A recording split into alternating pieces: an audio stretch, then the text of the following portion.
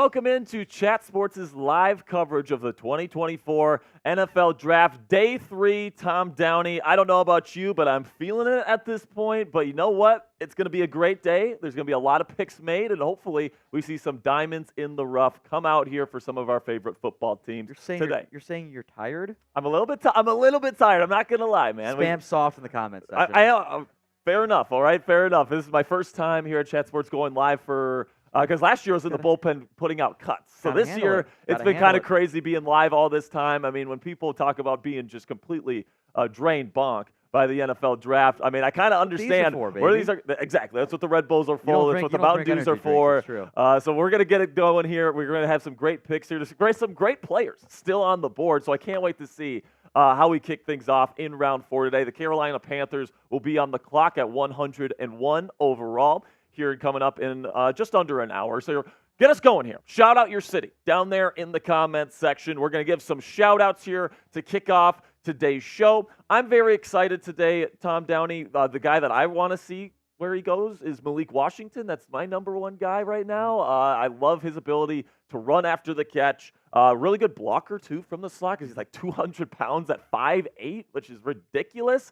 What's a player that you really want to see go off the board early today? Oh, my best available, I've got 19 guys still in my top 100. The goal every year is to get all the top 100 should be drafted because I feel like otherwise something went wrong. It didn't happen last year because Ivan Pace wasn't drafted, which I was right about. NFL was wrong, so they can suck it. Troy Franklin and Jaden Hicks, both in my top 50. I think Franklin just might be teams. I think he's too small, which didn't impact Xavier Worthy, obviously.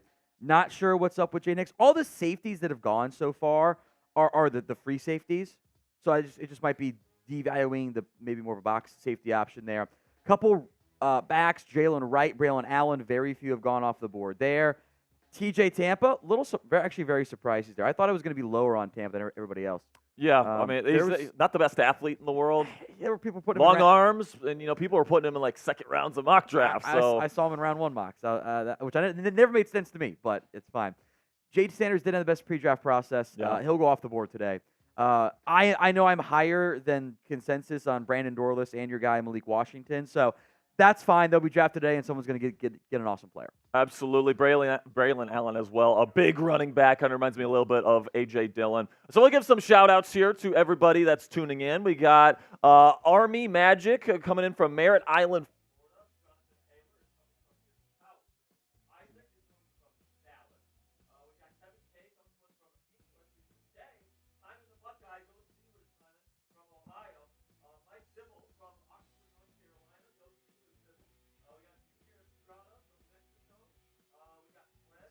Audio's not coming through. I think you muted him. His audio's not coming. Absolutely. So we got Savannah, Georgia from Savage Falcon. We got Cassie Voth. My girlfriend is tuning in to start off today's show. She is from Dallas, Texas, of course. John Garcia says, Tom is daddy. What do you think about that, Tom? That's not. Is that the way you wanted to start your day today? Olivia's account, so that's a little weird, man. All right, Kevin K. He said it all day though, or all weekend long. So Kevin K. calling me soft. Fair enough, Kevin. All right, I am tired. I will admit that, but you know what? The show must go on here at Chat Sports. We got he's the great. He says go Jags. Juan says Brownsville, Texas. Keep spamming where you're watching the show from. Mike Dibble says hi, Jack. What's up, Dibble? Day 1 MVP showing up here. Is he getting a Michael Hall Jr. jersey? Is that the rookie that he's going to get? Up to whatever. Defensive tackle? Maybe they take a running back today and he gets that one. Who knows? Yeah, maybe. I mean, I think that would be a good move there. Junior is coming from Mexico. He's the great. Says he's from Dayton, Ohio. Titus Barrett is from Belgium. So really an international community here. Cole Bridges is from Roseburg, Oregon. Kevin K is from England. Jacob says representing Browns chat from Toledo, Ohio. Stacchio is from T-Town, Georgia. If you know, you know. E.J. Corum says Mount Ayr, Iowa. I think that's how you say it. Fafa is from France. We got a great crew here, man. So let's talk about today's sponsor first with Tom Downey and Game Time. Game Time has helped make all of our coverage this year's NFL Draft possible. If you're worried about who your team's going to pick on day 3 or who they picked on day 2 or day 1, I get that. You shouldn't have to worry, though, when it comes to buying tickets for your next big event. Game Time takes the guesswork out of buying those tickets for sports, concerts, comedy, theater, and everything else in between. Download the Game Time app today, create your account, and use code CHATSPORTS for $20 off your first purchase. That's code CHATSPORTS, ChatSports. And then a big shout out to Mando Whole Body Deodorant for sponsoring today's live stream. And Mando Whole Body Deodorant is fantastic, and you can get $5 off their award-winning starter pack today when you use code CHAT at shopmando.com. I highly recommend so the way that the starter pack works is you get to choose 2 products of your choice along with a solid stick of deodorant, cream tube deodorant, and I really like the body wash, guys. So I'd really recommend that. It's bourbon leather, which smells fantastic, and they've got other options on there as well, like deodorant wipes. It's absolutely fantastic. Keeps you smelling fresh all day long. And again, that is when you go to shopmando.com and use chat to get $5 off their starter pack today. All right, so now, which fan base is going to be the loudest to start off today's show? Shout out your favorite team. We're going to give some shout-outs. We're going to see who's in the chat here. I got William, I got Sean, I got Chef, I got James, I got Cassie, I got Kyle, I got Timon, I got Marcus, I've got Harley, I got Fred. Who's going to be the loudest here? I see Bears, I see Saints, I see Cowboys, I see Browns, I see Falcons, I see Bucks, I see Jets, I see Vikings, I see Cardinals, I see Steelers. I see Bengals. I see your mom. Okay, very nice. We got Cowboys, Browns, Bills, Chiefs, Packers, Cowboys, Chargers. I see a lot of Cowboys in here. I see a lot of Packers. I see a lot of Browns, and I see quite a bit of Steelers as well. Patriots. I see those Cowboys fans in there because it's going to be a long wait unless they trade up for a pick. Yeah. Got a nice 73, 72 pick weight today. But they're coming for the exclusive, extensive day 3 coverage here. Ain't nobody else doing full day 3 coverage because they're scared. Yeah, this is where our Chat Sports really separates ourselves here with our extensive day 3 coverage, where we're covering every single pick live right here on YouTube, 100% free. So here's our super chat menu here, 250 likes, same price as yesterday for the Bean Boozled. Tom, my stomach is a little bit not doing well today. So today, as I said, soft. Yes, call me soft all you want. What I'll do, Jack's got Tom for you. What I'll do, can I do tortilla slaps for 250 likes today instead of the Bean Boodles? Do we have tortillas? We don't have tortillas. Can we do plate slaps? You know what? I'll man up and I'll take all the Bean Boozled. How about that? You'll take the Bean Boozled today? I'll take the Bean Boozled. All right. I'll tell you what. Every 500 likes, I'll get slapped in the face with a plate. We'll see. Oh, we do have tortillas. Okay. All right, so I will get out for instead of Bean Boozled, I'll just get slapped today. How about that? Okay. You guys can type soft in the comments. $5 super chats. Talk about your team, any team that you want. We'll break down their needs, what players they could be targeting, all these different things. $10 super chat is going to be the raffle entry. We'll talk about the raffle here in just a second. Marcus said glass plate. And then glass plate. Then $100 super chat. Drinking bonanza. So you got the little funnel there. We're gonna start off. Red Bull. We'll start off with Red Bulls. Maybe you can do some water merbongas over there. I could do some water merbongas. First one is a Red Bull. We'll start the day off right. That's for $100 super chats. Absolutely fantastic. The raffle entry, by the way, $10. We will be simulcasting later on. Everyone eligible. Every $10 gets you into a raffle for rookie jersey of your choice. That's right. Okay, so help us be the #1 stream here on day 3 of the 2024 NFL Draft. Click that thumbs up icon.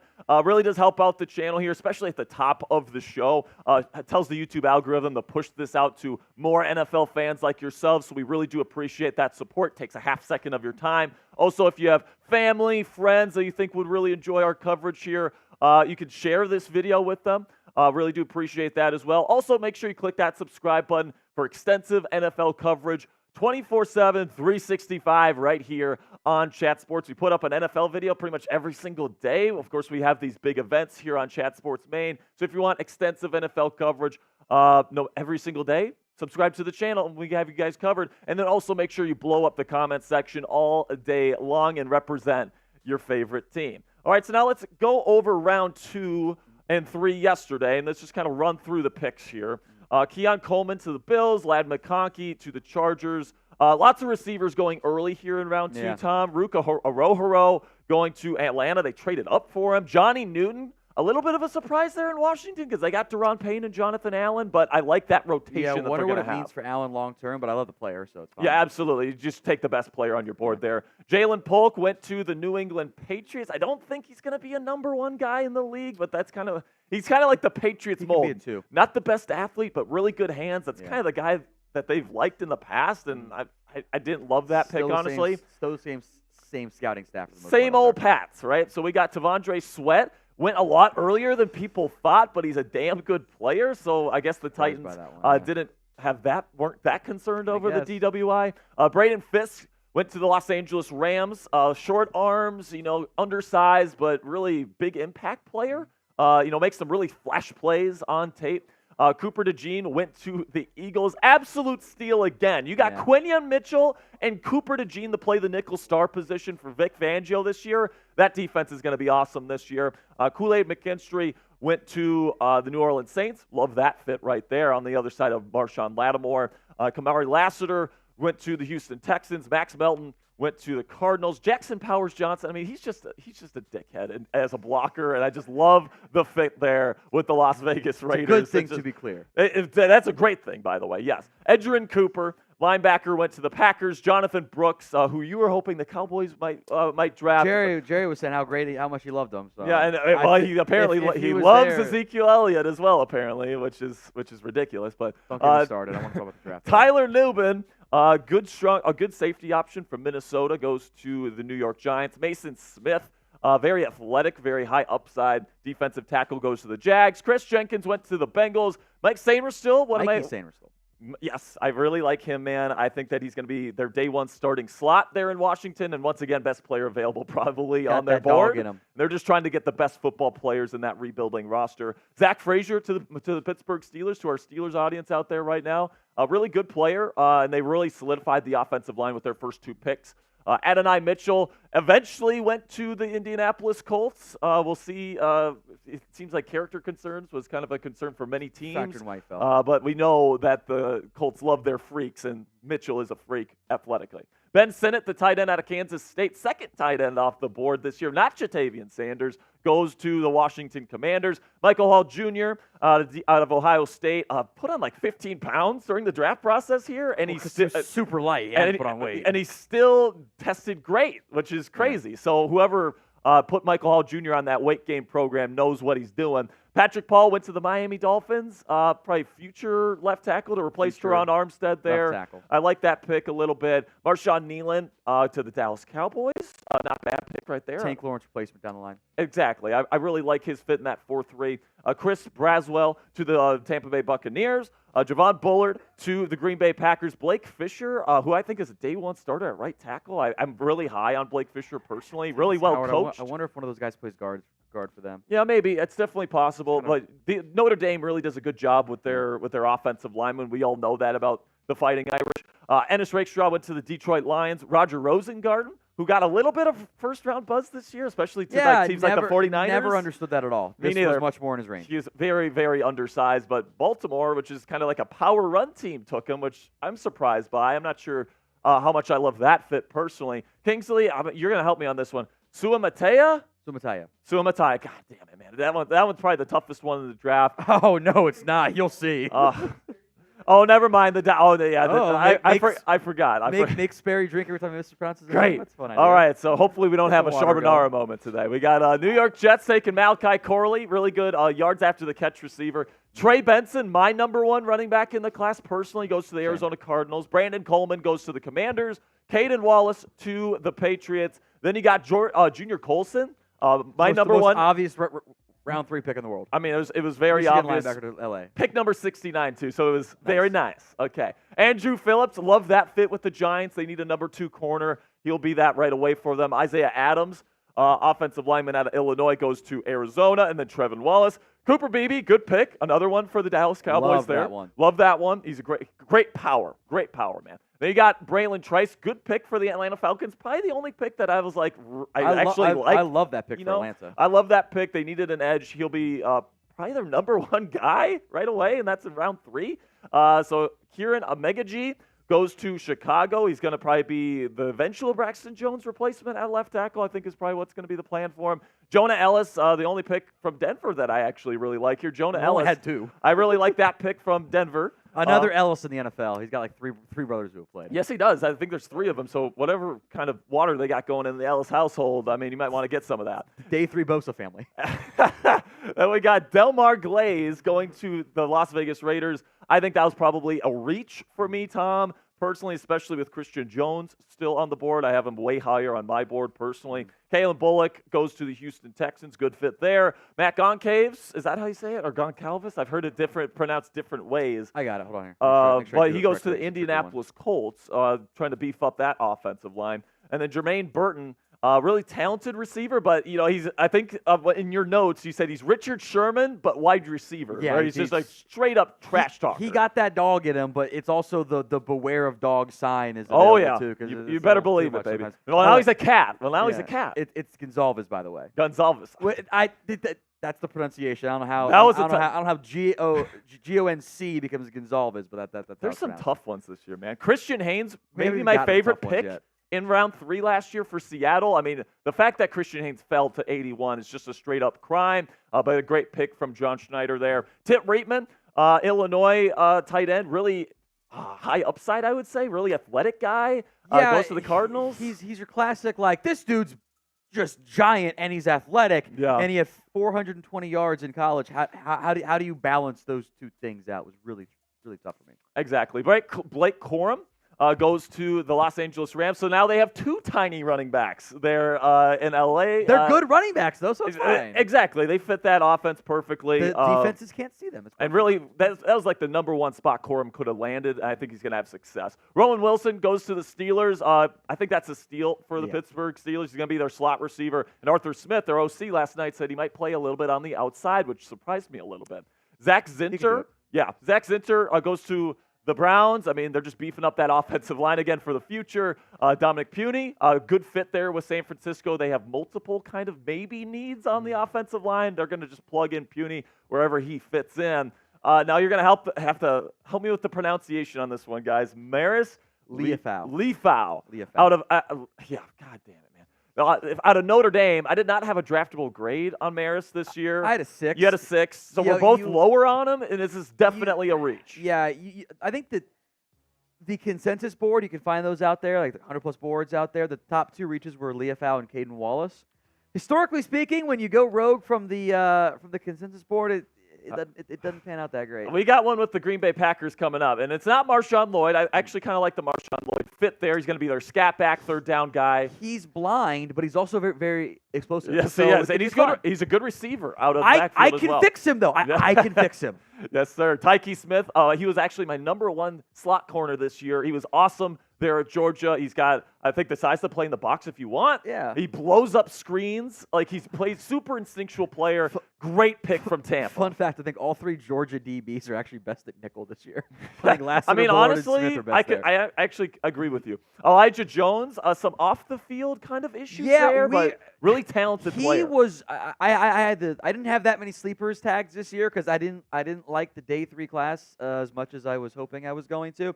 I had a 4th round grade there. He was awesome in coverage this year. Like especially man coverage. He didn't get beat really at all.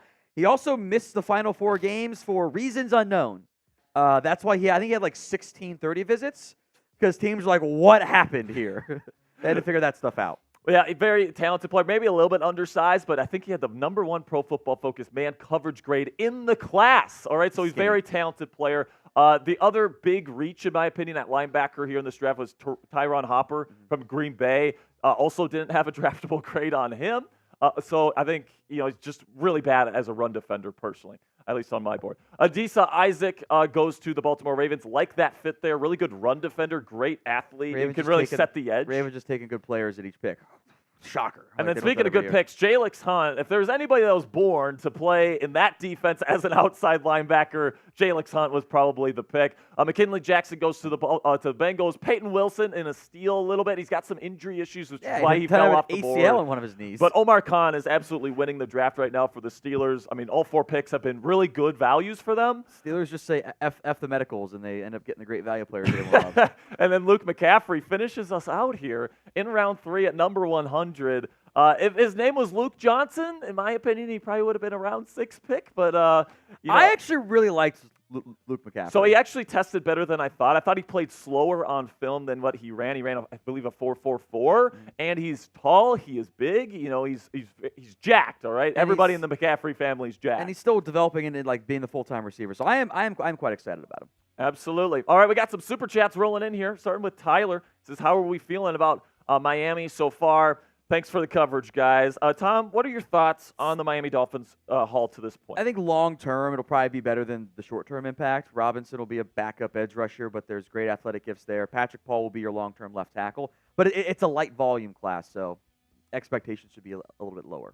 Mike Dibble, day 1 MVP, $5 super chat coming in here, says, ready for my favorite day of the draft. Love when Tom drinks for not knowing a player. Have fun, y'all, and talk about my Browns. Yeah, I barely got to 300 players. The rules are, if I didn't do the grades on them, I will drink. There are a bunch of players this year that I would normally get to, but I have a child now, so I don't have as much time as I used to. That like Logan Lee, I think is gonna be the first guy I didn't have graded. That I think is gonna get drafted because I just I didn't like the profile very much, so I didn't do the whole grades there because most of these guys would have all been undrafted for me. But all right, I will drink, and if they're not in the database, it's a shot. Parker Odell coming in here with a $5 super chat. We're talking about Browns. Browns, I like fine so far. Again, light draft capital. Mike Hall is a classic Browns pick. Absolutely. Will my beloved Vikings fill any holes, Bonk, tonight, or just fill depth pieces? I mean, it's day 3, Tom. Yeah. I think you can still find maybe early on rotational help. You can find guys, but I think the expectation should always be gamble on the trade, see if they develop. Yep. Find special teamers. I think we'll see more special teamers this year than previous seasons because I think that the value has changed with the new kickoff rules. Sure. And see if they make your roster and play the full 4 years on their contract. Somebody I think it probably goes earlier than people expect today. Tyrone Tracy out of Purdue. Like, he's going to be a kickoff return specialist for a team. Top 100 guy for me. Yeah, I think that he's a good player, man. And I think he's probably going to go off the board relatively soon here in round 4. Spam me down there in the comments section right now if you're ready for the draft to start once again here on day 3. We're just over 30 minutes away from the start of day 3 of the 2024 NFL Draft. I see Mike Dibble down there. I see Savage. I see Combat Grunt. I see Isaac. I see Tyler. I see William. I see CGC. I see He's the Great. I see William. Let's see. I got William again. I got Hot Rod 24. What's up, Hot Rod? Good to see you. What's the chat rate mark to beat today, by the way? Does anyone? Let's try to beat that right now. It's 760. I don't know if we can beat that one. 760. We got Jacob. We got Mike. We got Steve. We got Chrome. We got Nick. We got Robert. We got Alaska. We got Cassie. We got Brody. Let's see. We got CF. We got a lot of the same people here. Come on now. We need more people to get in here, to get a shout out. We got Robert. We got Jacob. We got Alaska. We got William. We got Tommy. We got Alaska. We got Latrell. We got Dibble again. We got Marcus. We got Jacob again. We got Austin. We got Sabrina. And we got Mike Dibble to finish things out once again. All right, continue to get those me's down there in the comments section. And also, if you haven't already, make sure you click that thumbs up icon because we're about halfway to the first Bean Boozled of the day. And Tom Downey will be doing the first Bean Boozled Jelly Bean of the day. I don't think Sam was in the room when I said this. My stomach is a little bit worse for wear today, Sam, so we're going to do tortilla slaps for the 250 for me. Yeah, we got one tortilla. Well, we're going to make it last, all right? I'll do the Bean Boozleds, don't worry. All right, man. Some of us aren't scared. I have done, I think, 5 of them on these Some streams. of us are built different. And I think all 5 have been bad. I think all 5 of mine have been bad. Have you? How many have you done, and what has been the ratio for you? I've been pretty lucky. I'm not gonna lie. Yeah, you have. That's why I think you're cheating. I will say the last one I got was dirty dishwasher, and that one was. Yeah. Did you have to spit it out, or did you finish it? I finish it. Yeah. You have to finish it, right? Like if people are putting in their likes, you got to be able to do that. Swallowing, what are you doing? Continue to click that thumbs up icon. We got over 1,000 people in the chat right now. We need to get to our goal of 500 likes, and you know what? I want to get to at least 250 here, all right? So Tom can eat that first Bean Boozled of the day. I'm looking at my options in here. I tell you what, There's 4 Have of you the tried butter popcorn or rotten egg in there. Oh, I got a lot of those left. That is rough. The old Band-Aid one, I actually think is probably the worst one, though. I've got 2 of the old bandage and or pomegranates in there. God, I just can't do that. As I said, it was all going to even out eventually. Goodness gracious. Keep clicking that thumbs up icon. Right now we're about 30 minutes away from day 3 really kicking off here. It's going to be 5 minutes per pick, so things are going to start coming off the board pretty quickly here, Tom. So let's talk a little bit here about the Deebo Samuel rumors and the Ayuk rumors that have been floating around. And Mike Silver, who is an insider for the Niners, says based on my conversations with other teams, the 49ers are now more likely to deal Deebo Samuel than they are Brandon Ayuk. Stay tuned. So what is a team potentially that could maybe land Deebo today that you think needs a receiver like him? Buffalo.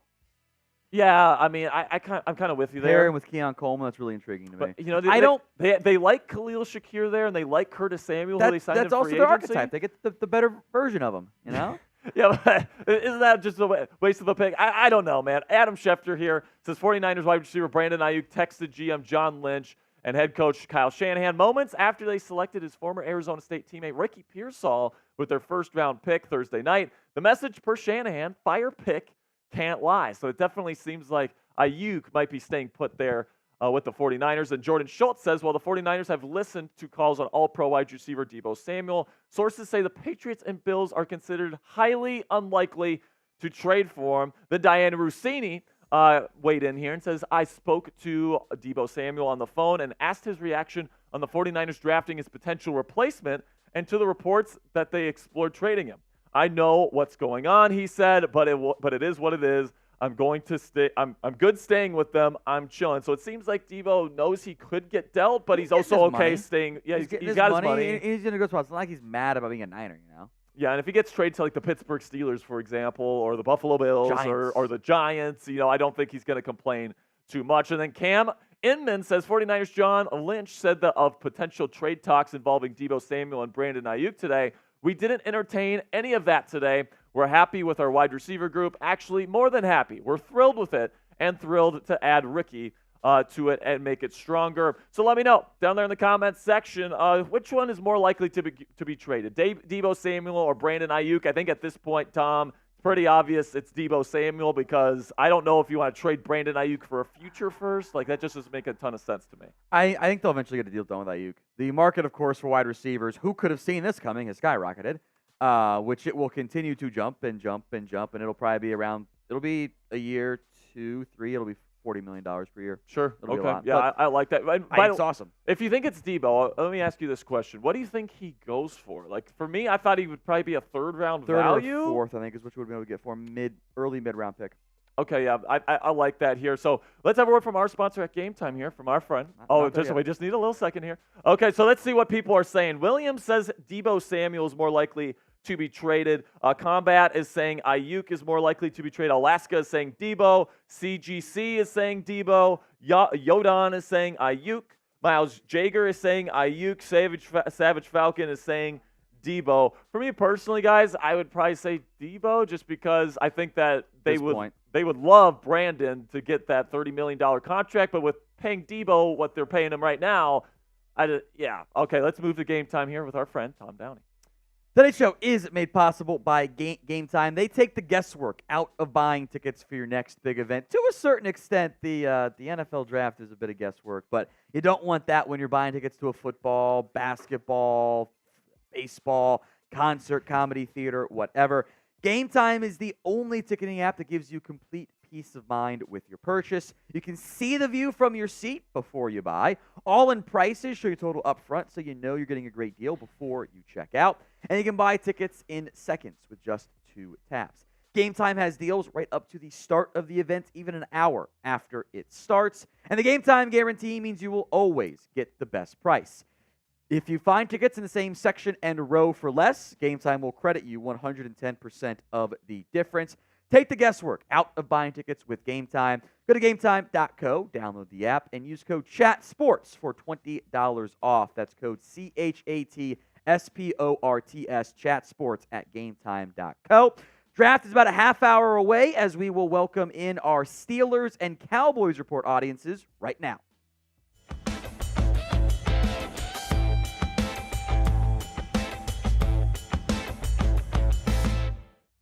We would like to welcome in our simulcast audiences from Steelers Talk and the Dallas Cowboys Report. I'm your host, Jack Sperry. This is my friend Tom Downey. We are covering day 3 of the 2024 NFL Draft live here on Chat Sports. Every single pick is our promise here at Chat Sports, and that's what we're going to be doing today, Tom. A little tired today, but you know what? This is the day that you soldier on through. I know you feel. I'm wired, You're the pro that's done this a million times. I'm the rookie here. I'm definitely somebody that's feeling it at this point, but I'm ready to talk some football, and I can't wait to get going. Type soft in the chat, by the way, because, yes, I know I'm soft for being a little bit tired today, all right? So, Tom, break down your best available here. Carolina Panthers on the board at 101. Got 19 guys in my top 100 still, so 80% hit rate. So not bad. Overall solid. Little surprise Troy Franklin's there. And maybe he just might be too small for teams. Had a rough combine. Yeah. He ran fast, and that was about it. But he ran fast at the skinny size. That was kind of a concern there. Jaden Hicks, it's been all free safeties off the board, so I think that's a factor. I think he's a true strong safety, and there's just not that athlete, many though. like true single high systems in the league. I like him a lot. So the NFL can be wrong. Yeah, I there. like him a lot too. Hard hitter. So I think the Commanders are actually a team to watch out for. He fits perfectly with I their assume system. James Williams will be a Commander at some point today. Because he is I'm convinced he's the clone of Jaron Kearse. But Absolutely. Jaylen Wright, Braelon Allen, the running backs have not gone off the board very often. You've had just a couple taken so far. Trey Benson, Brooks Corm, and Marshawn Lloyd. TJ Tampa, there was round 1 buzz on him. I never got that. Me Surprised neither. he's there. JT Sanders has had a rough pre-draft process, frankly. I'm higher than most on Brandon Dorlus and Malik Washington, so excited to see where those guys end up going here. Christian Mahogany, I think, can be a starter for you at guard. Austin Booker, I know people who are very high on him. I thought I was going to be lower than where he went, so I'm going to call that as a win for me and being right. Devontez Walker, Javon Baker, part of my 19 wide receivers in the top 100. Yet someone were going to fall. People had to fall from the math perspective. Honestly, there. I'm not surprised Tez Walker fell this far. He's big and he's drops. fast, but like he has a lot of drops. I don't think he's actually the best route runner in the world either. He had a really rough Senior Bowl week, so it's not surprising to me that Walker is falling. As UNC fan Nick Roloff says about Tez Walker, this guy stinks. I love it. Jared Wiley, Mason McCormick, Tyrone Tracy, Jeremiah Trotter, all just inside my top 100. So, yeah, I wouldn't really consider those guys like fallers when it's an 8 pick difference there. Yeah, I'm a big fan of Mason McCormick out of South Dakota State. I'm actually a fan of both Jackrabbit offensive linemen that are in the draft. Garrett Greenfield, he's undersized, but I think he's going to be a good value. Very fun offense, by the way. Yeah, very fun offense there with the Jackrabbits. That was a fun film to watch. OC's at Northwestern now. Oh, okay. Keep So an eye on that one. keep that in mind with the Big Ten. All right, so today, our Super Chat menu. Every 250 likes, Tom is doing Bean Boozled, and I'm getting slapped with tortillas. All right, so the first 250 is Tom, so he's going to be doing a Bean Boozled. 40 away on Maine. 40 away on Maine. So click that thumbs up icon if you haven't already. And then, of course, on the simulcast, make sure you click that thumbs up icon to help these streams do the best that they can. $5 Super Chat. We'll talk about your team, whether it's the Steelers, Cowboys. I'm sure we're going to get a lot of Steelers and Cowboys $5 Super Chats today. That's perfectly fine. We know plenty about these teams. And then $10 Super Chats here, raffle entry. So what we're going to be doing, now explain the rules. I think you came up with this idea, Tom, so I'll let you my idea. describe this. Every $10 Super Chat on both the Chat Sports stream, the Cowboys Report stream, and Steelers Talk stream, we're simulcasting across all three for the entirety of Day 3. $10 Super Chat gets you into a raffle entry for a rookie jersey of your choice. So Browns, Texans, whatever, you are entered to win that one so far. No entries, still many, many hours to go there. In addition, we will have a Super Chat battle between the Cowboys Report and Steelers Talk. Same rules still apply for that. You're entered to win the $10 raffle. Whichever team wins the Super Chat battle will get an additional raffle from all those 10s who did not win. Yes. So you will be eligible to win a rookie jersey as well. So 2 raffles, one for everybody, and an additional one for the winner between the Cowboys Report and Steelers Talk here. So, come on, 2 Steelers chances fans to win for you guys out there. Come on, baby. We can't let these cowgirls beat us. Let's go. Come on. We need to get this going right now. Cowboys are already up 5-0.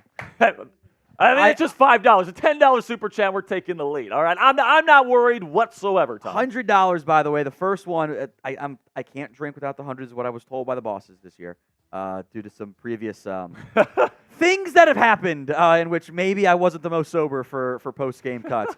Tell you what, it felt great. Did Didn't sound great, as it turns out. First one's a Red Bull beer bong, by the way, for the first 100. All right, so now we got some supers coming in from Zach here, starting with Singer, saying, any Beavers get drafted today? I like some of their guys in the film next to Fuaga. The name that comes to mind is Oladipo, the safety. Yeah, he probably gets taken today. But is there any other guys? Anthony Gould, the wide receiver. Yes. I think a return man value there, too. Yes, I really agree intrigued by him. Absolutely. He ran a good 40 time as well. Oladipo is 115 for me, and Gould is 186. So I think at least 2 guys going today. Okay, perfect. Double O Sports, $5 super chat says, I'm baffled. This is a Cowboys one, so I'll let you take this one, Tom. Baffled as to why Troy Franklin is still there, number 38 on the consensus, might even have the best releases in the draft. It's a good question. There's always something like, okay, why is somebody on the board there? There is a very skinny frame. 6'2", 176. He's not a big guy. He gets jammed in press coverage a lot. It is my concern there. I had a later second round grade on him. He got up to 183 at his pro day. I don't really know if I buy the whole, he ran slower than expected, which was only a 4.41 because he was sick. Because he didn't run at his pro day. I kind of just don't buy that theory. There are some drop issues.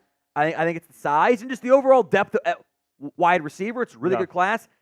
I am surprised, but people have to slide. Yeah, I will say that he's probably a value at this point in the draft. I also had a late round 2 grade on him. I was lower than I think most people because some people were balking him in the first round, and he's still available at the start of day 3 here. So I think you're getting a really good value wherever he goes. He's probably going to be a Z receiver on the outside. Maybe even plays a little bit in the slot because he gets jammed on the outside, but he's a good route runner, man. He really is. Very Slayton and he runs a vast array of routes. So if you're looking for a versatile route runner, Troy Franklin's probably your guy early in round 4. My concern was there's some John Ross vibes.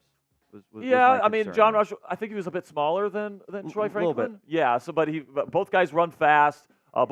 I think Franklin's probably a better route runner than Ross probably ever was. I never graded John Ross, though. That was before my time. I did not like him as much. Yeah. I was lower on him than that. All right, so now where are you guys at? Let me know. Shout out your city down there in the comments section. We're gonna be doing shout outs right now. Some super chats are rolling in. I see that. But I see USA down there. I see Raymond. I see Miles. He's from Rosendale. Jonathan Taylor every single time says he's on his couch. Makita, Iowa. We got Nashville, Tennessee. But Detroit is home for David Sarnick.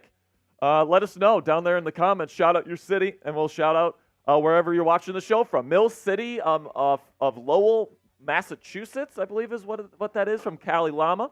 Charlotte, North Carolina. San Diego, Greenville. London, UK. Anchorage, Alaska. Detroit, Southampton, UK. We got some super chats rolling in, man. I'm not gonna lie. We got Oxford, Ohio. We got New Haven, Connecticut. Okay. Memphis, Cancun, go Jags, Atlanta. We're caught up on the supers. Don't worry, gang. We got you. All right, $2 super chat here. This is from Cowboys, so I'll let you take it, Tom. Tom, that is my hero. Love the picks. Thank you. We don't wife these 304s. Appreciate that. Ryan, think the Cowboys would trade up draft a wide receiver, running back, or possibly a corner or safety?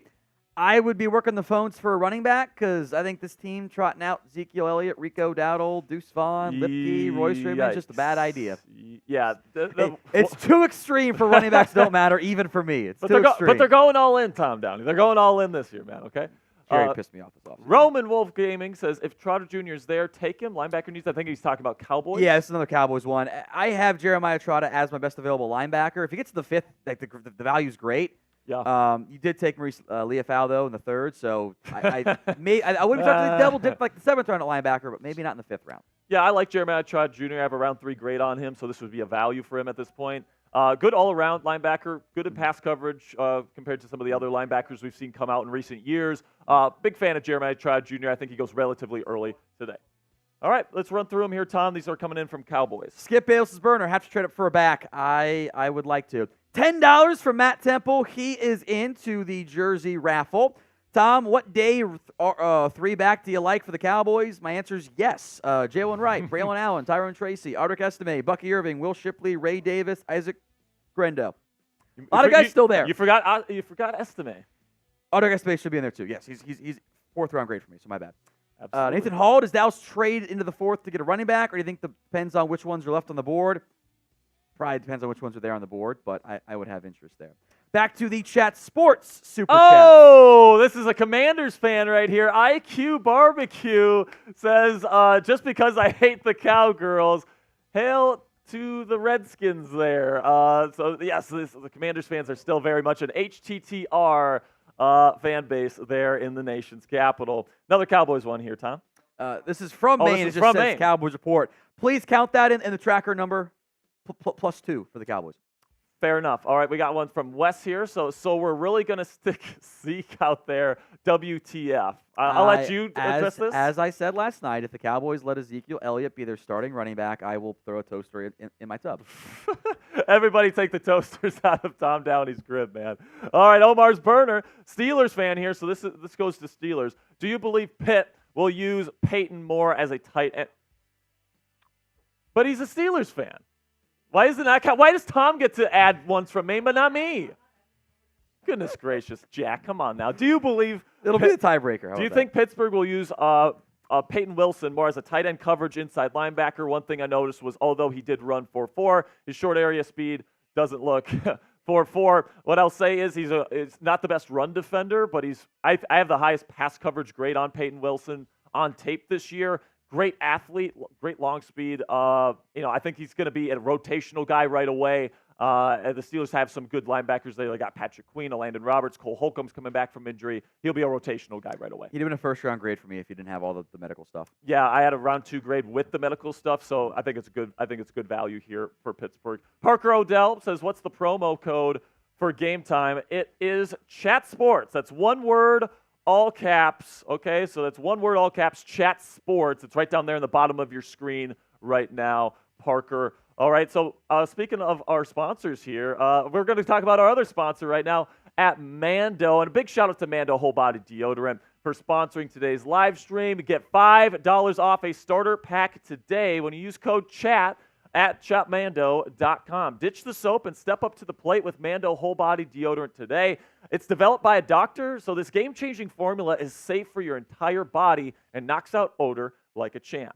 Mando is made with mandelic acid, which picks off odor at the source, keeping you fresh for up to 72 hours. Mando is available in solid sticks, invisible cream, body wash, cleaning bars, and deodorant wipes for on-the-go use. Don't let foul balls ruin your game. Switch to Mando and keep your body odor in fair territory by taking advantage of their special offer for new customers of $5 off their best-selling starter pack when you go to shopmando.com and use code CHAT. Mando's starter pack is perfect for new customers because it comes with a solid stick of deodorant, cream tube deodorant, 2 free products of your choice like mini body wash or deodorant wipes. I really recommend the body wash, guys. I use it every day. It's bourbon leather is my favorite scent. It's absolutely fantastic. And also, this starter pack comes with free shipping. So luckily, I have a discount code for you guys to get hooked on my favorite smelling whole body deodorant on the market. New customers get $5 off a starter pack with our exclusive code. That equates to over 40% off your starter pack. So use code CHAT at shopmando.com. That's shopmando.com. A big thanks to Mando for sponsoring today's live stream. So we are about 15 minutes away now, Mr. Tom Downey, from the start of round 4 here. Okay, so let's run through the picture. We got the Panthers at 101, Seahawks from the Washington Commanders here. I think that's the pick in the Sam Howell trade there at 102. The Patriots at 103, the Cardinals at 104. Chargers will be at 105, Titans next, then Giants, Vikings. Falcons are going to be at 109. The Patriots, I mean, that's quite a mouthful there. Chargers from the Chargers and the Bears. I can't wait. We will have one today where it's via like 4 teams. Yes. It's just going to look really small on the graphic. It's just going to be great. Jets at 111, then Raiders, then Ravens, Jaguars, Bengals, Jaguars once again. So a couple picks there for the Jags. They're in the middle of round 4. Then you get the Colts at 117, Seahawks. The Steelers will have their selection. I think they got to take a defensive back at 119 for our Steelers audience there. The Eagles will pick at 120. The Broncos will pick at 121. Then the Bears, Eagles once again, the 49ers, the Buccaneers, then the Packers, then the Texans, then the Bills. Then you get the Jets. And there's a lot of via team lot and of trades, team. Lots baby. of trades being made here on day 3. And there's, like Tom said, there's going to be a 3 or 4. Sam's going to be in shambles when it's like when the trade gets announced, but but they don't announce like the actual details, and then we get to like round 7, and it's like, oh shit, somebody else is up now because it was never actually announced as the details. It's crazy. 134. It will happen. 133 will be the Chiefs, then the Jets, then the 49ers, and then the Broncos, and that's what we'll be at here for round 4. Got some super chats rolling in here. Dustin with a $10. This is from Maine. Says, when do you think Braelon Allen goes? Loved him in Wisconsin. Hope it isn't to Dallas. Would you be okay with Braelon Allen? I would like him in Dallas. I got a top 80 grade on him. There are speed concerns there. He didn't run the 40. He goes, we're going to run the 40 well. It's okay. He's kind of like A.J. Dillon light. I got him as James Conner. Oh, I don't hate that at all. I think it goes some point early round 4, mid round 4. Teams spent a lot of money on running backs. I think they'll be looking for backup rotation pieces, though. Sure. Some good value here in the backs. Absolutely. All right, Tom, this is from Cowboys. I'll let you take it. Eddie Spaghetti, Rasheen Ali, or Ray Davis for Dallas, please. I would love Ray Davis in the 5th round. Yeah. That is, by the way, that is the best story in this year's NFL draft. We'll talk about it once he gets picked. Pug Racer says, just saw the TJ Maxx Ross employees raising the price on the Zeke jersey. Tom, do you still have you ever owned one? I am actually not a big jersey guy. Yeah, me neither. Not how I am. Sure. But look, Prime Zeke was awesome. It's the current version. But hey, he's still a #1 running back according to Jerry Jones. All right, so make sure you click that thumbs up icon. We need to get to a 50% like rate here. We just got to 250. Boozled. Time for a Bean Boozled. Once we get to 500, I'm getting slapped in the face with a tortilla from our producer, Sam Brown. And, after yesterday where there was 1 million trades at the start of round 2, Sam needs to let off some steam here. So make sure you click that thumbs up icon. Peach, barf, strawberry smoothie, or dead fish? Oh, man. The orange ones are rough. He's got the Dr. Pepper ready to go just in case.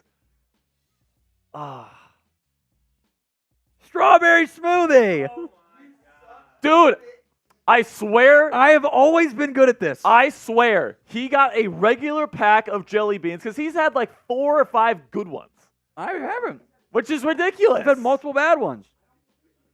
Some of us are built different, guys. Come on, click that thumbs up icon right now. Let's get to at least 300 here. I've always had good luck. Harrison had it one year, and he got like 5 in a row, and it was pretty funny. He almost puked twice. It was gold. And I've had all bad ones. I have not had one good one so far, which is ridiculous. The football gods like other people sometimes. You know what? Or the jelly bean gods, whatever. Whatever. If we get to 500, I'll do one, all right? I like it. Like it. Stay hard, all right? Stay hard. Big bonk. That is from David Goggins, all right? That is Tom, don't give me that face. That is a thing. We're past the line now. We're blowing by. Get the bonk counter going. Yeah, Rex MD is not.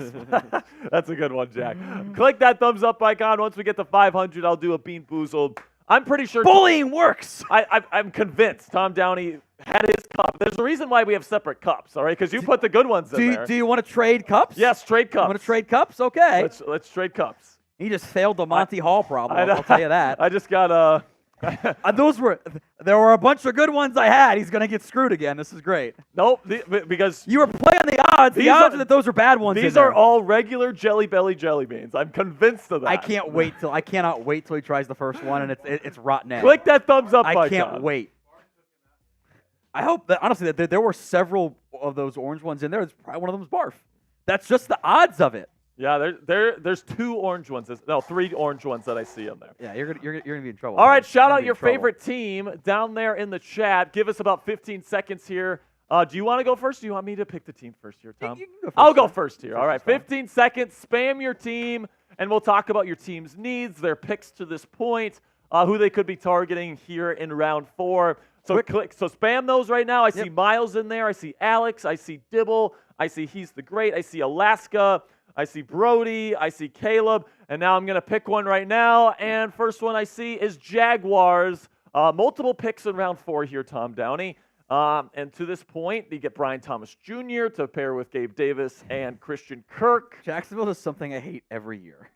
And it's like, oh, good round 1 pick. Why are you doing that in round 2? It was. Why'd you take why'd you take Brenton Strange in round 2 last year? Why'd you like Mason Smith in round 2 this year. Yeah. I get the upside. Yeah. That dude scares me. Yeah, he scares me a lot too. The tape's not great with him, but the physical tools are certainly there. Leonard Taylor out of Miami is a similar guy in that mold as well. But Jacksonville Smith higher. still needs a good. Still could use a corner. They have some pieces there, but TJ Tampa? Yeah, TJ Tampa. I actually don't hate that fit. I had a tough time figuring out like where these corners should have gone, like ranking them. I guess I did a pretty good job because it's almost gone exactly in my order. Yeah. But I'm intrigued by guys like Kris Abrams-Draine, Cam Hart, DJ James, Josh Newton, Kalen Carson, Kyrie Jackson, some more. There's like some good value here. On day 3. There's some good value at corner. I think at this point in the draft, you're not getting like a super high end guy. If you're drafting a corner now, there's something wrong with them. All these guys on my day 3, I'm like, I like this, but there's a red flag involved with all of these. That's how day 3 goes. But there's some really good players there that could end up being even starting capable players and certainly have that potential left here. And this is definitely an opportunity where maybe they double dip at corner. Maybe they take they take 2 different types of corner. I don't know. Maybe they take a slot guy and an outside guy. It's going to be interesting here. Tom, it's your turn to talk about. We'll get some more comments in here. As a reminder, I am not allowed to drink unless for $100 super chats due to previous stuff that has happened. I'll tell you what. First one's a Red Bull bong, though.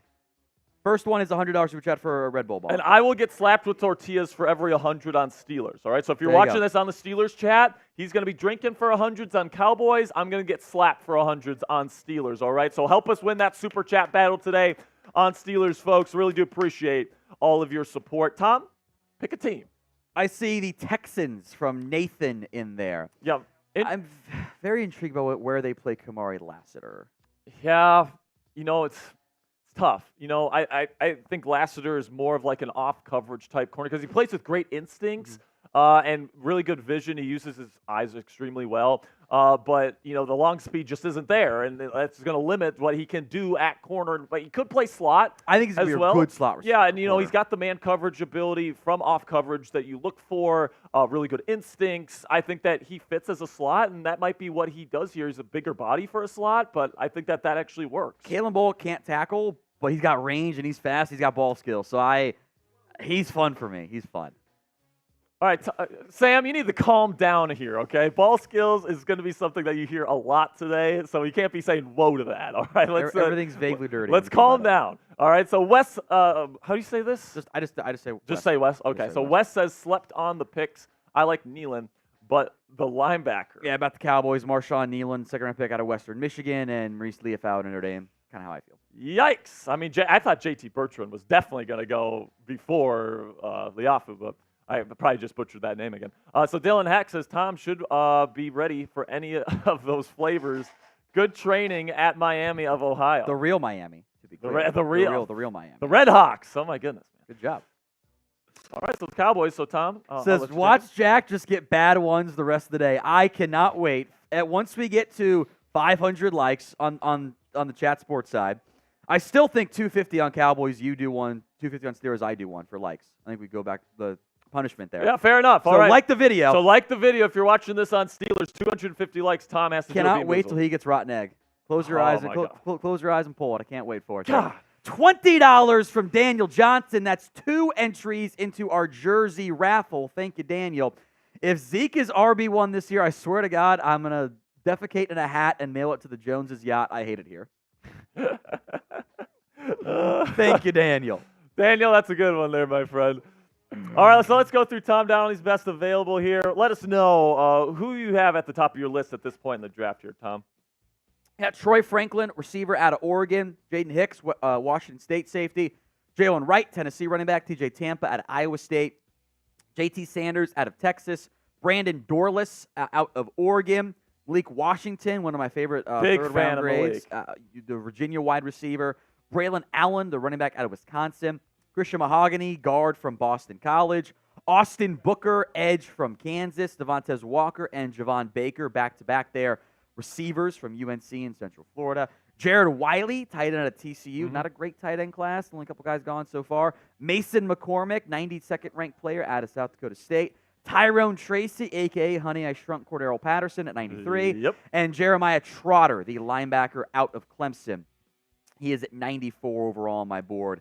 19 guys that were in my top 100 did not go as top 100 picks. So 80% hit rates. Goal was to have as limited top 100 guys not drafted, but there's always a medical or character thing or two that we just didn't end up knowing about that ends up sliding down. Absolutely. So now vote down there in the comment section. Will Michigan break Georgia's draft record? Now, what is the record? Is it 17? They need to get to 16 players They drafted. need to get to 16 to break the record. They have the potential draftable pieces to make it happen. I think they had 18 at the combine. Is that correct? Yeah. So they had a record. They had their backup lineman was at the combine too. So they've got depth there. The fact that, by the way, Christian Boyd out of UNI not getting invited, and then the backup offensive lineman from Michigan getting invited, absolute crime, folks. Crime. They've got 7 guys so far, by the way, 7 taken. So there will be some chances down the stretch here for Michigan.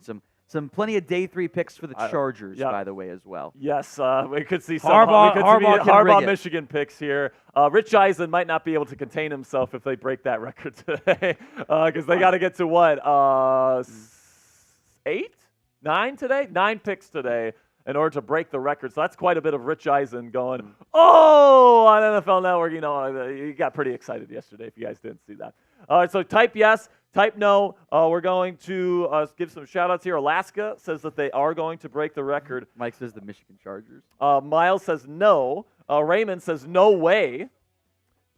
Producer Jack is saying absolutely they are going to break the record today. I don't think they break it today, Tom. I think they get just short, but they have this might go down as a tie. It might go down as a tie with 15. Yeah, exactly.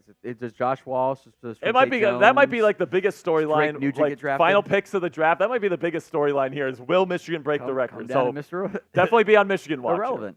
Make sure you click that subscribe button if you haven't already. We're trying to get to 375,000 subscribers here on the channel before the end of today's stream. We really do appreciate all of your support. If you want extensive, in-depth NFL coverage every single day here on YouTube, 100% free. Click that subscribe button. Right now, we greatly appreciate it. By the way, guys, we are 375. We can get there today. I think so. Oh, we're 2 minutes away from the start of day 3 of the 2024 NFL Draft. I am pumped up here. So if you're ready to get going, run go right now. Type those goes down there in the chat. We're going to give some shout-outs to everybody. What's the chat rate record again? 690? Yeah, let's break the chat rate record right now. 690 was the number to beat? 760. 760. Everybody type go right now and let's break that record. I see Dibble. I see Kenny. I see Miles. I see Gail. I see Hot Rod. I see Mark. Red Bull Bong if we break the chat rate right now. There we go. We got Zachary. We got Miles. We got Antonio. We got William. We've got Quay. We got Doctor. We got Zach. We got Paul. We got Miles. We got DeAnthony. We got Zach. We got Mark. We got Christopher. We got Jacob. We've got Austin. We got DeAnthony. These things are coming. Matthew Petey fan in the comments. We got Tyler Rogers. We got Andy. We got Zachary. We got Andy again. We got William. We got Tyler. We've got Dez. We've got Annex. We've got Jacob. We've got Run Hutt. We've got Jacob. We got Cole. We've got Ben Max D. Arnold's in the chat. Arnold's in the chat. What's up, Arnold? We got Wintrick. We got Mangalo. I don't know. We got. Let me go rapid fire here. Ready? Yep. All right. Jacob, Mark, Zachary, William, Zachary, Caleb, Cody, Magalo, Jacob, Miles, Wintrick, Mike, Miles, Nate, Matthew Petey fan, NBAJ, Zachary, Mike, William, Caleb. That's his name. I know. William, Dr. B, Razzie, Mikey Desert, David, Doctor, have a great Wintrick, Cody, Mikey, Kyle, Mike, Katie, Crash, William, Alexis, Matthew Petey fan, Spazzo, Razzie, Alaska, Mike, William, and more. Let's get to day 3 of the NFL Draft.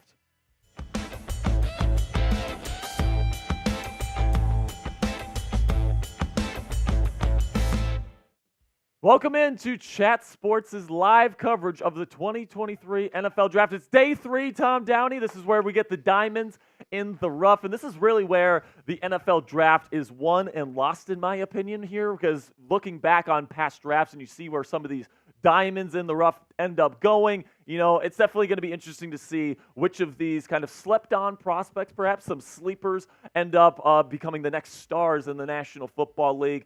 Also, we have the most extensive Day 3 draft coverage on YouTube, so make sure you click that subscribe button. Tom, how you doing, my friend? It's going to be a good day. Baby. I feel great. Not everyone out there is fully alert after 3 hours of sleep, but some of us are built different. Can't wait for today. Cannot wait. Absolutely. Okay, so now shout out your favorite team down there in the comment section right now. We're going to give some shout outs to all the teams that I see right now. I see Vikings. I see Bengals. I see Cardinals. I see Titans. I see Pats. I see Tampa. I see Bengals. I see Patriots. I see Saints. I see Colts, Steelers, Jags, Steelers again, Steelers, Bengals, Patriots, Bengals, Cowboys, Ravens, Niners, Packers, Jags, Bengals, Steelers, Vikings, Bengals, Packers. We got a bunch of great guys. We got a bunch of great people in the chat right now. I cannot wait to share this experience with you guys. Day 3 of the NFL draft. For draft nerds like Tom and myself that go through the tape and the scouting reports, and we put together a full big board and have notes on everybody. My wife hates me in the 2 months leading up to the NFL draft. And I think Cassie can agree with you on that. It's just a lot of film study. It's a lot of research. But this is the day that really pays off for me because it's like, yeah, I know the thing about the 7th rounder that Carolina just took, right? And if I don't, I drink as punishment. Yeah, exactly. All right. So let's run through the upcoming picks here. The Carolina Panthers will be on, or I think so. They're going to be on the clock here. Yeah, they haven't started. They're doing the whole they're doing the whole introduction thing right crap. now. They were like 4 picks behind yesterday, by the way. So Yes, we'll be ahead of the networks again. Exactly. And then you get Seattle at 102. They got that pick in the Sam Howell trade earlier this offseason. The Patriots will be at 103. The Cardinals at 104. The Chargers will be picking at 105. Will they take a Michigan player? I would say that's a pretty decent chance there, Tom. Downey. The Titans at 106. The Giants at 107, followed by the Vikings, the Falcons, the Patriots. This is going to be something we see a lot today via team, and we might even get to 3 or 4 teams in a trade today.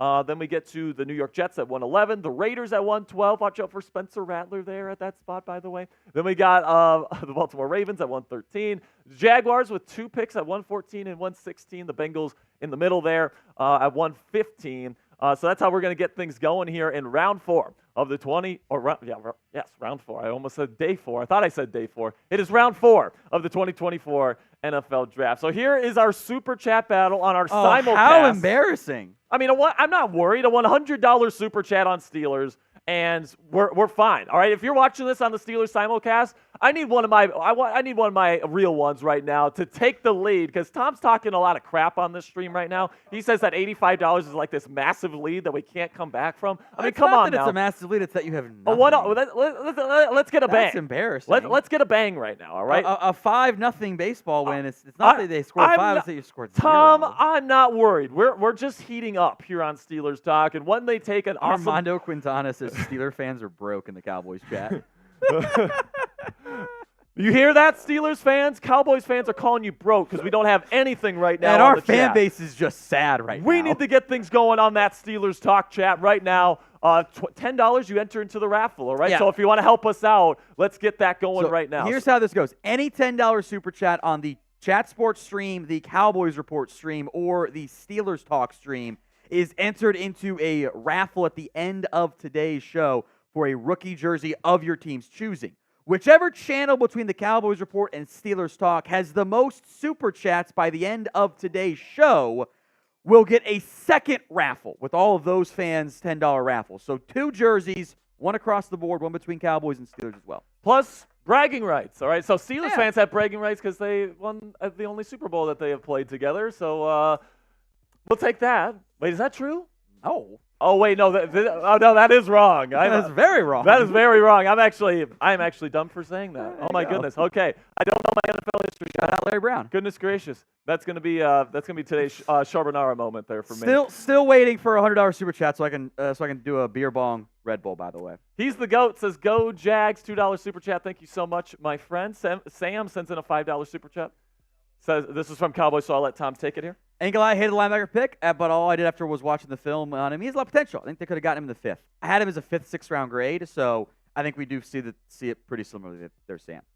20 from Daniel Johnson. He's got several $10 entries today. Cowboys, what a wild ride it's been to watch us Cowboys fans go from defending the Cowboys daily to absolutely destroying them daily along with the haters. The vibes are bad, folks. The vibes are bad.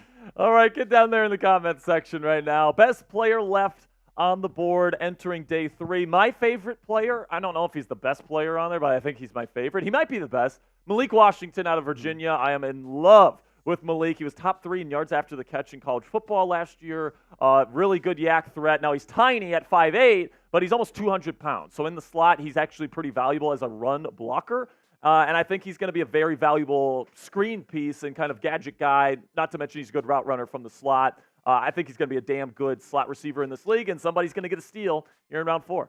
I almost put him into ahead of Malachi Crowley. I didn't do that, but I'm like, I'm tempted by it. I'm tempted by it. Yeah, I don't blame you on that one right there, because he's kind of just like a smaller version of him, but he's also like better than him in many regards as well. Troy Franklin was high for me as well. Absolutely. Okay, so every 250 likes that we get on the show today, it is a Bean Boozled. So what are we at for likes right now? We're at 395.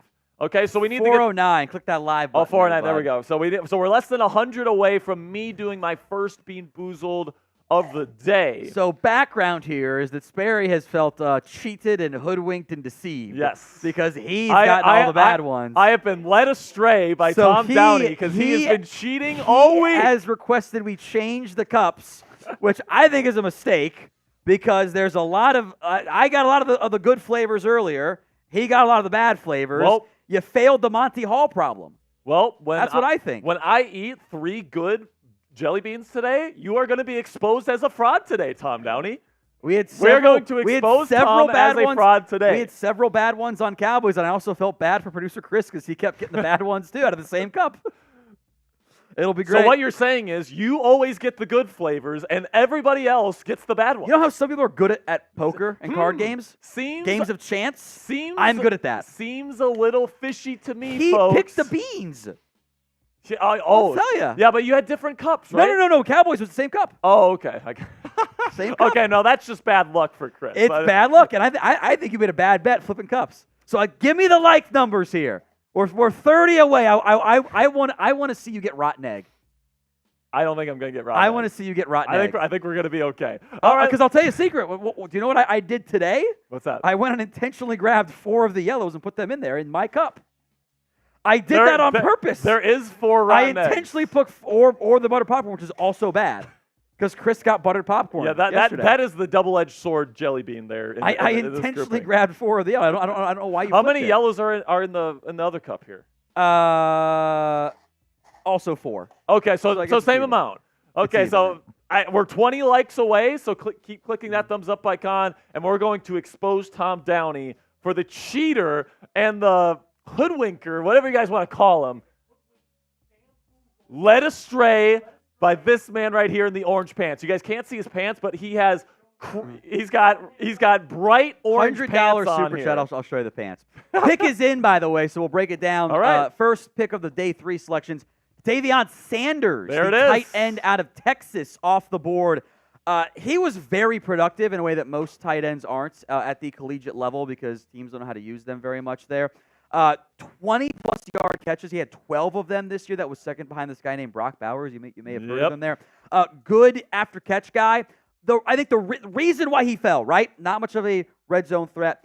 The athletic testing was a disappointment across the board. 4.69 40 was good, but he's kind of based on the athletic ability. And the concern is that maybe he was just schemed up really well, more so than he's a dynamic, route runner. But I do love this pick by Carolina. One of my best players left on the board here. Yeah, I trust Dave Canales here, the new head coach of the Carolina Panthers. I think he's a really bright football mind. And listen, Bryce Young needs weapons over the middle of the field to, have a little bit of a safety blanket, and that's what Sanders is. He's good after the catch, reliable hands here. I like him as a player. I was a little bit lower on him. I had a round 3 grade on him personally because of the low testing numbers, and maybe he was just schemed up by Sark there. But good player here. Good value at the top of round 4 for Carolina. As the graphics come in, we'll just announce the picks as we see them. A trade. Denver is jumping up with Seattle, and they're going to reunite the Oregon boys. It's Troy Franklin. I love this pick. I actually do love the pick as well. I actually love this pick. If you're going to take Bo Nix, go get his number 1 receiver and number 1 threat there with the Oregon Ducks. Tom, This is a fantastic pick, in my opinion. Yeah. I can't wait to hear what you have to say. This is my best available player on the board here. This is a long and skinny, fast wide receiver who we were hoping was going to test better 40-yard dash time-wise. I think there is more after-catch ability than what you would expect for a guy that's 6'2", 176, and you can tell he's fairly rail-thin from that perspective. Has the Jalen Hyatt build. Yeah. I think he's a better route runner than Hyatt was coming out. A little bit slower than Hyatt, too, as well. Athletic testing-wise, and this is Scott, Robbie Anderson, or Robbie Chosen, or Chosen Anderson, whatever it is these days. I had an early second or mid-second round grade on him. I was a little surprised he lasted this long. I think it was the frame stuff there and a good receiver class. I love the pick by Denver. This is a fantastic selection. I agree. Now, do you think this might mean that Denver might move Courtland Sutton? Well, they need a receiver help, I think, anyway, in general. Yeah, sure. I think they are open to it, but you think if the Steelers you also don't want to totally move on from your wide receiving core when you have a first-round pick at quarterback. Yeah, I think that's more than fair there. So now Downey's best available here. Let's break it down as the next team is on. By the way, we are at 500 likes on Maine, and we're at 250 on Cowboys. So I have two to do. Steelers. This is great. Steelers. Well, let's make sure Sperry's on camera for this part, though. Best available here is Jaden Hicks. Okay, Jaylen Wright. Yes. Okay, go ahead. TJ Tampa, Brandon Dorless, Malik Washington, Braelon Allen, Christian Mahogany, Austin Booker. So we're kind of working through my top 100 guys. Two of my top 100 guys that were left were the first two picks here off the board in day 3, as we are 2 picks in.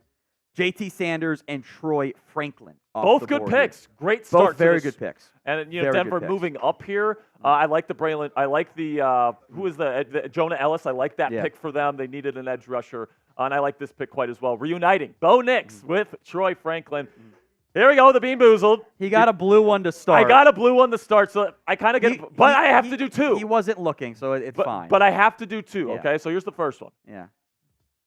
Berry or toothpaste? This one's berry. Okay, there you go. Berry. There we go. It's a good one, folks, from Tom's Cup. It is a good jelly bean. I think there were 2 in there. So don't look at it. Keep your eyes closed. And yeah, there you go. He wasn't looking, so I will give him the benefit. No. What is it? It's my least favorite flavor, Old Band-Aid. Well, or it could be pomegranate. That's right, because it's from your cup. Could be so pomegranate. It's definitely pomegranate. Who knows? Ugh. I picked several here. I don't know if I'll be able to. I need my water right now. Sip your water. Get rid of the taste out of your mouth there. Every 250 likes, it's Bean Boozled here. We'll take potentially nasty or potentially well-flavored jelly bean. Oh, wait. It's a second good one, folks. It is Tom Downey's Cup and 2 straight good jelly beans. We are exposing this man right here live on Chat Sports. Let's go. I can't wait till we get more likes and you have to keep doing them. You're lucky you didn't get one of the butter popcorns one. I actually added 4 of those before today. Tom's a fraud. Tom's a fraud. Tom's a fraud. Let's go. He's the GOAT. Says $10 super chat here. Says, let's go, Broncos. Oh, wait. It's the great, not the GOAT. Oh, I've been saying he's the GOAT. My bad. He's the great. Appreciate you, my friend. All right, so now, $10 super chat from Odd F182. Says, let's go, Broncos. Love Troy Franklin. Big Petey fan. Shout out to American Football Ireland and the Westmeath Minotaurs. It's an awesome name for a team. That is a great name. I love that especially one. for a European team there. That's fun. Cowboys won here, so I'll let you take it, Sam. Santana Perez, if you were to ask for a double dip at running back, I would be down with that, especially if the right guys are on the board. And it also means you maybe wouldn't sign Zeke. Absolutely. $10 super chat here from a Steelers. Here we go. First Steelers super chat of the day here. Whitetail Hunter says, since the Steelers fans are broken, the Packers fans will help carry the load. Go Pack, go Whitetail. I appreciate you, my friend. Then we got Devon White says, let's take a cornerback. I think that one's from Steelers as well. Am I wrong? It is from Steelers. All right, so we're not completely broke here, Tom Downey. Keep crushing them, Cowboys. I do think they're going to take a corner at 119. There's some good ones available. The Steelers need one. So I do think that's going to be the pick for the Pittsburgh Steelers. Not sure which one it's going to be, but I do think it's probably going to be a DB. All right, so now coming up, we got the New England Patriots pick coming in. And it looks like Aaron Wilson is kind of leaking it. Go for it. Go for it here. So it's going to be it's Layden Robinson. I don't know if I like this pick, man. Well, that's a pick. Producer Jack, our Patriots fans. That's a Patriots pick. Yeah, of course it is. I got to say, I don't like what the Patriots have done this draft. 4th, 5th round grade for me out of A&M. He has the length you covet as an interior lineman. He's got 34 and 5/8 inch arms. Has played all snaps at right guard. So I think that'll end up being his role there. I was pleasantly surprised by how well he tested. Sure. I do have good athlete. I have sleeper tag on him. Okay, I think there's so sleeper it's not bad. upside here. Yeah, I just checked my notes. I have around 4 to 5 round grade on him. So it's same grade. Yeah, pretty much same grade here for Layden. Good athlete. Play strength leaves a little bit to be desired, at least in my opinion. But overall, the run blocking is pretty good. The get off is actually really good off the snap, which is something you really like to see. Patriots getting another offensive lineman here. 10th on your offensive guard list. So, two guys ahead of him at this point. But I thought there was growth this year as a pass protector. Yeah, I completely agree. Really Robinson's a pretty decent player. Maybe a little bit of a reach here for Robinson, but overall, if they liked him, go ahead and take him. 30 pick difference between where I had him, where he took him, especially on day 3. It's not that big of a difference. Yeah, and what I like about this is that they're making it a priority to protect Drake May. They got Caden Wallace yesterday. Now they're getting Layden Robinson. They're laying the groundwork for hopefully a good offensive line. I turned out I was much higher on Caden Wallace than the consensus, by the way. Yeah, I was 70 picks higher than the consensus. I was still lower on him personally. But at the end, I don't really like what the Patriots have done to this point. Honestly, with their full haul, I like Drake May. He's going to have a shot to succeed, but didn't love the Wallace pick, and this one is a little bit of a reach for me, but it's fine. I'm never mad when you take an offensive players to help out your quarterback. Yeah, I am in favor of that as well. So who is your favorite NFL player? Let us know down there in the comment section. The Cardinals pick is in at 104 as well, so we'll get to that in a second. We'll give some shout-outs here. Who is some of the favorite players of Chat Sports Nation here?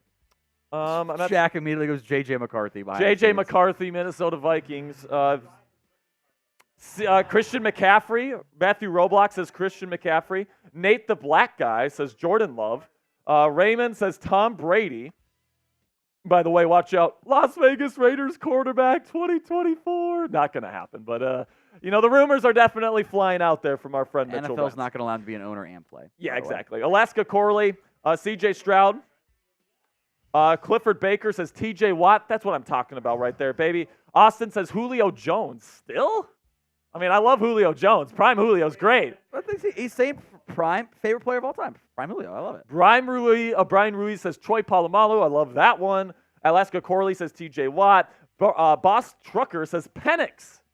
Michael Penix Jr., his favorite player. You're going to have to wait 2 years to watch him play, unfortunately. Matthew Petey fan says Kenny Pickett. Just kidding. Just kidding.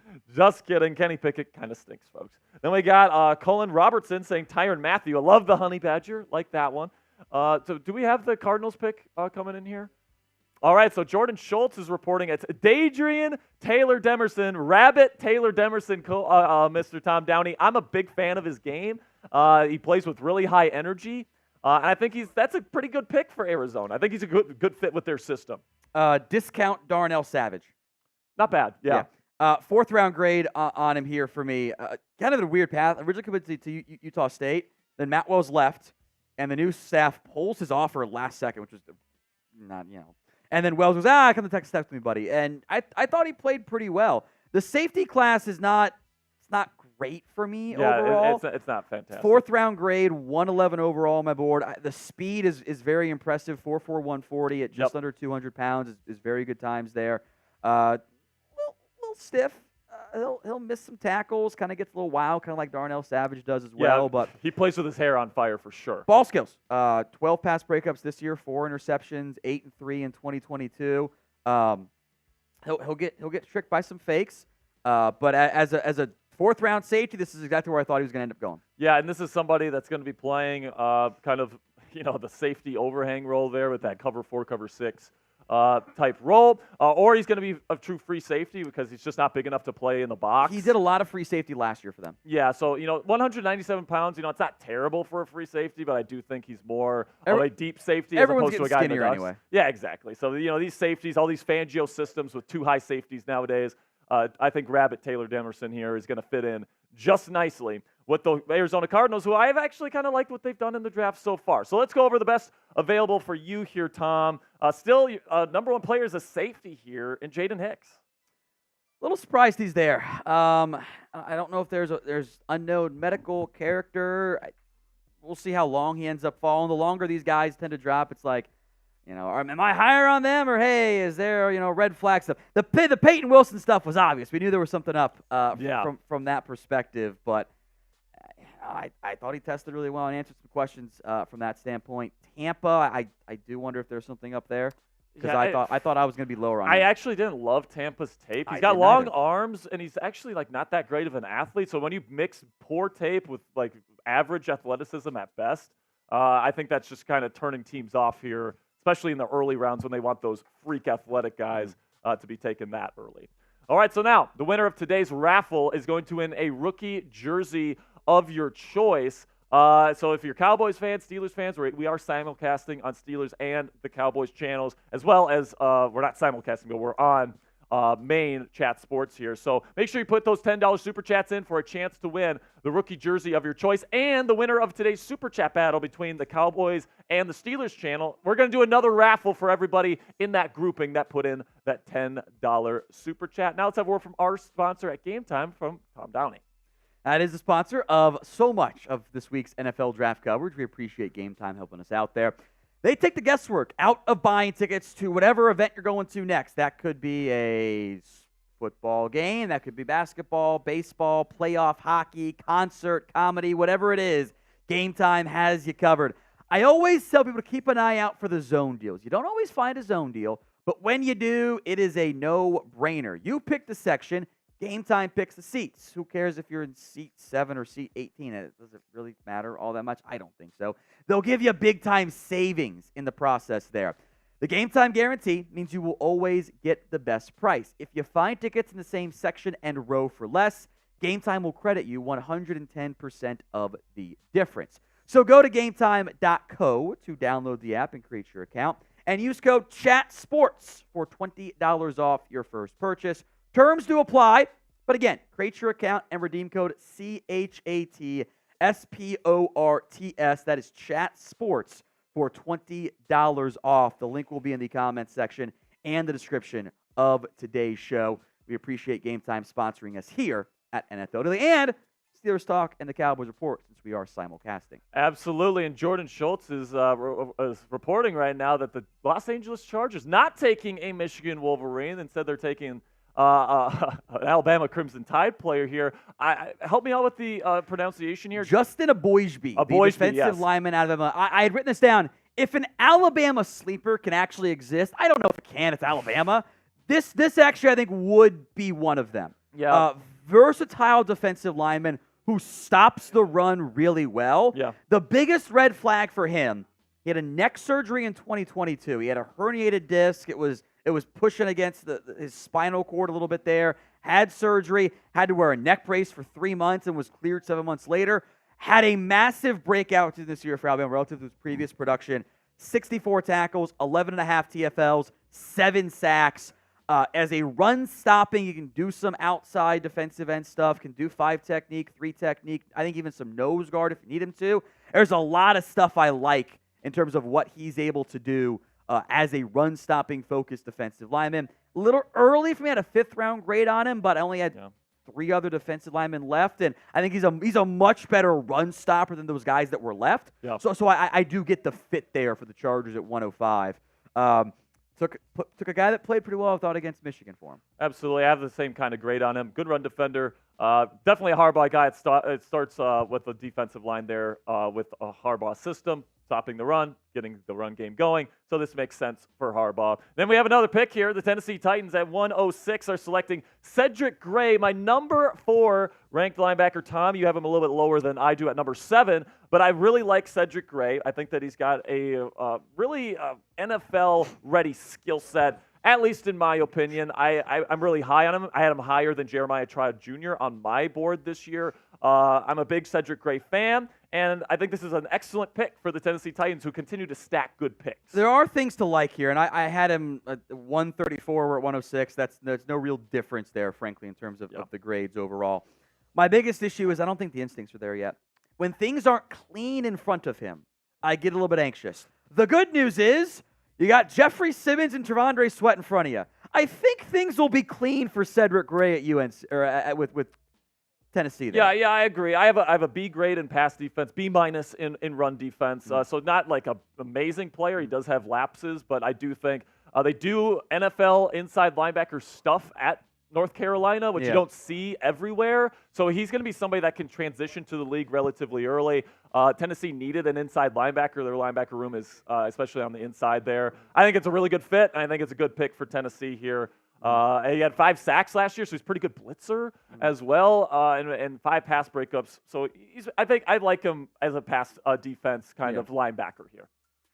All right, so coming up here, 107 is going to be the Giants. Then we get the Vikings with their first pick since taking Dallas Turner in the first round and trading up for them. They were big winners in round 1. Then they didn't have a single pick yesterday. So Vikings will be back on the board here soon. Falcons at 109. The Patriots at 110 once again for their second, 4th round selection. The Jets will be at 111, followed by the Raiders. The Ravens will be at 113. The Jags at 114. The Bengals at 115, followed by the Jags once again. The Colts, the Seahawks, the Steelers will be at 119. For our Steelers fans watching right now, I expect that to be a corner of some sort. The Eagles at 120, followed by the Seahawks and Bears. Once again, Philly at 123, the 49ers at 124, and then followed that up by the Buccaneers, Packers, Texans, Bills, Jets, and Ravens here. So definitely going to be an interesting 4th round here. And then you get 2 picks from the Chiefs here, 131 and 133. They got their wide receiver, Xavier Worthy, and then Suamatea, their offensive tackle. Do you think Suamatea starts week 1, left tackle? Yes. That scares me a little bit, but he's got the traits, and I guess we'll see how that works out. The Eagles will be picking 132, then the Jets at 134. And speaking of the picks here in New York, we have the other New York team selecting a tight end, Theo Johnson, out of Penn State. Now, Tom, you have him ranked as your number 6 tight end. Tell me about Theo Johnson. This is where I think he should have gone.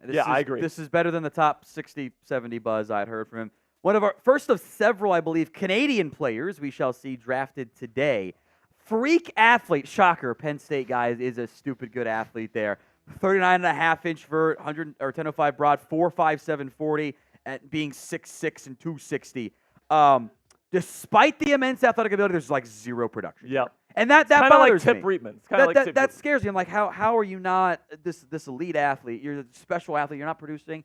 It might be a Drew Aller statement. Yep. I think there's room to be a better blocker with that frame than what he is at this moment. Yeah, I agree. He also didn't come to the U.S. until college, so I think there's you're not playing great high school Canadian players, if we're being honest. Sorry, Canada. You guys do hockey good though.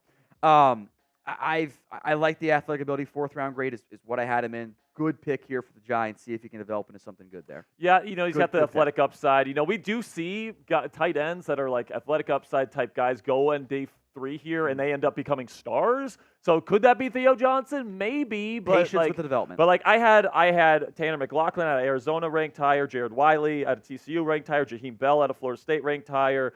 I was lower on Theo Johnson. 5th round grade for me personally. But the traits are certainly there, and Brian Dable clearly believes in him. So I guess we'll see if this kind of lottery ticket pays off for the G-men. So will Michigan break the Georgia's draft record here for the most picks taken in one single NFL draft? They broke the record for the most combine visits. Do they get to 16 today and break the record? Type Y for yes or N for no. I don't think they're going to get there. It'd be cool to see it. Rich Eisen, might have to change his pants if they end up getting there. But what do you think, Tom? Do you think they get there today? They got a chance for it. It's going to be close. 5th, 6th, 7th round. There's going to be a bunch of Michigan boys that get drafted. I feel like it's going to be at least 14. So it's going to be an interesting development. That's probably going to be the big storyline getting closer to the end of the day. So here's our super chat menu here. 250 likes is a Bean Boozled Jelly Bean.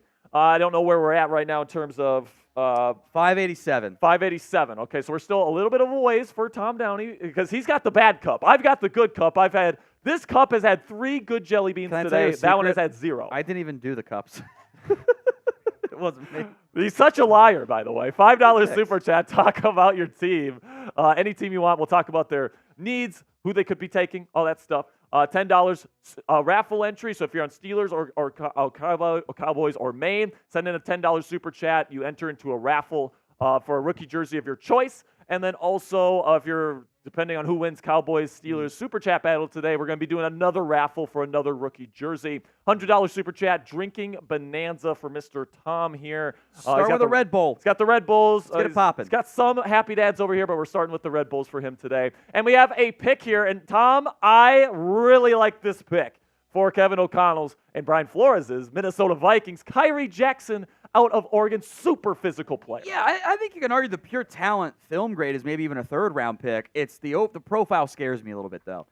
He's a one-year wonder and turns 25 before week 1. And he had a very complicated path to the NFL. He missed his sophomore, junior years of high school due to injuries, didn't have the grades for D1, goes JUCO route, Arizona Western College, left because he was homesick, was going to be a video game professional player.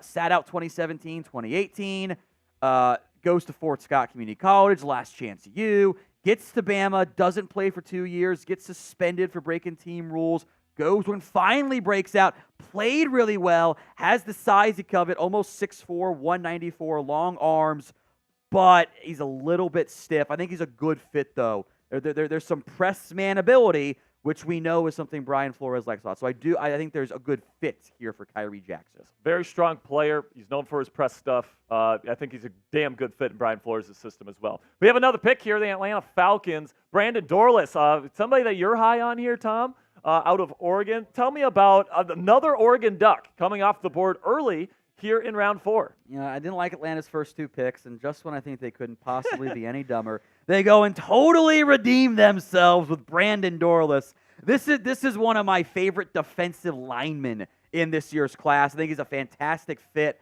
for what they'll be doing defensively. He's a bit of a tweener. I acknowledge that. He's 6'3", 283. He's got really good arm length, though. He's not a good enough athlete to play defensive end full-time. He's a little undersized for a DT. But the production was awesome. He had 9 pass breakups, 14 in his career. He knows how to use those long arms, get his hands up there, and break up passes. The pressure rates were very impressive. The athletic testing was awesome as well.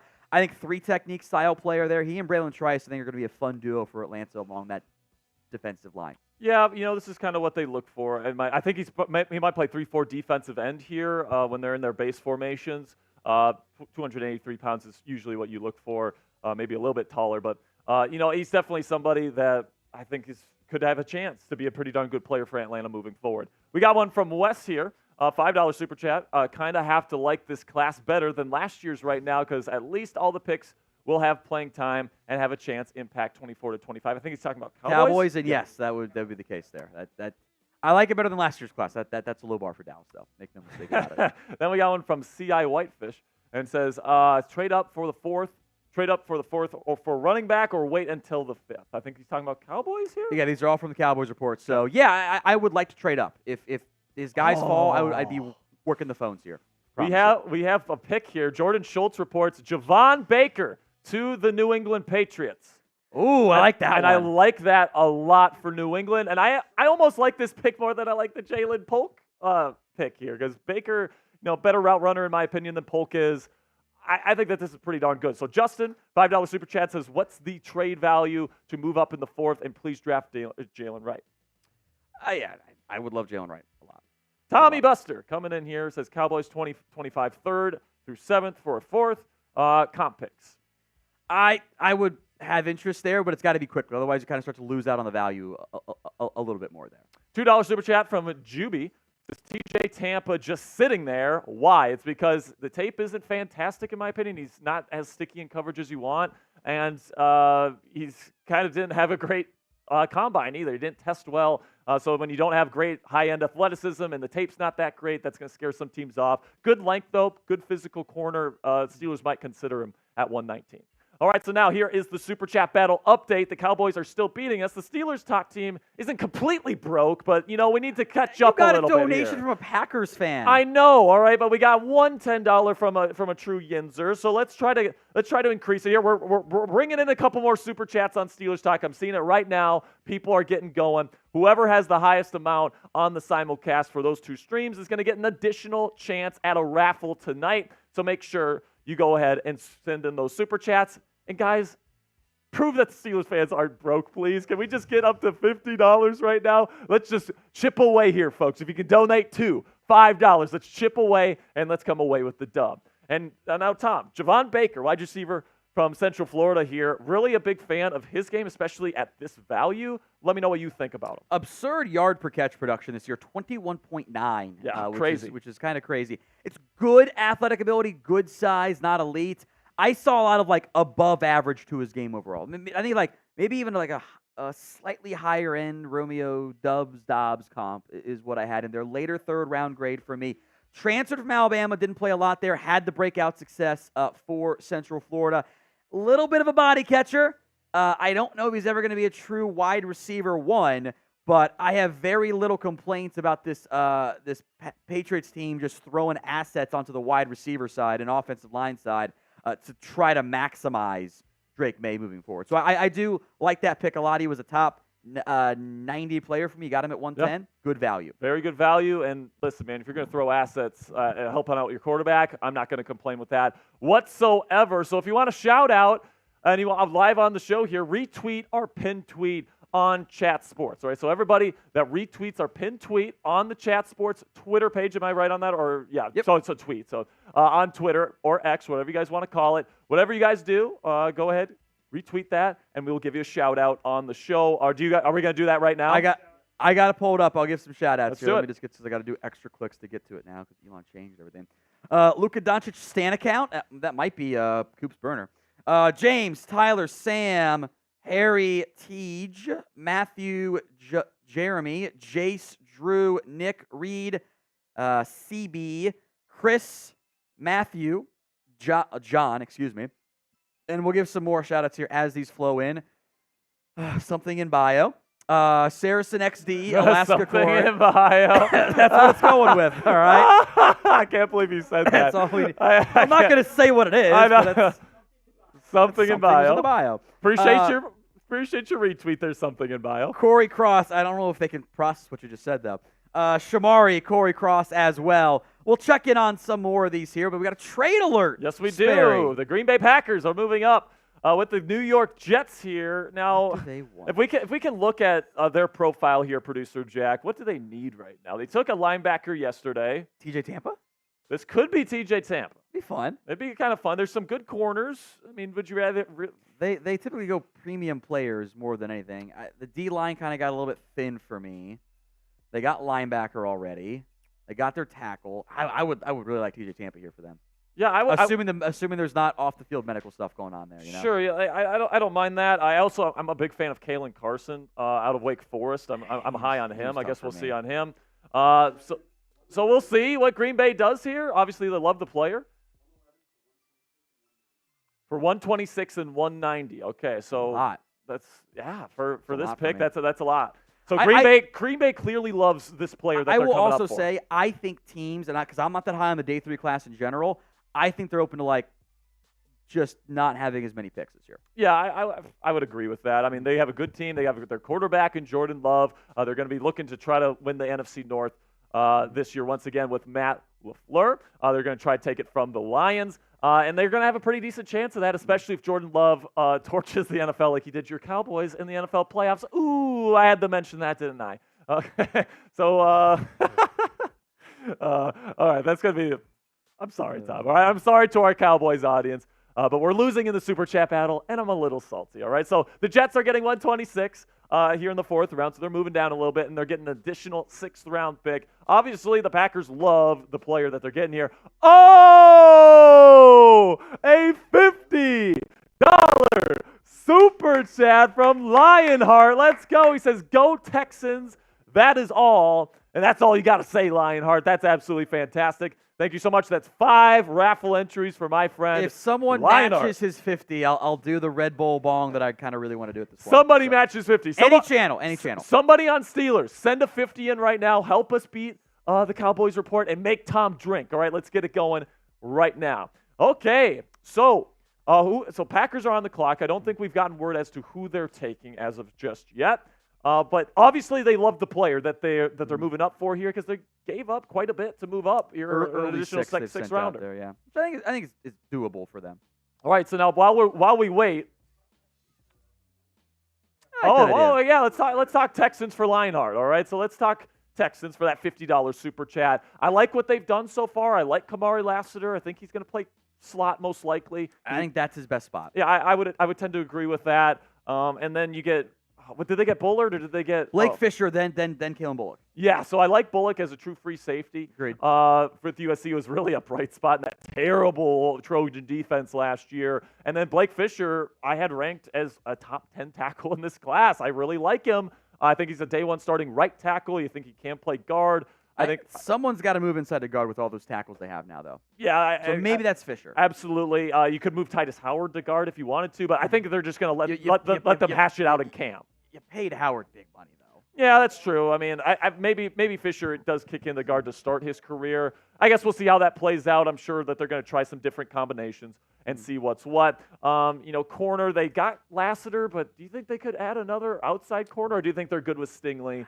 And who's their second corner right now on the outside? You're into day 3. I think you just start taking good players across the board. Yeah, I think that's true. Mindset. You take players that you think are projectable as starters moving forward, or just at least contributors at certain spots. $10 super chat here from Q-Dog says, where does Jordan Travis go? I have no idea, Tom. Some point on day 3. And I think he goes today. I think he can be a backup quarterback. Yeah, I mean, he's fine. I don't see starter ability. Yeah, I really don't either. When you watch that film, it's a lot of Keon Coleman and Johnny Wilson, balling out. And, I don't hate Jordan Travis. He's a decent athlete. He's relatively accurate with the football. But, I don't know, man. I just don't really see starter-capable upside with him. I think he's more of a backup as well. $2 super chat from my man Dwayne Jackson. Says, this is from Cowboys here, so you want to take it here, Tom? Cowboys go running back, wide receiver, BPA. I like running back, but they'll look BPA as well.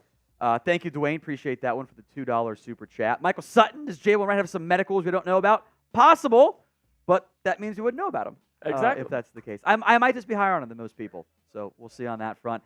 And Mike Dibble, $50! Hello, Cowboys fans. I hate the Steelers, so we are allies today.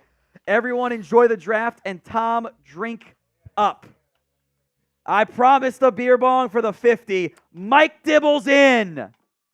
So this is big trouble. He's in 5 entries. And he's eligible for the Cowboys Report raffle if and when we beat the Steelers, too. Goodness gracious. Let's so there's go. a pick here. The Packers are selecting right now. And you were right, Tom. It's Evan Williams. Safety out of Oregon. Okay. Wow. So they loved that guy? Another Oregon player, by the way. Wow. That's all right, so on Steelers here, President Ninny, my guy, says Tom and Spare Dog in the same video, W for Steelers. Go Steelers. Appreciate you, my man. And then Hot Rod 24, thank you so much, Hot Rod, says let's go Steelers. Any sleeper picks remaining? There's quite a few, in my opinion. I really like Malik Mustapha out of Wake Forest. I think he's going to be a really good slot corner or strong safety in the league. I'm a big fan of him. What's that? Oh, what's that? I want to do the bong. Oh, so Tom's going to do the bong, and then we'll get to the next pick here. I'm pretty low on that Evan Williams pick, guys. I'm not going to lie, but we'll get to that in a second. Here we go. It's chug.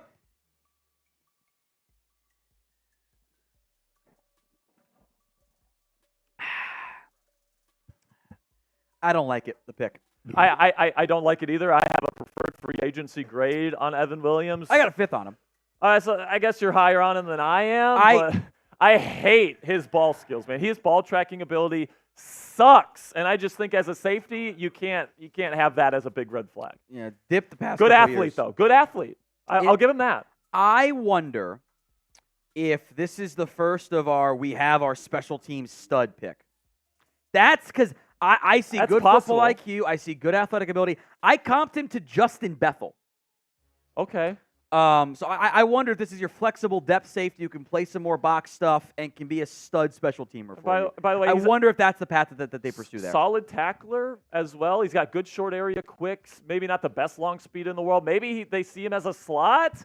I don't know, man. I think this guy might have to work a little bit to make an NFL roster. He's a 4th-round pick. He's making it. He's making it. I don't know, man. I think he'll probably be a special teamer. I think you're right on that. Maybe they move him to the slot. I don't know, but I do not like the ball production down the field. But yet another Oregon Duck. Oh! Ho, ho. Get wrecked, Steelers! Steelers is getting pummeled right now, folks. This is going to be a beer bong with a hint of Red Bull in it. Come on, Steelers fans. We need to get this going. $100 from Dwayne. Where's my man Kurgan Cold? I need my man Kurgan Cold. There we go. Yeah, Every hundred's a beer bong. That's the only way I'm allowed to drink today is what the boss has said. Let's go. Oh, no way. The next pick is in. Is it wrong? I'm not going to say it. I'm not going to say it. I mean, Woo! He got this one right, though. Woo! Oh, he did? Announce that one then. That's hilarious. What's pick? I don't know what it is. All right, we have a pick, and it's the Baltimore Ravens, and I love, as a Steelers fan, what's that? Oh, okay. Redoing this super or another super? Did the 100. Dwayne says Cowboys need to redeem themselves from Reese Leafau pick yesterday. Drink up, my dude. Thank you, Dwayne, who I think is going to end up winning the football for the Cowboys report for the MVP of the draft. So tell me if you want it signed or not, Dwayne. Just email me. Oh, I like this for the Raiders. All right, let's go to the Raiders. Let's start there, Kris. DeCamerion Richardson, somebody that has a super high ceiling here out of Mississippi State. Chris Sims ranked him, I think, like his number 2 corner in this class or something like that, or number 4. I can't remember. But he is super athletic. The high-end flashes on his tape, Tom, are really, really good. Let me know what you're thinking about DeCamerion. Remember how you didn't like the other guy for struggling to find the ball? That too. This, I think, some sleeper traits here, by the way. He was actually going to transfer to Ole Miss. Yes. And then got a combine invite and said, "Whoa, hold on now, let's go pro." No career interceptions. I tend to value the ball skills fairly highly. Sure. The size-speed combination, 6'2" with a 4.3, 440 is really intriguing. It's impressive. So I think early day 2 is a fine value there for him. Yeah, I had a late round 3, early round 4 grade, so this is about where I kind of expected him to go. And I think that it's a good lottery ticket here in round 4. You know, you're looking for somebody to maybe be an impact player someday on the outside at corner. I really like this pick for the silver and black. But then, as a Steelers fan, I love this because I do not like Tez Walker out of North Carolina, and that's who they take here at 113 overall. Lots of drops on his film, Tom. I don't think he's the best route runner in the world. He's big and he's fast, and that's about it, in my opinion. Yeah, I do love the value here in the 3rd round, though, or 4th round. I had a late 3rd round grade on him. I got Kenny Stills comp. Okay, If you put him in the proper role, and he's not going to be a wide receiver 1, I don't believe. I think as a vertical threat, which I still believe you need in today's NFL, as a really good deep ball tracker, I can fix the hands, I think. I think I can make that a little bit better. It was kind of rough at the Senior Bowl, by the way. But, again, you're right. I don't like the route running fully there. I think that he was better at Kent than he was at UNC because he got the stupid NCAA BS there. 4.3, 640, great athlete. I do love the pick. I do like the pick a lot here for Baltimore. They keep getting some of the best guys on the board. 4th round value's fine because of the athletic upside. He's going to have to get a lot better as a football player. And, I'm just glad that, he's going to be playing against the Steelers, and they can kick his ass. Can't wait until he drops a 60-yard touchdown on you. Absolutely. So Javon Foster here, somebody that I'm higher on, Tom. I like him quite a bit, actually, out of Missouri, going to the Jacksonville Jaguars at number 114. I think that this is about where I would have probably taken him because I'm not sure if the high-end upside is there. But swing tackle right away, potentially. I kind of like this value from Javon Foster. I've got him in the 5th, but I also have one other tackle above him left. So, it's not from a position value standpoint, we're kind of getting a little bit thin overall there. Do you remember LaRaven Clark? Oh, yeah, he was a Steeler last year. Kind of what I get here. Yes, kind of what I see. like that. Can play either side. He's not doesn't really have the high end upside traits that you look for as like a true starter. But I think you can trust him on either side of the line. He's a penalty boy is my issue. Yeah, I think this is probably where I would have taken him. I had a round 4 grade on him, but I think that he's a pretty decent player. Can trust him on the field year 1. Yeah. $50 super chat from Lionheart. Let's go. Another one from Lionheart. Let's go. Get those entries in for the raffle, baby. You love to see it. This one's on Maine. Okay. Yeah. Oh, and this is another Cowboys. Come on, Steelers More fans. entries into the jersey giveaway. Things you just love to see happening here. Come on, across Steelers the board. fans. We need to catch up. Oh, we got a $2 super chat. Yay. Kermit is my God, is my guy. So I'm not going to sneeze at any $2 super chat here. He says, Jack, best prediction for Steelers at 119. I like Malik Mustapha from Wake Forest. I'd love for him to be the next slot corner for the Steelers, but DJ James out of Auburn's a good scheme fit there. Undersized, but you need a corner of some sort. That's all I'm going to say. There's some good ones available that are good fits. It's going to be interesting to see what Omar Khan does at 119. Shout out for all the Cowboys super chats. We are spanking the Steelers in the super chat battle. Winner gets an extra jersey raffle at the end of the day. Goodness gracious, guys. We need to catch up here. We need somebody to put in a nice $100 super chat to start catching up here. Shout out your favorite team down there in the comments section. We'll talk about your team. I'll give it 10 seconds. Spam your favorite team, and then I'll pick a team here before another pick comes in.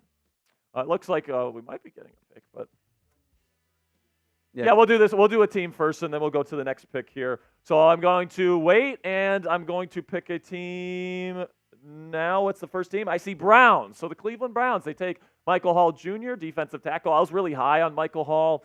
Of course, you're adding him to a defensive line that already includes Myles Garrett and Zadarius Smith, so it's a pretty darn good defense already. And I had Hall actually ranked as my third defensive tackle in the class. I'm a big fan of his. I'm scare-roused of him. Yeah, I mean, he was undersized at Ohio State. There's no doubt about that. He didn't produce the way I needed him to. It's upside. He's young, though. He's young. I feel his win rate is super high, though, and I think he's really good with his hands. He's got good athleticism. He tested extremely well. I think that he's somebody that projects well to the NFL game personally. And, this is a team that can afford to take a little bit of a risk on somebody that maybe is a little bit undersized.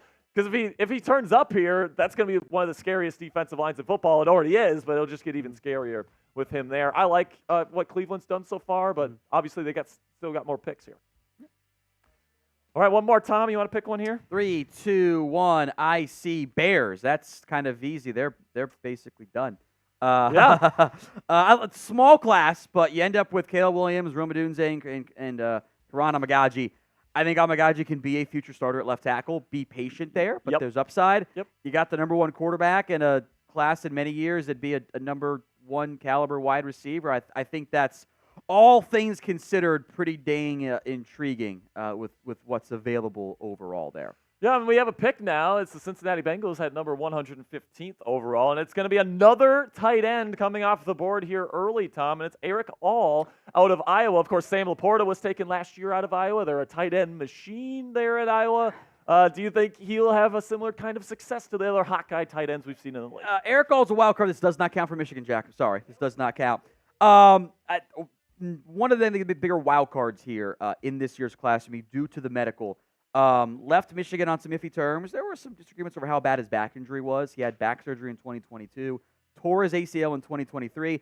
Despite that, he did lead Iowa in yards and touchdowns despite missing about half the year with 299 yards and 3 touchdowns because Iowa's offense was offensive. Yeah, it was there's a lot of upside here. Does he develop it and come through in the end? Jacksonville Jaguars with another 4th-round pick here, taking Jordan Jefferson, defensive tackle out of LSU. I see that he's ranked 188th on your big board, Tom, so I'm guessing you think this is a slight reach here? Yeah. The nose guard class is a little bit thin, I think you're seeing them get pushed up a little bit overall. That's why Sweat, I think, went earlier than people were expecting. McKinley Jackson went earlier than people expected there. Overall, he's a pretty good athlete. He did play more 3 technique for LSU this year, but he played a lot of nose guard at West Virginia. I think that's the athletic ability and the run-stopping combo is pretty intriguing. I don't think he's going to be a good pass rusher in the NFL, and he needs to be coached up a little bit in terms of just like figuring out what he's going to be able to do with his technique and skills there. But he tested very well for his size. I thought maybe a round later would have been his sweet spot there, but I think adding some more defensive line help is a good thing in a class that he's a very different style player than Mason Smith. I've got 2 other nose guards that I like in my top 200, so I know it's getting a little bit thin there overall. Yeah, we have another pick again here. Tanner Bortolini out of Wisconsin at 117 for the Indianapolis Colts. I kind of like Bortolini personally here, Tom. I'm interested to see how you feel about the number 5 center on your big board. 114 overall, so pretty good sweet spot there. I think James Daniels, Cam Jurgens, athletic comps. Yeah, I like that work a lot, well. actually. At minimum, I think this can be kind of like your top backup swing guy on the interior. He's played 400 plus snaps at left guard, 1,000 at center, 100 at right guard, even some right tackle. At 31.5-inch arms, he's not going to be a tackle. He's going to have to play on the interior. It's another Wisconsin center gets drafted in the 4th round.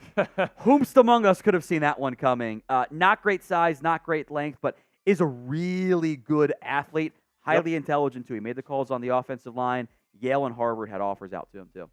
All right, so let's have a word from our sponsor here at Mando Whole Body Deodorant. A big shout out to Mando for sponsoring today's live stream. Get $5 off a starter pack today when you use code CHAT at shopmando.com. Ditch the soap and step up to the plate with Mando Whole Body Deodorant today. Developed by a doctor, this game-changing formula is safe for your entire body and knocks out odor like a champ. Mando is made with mandelic acid, which picks off odor at the source, keeping you fresh for up to 72 hours. Mando is available in solid sticks, invisible cream, body wash, cleaning bars, and deodorant wipes for on-the-go use. Don't let foul balls ruin your game. Switch to Mando and keep your body odor in fair territory by taking advantage of their special offer for new customers of $5 off their best-selling starter pack when you go to shopmando.com and use code CHAT. Mando's starter pack is perfect for new customers because it comes with a solid stick deodorant, cream tube deodorant, and 2 free products of your choice. I highly recommend the mini body wash that they have available, especially in the bourbon leather scent, and deodorant wipes. Plus, it comes with free shipping, guys, so it's absolutely a great steal. Luckily, I have a discount code to help you get hooked on my favorite smelling whole body deodorant on the market today. New customers get $5 off a starter pack with our exclusive code. That equates to over 40% off your starter pack. Use code CHAT at shopmando.com. Guys, this is an example of the bourbon leather body wash. I use this in the shower every single day. It's absolutely fantastic. It smells great as well, and it keeps you smelling fresh for up to 74 hours here. So that equates to over 40% off your starter pack, $5 off when you use code CHAT at shopmando.com. That's shopmando.com. A big thanks to Mando Whole Body Deodorant for sponsoring today's edition of NFL Daily. Now, Tom, let's go over your best available here. Jaden Hicks still available. Where is he going to be ending up here? I don't know. I'm very curious what ends up happening there. Jaylen Wright continues to slide. He played in a fake offense at Tennessee. That's not good for projecting in the NFL, but I love the talent there. TJ Tampa keeps sliding. And then we're kind of in the, we're 20 picks out from that standpoint. So I think it's just a little bit different from a value perspective in terms of maybe I'm higher on them. Seahawks pick coming in. I have a request for Steelers. I want to do the turnaround thing with Sperry again. So we'll talk about Seahawks, and then we'll have him turn around, and then he can get the instant reaction with the full screen player L3 up once the Steelers pick come in. So no, Steelers, you don't have the big L3? Do we have the? Okay. That's fine. Selection L3 full screen. That an option. Perfect. Tyrese Knight is the pick here for Seattle. And then I think you just might want to turn around there, Sperry, because I think that pick's going to be coming in. It's going to be coming in here pretty soon. It's fun to have that instant reaction, visceral reaction. I'll tell you when to turn around, my friend. Tyrese Knight, linebacker, out of UTEP. I have sleeper alert here again. I had a 5th/6th round grade on him. Highly productive football player for UTEP. 140 tackles, 15.5 TFLs, broke up 7 passes. Showed some blitzing ability as well. Good, not great athlete. My biggest concern is he wasn't a special teamer at UTEP. And that's you could get squeezed there, but in the 4th round, I don't think you end up getting squeezed from that perspective. So Steelers are on the clock. What we're doing here is we are simulcasting on the Cowboys Report, on Steelers Talk as well. It's now 3:67, by the way, for the Cowboys Report. Shout out to Dwayne Jackson. Another 50 for Dwayne. Things you'll love to see happening. By the way, we'll get caught up on the Supers in a little bit here, folks. Don't worry. A lot going on day 3. So the Cowboys Report is crushing the Steelers talk. Every $10 Super Chat gets you entered into our jersey raffle. Rookie jersey of your team's choice. That's for all 3 channels. The winner of the Super Chat battle between Cowboys and Steelers gets an additional rookie jersey raffle as well. No peeking, Sperry. I'm just looking at the script, buddy. Yeah, I'm not looking. You're good. I'm not You're looking good. at who the You're Steelers good. I'll are tell you. taking. Once the Steelers pick comes in, and we're good with the graphics, I'll come off. We'll go full screen Jack Sperry, and you get to go on for a couple minutes there, and then Sperry will sign off, and he'll go do the cut for Steelers talk. So the full video, full breakdown will be available, and then I'll anchor everything from that perspective. So still waiting on the pick. So don't worry there. So you get to see the back of Sperry's very, very long Courtland Sutton. Courtland Sutton. Don't get your hopes up there, buddy. This is the Super Chat menu overall today. Every 250 likes on all the channels is the Bean to Boozle. Sperry's luck even back out a little bit. He had 2 good ones in a row earlier. Luck?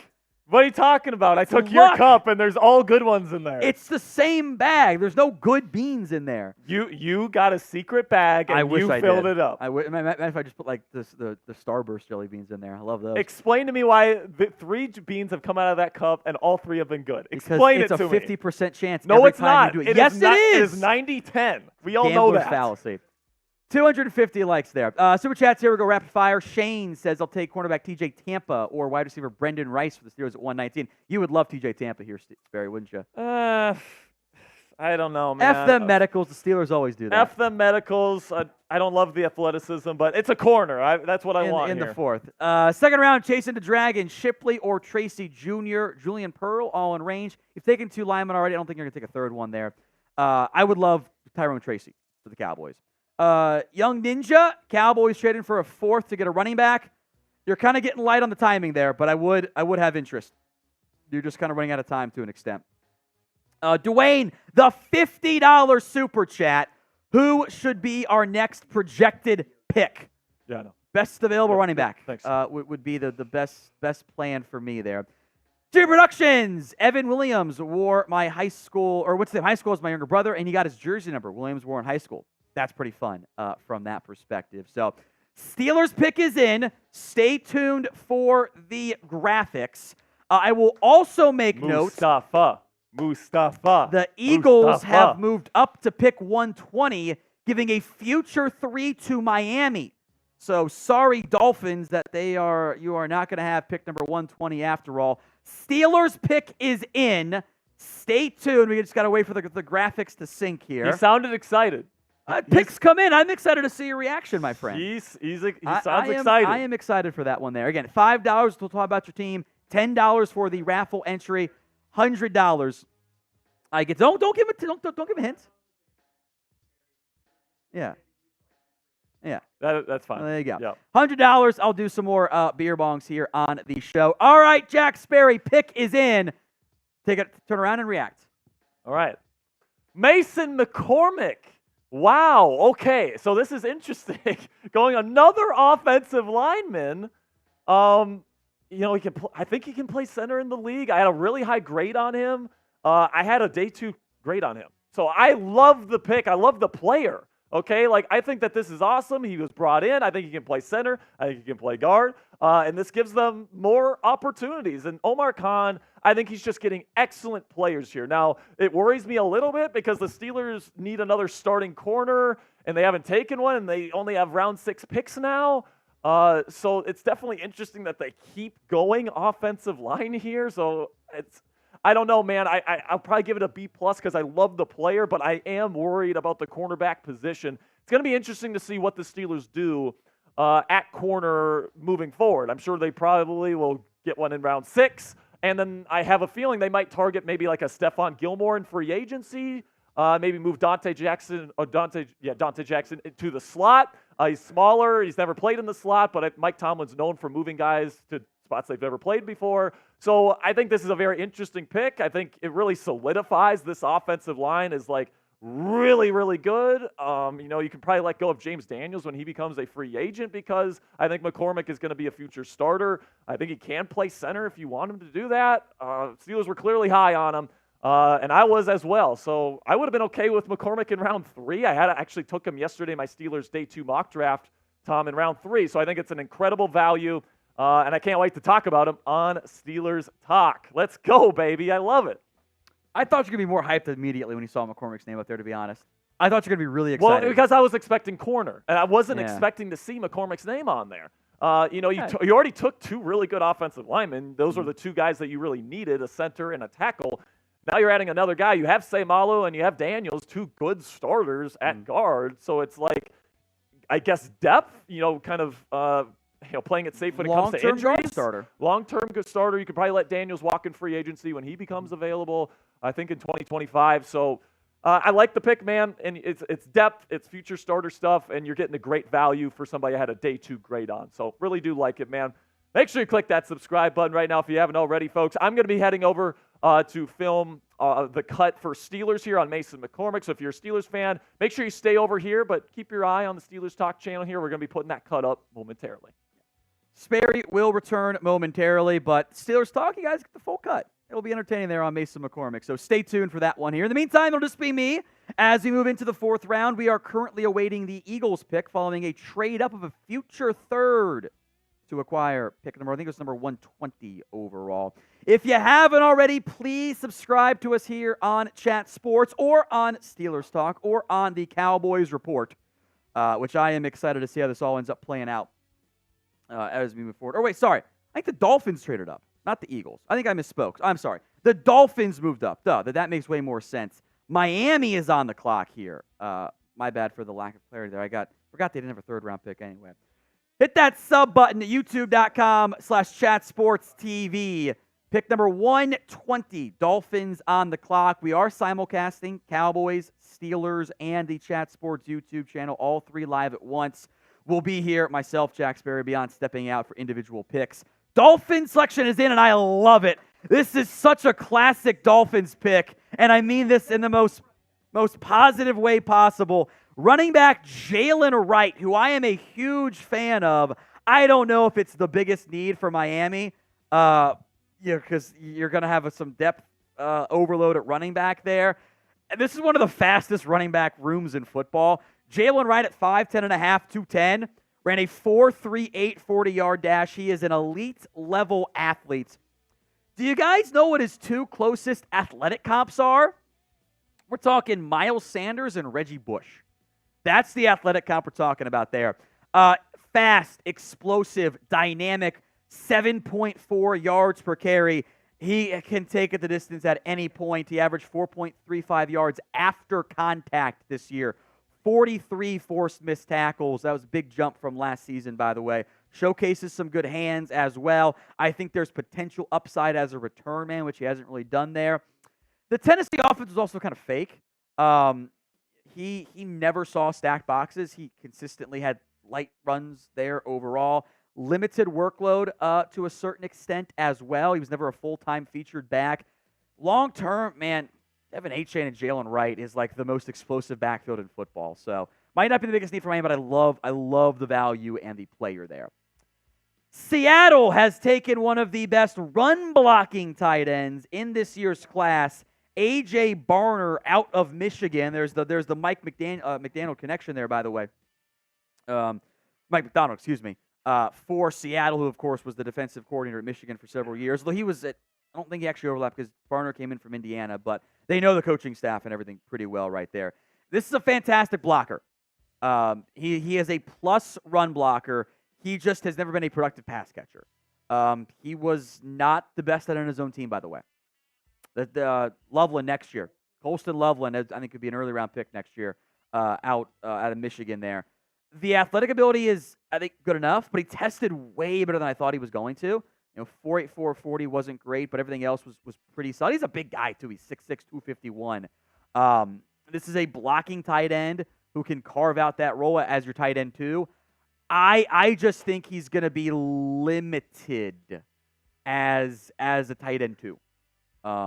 Which I don't love spending, top 150 picks on those types of players, but coaches like that stuff. They like having good blockers. So, couple tight ends I'm a little bit surprised he went ahead of there, but, blocking tight ends are still valued in today's NFL, is what I will leave it there at that front. Some super chats coming in as we wait for pick number 122, which is Chicago. I believe their final pick of today's draft. Q-Dog, $5. Thank you, my friend. Also asked what about Johnny Wilson. That is the Florida State wide receiver. I've got him at 108 on my board, 4th-round pick. It's a matter of, do you trust him? Is he a receiver or a tight end?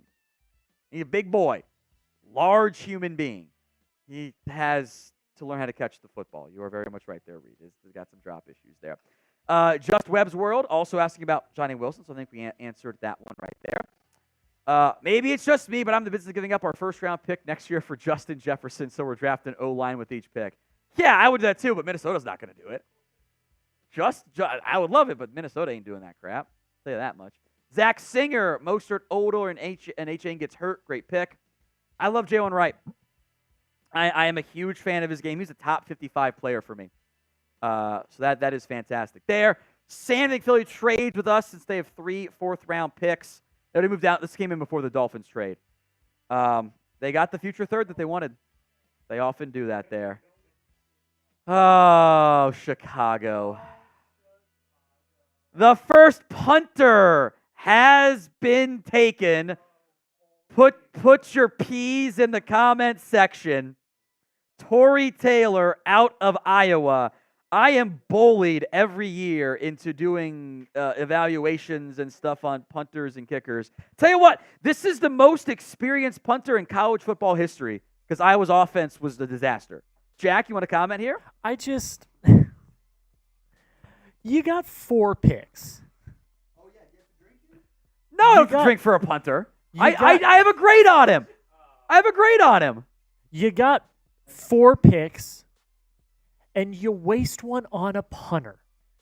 Here's my issue. The difference. Now, this is like a Bill Belichick move, not a Ryan And he always Poles missed move. on those. That's what I'm saying. This is not we have 4 picks, let's draft a punter with one of them. What are we doing? I need to see Harrison Graham's reaction to this. 93 punts this past year, by the way. He is the collegiate record holder for most punt yards because Iowa's offense was dog water, which is the nicest way I can say about that. He got a lot of experience in that bad Iowa offense. Quality leg. I think has some room to grow in directional punting. A lot of punts inside the 20. Not many touchbacks. 4-second average hang time is not elite, but it is pretty good. Can be a little slow at times with his process. Did have 3 punts blocked, but he had a lot of punts. So I wouldn't be too bent over my skis about that one from that perspective. So I had a 5th, 6th round grade. He was my number 1 punter. He did crack my top 200. So they're clapping for me. He is a punter. Our punt. Thank you for going to this, guys. Thank you for going to this. No, that's the thing. No, if your offense is bad and you're thinking, oh, we gotta get a punter, our offense is bad. No, draft offensive players so your offense isn't bad. That's always been my mindset. Don't draft punters. Oh, if the Iowa offense is bad, okay, that's better. That's fair. That's fair. That's fair. Y for yes, N for no are punters people. I think they are more people. They are almost more people than kickers are.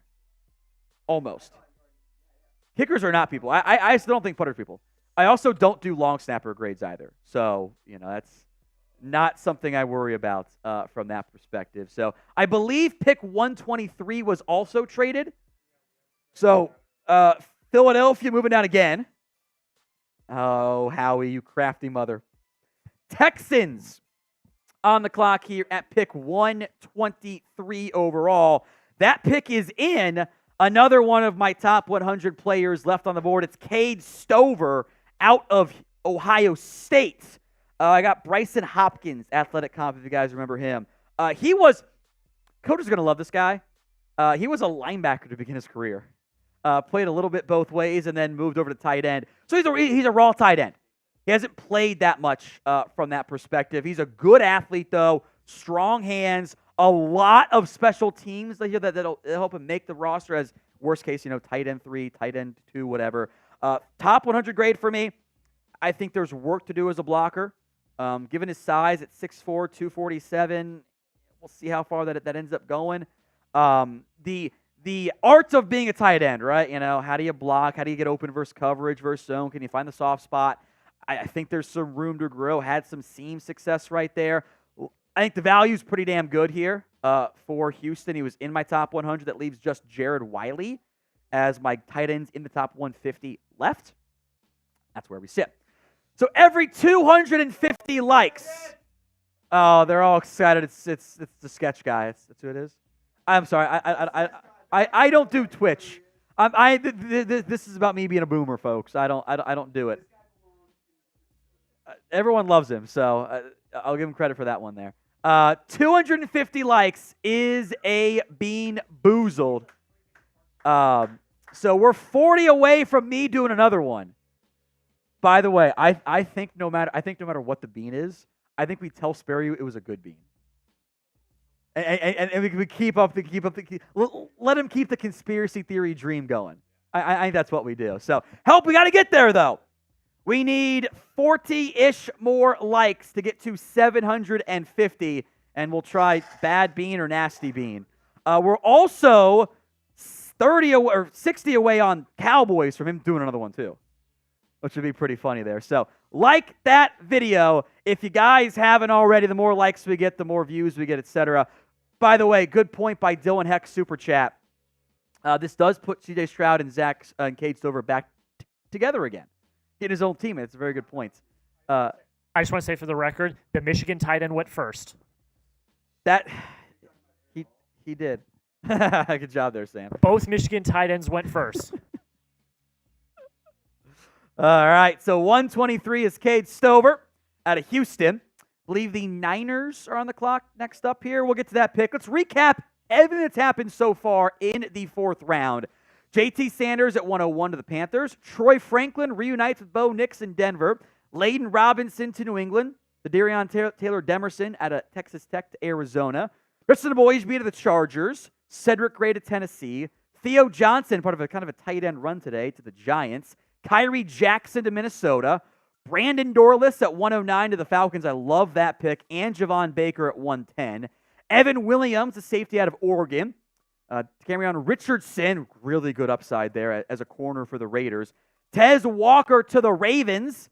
Javon Foster out of Missouri to Jacksonville at 114. Eric All in to the Bengals at 115. By the way, kind of sounds like he might have an entire redshirt year. That his rehab is still kind of maybe not ahead of schedule at this time. That was an Ian Rappaport report. Jordan Jefferson to the Jags. Tanner Bortolini to the Colts. Tyrese Knight to the Seahawks. Mason McCormick, that is where Jack Sperry is currently dealing with right now. He is filming an individual cut for our Steelers Talk audience. He'll be back, don't worry, guys. He'll be back. Jaylen Wright to the Dolphins. I love that pick so much. A.J. Barner to Michigan. The first punter is off the board. It's Torrey Taylor out of Iowa to Chicago. Cade Stover to Houston. And Malik Mustapha out of Wake Forest, the last pick here by the San Francisco 49ers. Richmond to Wake Forest transfer. This is a textbook box safety who loves to hit. I did have sleeper on him. I thought I was different than most people, but then I saw him in a bunch of top 100, so I'm okay, maybe he's not a sleeper. People just know about him. So, Niners fans, Dante Whitner-Comp. This is your box safety who's going to lay dudes out. Sometimes maybe lays them out a little bit too much from that perspective. He tested really well, which I was kind of shocked by. Didn't do the agility, so I think there might be some straight line, which is fine if you're a strong safety, kind of laying the lumber around there.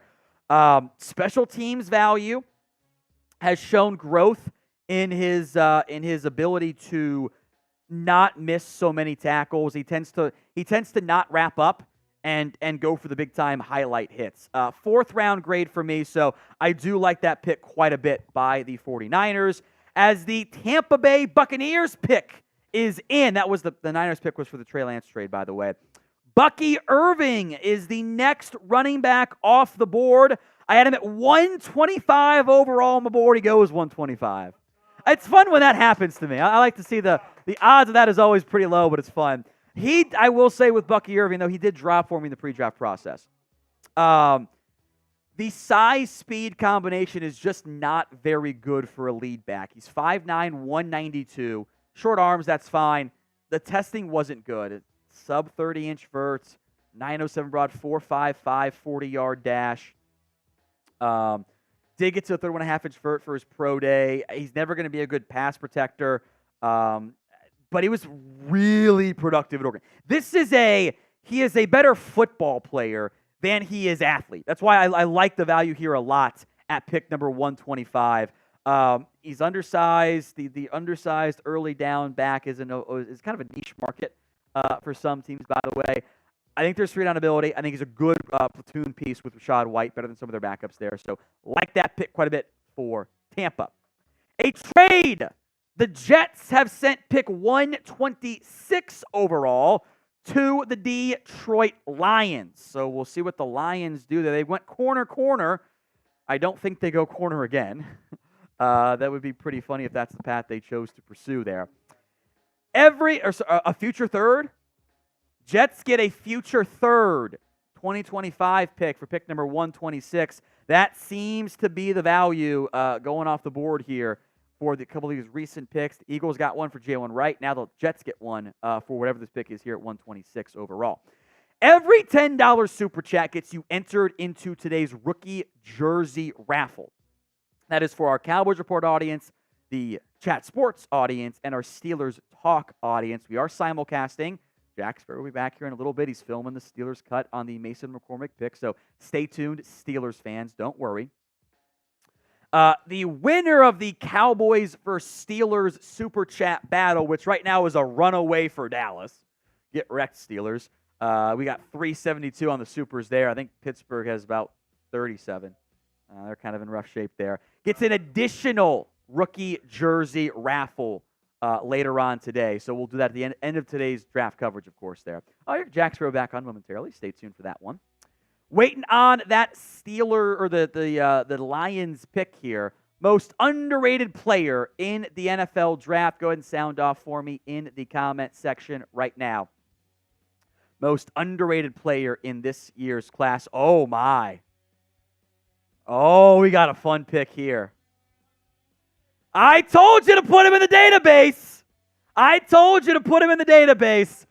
One of the more fascinating players in this year's NFL draft. I will say there's no grade given here for me because I did my research. I sent the remove BG one. It's fine. We'll deal with it.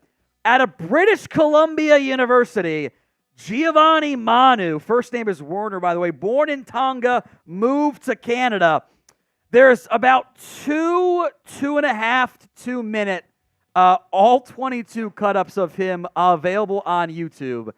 And I don't have access to the University of British Columbia all 22 film. So I did not grade him as a result. But I put him he's in the database and I got notes on him. Because I figured he'd be drafted. Really good size. He's 6'8", 350 with 34 and 5/8" arms. Really good athletic testing, minus some poor agility. 4.81 shuttle, 8.29 3-cone, 5.06 40, 33.5" broad, or vert, 8.11 broad. He moves well from the all 22 cut-up films that were available. It's not too many of those. 23 years old. I'll read off some notes on the negatives from the great Dane Brugler. He's unpolished. He's raw. He's got some tendencies that got to be organized from that perspective. Does play too narrow and off balance in the running game. Kind of has some late hands. Power flashes are there. This is a developmental offensive tackle pick here. That's what this one is. This actually is a decent answer to the most underrated player in the draft, frankly. I did not give him a grade because that wouldn't have been fair because I don't have actual all 22 available for him. I just had the cut-ups that were there because I ain't got no British Columbia film. And this is a massive level of athletic comps that are coming, like football jump. He was playing up against a bunch of future maple syrup workers up in Canada. This is going to be very different. I don't know, maple syrup farmers. I don't know. We'll see. It's going to be very different. It's going to be very hunter gatherers. A bunch of hockey players and future broom ballers, All right, producer Jack Sparrow back on here momentarily, but first a quick word from today's sponsor. That is Game Time. Game Time lets you see the view from your seat before you buy, so you know exactly what to expect when you arrive. All in prices. Show your total up front so you know you're getting a great deal before you check. You can buy tickets in seconds with just 2 taps. Download the Game Time app. Create your account and use code CHATSPORTS, CHATSPORTS, CHATSPORTS, for $20 off. That link will be in the comments section and the description of today's show. Game Time takes the guesswork out of buying tickets. I always advise you guys keep an eye out for the zone deals. You pick the section, and Game Time ends up picking the seats as well. Big time savings in the process. So download Game Time today. Use code CHATSPORTS, CHATSPORTS, CHATSPORTS for $20 off. Link will be in the comments section and the description of today's show. We appreciate Game Time sponsoring us here at NFL Daily, the Cowboys Report, and Steelers Talk by Chat Sports as well. Speaking of Steelers Talk by Chat Sports, Jack Sperry, welcome back in. Thank you so much. Just got done with the Mason McCormick cut. So you guys, it's going to be up on the channel here soon, Steelers fans. So just keep your eye out for that. All right, so what is the most underrated player in the 2024 NFL Draft? I saw some Jordan Travises in there. Cooper Beebe is in there. Dibble says Tom just drank. I got to get 100 there, Dibs. Paul says Spencer Rattler. Alex says Penix Jr. with 3 fire emojis. Carolina Panthers fan IDK says Xavier Legette, which I was a big fan of Legette personally. Who else, man? Let's see. Zone Stover went. Oh, never mind. Will Shipley, Michael Pratt. That's about all I'm seeing here. Are you seeing any more in there? He meant Cade Stover, by the way. Yeah. Cade Stover from Ohio State, tight end. I'll say I'm 5 likes away from doing the Bean Boozled. Yes, where he has the bad cup. We're also 7 away from you doing another one on Cowboys. What's Steelers likes at?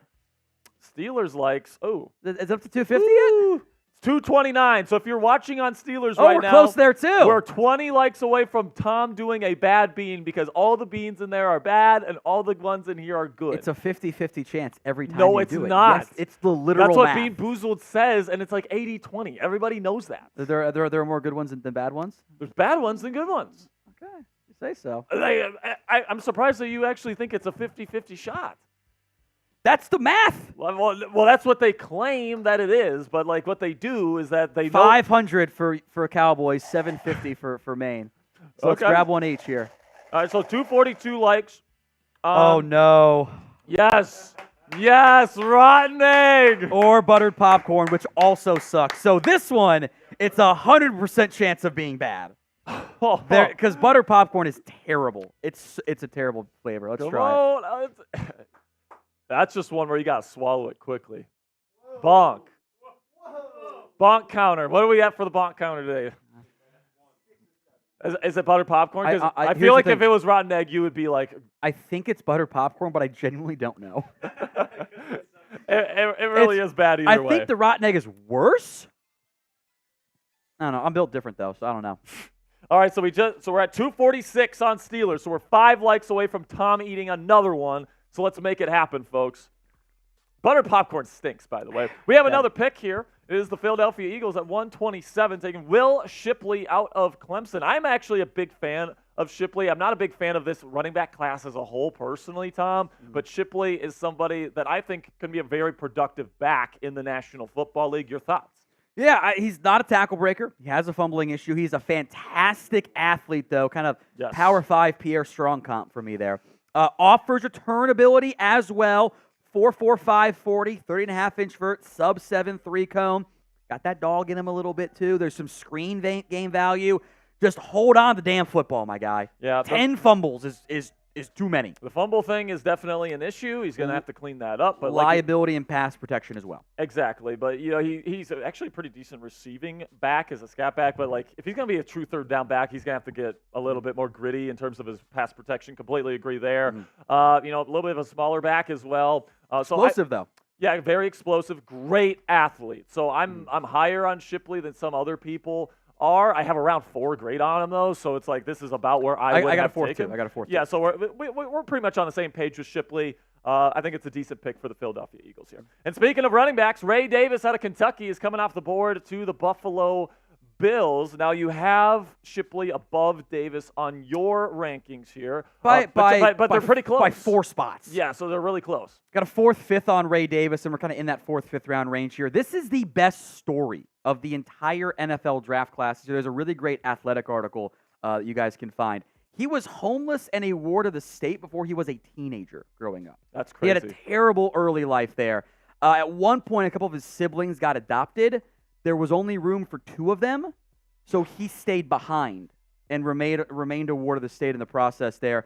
Both of his parents were in and out of jail. His dad has rebuilt his relationship with him. He eventually was able to kind of bounce around. There were times that he would be late to school because he would be like taking care of his younger brother and changing his diapers as like a 13-year-old. Yeah. So this is the best story you will see in this year's draft class. The shit he's gone through to make it to here is absolutely incredible. I got Darrell Henderson comps on him, Mark Ingram max, 5'8" and some change, 211. He destroyed Florida. Yep. Florida Gators fans have nightmares watching Ray Davis light them up for 280 yards on 26 carries and 3 touchdowns. He's an older player. He's a 25-year-old rookie. He might just be a one-contract player. Yeah. But as a pairing with James Cook, this is more of the Thunder to the Lightning, although he will break tackles. Tested well enough for his size. Yeah.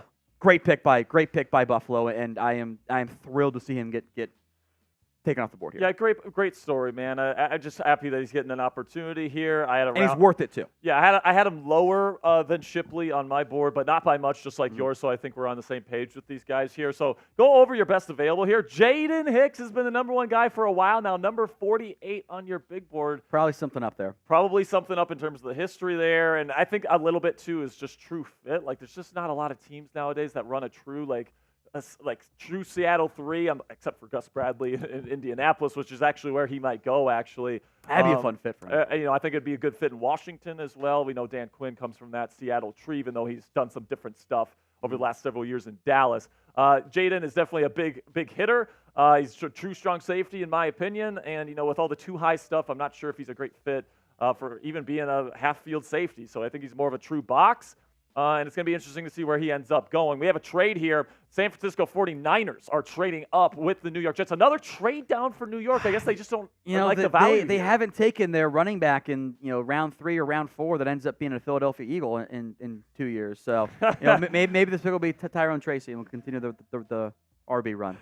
Maybe this is Jaden Hicks. Who knows, man? Get Malik Mustapha, who I absolutely love, as you know, Tom. I love that pick. I have no idea who this pick is going to be for San Fran, but you owe a Bean Boozled, by the way. Do I own a Bean? For Cowboys Report, you owe a Bean Boozled. Okay. He's not looking. We confirm behind the scenes. Okay. What color is it? Oh, it is. Oh, it's birthday cake or dirty dishwasher. Looks like. No. Let's go. I did 750 on man. This is for 500 on Cowboys. All right, try it, Sperry. Wait. I don't like birthday cake. It's birthday cake 3 in a row. Tom's a fraud. It's 3 good ones in a row. I'm glad to see the odds. Yeah, baby. Yeah. Let's go. I can't believe it. It's unbelievable, folks. Tom Downey. I mean, what are the odds that all the rest of these are bad now? They get very high. Because if you are telling the truth, and these are actually being remember, there's also I also actively added 2 more of the nasty butter popcorn and rotten egg. And that makes up like an eighth of those cups at this point. But my theory here that you have been contaminating the bag. How can I possibly do that? You get a regular bag of Jelly Bellies and you fill. They don't make those. What do you mean they don't make regular bags of Jelly Bellies? They don't. They do like the actual flavors. They don't do butter popcorn in those. Yes, they do. They do? Yes. Stupid. Why is that? That's why it's a Bean Boozled, because it's like their trademark flavors. So I think you're playing. I think you're playing the fool right here, Tom Downey. I think you know what I'm talking about. I was going to say that if you didn't come back when we got to 750, I was going to tell everyone no matter what, it was a good flavor. Just to screw with you. Okay, so right now, I'm just not gonna sugarcoat it, guys. You're getting smoked. We're getting smoked. We're getting our asses spanked right now on Steelers Talk. So if you're a Steelers fan watching our stream right now, please help us get back, all right? I do not want to lose to the Cowgirls. I want you guys to have another chance to win a rookie jersey this year. You can win a Roman Wilson jersey, for example, which would be absolutely fantastic. Jack might be getting a Roman Wilson jersey as well. So get those super chats in, and let's get this going. $2 super chat here from Nick. Says it's from Cowboys, so I'll let you take it here, Tom. Can you rank the running backs left? Any power backs left? Yeah, Braelon, Allen, and Audric Estime, both still on the board among your top running backs there. Beyond that, it Not is. much after I that. love Tyrone Tracy, I like him and then a lot. it's Frank getting Gore thin. Jr.? I don't know. He's a day 3 guy for me. Like late day 3 probably. I'm out on him. Sorry, guys. Yeah. Can't say Frank Gore Jr. Can't say Frank Gore Jr. Okay, $20 here. Is this also from Cowboys, Jack? Oh, Michael on screen here. Over or under staying from that perspective. Tom's saying from that perspective. It's a 100% chance, actually. I do see that a lot. Yes. Okay, so we all have those little things that we say all the time. For me, it's guys. I like to say guys a lot. So $20 super chat here from Poff Daddy. So, yeah, that's another one. So, the Minnesotan in me likes to go with the so's.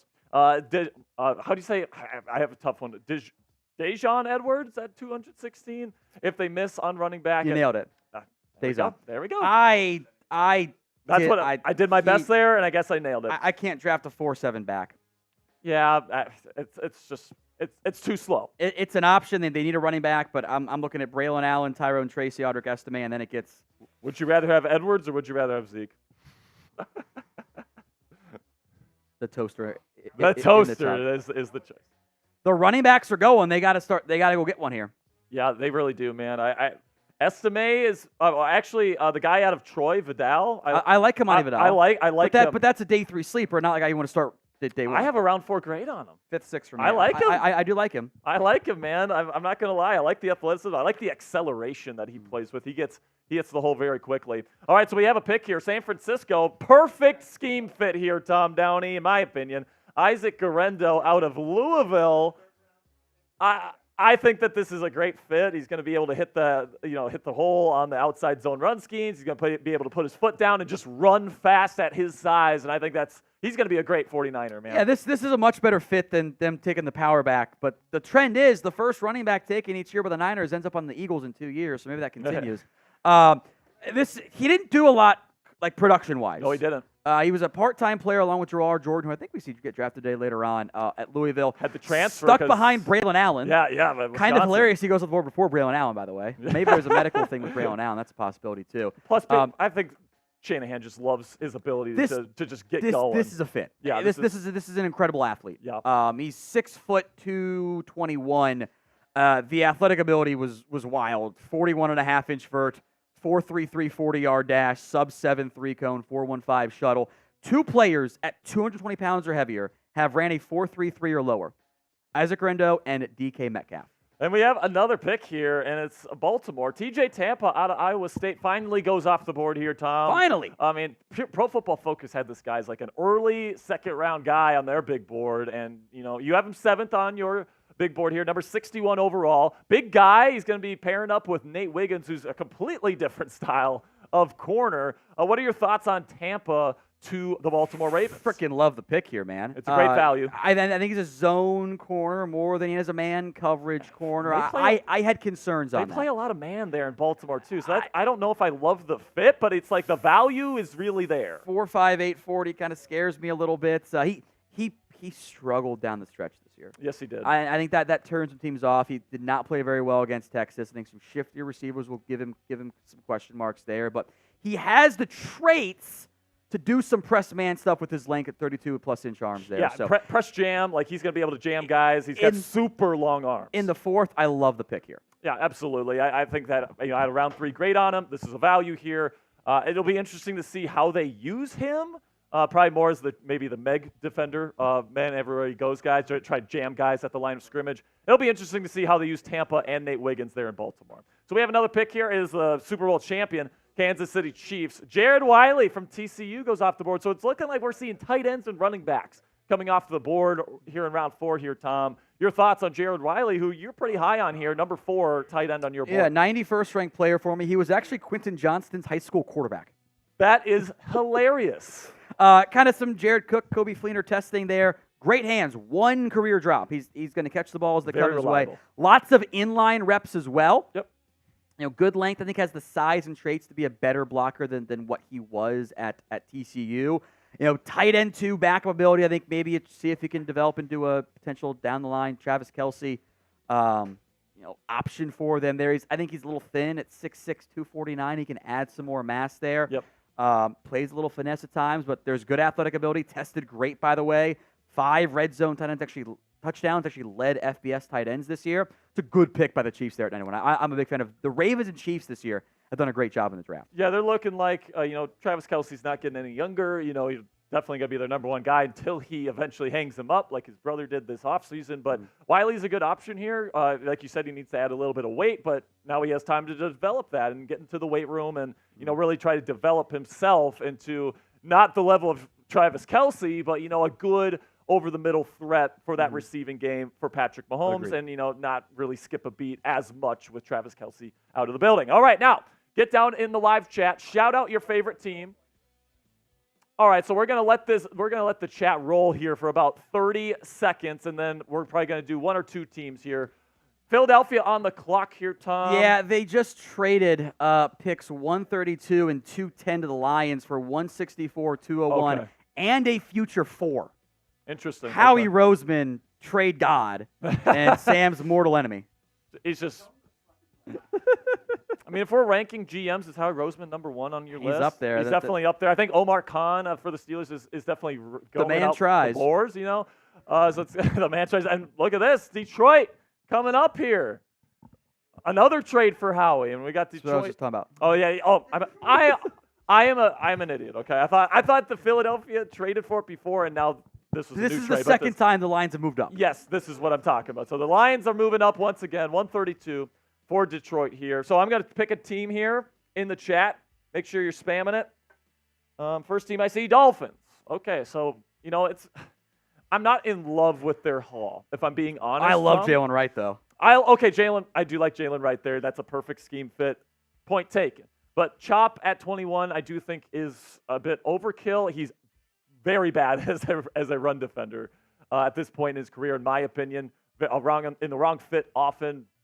Not the best tackler in the world, in my opinion. But he's got the best get-off out of anybody in the class. Super high upside guys, so they're clearly trying to build for the future there. But, Patrick Paul, it's not really an impact player. This is a team trying to win now, and they're getting guys for the future. I mean, I guess there's some credence to that strategy, Tom, but I'm not the biggest fan for a team trying to win now. Man. You know what? It's okay. They also gave up a future pick to get Jaylen Wright, and he's blast. They just like speed. So I'm fine with that. Could have had Johnny Newton in first round. That's probably the pick I would have made. The NFL wasn't as high as him, so it's fine. Still, I mean, he's so good, man. He would have been perfect replacement for Christian. All right, now, Tom, you pick a team here. I'll give you a couple seconds here. Okay, yeah, good idea. Let's let it cook here. Get your favorite team down there in the chat. Spam it, guys. Come on. Waiting on that Lions pick, and then we got more picks to come here as we get near the end of the 4th round this year.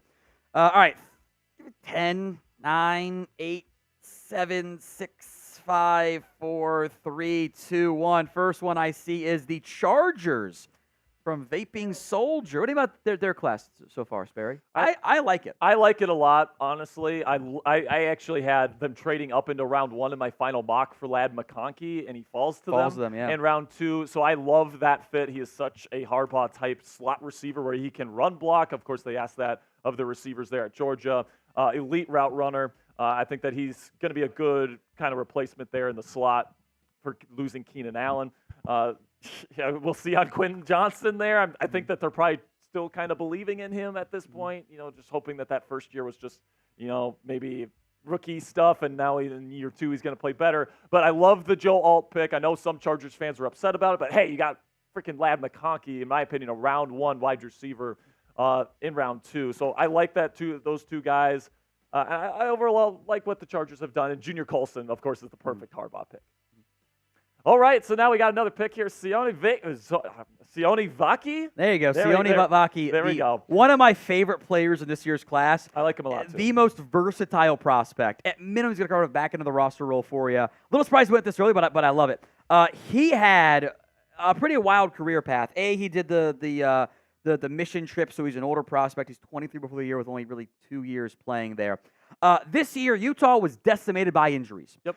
They had lost all these guys in the backfield. So he steps up and plays running back for them. Got some wildcat reps, some slot receiver reps too. And he was actually really good as a running back. 7.5 yards per carry, 203 yards, by the way. And he had been asked to do some combine drills as a running back. I think there's a chance some teams view him in that area. I'm not sure what this is announced as for the Lions, by the way. If it's safety or running back, that has not been announced yet by the network, so I want to see. Box safety, free safety, special teams stud here. Slot corner. He can do it all for you. A lot of special teams value as well. Yep. Contact balance was good as a runner. The testing was good enough for me. He needs coaching wherever he ends up doing. Was announced as a safety, by the way.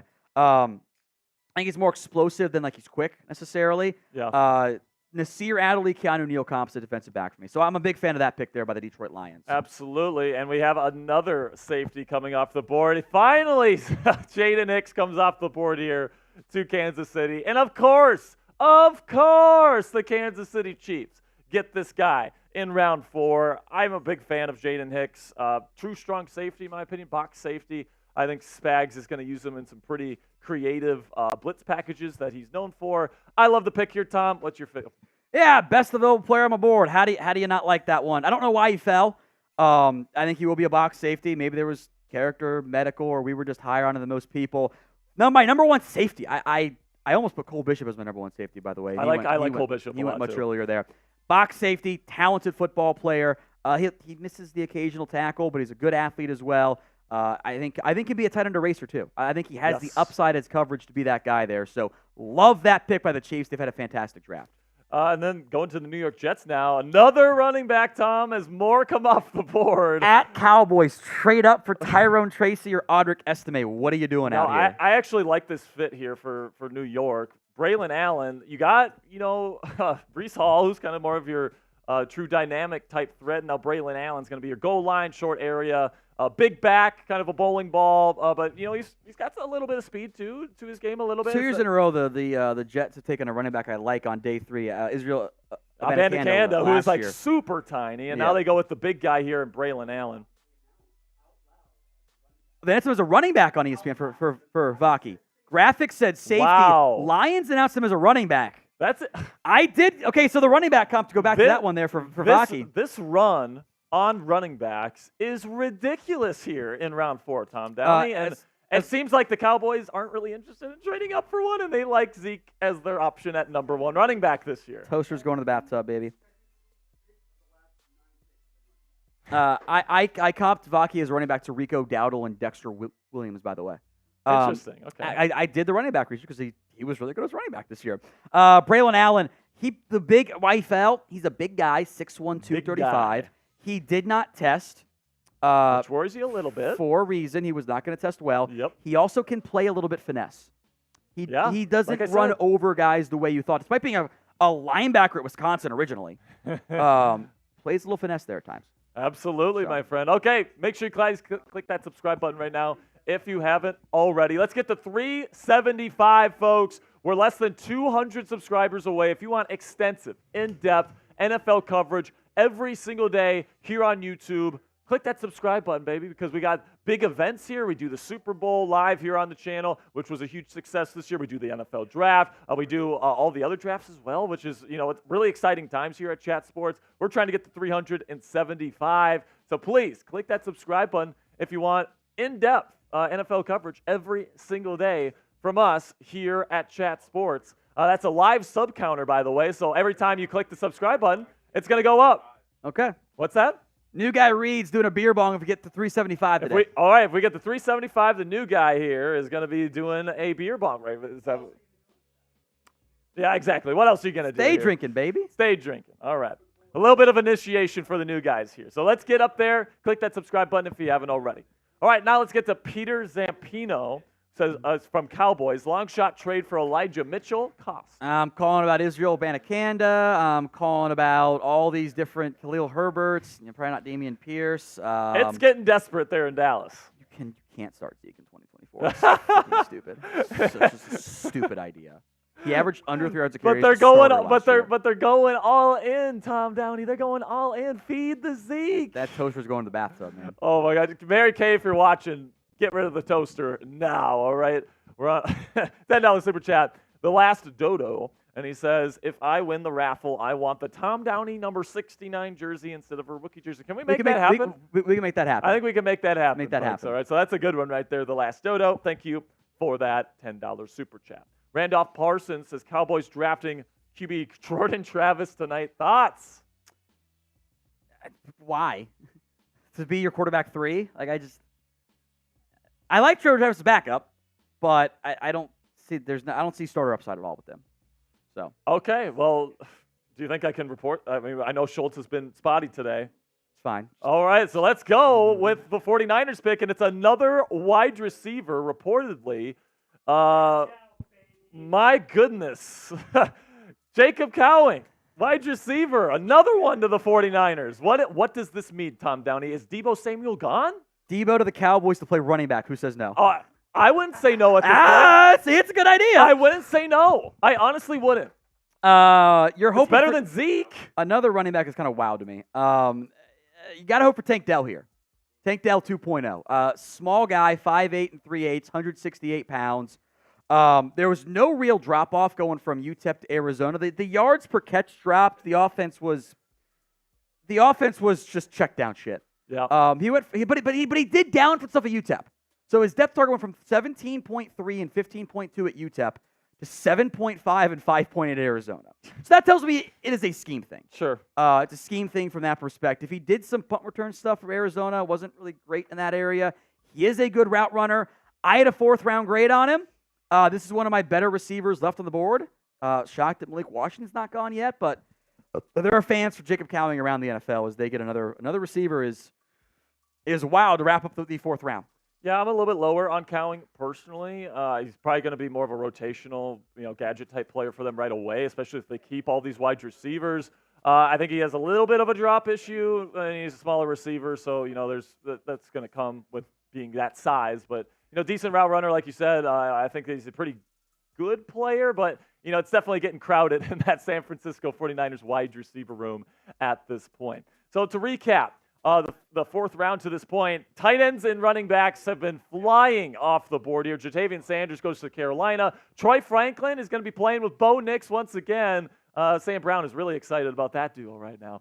We got Layden Robinson going to the Patriots. Dadrion Taylor-Demerson going to the Cardinals. Really like that player. Help me out with the pronunciation. I can't say it. Justin Aboijbe. Aboijbe. It's just...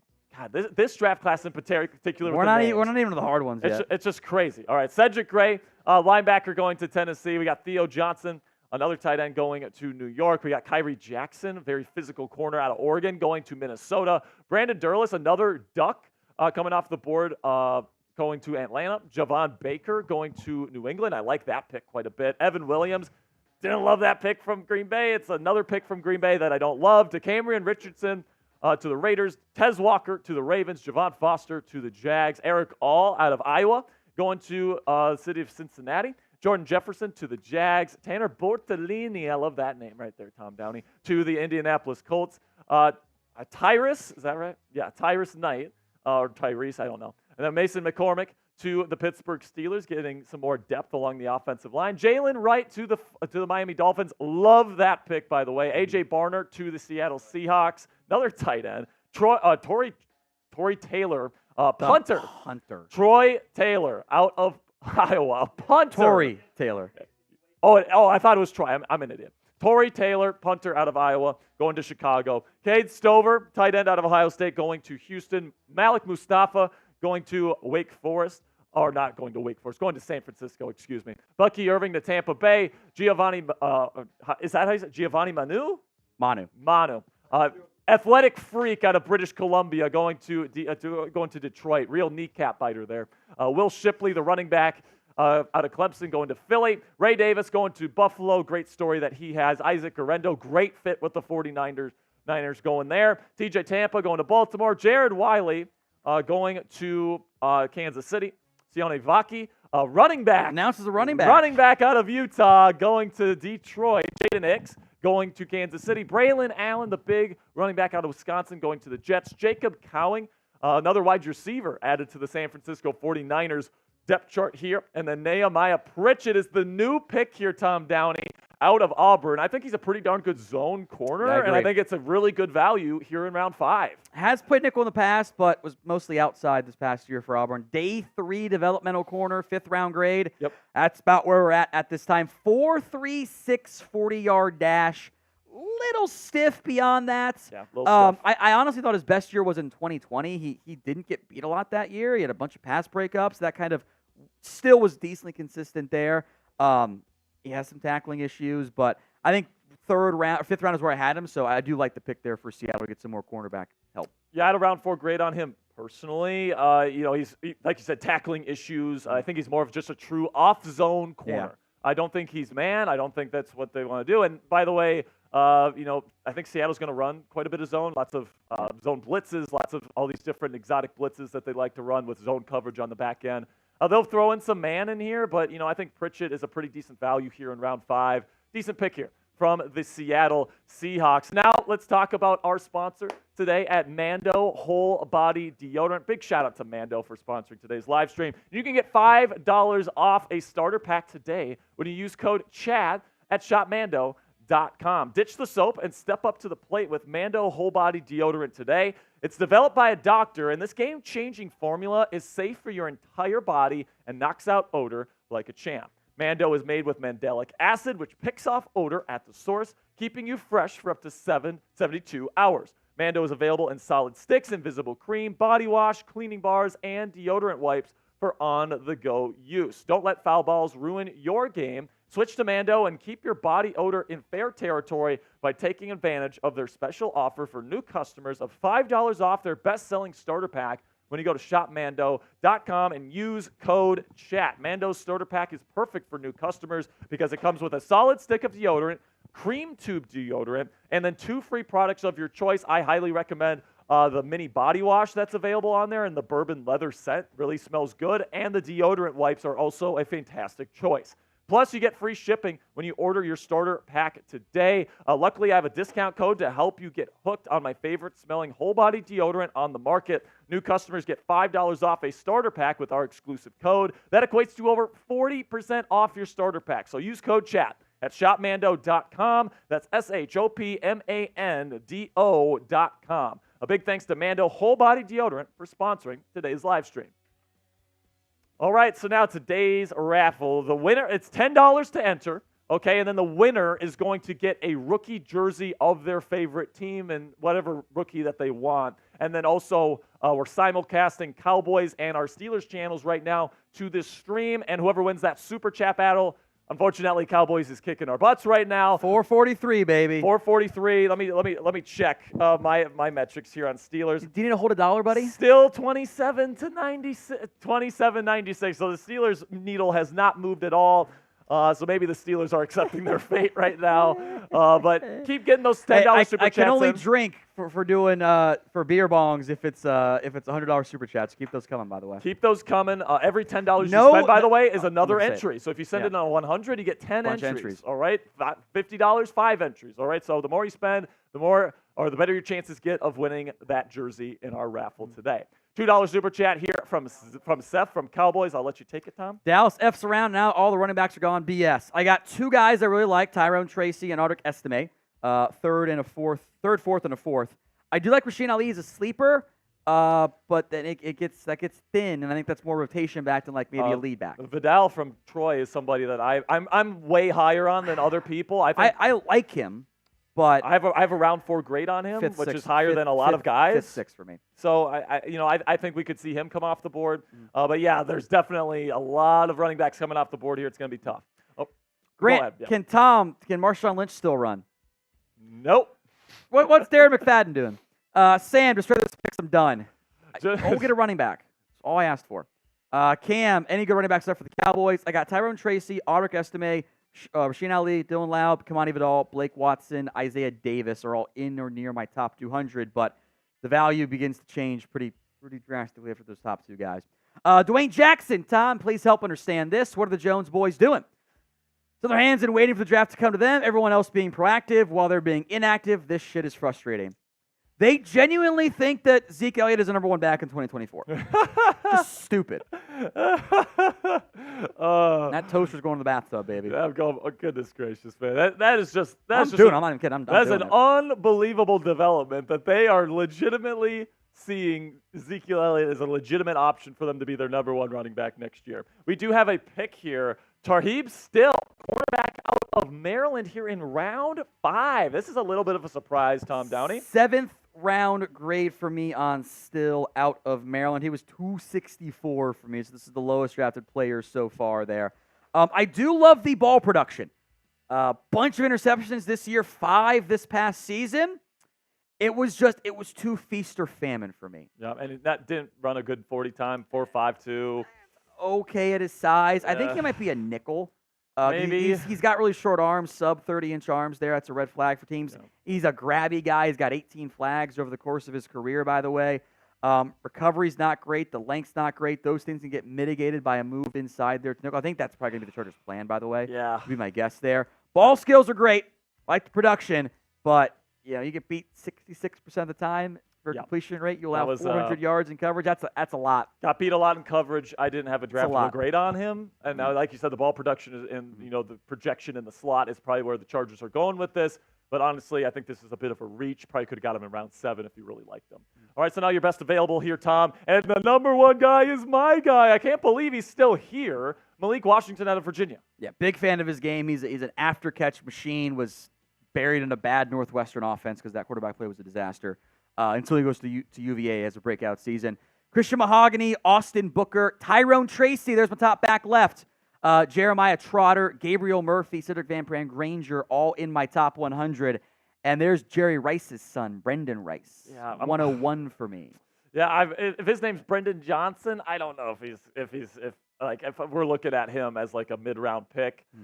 He doesn't separate very well, at all, in my opinion. I actually like Taj Washington out of USC. Better athlete, better route runner, in my opinion. Rice is a better athlete than his dad was, though.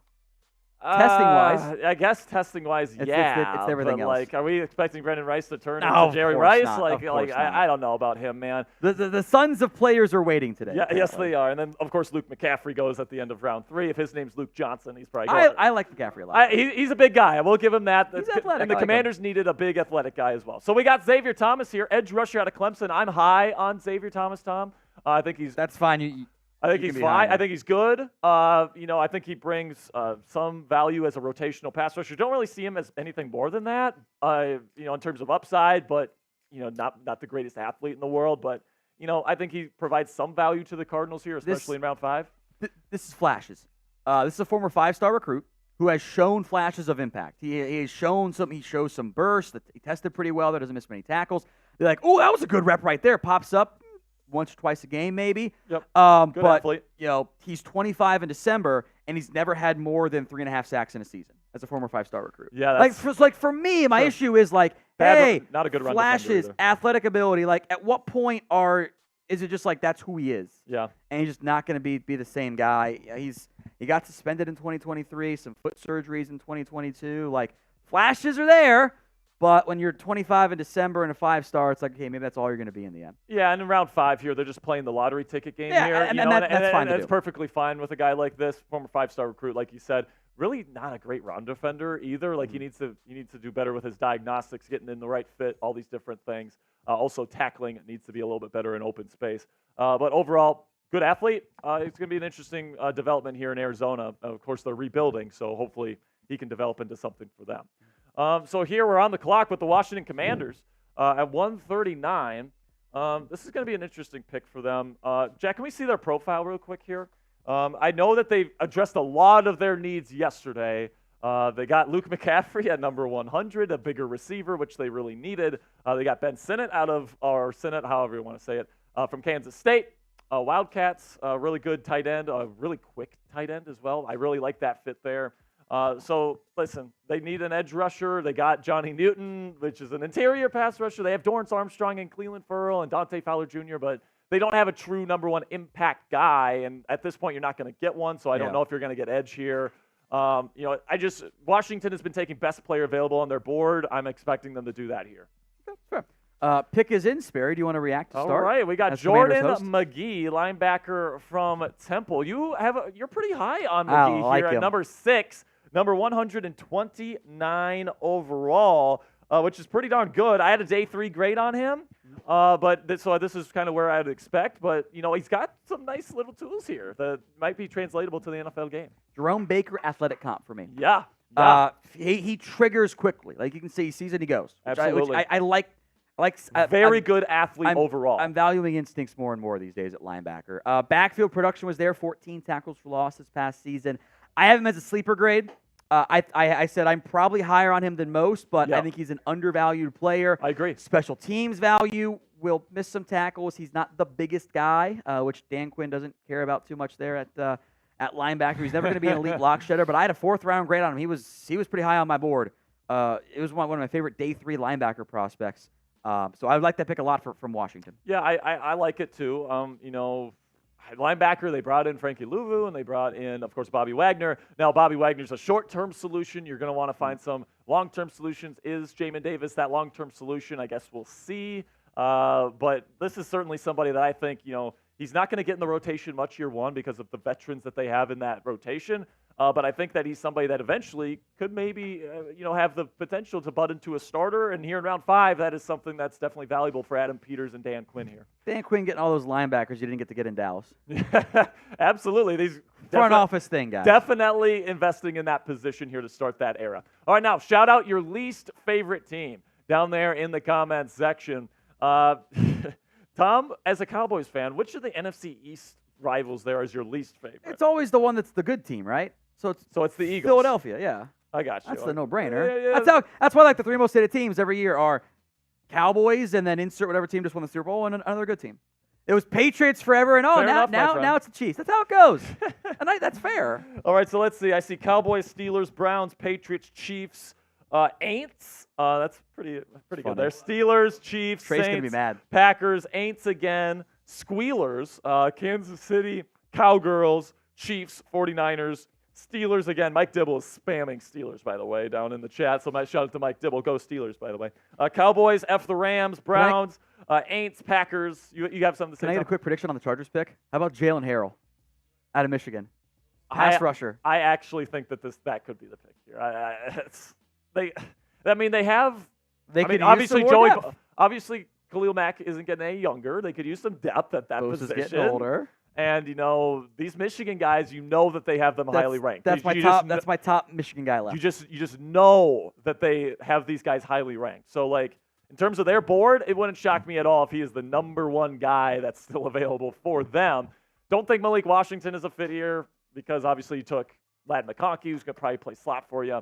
I could certainly see Harrell being the pick. We got something here from Tom Pelissero. Says the record has been broken, 129 consecutive picks without a quarterback, and the streak still isn't over. It seems like the NFL wasn't buying the Spencer Rattler trap here. It was a trap. I told you guys it was a trap. So it's about where I have him, though, right around this range, actually. I will say I was wrong. I thought the NFL, some team was going to take the bait and take him in round 2. I was completely wrong on that.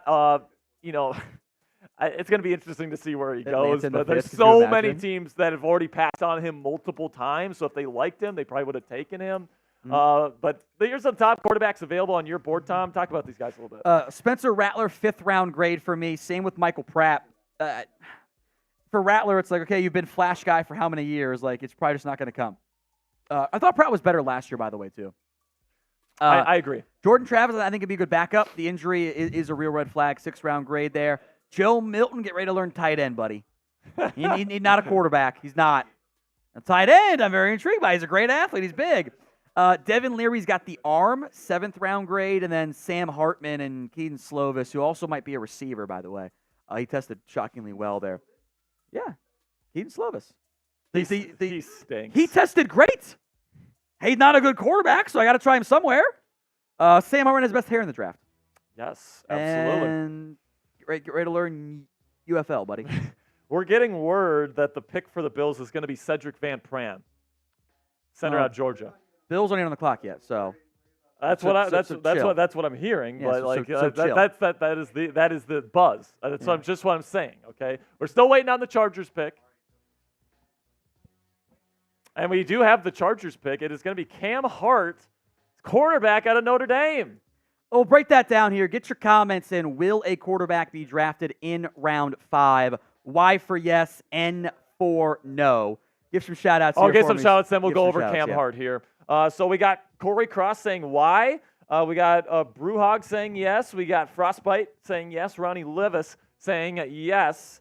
Raymond saying no. So that would be just crazy if there's not a quarterback in this round. Of course, this is where Sam Howell went a couple years back. Mike Dibble with the Y. York Giants gives a yes. We see another yes. Shannon says yes. Mike Dibble, once again, yes. Kelly Robertson with a no. Zachary Reeder says yes. Jacqueline Benoit says no. J-Dub23 says yes. York Giants says Spencer Rattler is going to be Mr. Irrelevant this year. The next Brock Purdy, Spencer Rattler here, Tom Downey. I'd take him there, no doubt. Definitely. Marilyn Krieger, my favorite here, a Steelers legend here, giving me a yes. Vince saying yes. Bradley 49ers fans saying yes. Josh Sports saying yes, and it will be Rattler to the Raiders. I kind of like that connection there. They don't have much there. You're kind of in its backup quarterback range, though. And that's why teams don't value it as much. Yeah, exactly. So we keep spamming those Y and yeses. Ronnie Levis says, wow, Jack actually responded to me. Yes, Ronnie. We're going through our shout-outs here. Corey Cross says, why? Saints need to keep Pratt at home. I actually kind of like that with Derek Carr. Is Derek Carr ever going to win you a Super Bowl, Saints fans? I mean, maybe. I guess we'll see. But I don't know, man. Probably not. Will Pratt win you one? I don't know either. Probably not. Local kid backup, it's fine. He's a Louisiana legend there at Tulane. So, it'd be fun, right? It'd be fun. So keep spamming those Ys and Ns. We got Savage Falcon saying a no on the quarterback in round 5. EV says Tua brother for Buffalo. Completely different quarterback than Josh Allen. Josh Allen might have the strongest arm in the entire National Football League. Tully has no arm whatsoever, is maybe the weakest arm in this class. The family members are all falling down the board because they're just not there. Oh, yeah. Then we got Brewhog says we get it. Oh, never mind. Get those Ys and Ns. We're running dry on the Ys and Ns here. So let's go to the Cam Hart pick here, where the Chargers, I like this fit. I do too. And I think this is a great value for a guy like Cam Hart who plays with really good instincts. And you and I, we do value instincts in players, especially on defense. I like his ability to cover. Now, the athletic profile, he's got long arms, but, maybe not the fastest player in the world. 4.5 at 202 is good enough. It's not bad. It's not bad. I get Akello Witherspoon vibes for him. What did Akello run? Right about 4.5. Right, 4.5? Okay. 4.52 or 4.53, something like that. Gotcha. Large corner. There is a troubling shoulder injury history. I think that's why he slid. I had a talent-wise, I was more like, third-round grade. Dinged him 1 to the 4th because of the medical. 3 surgeries in the last 4 years on the shoulder is a red flag there. Yeah. Suffers from what I call Chidobe-Awuzie syndrome, where you're in good position and you just can't find the ball when it's coming over your shoulder. Yep. But I think the size, the length allows him to face guard and be okay with it there. So love that pick there for the Chargers. Good pick. Good pick there for Harbaugh. And the Chargers are actually doing a really good job in this draft. I'm actually slightly surprised. I thought they would go Latham and they would make all these Michigan picks, but they take Junior Colson. That's actually a good pick for their football team, and they're just making consistently good picks. And now we get to the Bills pick, and it is looking like Sedrick Van Pran is going to be the Mitch Morse replacement there in Buffalo. Absolutely fantastic stuff there for the Buffalo Bills, and I think this is a great value in round 5 for this guy. Yeah, I think he fell because the length makes him basically a center only. I don't think that needs to be a guard option. I think he's going to have to play center in the end. I think he's a better run blocker than pass protector, but only allowed a sack in the last 3 years being a starter for Georgia. Was never really ever banged up. He's just light, and he's kind of skinny for a lineman. He's 6'4", 298 with short arms there. But I had him top 100, so. Love the value there for Buffalo. Good pick. Yeah, good pick there. Great value for Buffalo. They obviously need to protect Josh Allen, even though he's great escaping the pocket and doing all these things with his legs. you lost your starting center. You needed to replace him. And if you're getting your starting center in round 5, this guy's going to make an immediate impact for you. I mean, this is one of the better value picks of the day, in my opinion, here with all the running backs and tight ends coming off the board in round 4. I'm worried about the running back run, by the way, coming up here against Dallas. Worried about Indy. Worried about Indy and Denver. All right, here we go. 250 likes. Every 250 likes we get is going to be a Bean Boozled. Am I up next here, by the way? You're up next on Maine. We still need about 170, though. Okay. We're only, however, about 140 away on Cowboys. Okay, so we're at 278 on Steelers. I did not do it for 250 on Okay, Steelers. so let's do that Let's Bean do Boozled it. right here. Click No, I that don't thumbs think up I did. I'm icon pretty if sure I you're did. on Steelers right now. Oh, what is it? What is it? Barf, strawberry, banana smoothie, dead fish, or peach. It's an orange one, folks. Why are you smelling it? It's not going to smell like anything. I think it's dead fish. Hey!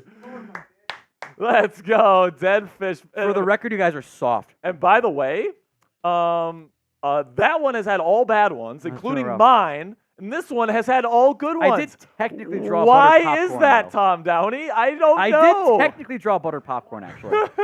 That's true.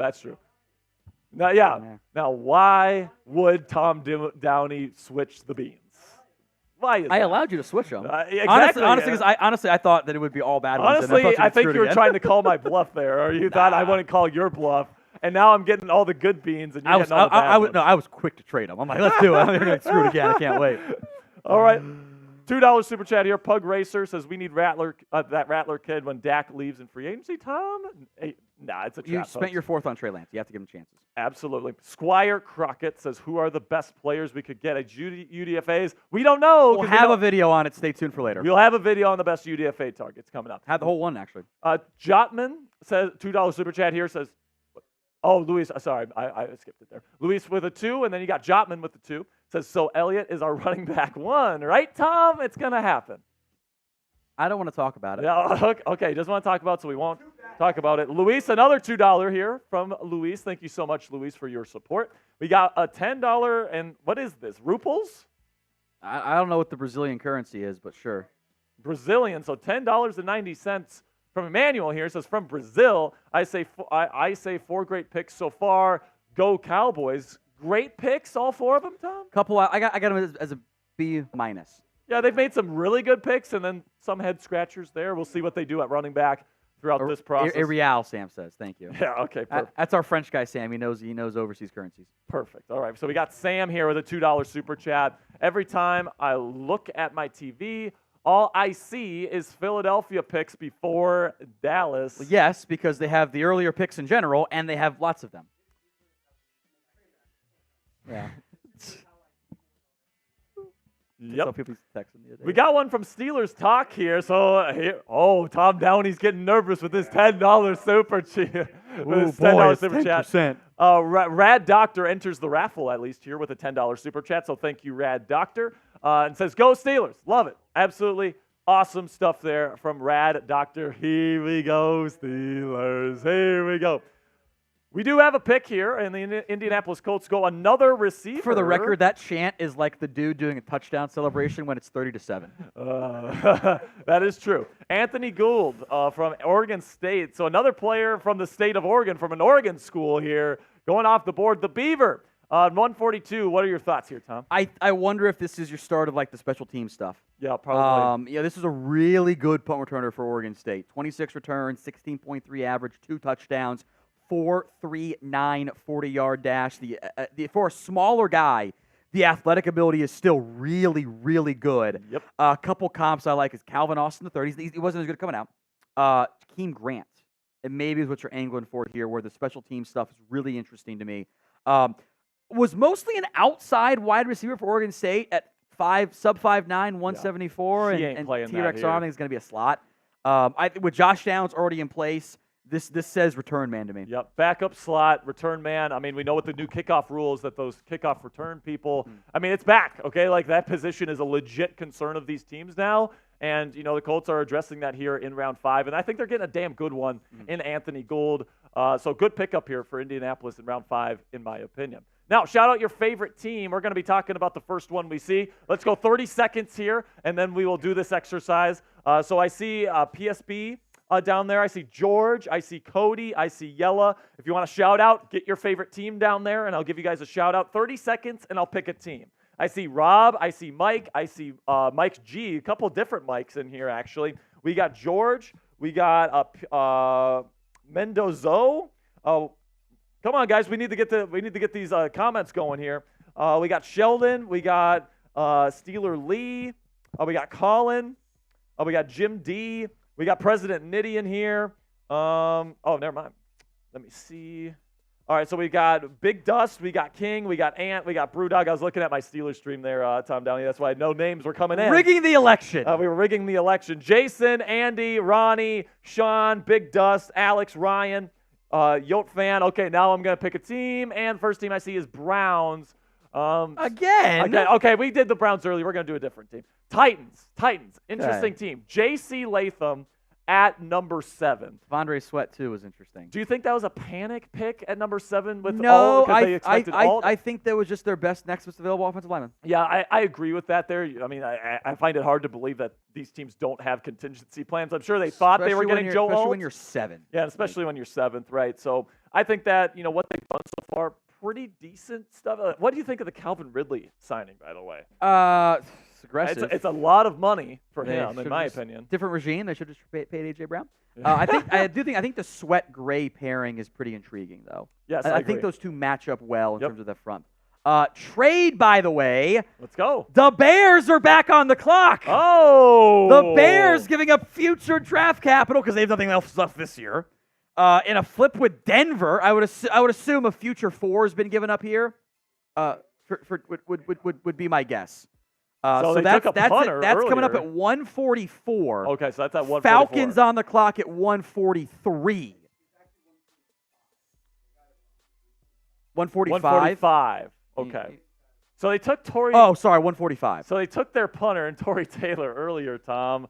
I don't think they've addressed edge yet, have they? Mohamed Kamara? I like him. I like Kamara a lot. I'm especially if you're 5th round. I've got Austin Booker, Gabriel Murphy, Mohamed Kamara, all my top 4th round grade or better. Yeah, I mean, there's a lot of good edge options here, and they need an opposite edge of Montez Sweat. I kind of like that right here. So I've seen conflicting info, by the way. This might actually be not Denver trading, but the Bills trading. I think Ian might have had an issue here. I've seen conflicting info on who actually made the trade. Bears are coming out, though. We just don't know for what pick yet. All right, do it. Oh, okay, so 30 seconds here. Tom, if you want to give some shout-outs and then pick a team, let's get that going. Big Dust, Ant-Man, Savage, Ant-Man, Hayden, Redbot, Marcus, Rod, Jim D, Big Dust. There's no username here, and it just said Torrey Taylor off the front. I'm shook by that, I'll be honest. Raymond Gordon, don't see that very often. Brewhog, Frostbite, Hot Rod, Jim D, Kermit, John Garcia, 3, 2, 1. The pick is the Giants from Big Dust 64. Okay. Good class so far for me. I like what class. they're doing. Malik Neighbors, if you're going to go with Daniel Jones, who doesn't throw the ball down the field all that often, you need a guy that's really elite after the catch. That's Malik Neighbors. So I think that's a perfect fit. Will Locke win the job out of camp? I guess we'll have to see if they even have an open competition, or maybe they take Spencer Rattler here on day 3. Who knows? But I like the Andrew Phillips pick as well.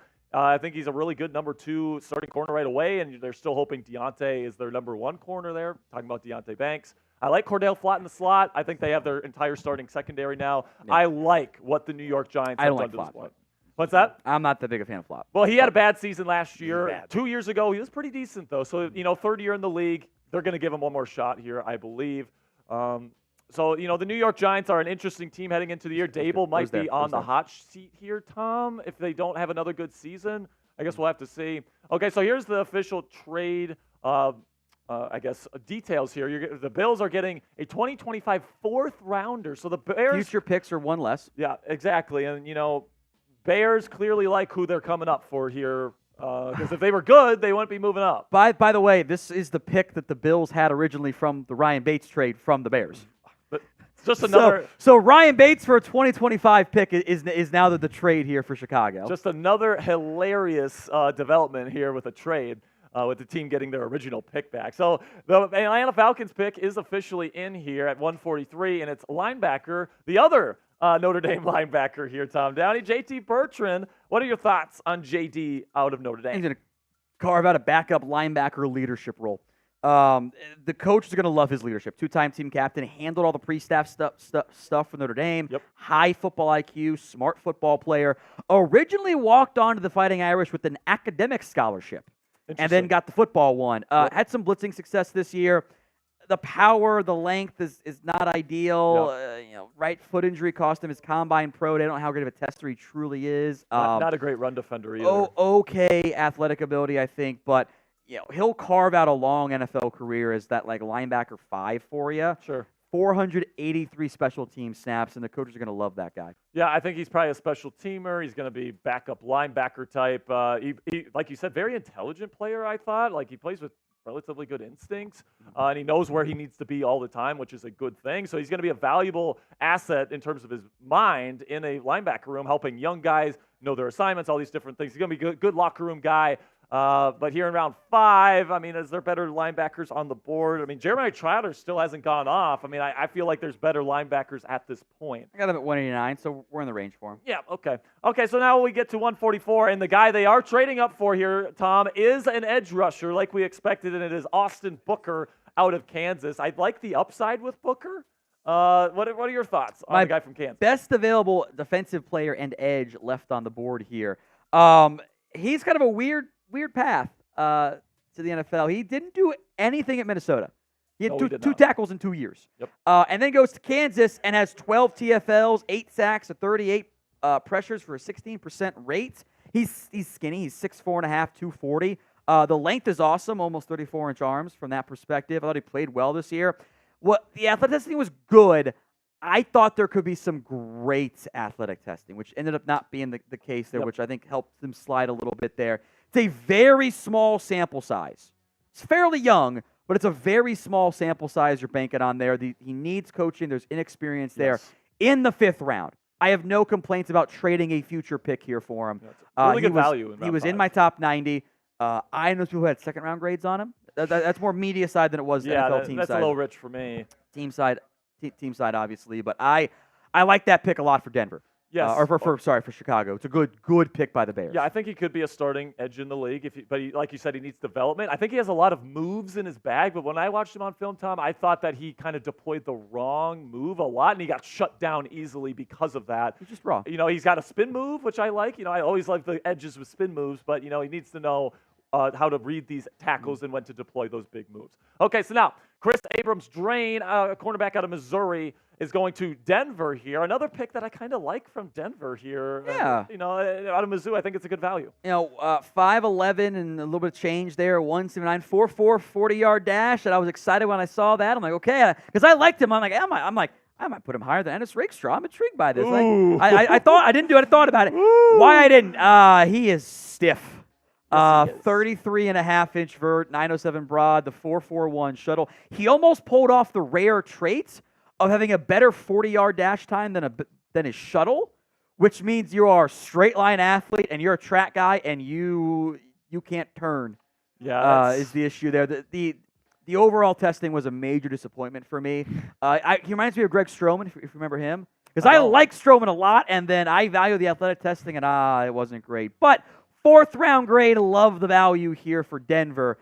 Given the arm length at 31, I kind of want to try him at nickel, but the hip fluidity is just such a big issue. It's too stiff for me. Yeah, I would tend to agree. He's got. It's why he ended up not being a top 100 player for me, because I liked him. If he had better hip fluidity for me, I would have had him a lot higher, like you said. But it's just really, really tough to play corner in the National Football League if you can't flip your hips. And he just can't. Like you say, he almost ran a better 40 time than his shuttle. That is ridiculous. There's a handful of guys here who did that. Exactly. Like if the game of football was about running in a straight line all the time, I think you'd be a lot better of a football player. But you got to move around. You got to be able to stop on a dime, do all these different things. I'm not sure if Abrams-Draine is going to be able to do that at the next level. Today's show is made possible by Game Time. If you are, maybe specifically for you Cowboys fans out there who are anxious about the lack of a running back pick, I totally get it. You don't have to stress, though, when it comes to buying tickets to your next big event, sports, music, comedy, etc. Game Time has you covered.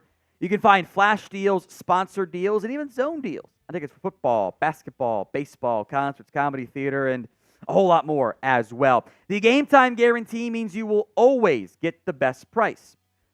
You find tickets in the same section and row for less, Game Time will credit you 110% of the difference. Download the Game Time app, create your account, and use code CHATSPORTS, CHATSPORTS,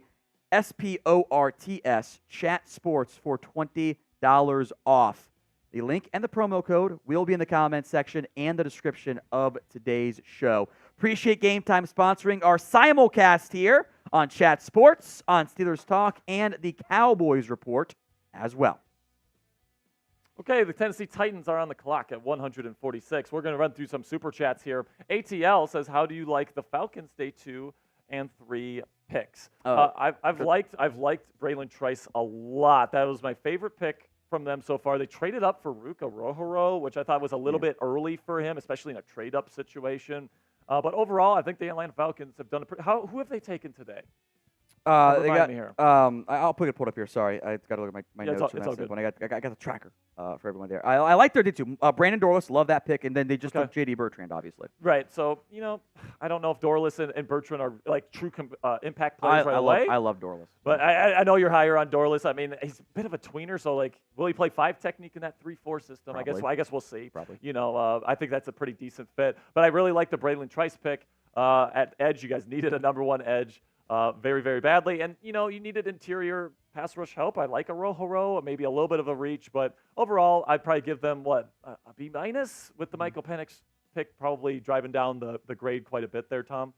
All right, so now Luis from Tom. So I'll let you take it. What do we have to draft? You need running back help for the Cowboys, and you need to get some defensive line help in there. DTs, you're very thin at that spot.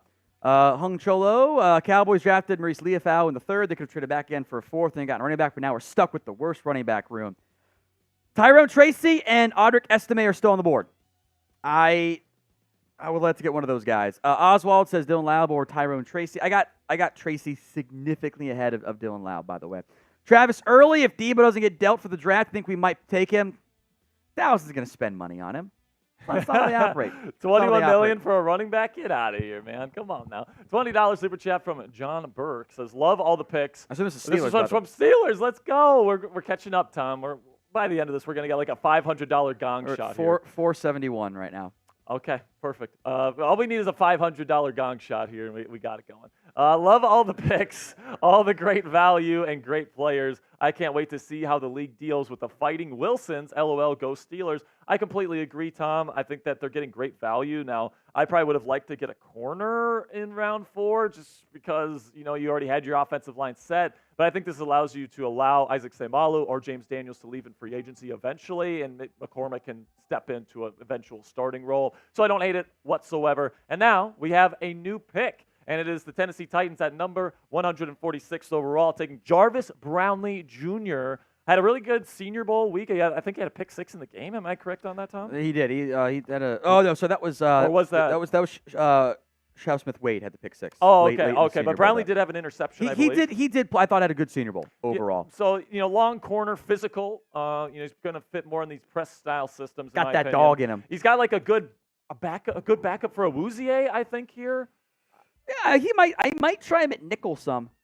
I wouldn't hate at least trying it out. You're round 5. I think you got kind of like your number 4 corner, inside outside flexibility to a certain extent there.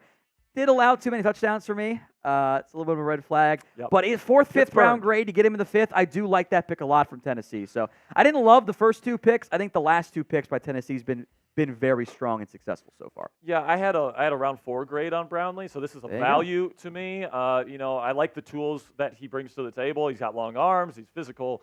So as a backup option at corner, I kind of like this for Tennessee. I'm not going to lie. 7 pass breakups last year and an interception plus 30 tackles. Pretty darn good PFF coverage grade as well at 78.1. Certainly not terrible. All right, now, who will win Super Bowl 59? Now, this is definitely too early, way too early, because we don't know if there's going to be an Aaron Rodgers situation or if there's going to be. I would assume there's not, though. Or a Joe Burrow situation. There's always going to be big players that get injured for the season, though, in training camp, though, Tom. So, like, I think we have an idea that Kansas City is probably going to go into the year the odds-on favorite, but there's some teams that are on the rise. Yeah, the Chiefs are the easy one, right? Yeah, Chiefs just are the run easy it back. one, man. Maybe this is the year the Niners get over the hump. And in Texans, watch out for the rising stars there of the Houston Texans. They had a really good free agency period. Stroud is obviously unbelievable. So I could see the Texans maybe making some sort of run, but going over the experienced Chiefs in the playoffs, that's going to be a tough ask for sure. So right now the Denver Broncos are on the clock. So let's see. Who do people think in the chat is going to win the Super Bowl next year? I see a lot of Vikings. I'm not too sure about that. J.J. McCarthy, first rookie quarterback to win the Super Bowl ever? I don't think so, man. No. Maybe, hopefully in the next couple of years, my dad can watch the Vikings hoist the Lombardi Trophy. We got Rams in there. Pats? No way, Pats, by the way. We got Lions. We got Browns. We got Steelers. We got Packers. We got Rams again. Let's see. We've got – I'm in the right stream. Yes, I am in the right stream. 49ers. Cincinnati Bengals. We got Texans. We've got Bengals again. We got Browns because why not? Josh Sports, Bengals.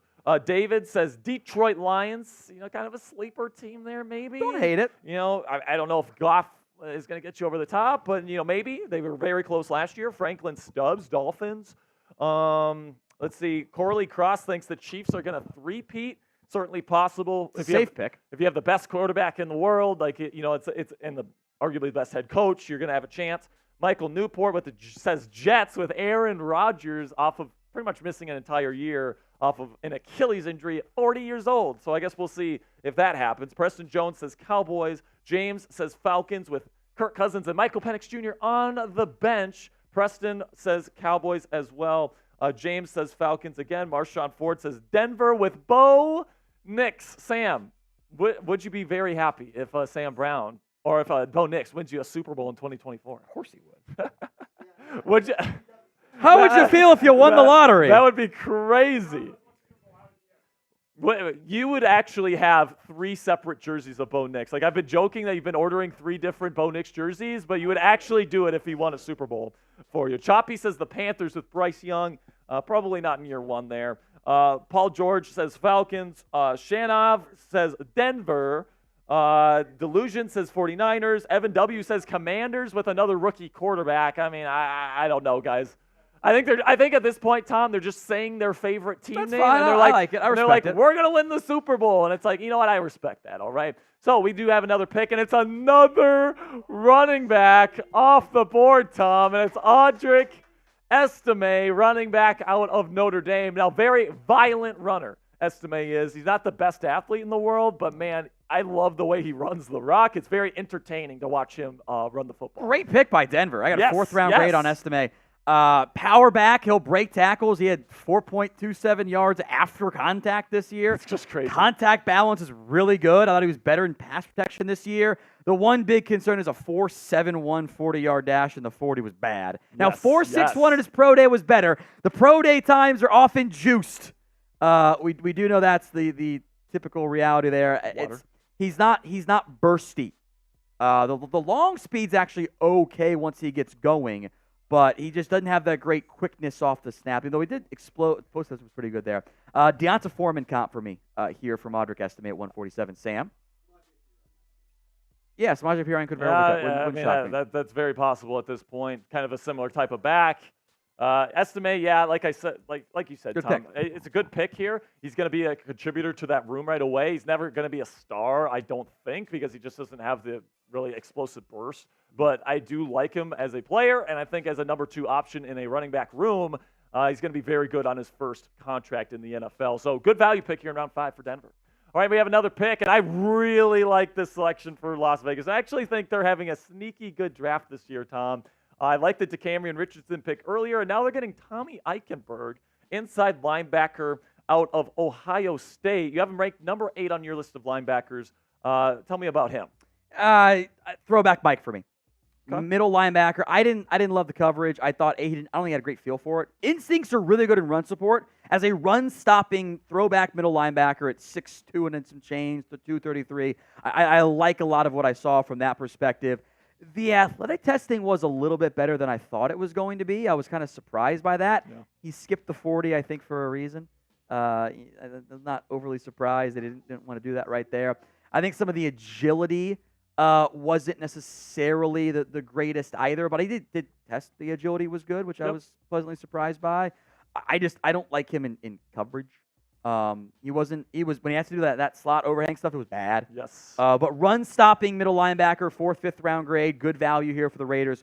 Right where he should have gone, good pick. Yeah, you're not going to put him in man coverage. He sucks in man coverage. He's a little bit better in zone. He's a thumper. But, yeah, exactly. And he's a better run defender. So I guess that's what Patrick Graham is looking for here. God, I might jump when the Bengals take Tyrone Tracy here. All right, so we're going to run through these picks here throughout day 3 to this point. Sanders, the tight end, went to Carolina. Franklin rejoins Bo Nix in Denver. Robinson, the guard out of Texas A&M, goes to the Patriots. Rabbit Taylor-Demerson to the Cardinals in the desert. Justin Boysby. Boysby. God, no matter how many times I hear it, I can't get it right, man. To the Chargers, Sedrick Gray to the Titans. Love that pick. Theo Johnson, a tight end, to New York. Kyrie Jackson, a physical corner, to Minnesota. Brandon Dorlus to Atlanta. Javon Baker to the Patriots. Evan Williams to the Packers. DeCamerion Richardson to the Las Vegas Raiders. Tez Walker goes to the Baltimore Ravens here on day 3. Javon Foster to the Jags. Eric All out of Iowa goes to Cincinnati. Jordan Jefferson also to the Jags. Tanner Bortolini to the Colts. Tyrus Knight out of UTEP going to Seattle. Mason McCormick goes to Omar Khan, Mike Tomlin, and the Pittsburgh Steelers. Jaylen Wright, great pick there for Miami, great value pick for him, and a great scheme fit. A.J. Barner goes to the Seattle Seahawks. Tory Taylor, the punter. So I guess they drafted a non-person in round 4 there, Mr. Tom Downey. Cade Stover, tight end out of Ohio State. I like him a little bit, goes to Houston. Malik Mustapha, who I'm a big fan of, went to the San Francisco 49ers. Bucky Irving, kind of smaller back, went to Tampa Bay, probably their 3rd down back. Giovanni Manu. Like Ginobili. Manu Ginobili. Okay, that's a reference I like. British Columbia there. Just completely crazy. Unfindable film, by the way. I tried looking. There's a couple all 22 clips on YouTube. That's about it. That's about it. And they're cut up, so they're not how you judge people. Will Shipley, a little bit of a fumble problem for him, but hopefully he can fix that. Great explosiveness going to Philly. Ray Davis, great story out of Kentucky, going to Buffalo. Isaac Garendo out of Louisville, great fit there with San Francisco. TJ Tampa goes to Baltimore. Jared Wiley, tight end at TCU, goes to the Super Bowl champs, the Chiefs. Sione Vaki, running back, Utah, going to Detroit. Got to love it. Jaden Hicks. Run on them in this area. It's just awesome, man. Jaden Hicks going to Kansas City as well. Braelon Allen to New York. Jacob Cowing to San Francisco. Another wide receiver for the 49ers here. Nehemiah Pritchett going to Seattle. Tahib Still going to the Chargers. Xavier Thomas to the Cardinals. Jordan McGee, a good pick, I think, for Adam Peters there in round 5. Jamin Davis trade? Jamin Davis, maybe. Certainly possible. I mean, they've definitely added a lot of pieces there. He's had some off-field issues as well. Cam Hart to the Chargers, really like that fit. Cedric Van Pran is going to be their starting center that they're getting in round 5, so that's a great value. Anthony Gould from Oregon State goes to the Colts at 142. JT Bertrand to the Falcons. Austin Booker, the Bears actually trade back into the draft. Yep. They had no more picks, and they traded next year's 4th-round pick to get a 5th-rounder here in Booker. Chris Abrams-Draine goes to the Broncos. Same thing with Audric Estime. Jarvis Brownlee goes to the Titans, and Tommy Eichenberg goes to the Raiders. And now we have a new pick here for the Cincinnati Bengals. It is Josh Newton, cornerback out of TCU, going to your stomping grounds there in Cincinnati. Yeah, 4th, 5th round pick. There's some press man coverage ability that tends to be pretty valuable there. Yep. My 2nd best corner left on the board, 136 overall. The corners, where they were ranked, I thought was going to be really weird for me. They've actually done a pretty good job of organizing them, I think, for the most part this year relative to what the draft has been there. Press man ability, some ball skills, I thought better in 2022 than 2023, like a lot of those TCU kids there. I picked for Cincinnati. They were in the market for cornerback help. They get my 2nd best one left on the board, who's an outside guy. I think DJ James might be a nickel for Auburn, so like that pick for the Bengals. Well, it finally happened, folks. A quarterback has come off the board, and Spencer Rattler is coming to New Orleans. Wow, Tom Downey. Where'd you have him graded at again? Oh, my goodness, man. This is crazy. What's that? Where'd you have him graded at? I had a round 3 grade on him. I thought he would go round 2. You're too high on the corner. I mean, I don't know, man. I mean, decision-making is tough, definitely. Remember when he was the number one overall overall pick? He's not the best size in the world, just 6 foot tall. He can't move either. He's slow. He's not a great mover either. He's not going to provide any run game stuff. He's a decent playmaker out of the pocket, but I mean, he's definitely got some work to do, folks. And listen, Derek Carr, probably not the long-term answer there in New Orleans, so you're taking a shot here in round 5 on Spencer Rattler, but pretty good Senior Bowl week for him, in my opinion. And you're taking a shot here if you're New Orleans on somebody that was projected to be a number 1 overall pick previously in his college career, Tom. Yeah, how times change. 24 years old in September. The occasional flash of high-level play is still there. Yes. But for me, again, when that's been the case for 4 years now, like, flash, where's the stability? Supporting cast was bad in South Carolina. I'll give him credit there. Benefit of the doubt there, I suppose, from that perspective. I think people got rubbed the wrong way with that QB1 on Netflix. Yes. He's a high schooler. It happens. I mean, the things he was calling his backup quarterback on national television just don't go away. I mean, it's just ingrained on people's minds. Yeah. So he became less chaotic at South Carolina, and some of the big plays kind of went away as well. Yeah. So I think this is where he should have. He was 144 on my board. I had a 5th-round grade on him. This is where you should be taking him. Okay, fair enough, man. Tom really nailed that analysis right there on Spencer Rattler. I will say, Clint Kubiak, if there's anybody that's going to be able to get the most out of Rattler, very quarterback-friendly system that they're going to be running there in New Orleans. I'm with Tom. I don't think he's going to be a starter. He's got some nice traits and stuff, but I wouldn't expect too much from this 5th-round selection of Spencer Rattler. Now we have another pick here. Jaylen Carlies. Is that how you say his name? Carlisle. I'm an idiot. Carlisles? There's an L in there? Sorry. Carlisle. Jaylen Carlies, safety, Missouri here, to the Indianapolis Colts at 151. What are your thoughts? Tweener.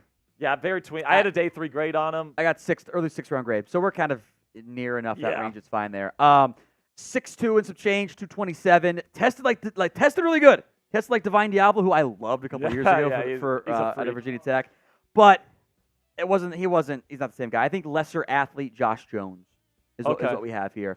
I think he's a tweener, safety, linebacker, hybrid. I think I put him in the box and see if he can become a tight end stopper because he got 34.25-inch arms. So I think there is some. I'm going to try him here as a bit of a tweener, but he is more of a stiff athlete, which does concern me. Rough and man coverage, and I think that's what Indianapolis is going to be asking him to do, trying to be a tight end eraser. Like you said, he's got long arms. But on his tape, he showed a lot of room for growth. Let's just say that here. So I'd probably go with some other safeties in this class that are still available. There's still some that I like more than Carlies here. But overall, I think this is a little bit of a reach, but it's a round 5 pick here. So they obviously like him for certain reasons. We got a $100 super chat. Sperry's getting smoked. Steelers are getting absolutely destroyed. Another beer bong, baby. Steelers is getting spanked. Yeah, the more I drink, the more I have to pee. I did pee last year, I think. The Philadelphia Eagles are on the clock, my bladder's not the same as it was, folks. I'm older now. Dwayne, I'm going to announce Dwayne as the Cowboys Report MVP for the draft. So, Dwayne, email me we got the Cowboys Report MVP football, if you want it signed and by whom, etc. So, hit me up. I've got Cowboys too if you need it there. So Cowboys going to get a second jersey raffle, I suspect, here. Yeah, probably, unless we get just a ridiculous amount of super chats. Steelers ain't going to show up. Steelers are scared. Yeah. There's still plenty of time. So Steelers fans, if you want us to beat the Cowgirls, by the way, shut Tom Downey up. Yeah, we're getting closer to doing for you doing a couple of Bean Boozleds here. Like that video, both Cowboys and Maine. Chuck, by the way, Philadelphia Eagles on the clock, followed by Jacksonville Rams, and then Colts once again. Colts back on the clock here soon. And then the Cleveland Browns will have their second pick of the entire draft coming up here. I believe it's their second, correct? They took Michael Hall, and that's all they've No, they took Zach Zinter as well. Oh, that's right. They took Zinter. That's right. Both picks I actually really like, too. Big Ten guys along the trenches. So when it comes to the Eagles here, what do you think is going to be the pick here, and what have you thought about what they've done so far? First, let's answer Dwayne's super chat here. Okay, gotcha. Explain the Jonesology of the Jones. Help me understand this, please. They don't know ball sometimes. And they are kind of convinced or at all that they can make him into that they think Zeke can be the guy. Well, and they don't like trading picks away sometimes unless the coaches get involved. The Joneses are just so rich that they can literally play Madden with their franchise here, which happens to be the most valuable sports franchise on the planet right now. So, they like to make those decisions, and maybe they should start to let those decisions come from other places. So here, Philly is going to take wide receiver Ainias Smith from Texas A&M. There's some people that are higher on Smith here, Tom. You have him number 25, number 148 overall, so this is about where you thought he would end up. Might be ended up as a running back pick for Philadelphia. Interesting. Yeah. He did a little bit of both at Texas A&M. He is a unique playmaker in this year's class. 5'9" or almost a half, 190 pounds. There are tweener concerns here. He might end up only being a gadget guy in the NFL. Yeah. He is a gifted return man, though. Very good They athlete. did Cooper DeJean there, too, so I'm kind of surprised they kind of double dip on that front there. Special team? I think this might be just a special teams pick. There's no non-return special teams value is the issue there. Yeah, gifted return man, 10 yards per punt return there. Not as good on kick returns, but he makes some guys miss. Better after catch as a receiver than he was a running back. I think when there's more space, it's a little bit better there. But he does make some guys miss. The running back background shows up in a positive way. Did have a stress fracture in his shin that kind of shows up I think was kind of limited him a little bit there. 4.55 40 at his pro day wasn't great, but he's quicker than he is fast. Yeah. This is a very deep player comp that I think like maybe 10 people are going to know.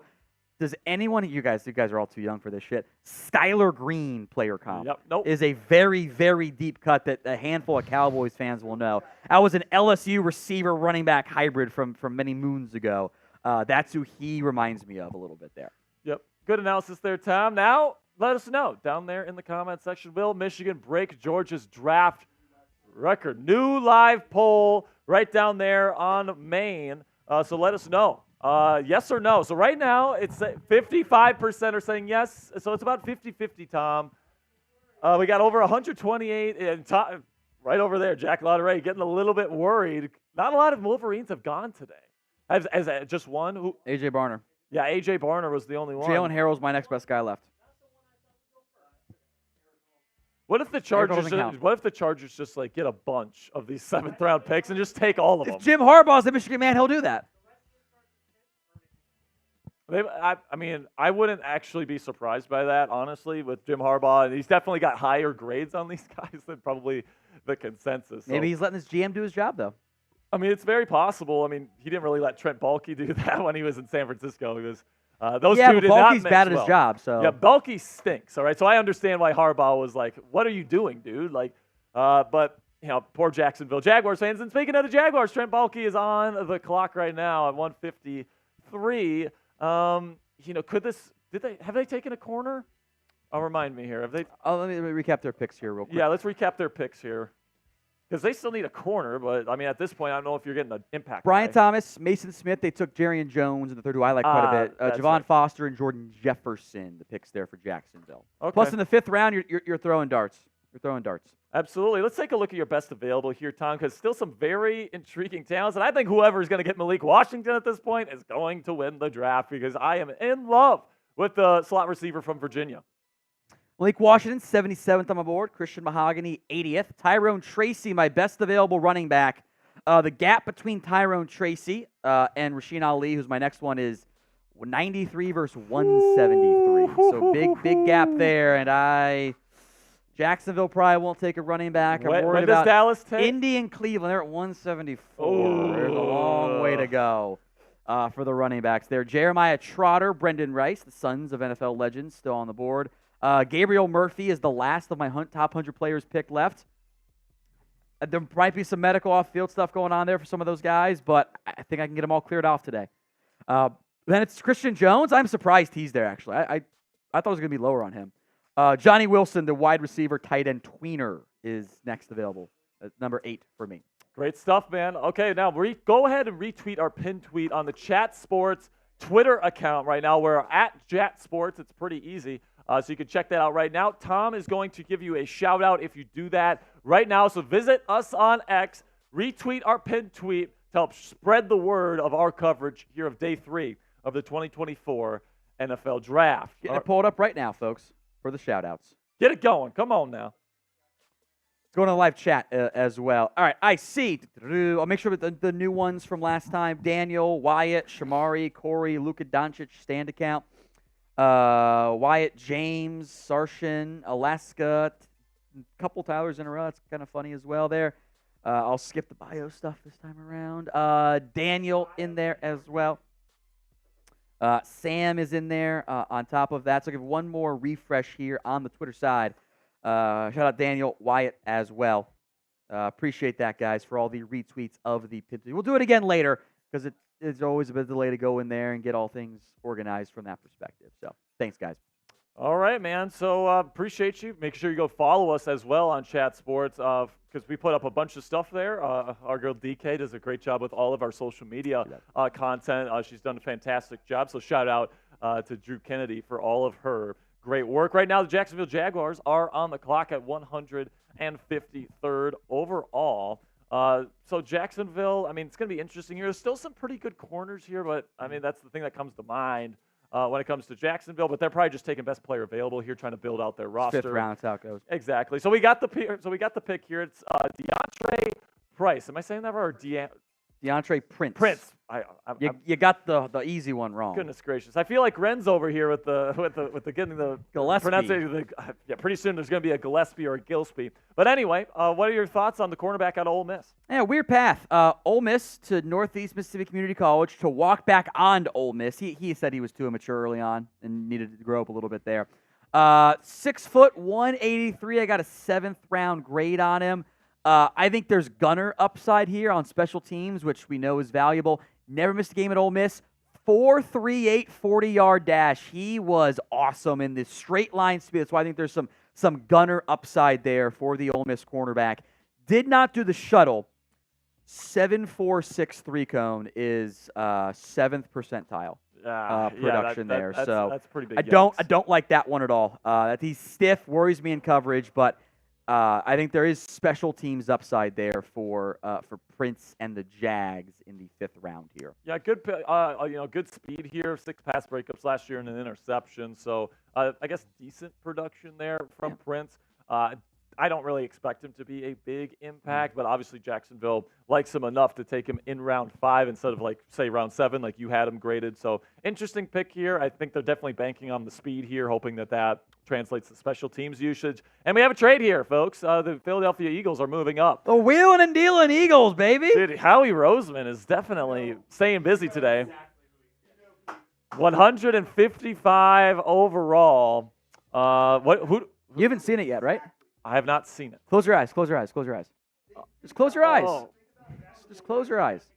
Oh, sorry. That's right. Oh, Let's wait. go to 154. Let's go to 154 first. Oh, okay. So we got Brendan Jackson, edge rusher out of Washington State, coming to the Los Angeles Rams. You had him as your ranked 15th overall edge here and number 60 overall. So this is about where you thought. Yeah, sweet spot here for Brendan Jackson. Of my available edges left, he's 4th for me on the board. Right range for him as far as I'm concerned. Really good burst there. The frame is awesome. Really, you can tell there's not a bad weight on him. Even in the photo, you can kind of see that there. 6'4", 264. Got to play lower against the run. Athletic testing was pretty darn good there. Active hands too. I think backup edge in the end. Cousins via marriage with Josh Norman, by the way. All right, so potential impact pick here for the Philadelphia Eagles, moving up to 155, and they are taking Jeremiah Trotter Jr. here. And this is one of the better value picks of the draft so far, in my opinion. Tom, he's a perfect fit for, I think, what Vic Fangio is going to be wanting out of his linebackers there in Philly. Hey, I mean, you draft the son of the Eagles legend. That's going to go over really, really well from that perspective for Philadelphia. That's going to be a very, very popular pick, and it should be. The skills are good. The traits are not. The instincts are very solid. He gets himself in the right place pretty consistently. Yep. He didn't do all the testing, which there's a reason for that. He skipped the 40. The other stuff was okay. I think he's stiff in the lower body. Yes. He's not. You don't bend a ton as a linebacker, but it's not very good. He was great against Notre Dame, though. Gets production in the backfield as well. He knows ball. He plays like you would think the son of Jeremiah Trotter would play. the hilarious comp for me is he is a much better version of Hardy Nickerson Jr., who was also the son of a very good NFL linebacker. That's kind of some similar athletic comps there. But Daddy played for the Eagles. Now he gets to play for Philadelphia. There's going to be a lot of tears in that family. Yeah, love the pick. Good pass defender here and a very good value, in my opinion. Like you said, very smart player. Really good value for Howie Roseman and the Eagles. And we got a trade. John Franklin Myers is going to the Broncos. Oh, my goodness. I like this trade for your Denver Broncos, Sam Brown. I like this quite a bit. 6th-round pick for John Franklin Myers, like a legit contributor. I mean, that's a pretty darn good player that you're getting for a 6th-round pick. That's a freebie, baby. That's literally a free contributor on your defensive line there. So, Sam, I kind of like the stuff that the Broncos are doing after they drafted Bo Nix. I do too. They've kind of done some nice stuff. They've been among the best day 3 teams so far. Sam is sarcastically saying after they wasted their 1st-round pick, they've been great, and he's giving me the double thumbs up. So. Take the starting edge rusher for a 6th-round pick and be happy about it, Sam. Okay, so now let's talk about today's sponsor at Mando Whole Body Deodorant. Big shout out to Mando, by the way, for sponsoring today's live stream. And you can get $5 off a starter pack today when you use code CHAT at shopmando.com. Ditch the soap and step up to the plate with Mando Whole Body Deodorant today. What's great about Mando is that's developed by a doctor, so this game-changing formula is safe for your entire body and knocks out odor like a champ. Mando is made with mandelic acid, which picks off odor at the source, keeping you fresh for up to 72 hours. Mando is available in solid sticks, invisible cream, body wash, cleaning bars, and deodorant wipes for on-the-go use. Don't let foul balls ruin your game. Switch to Mando and keep your body odor in fair territory by taking advantage of their special offer for new customers of $5 off their best-selling starter pack when you go to shopmando.com and use code CHAT. And Mando's starter pack is perfect for new customers because it comes with a solid stick of deodorant, cream tube deodorant, 2 free products of your choice like mini body wash, which I highly recommend, by the way, and also deodorant wipes, which they're well renowned. And free shipping is included with this starter pack, so it's absolutely fantastic. Luckily, I have a discount code to help you get hooked on my favorite smelling whole body deodorant on the market today. New customers get $5 off a starter pack with our exclusive code. That equates to over 40% off your starter pack. Use code CHAT at shopmando.com. That's shopmando.com. A big thanks to Mando Whole Body Deodorant for sponsoring today's live stream. And we have a pick here, Tom. The Cleveland Browns take Jamari Thrash, wide receiver out of Louisville. I like the value here for Cleveland. A good route runner. Really had an impressive really Senior Bowl. Like a little bit of a drop issue, I think. Yep. But I really like the talent that Cleveland is getting here. Yeah, I think you got him nailed. Really great route runner. The drops are mostly an issue on downfield passes. Yes. That's where the issues kind of come into play there. The play strength's not great, but does offer some good catch stuff, is a good route runner. That's a really good pick by the Browns. 4th-round grade for me on the board. One of the better receivers I had left available. Yep, I had the same. 117 overall. That's a really smart pick by Cleveland. Well done by the Browns. I mean, the Browns haven't had a lot of picks, but I like what they've done. And as a Steelers fan, I don't like to say that. I want them to have a terrible draft, but as just a pure objective analyst here, I like Michael Hall Jr. I like Zach Zinter out of Michigan, and I like Jamari Thrash in round 5. I mean, he kind of reminds me a little bit of Jerry Jeudy. Like, he'll be a backup version of him. Yeah, like if he gets hurt. Athletic, I think. Yeah, exactly. He's like a backup. Day 3 version. Like same type of player, route runner with maybe some drop issues here and there. But overall, good player. We have another pick here at 157 with the Carolina Panthers. And it's, how do you say his Shaw Smith-Wade, cornerback out of Washington State. Good pick here, I think. I kind of like him out of Washington State. Good Senior Bowl. Good Senior Bowl. I thought that kind of got on my radar more than anything, because I wasn't watching a ton of Washington State games outside of film study this year. That's not. They weren't quite good enough over. I watched some, but under 5'10". Very small. 184, 30 and a 4th inch arms. Maybe you try him at nickel. Did do some man coverage, but more zone coverage there.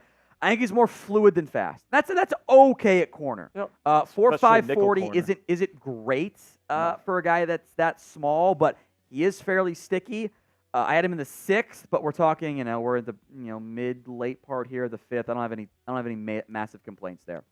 Sounds good. Okay, now we have, I think, a big impact pick here for the Miami Dolphins. Mohamed Kamara, who I have a 4th-round grade on Kamara, man. I love this guy. I think he reminds me a little bit of Shaq Barrett is kind of like the name that's been thrown out there because of the just sheer violence that he plays the game with. I think he's a potential starter in the league. Maybe not right away. He needs some refinement in his game, both in his pass rushing skill set and also as a run blocker a little bit as well. But he's got the physical tools to really be a starting edge in the league, in my opinion. And I really like the kid out of Colorado State, Tom. Yeah, I'm a little surprised with another edge rusher. But Yeah, I sure. love the value. Again, BPA is a good football player. There's a time to maybe start worrying about Jalen Phillips in that ACL. He's not under I contract. mean, Bradley long term. Chubb. I mean, it's just kind of okay. I don't know. Maybe they're just going BPA, and that's not the end of the world. I think Just from, get good from that, players, from that man. perspective. Tested above average. He had 17 TFLs, 16 TFLs last 2 years. 13 sacks. Fourth round grade for me. I believe one of my best defensive players and my second best edge left on the board. I love the value. It's like, hey, or do you really want to justify the whole another edge is a little tricky for me, but I do love the player. Yeah, so that's not the end of the world. And I do think they can develop him a little bit there in Miami. So I'm excited for Mohamed Fan Kamara. of his game. Dolphins fans, you should be excited about this pick. He's a damn good player. So right now we got Kansas City on the clock. And, Kansas City's had some good picks today. Jaden Hicks, who was the number one player on the board They've for had a a good long draft. time, and they got him. They got Wiley out of TCU, who I really like as well. So who is the biggest winner of the NFL draft so far? I think the Chiefs, maybe not at the top of the list, but Chiefs are on the list. They've made some really good picks.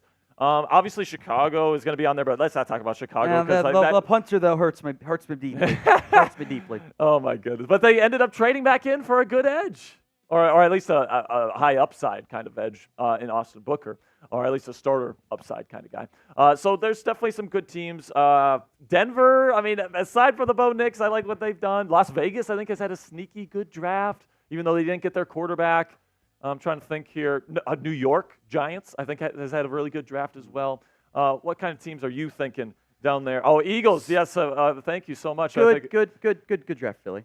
Ravens, I like Ravens a lot, too. Ravens have taken one of my top 3 best available players like 3 times already. It's been a really good class for them.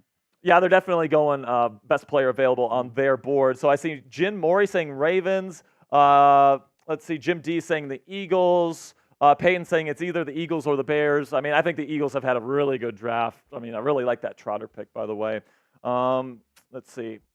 John Edwards says Rattler is not a winner. Pressure to start in New Orleans. He's not gonna start in New Orleans. He's gonna be a backup. Jonathan Taylor says the Commanders have been the winners. I like some of their picks. There's some picks I'm a little bit lower on, but good draft for the Commanders for sure. How do you say this? Alta Drick Grady? Oh, it's Tulu Griffin, I think is who he's talking about. Tulu. Oh, okay. So, gotcha. Yeah. Okay, so make sure you guys click that subscribe button if you haven't already. We're trying to get to 375 subscribers by the end of the day for a beer bong for our new guy here. That's kind of a little bit of an initiation during the draft. Their first days at work are at the draft. And because they can't work on VOD help and all these different things, they, of course, are the drinking guys. So it's absolutely fantastic. Thank you so much for all of your support. So 375, the new guy will do a beer bong. Yep. Or Tom? No. You're not going to do it? The rules are the rules. The rules are the rules. The rules are the rules. I got to get 100. We're 150. We're 150 subs away. So let's get there by the end of today. If you want extensive NFL coverage every single day for free here on YouTube, this is going to be the place for you. Tom and we try to do our best here to give you guys the best damn NFL coverage money can buy, 100% free for you guys to enjoy every single day. So we're waiting on the Kansas City Chiefs here at 159 overall. And it's followed by Buffalo. Washington is back on the clock here pretty soon. Arizona, and then Buffalo again. So Buffalo's going to have a couple of picks coming up. So this pick was originally Dallas's. It was part of the Eric Scott trade last year for the Cowboys. Okay. I like that quite a bit. So Bills at 163 again. Colts at 164. Then it'll be the Ravens. The Giants will be back on the clock. Then the Jaguars once again. I feel like the Jaguars have picked a lot today. Packers have back-to-back picks at 168 and 169. Nice. Then we get the Saints at 170, which is a comp pick, and from this point on, it's all comp picks. Jets at 173. Cowboys at 174. Where are we going backwards? 175 Saints, 176 Jets, A lot of Jets, a lot of Packers, a lot of Eagles. Eagles have made 7 trades this year in the draft. That's tied for the most ever, which they also made last year. Howie Roseman is always on the unhinged, phone. And I love it. He'll probably make another one. He'll probably trade some more for future picks. So like, who wants? They still have more picks. So this is why you wheel and deal. So what kind of players could these teams be getting here, Tom, with your best available prospect? Down to 4 top 100 players left. It is Malik Washington out of Virginia, who I guess I'm just higher on. I know you're a big fan too. Yes, I'm a big Christian fan. Mahogany, who there's some. I think there might be some medical stuff going on there. I am praying for Tyrone and Tracy to get to my Cowboys and a couple, 15 picks here, but I'm anxious there. There's some teams that could use a running back coming up here. I'm higher than most on Gabriel Murphy. I wonder who he's talking about. I'm higher than most on Gabriel Murphy. I like him a lot. Brenden Rice, Jerry's kid, is 101. Can't say Rice, though, in the comments. Christian Jones, Johnny Wilson. Your Oregon State safety, who I know you like a decent amount there, 4th round grade. Yeah, Oladipo's fine. I think that he's probably a draftable player for sure. We'll see what he does. Johnny Wilson's going to be fun, though. Like, whoever drafts him, it might not work out, but it's going to be fun to see where he plays, wide receiver, tight end, and he's definitely athletic. He is 6'7", Tweener traits hurting him. Which is ridiculous for a wide receiver. But, it's going to be interesting to see who takes Johnny here. Some people are like 3rd-round buzz. I mean, I don't get that, but here's the rest of your best available. Bo Limmer, like as a center. Bo Brady, I got a buddy who loves him, but I was not really as high on him. Leonard Taylor scares me, but there's traits there. Yep. You like Kalen Carson. I'm a big fan of Kalen Carson. Trey Taylor's one of my sleepers this year. Yes, me too. I love Trey Taylor out of Air Force. Ball skills galore. He blows up screens from strong safety sometimes, which is just ridiculous. And I just love the backup and maybe even special teams upside with Trey Taylor out of Air Force. Okay, so now we have a pick, and it is a pick that I really like here. I know a lot of the people watching Steelers talk right now are going to like this. Hunter Norzad out of Penn State. I had a round 4 grade on him. I'm higher on him than most, Tom. He's kind of like if you wanted Zach Frazier, but you didn't get him. Like, he's a worse version of him. Like, he's undersized, in my opinion. Well, 317 is not undersized, but I think that he's pretty tough. He's not the best athlete in the world, and that's going to be kind of, the thing with him. He might be just a backup center in the league, but he has versatility. Can play the guard spot, can play the center's position. He played every snap in every position to snap at Penn State. Yes, this guy is very versatile, and I love the tenacity and the toughness that he plays as a run blocker. Sam? Yeah, well, I think he's just going to be a backup for you. Yeah, he's just going to be a backup offensive lineman. This will be your swing interior lineman. And he's going to be like the Nick Allegretti kind of deal for them. They lost him this offseason, and he's going to come in and he's going to fill that backup role if you need him to come in and win you a Super Bowl, or whatever on a torn UCL like Allegretti did last year. He can maybe do that. He's very tough, very tenacious. Very much a Chiefs backup interior lineman pick there. So good pick for Kansas City. Now the Washington Commanders are on the clock. Oh, never mind. Well, they are now, but the Bills took Edefuan Olofoshio. Pretty good. But not bad, guys. All right. Good. There we go. The linebacker, undersized linebacker, older linebacker as well. So we kind of expected him to go later. This is actually a little bit early for me, but I got a 5th. I actually kind of like it. Like, I thought he would go round 6, round 7, but I actually kind of like that he's going here. I got him 159th overall. This is 160, so very experienced. Check marks. Yeah. And like as a rotational guy, I know ball. Yeah. Tom does know ball. I think like on 3rd down rotational, like passing downs, he's undersized but pretty good in pass coverage. I got a comp. Kevin Pierre-Louis. Ooh. Athletic player, coverage linebacker, special team stud. 442 touchdowns. That's 12 tackles. Made pre-snap calls too. Former walk-on. Coaches eat that shit up. Sub-package linebacker. This guy is making the 53-man roster. Oh, yeah. He's going to carve out a role. I like Olofoshio. Had a really good combine too, by the way. All right, so now the winner of today's raffle is going to win a rookie jersey of your choice, so your favorite rookie for your favorite team. We're going to be sending you a jersey if you put in a $10 super chat and you win the raffle here, okay? So, and also we're doing a super chat battle between the Cowboys and Steelers, which is, I mean, it's pretty, I don't know if battle's the right word. I was going to say, like, it's a massacre. This is a shellacking. It's a landslide.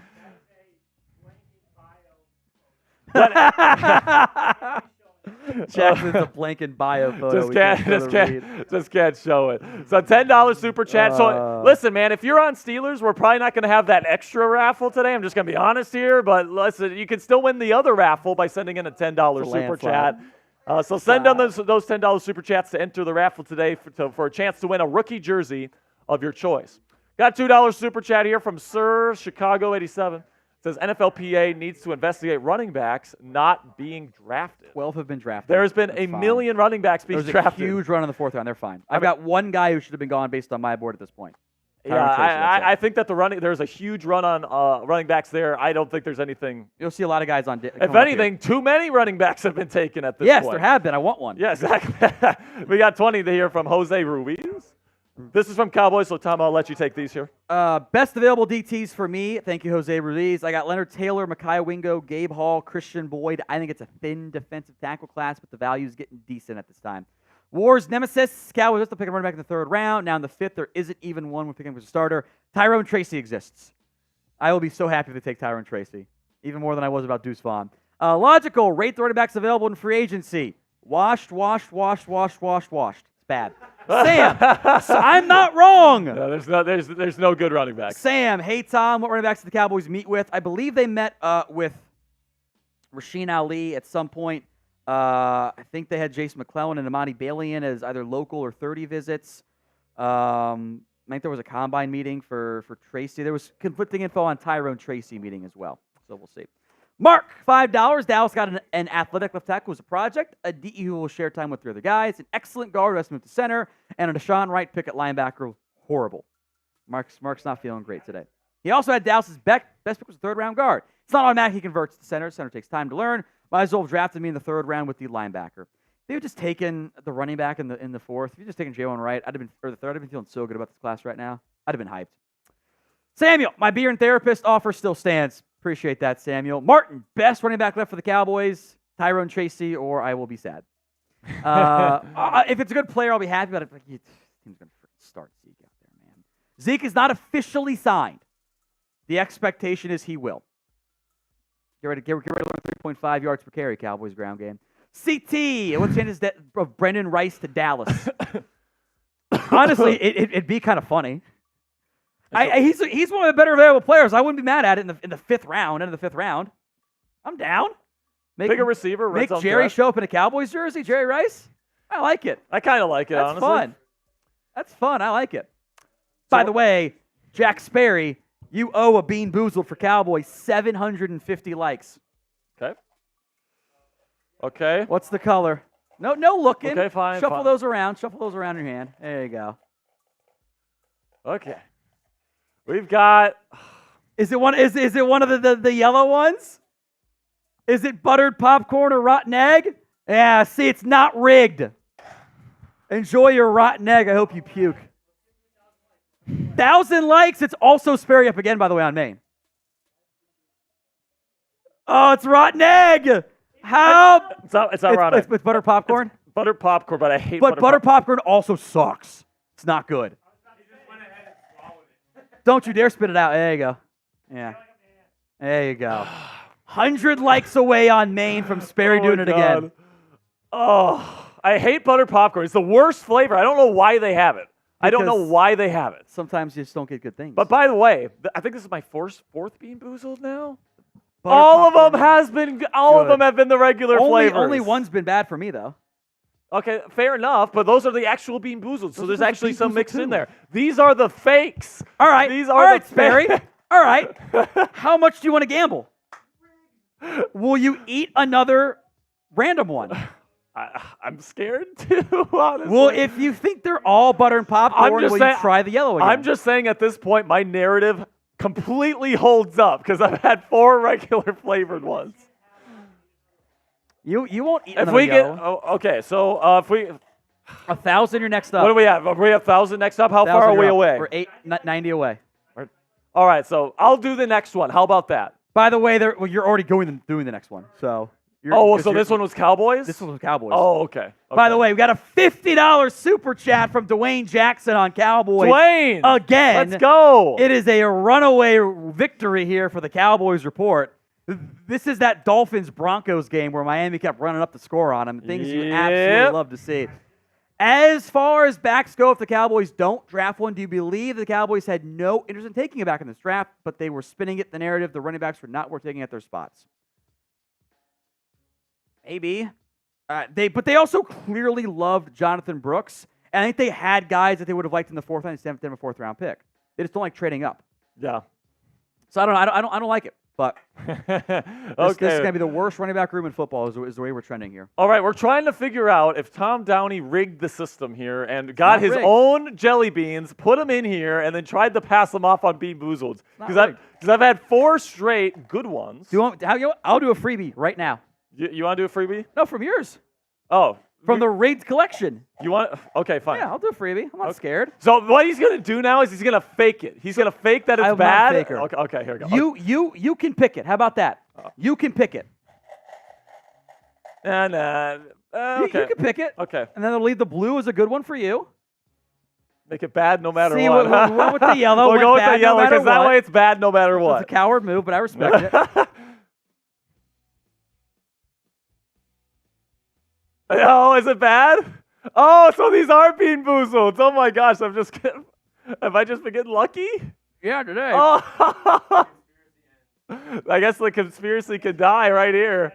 See, I wish you had doubled down and taken that one. That would have been really funny. Okay, so hey, every 250 likes. How many are we away here? So we're like 80 away. We're 75 likes away from me doing another Bean Boozled here. Now it's on my teeth.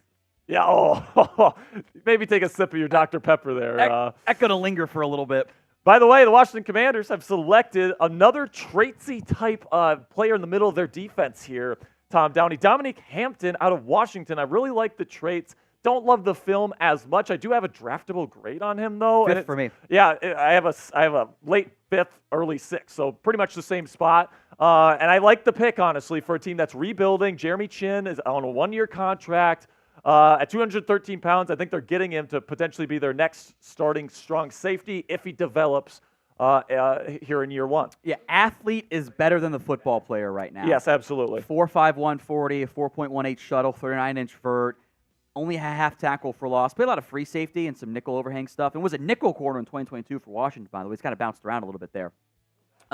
Lacks the splash impact plays I like, but at minimum you got depth piece in your secondary and hope the athleticism develops. And there is special team snaps, by the way. Yes. But he missed a lot of tackles and had some flag issues, so there are some red flags there. But he was 5th round grade for me was number 154 or 161. Yeah, it's about the value here. And again, for Washington, a team that's probably not going to compete year 1 with a rookie quarterback, they're trying to build up the foundation of that roster. And this guy does have the traits to maybe develop into something nice over the course of his career. Now the Arizona Cardinals are going to be taking Christian Jones. I love this pick, Tom. I do too. I really like Christian Jones. That he had a really good Senior Bowl week. And I probably going to play right tackle, but probably not right away. Probably good swing tackle for them right away, right out of the box. Heavy-footed. I think that's why he's available, unless there's something we don't know about beyond the scenes there. I don't like him on an island. I get worried about, okay. Might be a guard. You're going up there against some of those top-tier passers, like, you're going up there against Joey Bosa. It's like, that's bad. In that division, Nick Bosa. Nick Bosa, thank you. Has the arm length, though, 34.5-inch arms there. He's a waist bender, too. Yep. Is a red flag. Yep, very Has much. only played 8 actual years of football, so give him some time to grow. Didn't do and that's what they're doing here, man. Yeah. They got Jonah Williams, right? They got who's their left tackle right now? Are they playing Jonah there? Paris Johnson. That's right. It's Paris Johnson. I would assume they're going to flip Johnson and Williams, but maybe not. They both got left side, right side flexibility. Yeah, exactly. So right now we have another trade. Green Bay is moving up, 163 overall. The Bills are moving down. We'll get details to you guys when we can. But Green Bay moving up for a pick here. What's up? 168 and 219. I mean, that's fine, I guess. Honestly, I think teams don't want all these 7th-round picks for some. Absolutely. So here the Green Bay Packers are taking a center out of Duke, Jacob Monk. What are your feelings on your number 10 ranked center? It's kind of funny that both Duke players who were drafted actually have position flexibility there. Poor man's Garrett Bradbury here for me. Good athlete. There is position flex. He played left guard, center, right guard, a bunch of right tackle. Majority of his snaps starts came at right guard, actually. Yeah. I think does profile more as a center in the NFL. He was a freshman starter at Duke, by the way, 2-time team captain. 3,600 snaps. It's a lot of experience in there. The length isn't ideal, and the power and anchor is kind of a concern. He did more zone stuff than gap. That fits the Packers' offense pretty well. Yeah, but here's the thing, though. Josh Jacobs is going in there. I feel like they're going to run a little bit more power. Jacobs got some burst. I'm not saying Josh Jacobs can't play an outside zone run scheme. They're still going to run that. That's their identity. But I think with a bigger body like Jacobs, you're going to be able to run that. Plus, you have A.J. Dillon. So I do think they're going to incorporate more of that stuff. But Monk is going to be a good backup center for you right away, I think. I'm not sure if I see starter upside with him personally, but decent pick on day 3 of the draft if you're looking for offensive line depth. All right, so let's recap some of these picks here. Tari Still from the Chargers, or from Maryland, going to the Chargers, I should say. Xavier Thomas, kind of a higher upside, starter upside type of player, going to the Arizona Cardinals. Jordan McGee is a pick I like. I think we both like that pick for the Washington Commanders. Cam Hart, another pick that I like for the Chargers. I think they've done a really good job so far. Sedrick Van Pran, probably going to be the Bills' starting center heading into next year, and they're getting them in round 5. That's an excellent value. Anthony Gould, probably special teams return man for the Colts. I like that. JT Bertrand goes to Atlanta. Austin Booker in a trade back into the draft after losing the rest of their picks after taking a punter earlier in the draft. Austin Booker is the pick for Chicago. Kris Abrams-Draine is going to the Denver Broncos. Jarvis Brandley Jr. is going to Tennessee. Audric Estime, a running back, violent runner, is going to the Denver Broncos. Tommy Eichenberg going to Las Vegas. Josh Newton going to Cincinnati. Spencer Rattler comes off the board in round 5 to New Orleans. Right about where I had him. Yes, you completely nailed that evaluation, by the way, so kudos to that one there. Good pick by the Saints. Good. Round 5, you take a chance on Spencer Rattler there. No doubt. Jaylen Carlies there, safety out of Missouri, going to Indianapolis. Anais Smith, probably return man kind of pick there for Philly.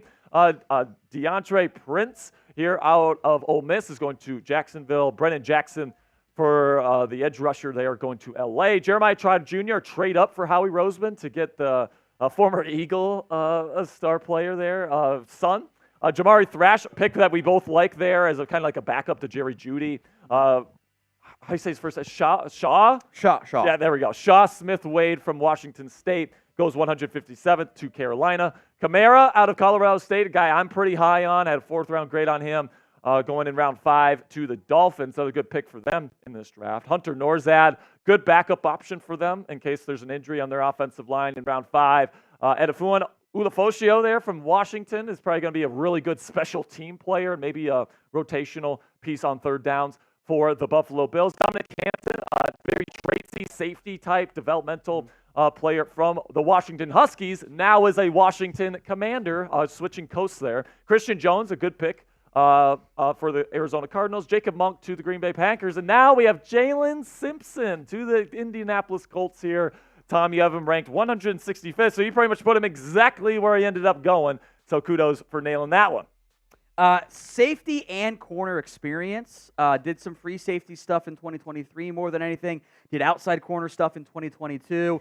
Very different player than the last two the Colts just took. This is kind of more your defense, or maybe even a corner for them. I thought he was better at safety this year than he was at corner in previously, but this can be like, this is your 8th, 9th, whatever defensive back. Someone gets hurt. Okay, Simpson, go play there. We'll figure it out. Football IQ, I think, is pretty damn smart, or pretty good overall. He's just small. Yeah, he's free safety only, and I don't like him as a tackler. Yeah, his tackling is rough. He did accomplish the rare, the 40-yard dash was better than the shuttle. 4.45 40, 4.55 shuttle. That's crazy, man. Has some medical history stuff, hamstring, ankle, fractured wrist in high school, ankle again, turf toe injury. 5th round grade for him there. Obviously, I put him at 165, whatever it was. So we're off by a pick. So again, this is about where I had him graded, where he ends up going there for the Indianapolis Colts. Yeah, I like it. 4 interceptions for him. So he has the flash plays on his tape for sure. He's got the production and the numbers that you look for. But I share the same concerns that you have. He's significantly underweight. Even for a free safety, he's undersized a little bit here at 174. The speed is just, it's not what you necessarily look for in a free safety, especially at that size. But I like Simpson as a player. He had good production, so I guess we'll see if he can translate that to the National Football League. All right, now, spam me down there in the comments section. Let's beat last year's chat rate record right now. Spam it for me. Spam me. Let's keep it going here. Get it going right now. 760. Let's spam those me's down there in the chat. We'll give a lot of shout-outs here once we get them going. So we got Josh, we got Jonathan, we got Savage, we got LFG, Mark, Jonathan. Come on now, folks. Let's get it going. We need to break the record. 760. We need everybody in there. Junior, Mark, Christopher, John, Raymond, Josh, David, Christopher, Audrey. Come on. We need more people, folks. Michael, Christopher, Junior, James, Wintrick, Christopher again, Mark, Michael, Junior, Jonathan, Boy Momo, Maddie, Christopher, Jonathan, Yote Fan, Michael, Boy Momo again. We got David, Autrick, David again, Photo, Matty Ice, Food Review, Vengeance, Gaming, Jim. They're going so fast I can't even read them right now, folks. Vengeance, Gaming, David, Mike, Let's Freaking Go, Gaming, Skip, Touchdowns, Sean, David. Come on, baby. Break the record for me right now. Keep it going. Vengeance, Boy, Hot Rod 24, Matty Ice, Vengeance, Sean, Matty, David, Mike, James, Mike. They're going so fast, Tom. I can't even read them. Okay, so we got Kris. Kris Lotteray is in the chat. Let's go. I love it. We got Savage. We got Sigmund. We got Boy. We got DJ. We got Gaming. We got Brad. We got Sigmund. All right, have we gotten there yet, Jack? A long way to go. It's always a bit behind. So, second update's one that matters. So keep spamming me. I see Sean. I see Kris. I see Jack. I see Vondale. I see Kris. I see Senso. I see Mike. I see Joseph. I see D. I see Savage. I see Vengeance. I see Mike. I see Filthy Filth. I see a Boy Momo again. I see Matty Ice. I see Sean, Christopher, Savage, Autrick. Let's freaking go, Christopher. All right, what are we at now? Hasn't updated yet. Come on, keep going. Keep going. Weston. What's up, Weston? We got Josh. We got Vengeance. We got Boy. We got Brad. We got Clifford. We got Josh. We got Antonio. We got Artie. We got Sean. We got Zeke. Speaking of Zeke, he's going to be a Cowboy by the end of 251. The week, probably. So that's pretty. Next week. Yikes. All right. Let's have a word from our sponsor here at Game Time from Tom Downey. If you are worried like me about the Cowboys figuring out their running back stuff, I get it. You don't have to worry, though, about the buying of tickets to your next sporting event. That's concerts, even beyond, of course, sporting events, comedy, theater, whatever. They're all in price feature. Shows your total up front, so you know you're getting a great deal before you check out. You can buy tickets in seconds with just 2 taps. Game Time has deals on tickets right up to the start of the event. Even an hour after it starts, it is the place to find last-minute seats, flash deals, sponsored deals, and zone deals. Zone deals are where you pick the section, and Game Time picks the seats for big-time savings. That Game Time guarantee means you'll always get the best price. Tickets in the same section in row for less. You find those, Game Time will credit you 110% of the difference. Download the Game Time app, create your account, and use code CHATSPORTS for $20 off your first purchase. Terms do apply.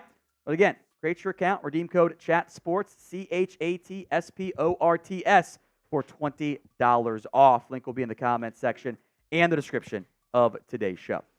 We have our latest pick here for the Baltimore Ravens, Rasheen Ali, running back from Marshall. Another running back, but still no Tyrone Tracy still on the board. Big play threat at Marshall. Does have some injury concerns. You got to get vetted from there. Missed most of 2022 with an MCL.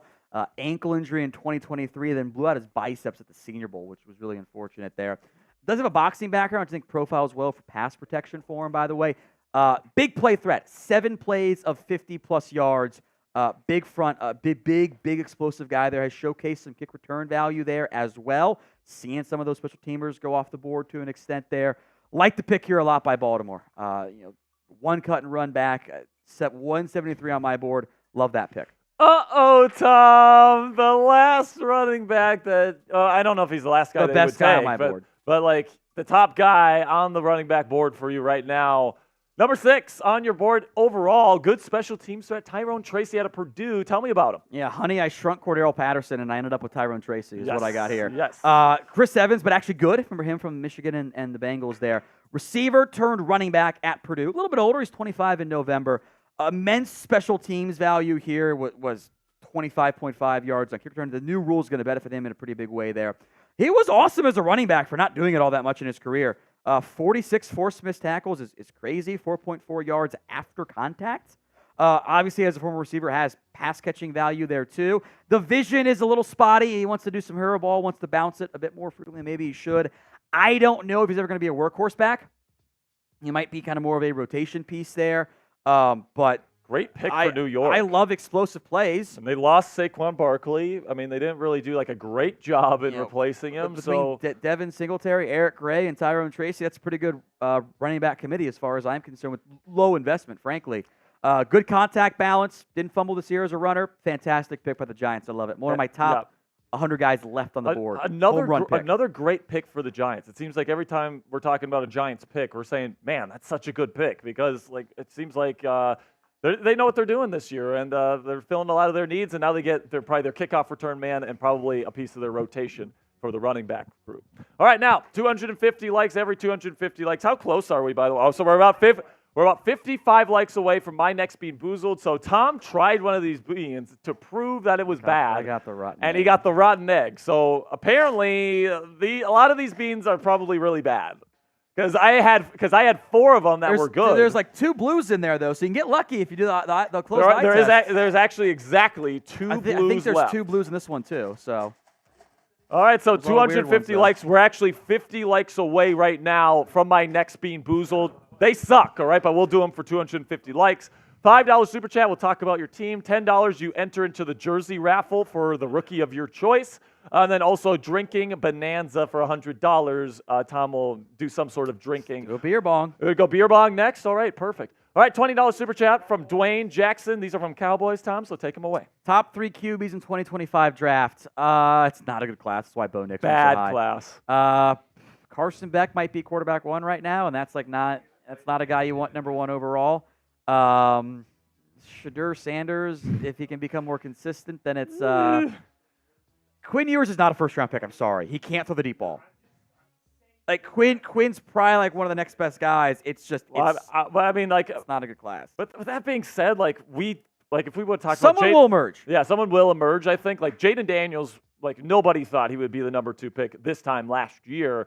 And there's always guys that get better over, these off seasons and, transfers and all these different things. Somebody's going to emerge probably, unless it's like the 2021 draft where Kenny Pickett's the number 1 guy and then Malik Willis is, goodness gracious, it might be like that, honestly. But I guess we'll have to see on that. Thank you for the $20 super chat, Dwayne. Is this one from Cowboys as well, Jack? Okay, so take it away. If we don't get it back, does Zeke become RB1? This team is acting like it, which is insane to me. Who's the top running back on your board right now? I believe it's the New Hampshire kid. Oh, Lobby, or is it Lob? I'm pretty sure it's pronounced I think it's Lob. I'll double check that. Yeah. Then Kamani Vidal. All right. $2 super chat here from There are Double. some guys I like. But I Chase McClellan pick incoming. I'm going to jump. You can have the tell me with a toaster, buddy. Oh, my goodness. $10. Steelers! Oh, this is from Steelers. Let's go. Eric Straub says, I am late getting in here. What are the Steelers thinking with 3 offensive line out of 5 picks? Don't we have more needs that need addressed? Yes, but here's the thing, Eric. I think that they're probably just taking... Laube, by the way. Laube. Yeah, it's Laube. So here's the thing, Eric. I do think that they need to address corner, probably get another corner to be a backup as well. So I think they might take one in round 6, one that they might like, maybe high upside. But also they need a wide receiver, I think. Pair him up with Roman Wilson. Maybe they like Van Jefferson, but honestly, I'd rather sign a wide receiver. So I guess we'll see what they do. Yes, they still have needs, but you are set at offensive linemen in terms of your depth at this point. Now let's go over Tom Downey's best available prospects. Tom, Malik, 3 top 100. How is Malik Washington still here? We were talking, medical? I mean, maybe medical. It can't be. I mean, maybe it's character stuff. I don't think he had any red flags with that I've seen. I mean, I'm perplexed why Malik Washington is still here. Small. I mean, he is small, but like there's other small receivers. Jacob Cowan got taken. Like Malik Washington is way better than Cowan in my opinion. Murphy has T-Rex arms, but I'm just higher on him than most people. Yeah. Mahogany, I think there might be a medical there. Let me double check that. Then you got Christian Mahogany. Yeah, ACL in 2022. That could be an issue for him. Gabriel Murphy, you're higher on him than most people. Top 100 player. He just gets after the quarterback, man. I like him. Yep. Gabriel, like him. Brenden Rice, 101 overall. Johnny Wilson at 5. Keaton, is it Keaton? I think it's Keaton, right? Keaton Oladipo from Oregon State. DJ James out of Auburn. Like him, even though he's severely undersized. He's a good player, though. Bo Limmer out of Arkansas is another guy I like. And we have another selection here, folks. The Jacksonville Jaguars are taking Keelan Robinson, running back, Texas. Another running back, Tom Downey. I didn't grade him. Oh, it's time to drink. I don't need to, though. He was going to be an undrafted player. He's not a running back. He's a return man. Okay, so that's what this is. So that's what this is. This is your, hey, the rules have changed. We need a special teamer. That's what this is. He's not going to get real snaps running back more often than not. This is going to be the new Jags kick returner. That's what he is. Interesting. Keelan Robinson. I did not watch film on him. Bama to Texas. He didn't play that much as an actual running back at either spot, but he is an explosive player, good athlete. This is just a return man for Jacksonville. So yeah, I graded 25 running backs this year. This was not one of them. So this is definitely a special teamer. Tom, honestly, I had 4 backs I wanted to get to. I just didn't have time. Bottoms up, and oh my gosh, I love this pick from Buffalo here. Javon Solomon out of Troy, super productive player. Yeah. There with Troy. I think I like his pass rushing skill set here, Tom. In round 5, this is a steal to me. 164 for me. Situational pass rusher, I think, in the NFL. Didn't play great against Duke, which worries me a little bit there. My concern is he had 18 TFLs and he had 16 sacks. That is awesome. Yep. He had 14% pressure rate. That's not a 1-to-1 rate. That's a normally high ratio, and that gives me concern of like, okay, is that going to translate, or is he just a winner? He might just be a winner as a pass rusher. I don't think he's going to be a good run stopper at all. The size is he's 6'1", 246. Yeah, he's definitely undersized. Pass rusher. Yeah, I think he's a rotational edge rusher, but that's what they need, right? They don't need a starter on the other side of the edge, I don't think. Like, you got Von Miller. Who's the other side there in Buffalo? Did they Gregory. Was there? Oh, yeah, it's Rousseau. That's Rousseau. right. And I like Rousseau as the other starter there. I think Solomon is going to come on third downs. He's going to be a pretty decent player. And speaking of Keaton Oladipo here. Keaton Oladipo from Oregon State.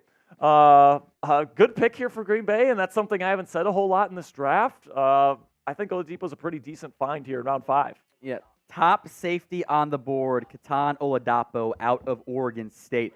Strong safety prospect. I have some sleeper upside here. On the note, former walk-on Sean Elliott, athletic comp. I kind of like it. It's a good tackler. Size and length is good. 6'2", 216 for the current modern-day era safety. You think he's as versatile as Deshaun is? No, I think he's more of a box guy. Yeah, Elliott hasn't been the true free safety I thought he was I thought he was going to be. I thought he'd be better at free safety than he's been in the NFL. 4.58 40 is good for his size. Lined up all over. A lot of box. Did some free safety stuff, some nickel corner stuff. So I think more of a box in the NFL, but did do the versatile stuff in college. Yeah, I think you nailed it there, Tom. So we got Bub Means, wide receiver from Pittsburgh. So our Steelers audience is probably pretty happy about this. Going to the New Orleans Saints. Pretty interesting player here. You have him ranked 195th, so you think probably it's a little bit of a reach? I got a 6th round grade though, so we're not that. We're at the back end of round 5, so we're not that far off there. Vertical threat wide receiver who had a big jump forward this past year after transferring from Louisiana Tech. Got to 227 at his pro day after being 212 at the combine, so curious there. Actually began his career at Tennessee as a cornerback. So he did the opposite thing. Yes. Most guys go receiver corner because they can't catch. Yep. He went corner receiver because he can't catch. Pretty well. Good contested catch frame, by the way, there. Route running needs some work. Yep. You're betting on the traits here. That's a good thing for day 5, or round 5, excuse me. 4.4 340. He was held back by some bad quarterback play at Pitt. Yes, I would quarterback play. Tend to agree with that. Like you said, he needs to work on his route running. He's not the most explosive, out of his cuts, in my opinion. He's more of just like a straight speed guy. I think he's probably going to be more of just a true deep threat, taking the top off the defense. I agree. If he makes it, he makes it on the field here in New Orleans, not much in terms of the lateral and stop-start ability. He's going to be more of a true deep threat here. But like you said, pretty decent frame for that type of guy. So obviously. Clint Kubiak there in New Orleans sees a vision for Bub Means out of Penn. All right, so now who's the best player left on the board? Pretty soon we're going to be talking about Tom's best players available on the boards. But let us know, who is the best player? Is it Michael Pratt out of Tulane? Best quarterback for me left. Definitely best quarterback, in my opinion. Definitely Malik Washington. Personal favorite is probably Gabriel Murphy. I love the production and the athletic ability. Yeah, I like the athletic ability. He's just a T-Rex. I got a great player comp for him. I love his motor, and I love high effort players. Like those are the guys that you want to give playing time to, and you want to see get drafted and all these different things. So who's the best player available? Let us know down in the chat. We'll give some shout outs here. Junior says Malik Washington. Cold Waffle 43 says Steelers, go get Malik Washington. You'd love it. It'd be so weird because you'd have Malik, Calvin Austin III, and Roman Wilson. That's fine. That's fine. Russell Wilson only does deep balls and check down, so it's fine. Fair enough, my friend. Okay. Yeah. Oh, if they take Malik Washington, I mean, I won't even care that they. I would love that pick, man. Raymond says Brenden Rice is the best. Outdoors Boys and Mobile says I want Jordan Travis. TV and Sleep says Joe Milton to the Giants? ? Brian Dable might take a chance. What do you think about that fit? Because they didn't get Rattler. Darren Waller might retire, so you need a tight end. That's actually pretty funny. The Giants do need a tight end, but they took one in Johnson. Not one, not two, not three, not four, 8 times the Eagles have made a trade. Wow. They are trading down. The Jets are now on the clock. Another one for Philadelphia. Howie Roseman is unhinged, and I love it. It's like DJ Khaled. Another one. I love it. Let's go. So we're 130 subscribers away here, guys, from 375. That's our goal by the end of this stream. It's been a super successful draft year here for us at Chat Sports. We want to cap it off with 375. Sam is so mad at Howie because he has to change all these graphics on the fly. Sam's just gonna have like a poster up on of Howie, and he's just gonna be throwing darts at it.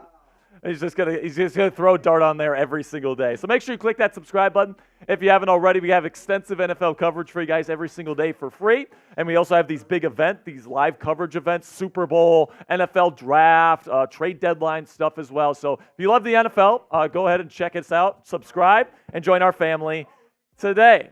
Okay, look at it go. We got a couple there, Tom Downey. I guess I did a good enough job there to convince at least a couple people to click that subscribe button. So the Jets here. Oh, Aaron Rodgers is getting up there in age, folks. And guess what? The New York Jets just drafted a quarterback, Jordan Travis, out of Florida State. The Seminole quarterback going to New York. Your thoughts, Tom? Injury is a red flag here. I almost gave him the 5th, 6th round grade. So it would have been, 25 picks earlier. So we're in the right sweet spot, I think, for Jordan Travis. I agree. I agree. I think your ceiling is Case Keenum.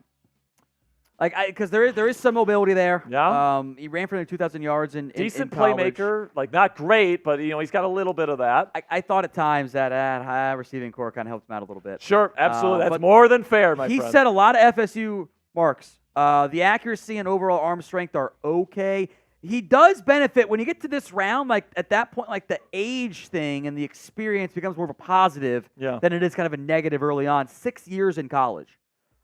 Is only 24 at least after the draft, so he's not as old as you could potentially see there for some guys. That leg injury was nasty, and it screwed FSU out of a college football playoff spot. I thought that was unfair. CFP. He's not inaccurate. The precision isn't great, though. Yeah, I agree. He's not the best ball placement. He doesn't have a lot of wide misses, but Michael Penix Jr. kind makes of his it a little harder. Penix is so good at throwing the 50-50 ball and giving these guys a better shot to win.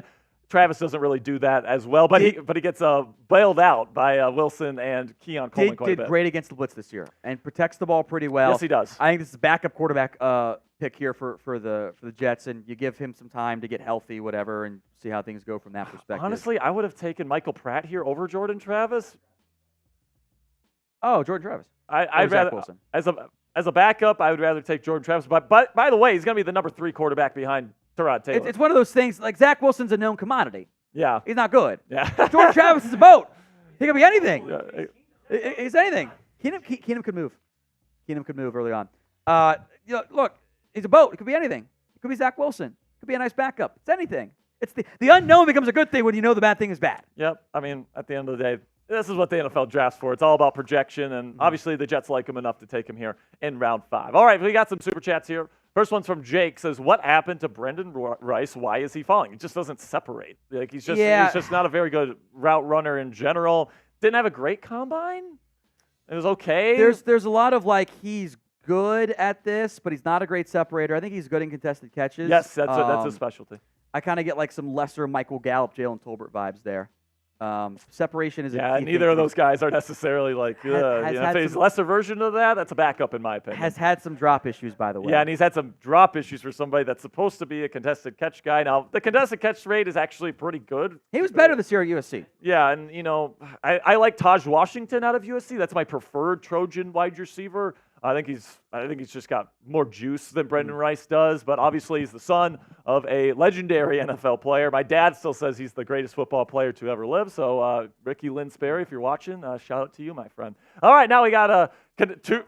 This is for Cowboys, so Tom, I'll let you take it. K-Dog, grade the Cowboys Steelers draft. Cowboys B-, which no fourth kind of going to hurt it. That was coming in today. Steelers A+ for me. I love what they've done. It's a great class for Pittsburgh. Jeremy, are there any backs left? I do have backs on the board. My best of Ville backs, Dylan Laube, Kamani Vidal, Blake Watson, Isaiah Davis are all in or near my top 200 there. Cam Hauser, what running back is left that you would draft and start? These are all rotation guys.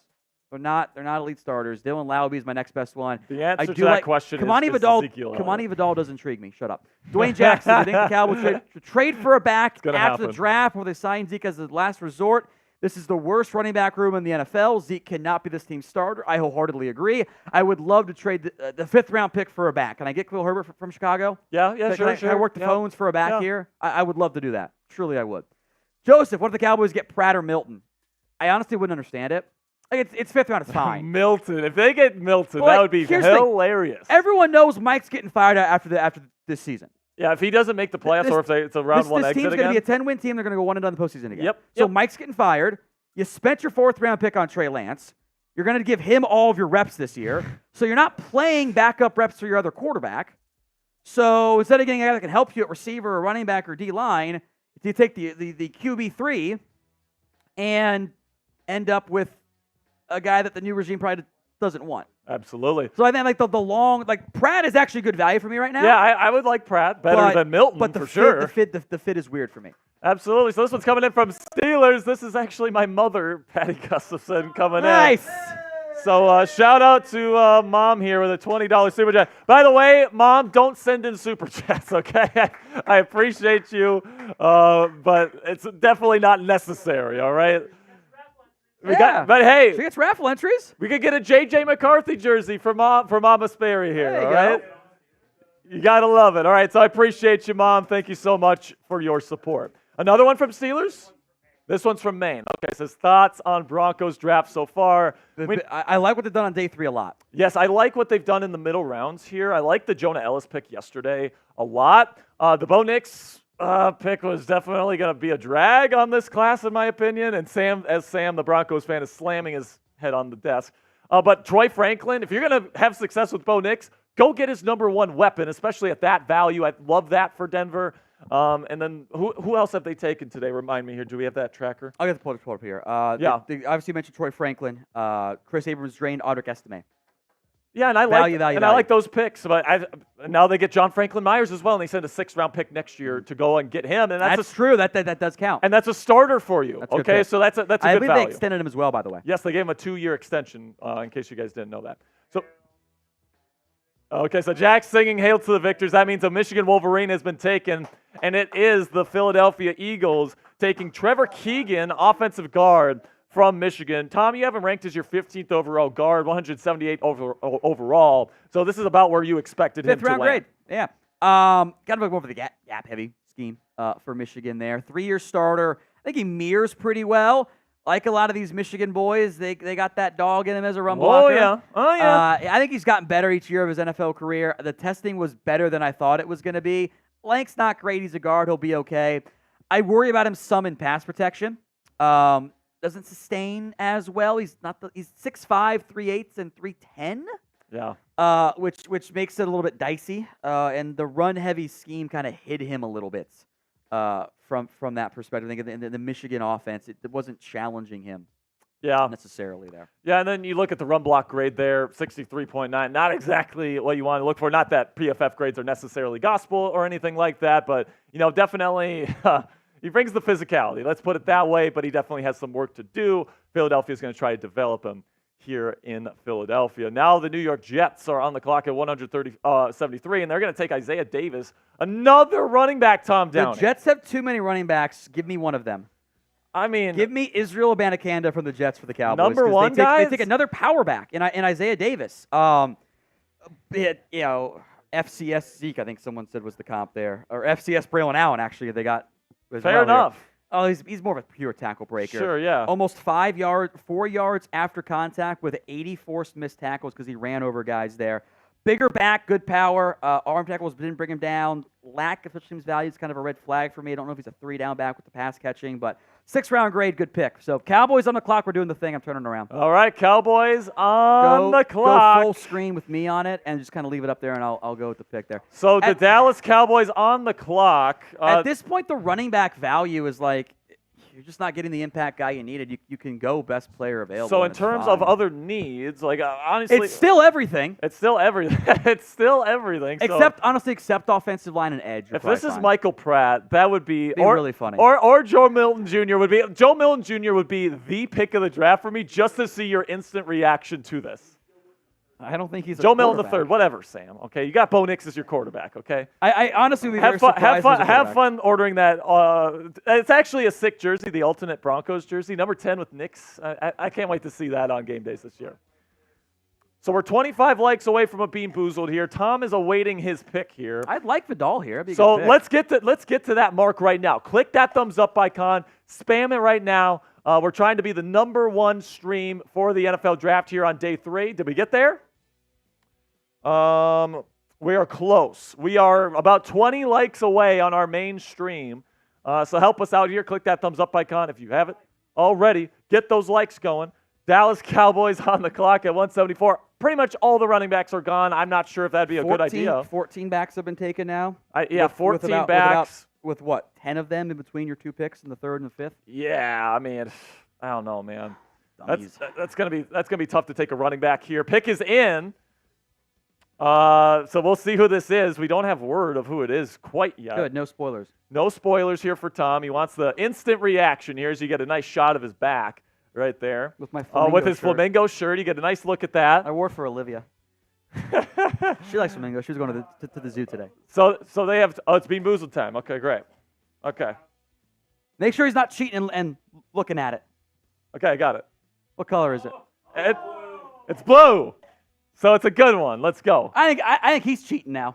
What are you talking about? It's toothpaste. This is an immediate. It's not good, but like. Also disproves his theory of being all the good ones. So, Tom, I humbly apologize because apparently these are the actual Bean Boozled. It's just the luck of the draw. I had 4 straight good ones, so like I was pretty convinced there for a second that you really did cheat. I was joking at first, and then I really started to believe it there for a second. Can't fall for gambler's fallacy. It's 50% every time. Absolutely. Tom's a big numbers guy over here, big statistics guy. I'm a big gambling guy. Big gambling guy here with blackjack. All right, so pick is in. We still don't have word. Which I fall for all the time when I do blackjack, or when I do roulette. I'm still falling for it all the time. I can't resist. Blah. Don't love it. Don't love it. It's not as bad as the other bad ones. Toothpaste. Not even that bad. I don't see the blue and the butter popcorn even itself out. That is actually true. And I wonder if that's actually by design. Probably. It's taking a little while here. Okay. Ooh. Okay. Don't spoil I'm not spoiling. Don't react. I'm not spoiling. I'm just. Ooh. Don't react. I'm sorry because, guys, just be quiet. I'm just about saying. it. Okay. I'm just gonna shut up here go. while they get the graphics ready. Yeah. What position at least? I think it'd be really funny if it was Brenden Rice. Okay. I think it'd be really funny. Jack says, "Get ready to laugh, buddy." Let me know when we're good. He'll do it. There's always the There's always the hold on here. We know who it's going to be, but we're getting the graphics ready for Tom here. All right. I'm good to go if you are. All right, Tom, you can turn around. Kalen Carson out of Wake Forest. It's a Mike Zimmer corner right there. And I love this pick. It's a Mike Zimmer corner. I'm way higher on Kalen. Stop. It's a cut. Stop. Oh, sorry. don't do that. Kalen Carson, the pick here, out of Wake Forest for the Cowboys in round 5. I think this is a Mike Zimmer pick. Relative to my board, I wasn't as high than most on Carson. He's 137 for me. He's the second best corner available. I do like the value here. This means you're going to end up having, Zeke Elliott as RB1, which is kind of dumb. Maybe someone falls to the 6th round, but I think this is a Mike Zimmer type of player that they're going to be big fans of out of Wake Forest there. Multi-year starter, plenty of experience. I thought he was going to be better this year and have a true breakout year that didn't end up materializing. He's higher on my board than where he ended up going. So I do think that's good value there. The ball skills are not as impressive. No interceptions the past 2 years, but he has some of that, I think, some Mike Zimmer traits that he's going to be a pretty big fan of there. So Kalen Carson, the pick out of Wake Forest. Ignoring the need for a running back, I have no real complaints about it. It's just that I wanted more than a running back from that perspective. Yeah, man, I'm a big fan of Kalen Carson. I had him way higher than most people. I think that he is somebody that can start on the outside in the National Football League. He needs a little bit more refinement, but I mean, at this point, if you're getting somebody that could be a starting corner for you down the road at round 5, he's going to be probably a backup right away, I would assume, for Dallas. But I really do like Kalen Carson here out of Wake Forest. Really good pick for the Dallas Cowboys here. Tom's going to go off here and film that cut. Yeah. We will go to the full breakdown of the Kalen Carson pick for you Dallas Cowboys fans. So don't go anywhere. The entire cut will be available for you guys here on the channel. So I'll be back in a little bit. Sperry takes over main simulcast with Steelers and Cowboys for the time being.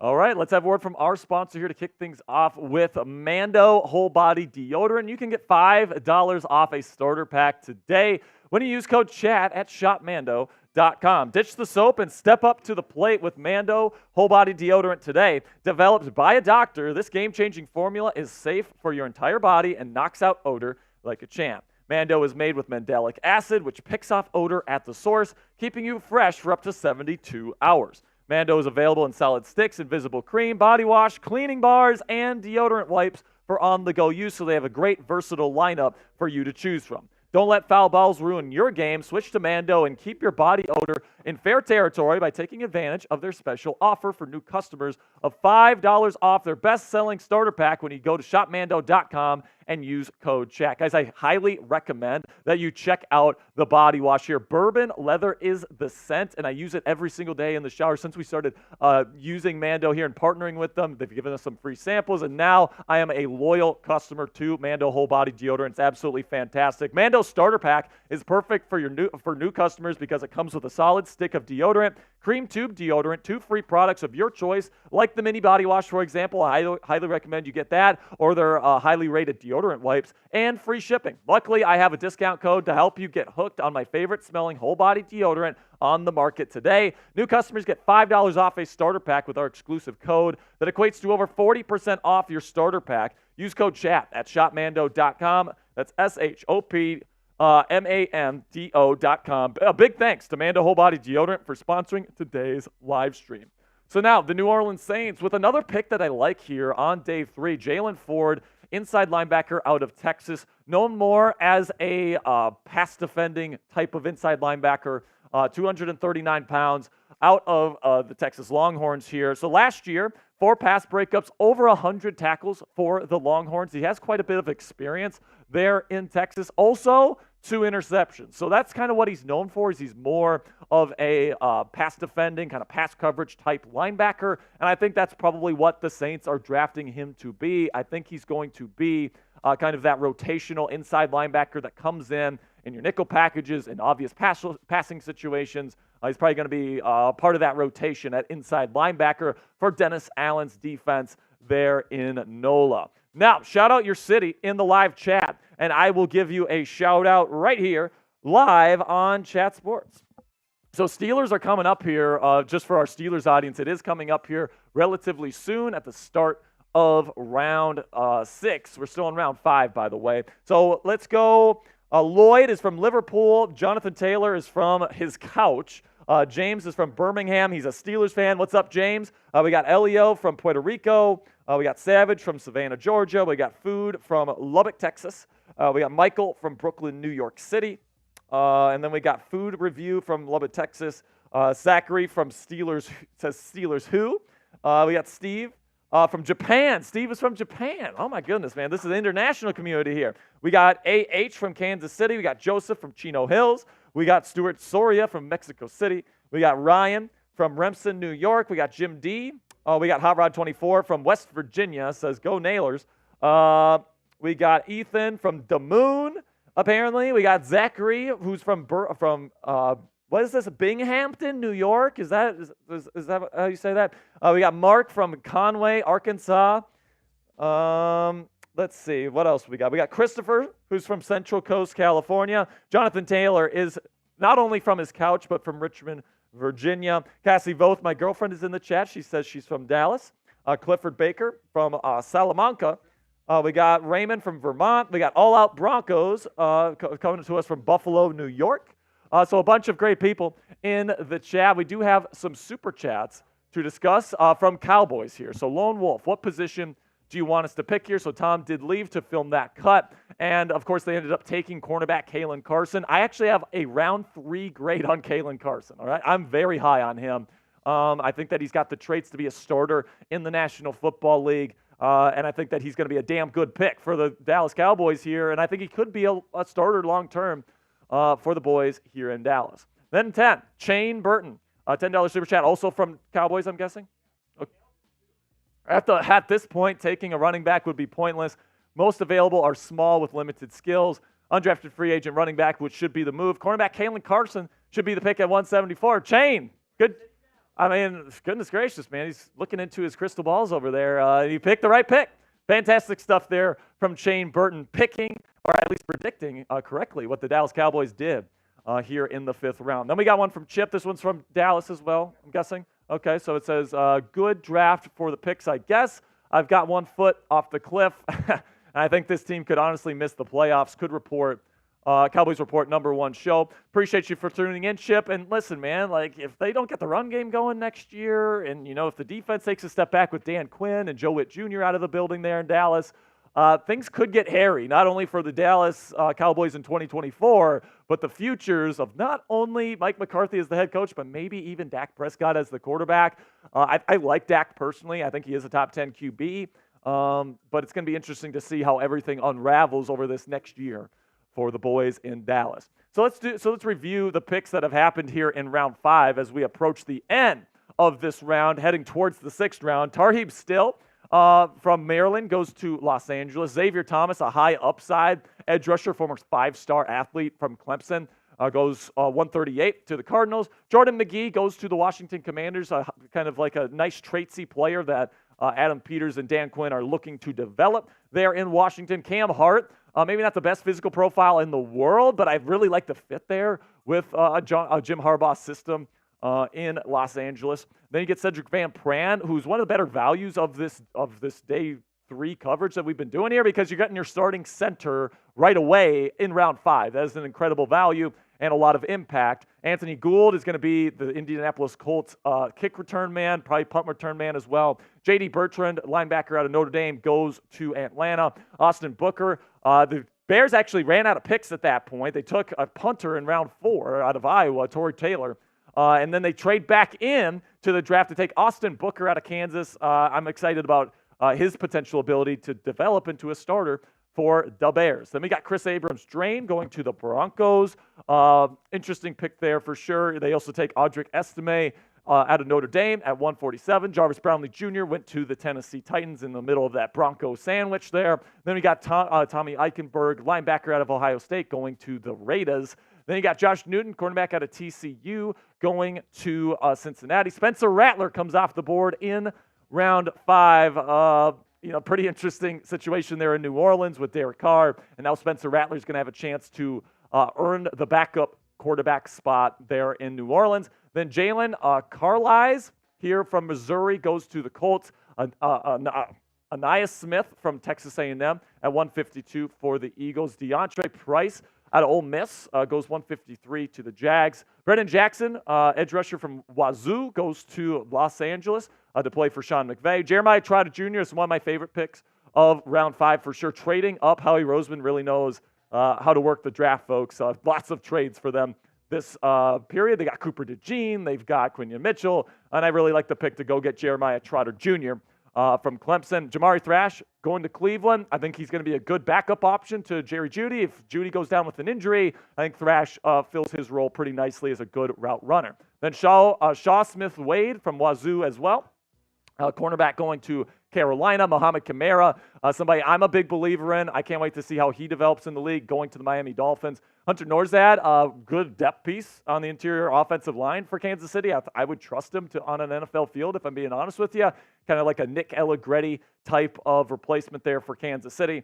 Edifuan Ulofoshio from Washington at pick number 160 in round 5. Really good stuff there from the Bills. He's going to be probably a rotational third down inside linebacker. Dominic Hampton, safety for the Washington Commanders. Kind of traitsy. He's not ready to play right away, but he's not going to be asked to do that. Might be a special teams contributor. Christian Jones, I'm higher on Christian Jones. Not the best foot speed, so he might be a guard. It'll be interesting to see how the Cardinals use him in the league. Jacob Monk, center out of Duke, going to Green Bay. Jalen Simpson out of Auburn, safety, undersized free safety, and that's kind of crazy that he's undersized as a free safety, but that's what he is, and he's going to Indianapolis. Rasheen Ali out of Marshall, big play machine there at Marshall, is going to the Baltimore Ravens. Tyrone Tracy Jr., another good pick for the New York Giants here. They're going to get their kickoff and punt return man here in Tracy, and he's going to be a big part of their rotation. Honestly, it wouldn't surprise me if he's their number 1 running back in that rotation by the end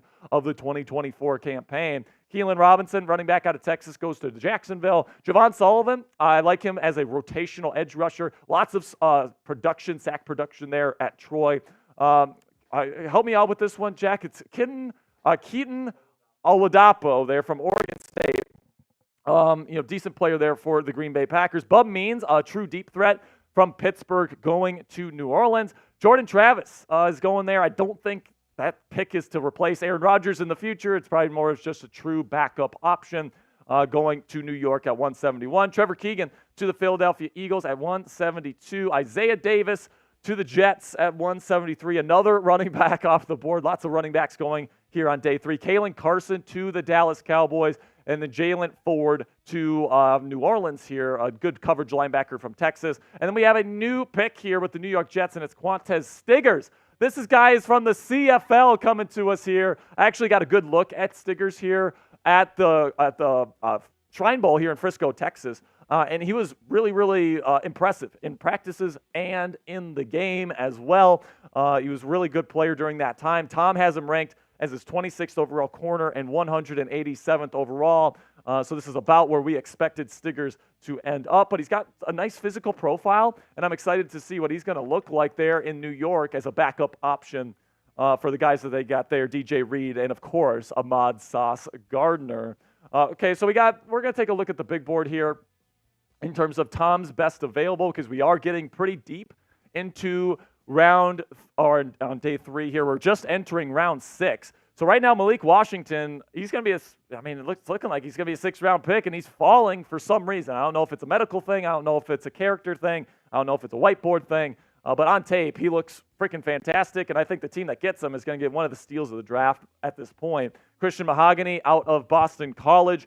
Number 80 overall on Tom's big board. I'm a little bit surprised he hasn't gone yet. Gabriel Murphy, edge rusher out of UCLA. Short arms, but really high motor and really good ability to get to the quarterback. Really liked him opposite of Leatu Latu there at UCLA. Brenden Rice, wide receiver out of USC. I'm lower on Rice than Tom is. He has him ranked 101st.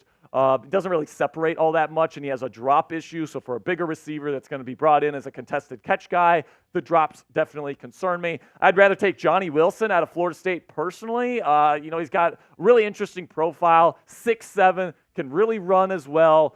He does have a little bit of a drop issue, and he's not the best route runner in the world, so he might be a tight end. I guess we'll have to see on him, but he's an intriguing prospect. DJ James out of Auburn is an undersized corner, but he plays really good, man. He's a really good man coverage corner. So I'm expecting him to be picked up here relatively soon. Bo Limmer, center out of Arkansas. I like his physical tools. I think he has the play strength and the ability as an athlete to survive as a starter in the league someday. Leonard Taylor out of Miami, defensive tackle, 133. Very toolsy player. Not sure if he's going to be, he's definitely got a ways to go in terms of his technique. They got Sataoa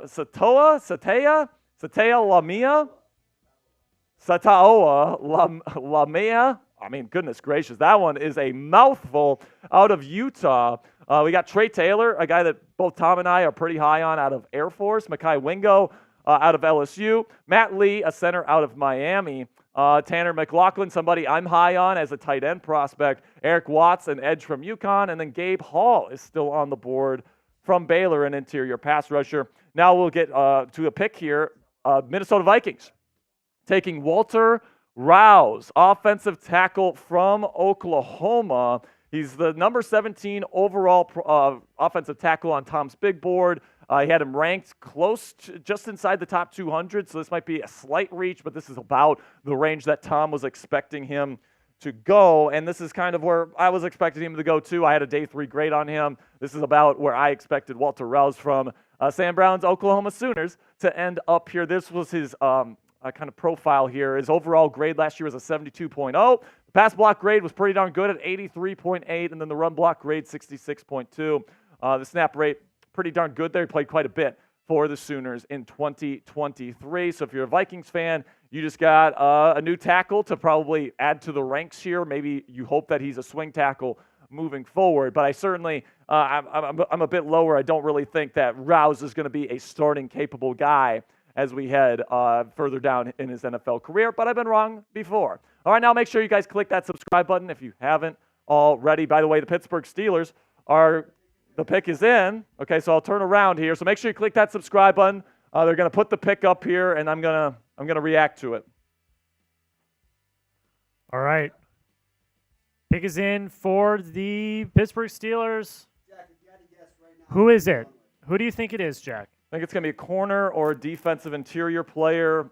Either Christian Boyd out of UNI or Logan Lee out of Iowa is who I'd guess. All right. Let us know in the chat, Steelers fans, who do you think the pick is going to be? If you're watching on Steelers Talk, let us know, who is the pick going to be? Yep. All right. Are you ready? I'm ready. All right, I'm going to push you full screen. 3, 2, 1, turn. Logan Lee. I freaking knew it, man. Did I tell you it was going to be Logan Lee? I said it was either going to be him or Boyd, but yeah, you needed interior defensive line help, and you want to get somebody because Cam Hayward is getting towards the end of his career. Wiley Ogunjobi is going to be a free agent in 2025. That's 2 of your starters on your defensive line. Logan Lee is somebody that I think is pretty good. I have a day 3 grade on him. The Steelers clearly showed a lot of interest in him, brought him in for a 30 visit. They sent good representation to that pro day.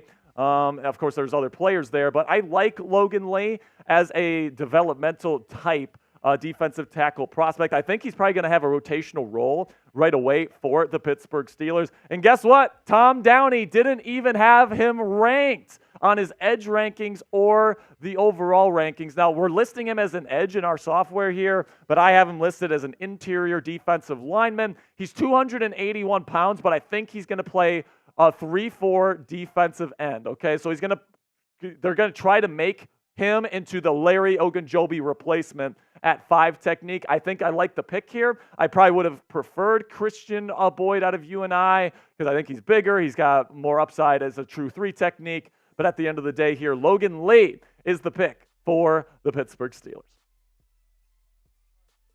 All right, so Logan Lee, not ranked by Tom Downey, by the way, so he has to drink when he gets back, folks. Like you see, like I said, guys, he's underweight, 281 pounds.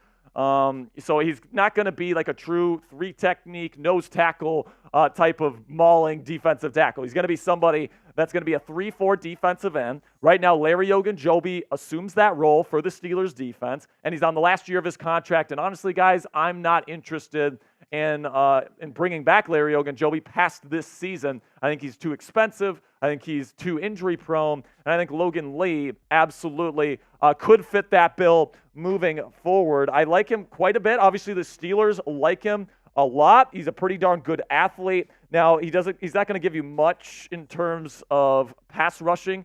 I have a C+ grade on that. He's a pretty good finisher. He's great football character guy. He's going to be giving you 100% effort all the time, but he definitely has some development in his game.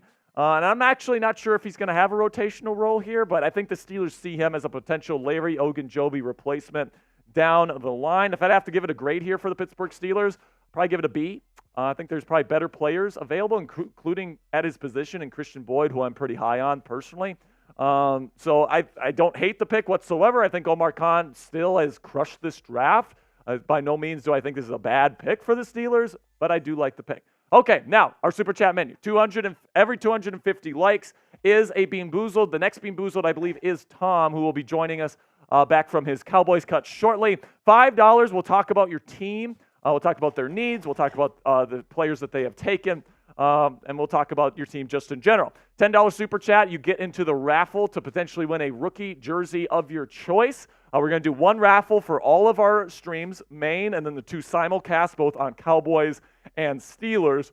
And then the winner of the Super Chat shellacking here between the Cowboys and Steelers is going to get another chance to win with another raffle at the end of the show. And then $100 Super Chat, Tom is going to do his drinking bonanza here. So we'll bring in Tom here whenever he is ready and whenever our producers are ready. What's up, Tom? Tom, we're back. What'd you think of Kalen Carson now that you've had some time to think about it? It's a good pick. Yeah.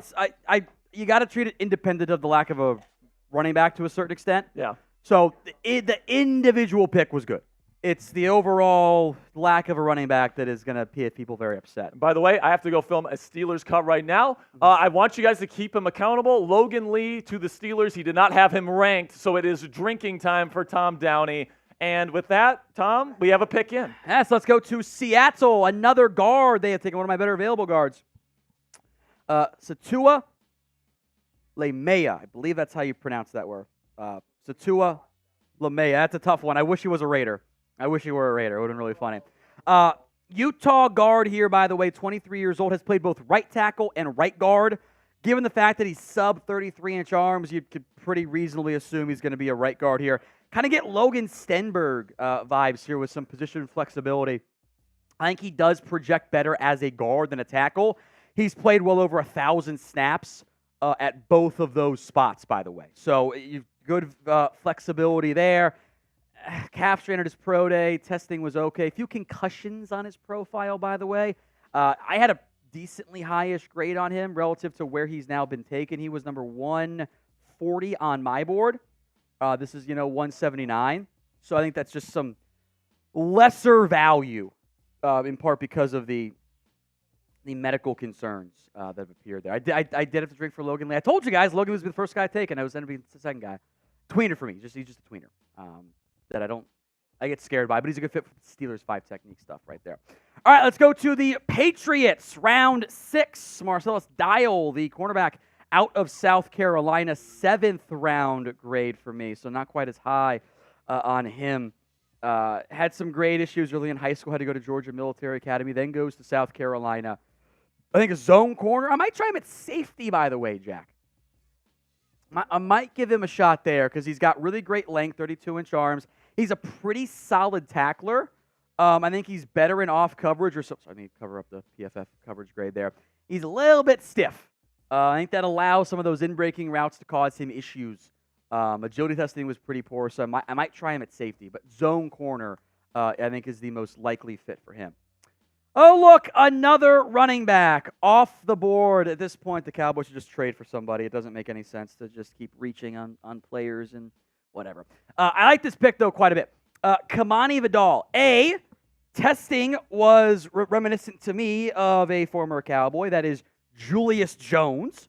He was 183 on my board, goes 181 here. He is the great nephew of Hank Aaron, by the way. So you got some more dynamic family there. He's small guys, 5'8", 213. He is a really good pass protector, though. This is, I think, one of the better pass-protecting running backs in this year's class. I got a sleeper grade on him. He is a bit of a fumbler. I don't think he was as fast as he tested. He ran at 4.46. Really great athletic testing right there. Sleeper for me. Love that pick by the Los Angeles Chargers at pick number 181 overall. The Titans have also made a pick. It is Jaquan Jackson out of Tulane. Once again, this might be your special teams addition the Tennessee Titans have made here. Slot receiver. He's 5'9" and some change, 188. Never really was all that productive. He didn't do that much at Tulane. It was, despite having Michael Pratt, 439 on the passing yards there. But he was 201 on my board, a 6th-round grade. We're in the 6th round. My question here is this going to be a returner who is listed as a receiver or a wide receiver who is listed as who is just actually the team's receiver? Return man. I think it's going to be a return man pick here. 11.5 punt return average, a touchdown there. 22.1 on the kick return there. 4.42 40. I see special teams value right here. By the way, 2 notes. Number 1, nephew of Ed Reed. So another. There's two Ed Reed nephews in this class actually. By the way, kind of crazy. There's 2 of them. He's a receiver, so he's not that. He was best friends and roommates with Tajay Spears at Tulane. And now they get to reunite in Tennessee. I think the comp here is Kyle Williams, if you guys remember him, the kind of Niners return man. 1-to-1 for me comp here. The Giants, another pick that I'm a fan of here for them. I think they've made some good picks so far this year. Darius Muasau out of UCLA. He ain't the biggest guy. He's under 6 foot, 225. Highly productive linebacker in his time, both at Hawaii and at UCLA after transferring from his native state to go play at a bigger competition there for UCLA. Had some higher tackle numbers earlier on in his career, but he's got 6 career forced fumbles. Does a good job of making some tackles there. Plays bigger than his size. 573 special team snaps. So really good value there. I thought he was much better this past season at UCLA. He's just a little undersized and isn't the most athletic playmaker. But I think as a backup linebacker, core special teamer, good pick there by the Giants. One of my last remaining top 100 players and the best player left on my board is heading to the Miami Dolphins, and I love this pick for the Fins. This is a home run selection for me. Malik Washington out of Virginia. This is an undersized slot receiver. I had him as a sleeper for day 2. He ends up going in the mid day 3 section here. I love this. I think this is such a good fit for what the Dolphins do on offense. I think shorter Sterling Shepard here. Kind of actually is built a little bit like this is high-end comp. Same 40-yard dash and very similar size as Deion Branch, who not quite as good, I don't think. There is some kick return value a little bit there. Has had 6 drops in his career. That is it. 2.5% rate there, by the way. For a small guy, did really well in contested catches. It's not going to translate, I don't believe, to the NFL. After being hidden by a garbage Northwestern offense, broke out in a massive way for Virginia this year. 1,400-plus yards through the air. Led the nation in forced missed tackles this year, more than Malachi Corley. This is a after-catch machine. 42.5-inch vert, which is stupid. That man can dunk at 5'8". 4.47 40-yard dash, elite short area quickness there. This is a great pick by the Dolphins. Home run selection by Miami. A-plus pick. Weird, not the biggest needs, but Jaylen Wright, Malik Washington, 2 of my favorite picks from day 3. Super chat, Trey122. Thoughts on the Falcons drafting Brenden Rice with their next pick if they're. He's one of my best available players, so I would be on board with that selection, by the way. Dwayne Jackson, Cowboys report, super chat coming on in. With all the picks, is Jerry Jones setting up Mike McCarthy to get fired? The fix is in. Well, they didn't do anything. It wasn't even about the draft. They didn't do anything in free agency. They sat up there and said, we're going to do less with more this year. It was solidified when we got to the first 2 weeks of free agency, and they're like, we're not going to do anything. We're not even going to pay CeeDee Lamb. Come on. Anthony Tompkins. Will the Cowboys trade one of those 7s to get higher in the 6th round? What do you think about Pran-Granger Jr.? I wouldn't be mad at a trade up, but this team has so many needs. I think they're just going to. I think they want to stick and pick. It's been an issue for them.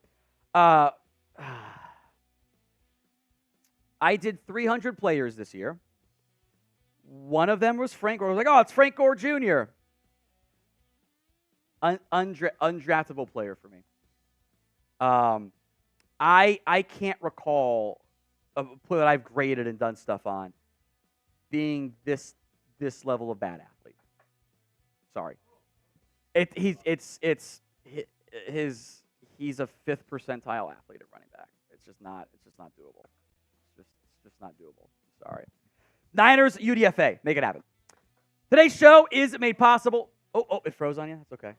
Okay, we're good. Today's show is made possible by Game Time. You guys can see the view from your seat before you buy, so you know exactly what to expect when you guys arrive. They have deals on tickets up to the start of the event and even an hour after it starts. It is the place to find last-minute deals to your next big event. That's concerts, comedy, theater, and more. Game Time has you covered. Download the Game Time app, create your account, and use code CHATSPORTS for $20 off your first purchase, knowing, of course, that terms and conditions do apply. That's CHATSPORTS,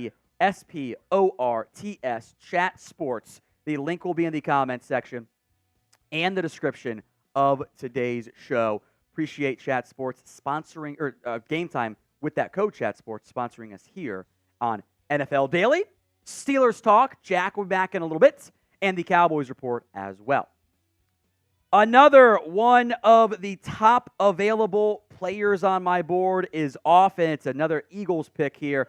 Johnny Wilson out of Florida State. He was just outside my top 100. The positives are kind of obvious. This is a large human being.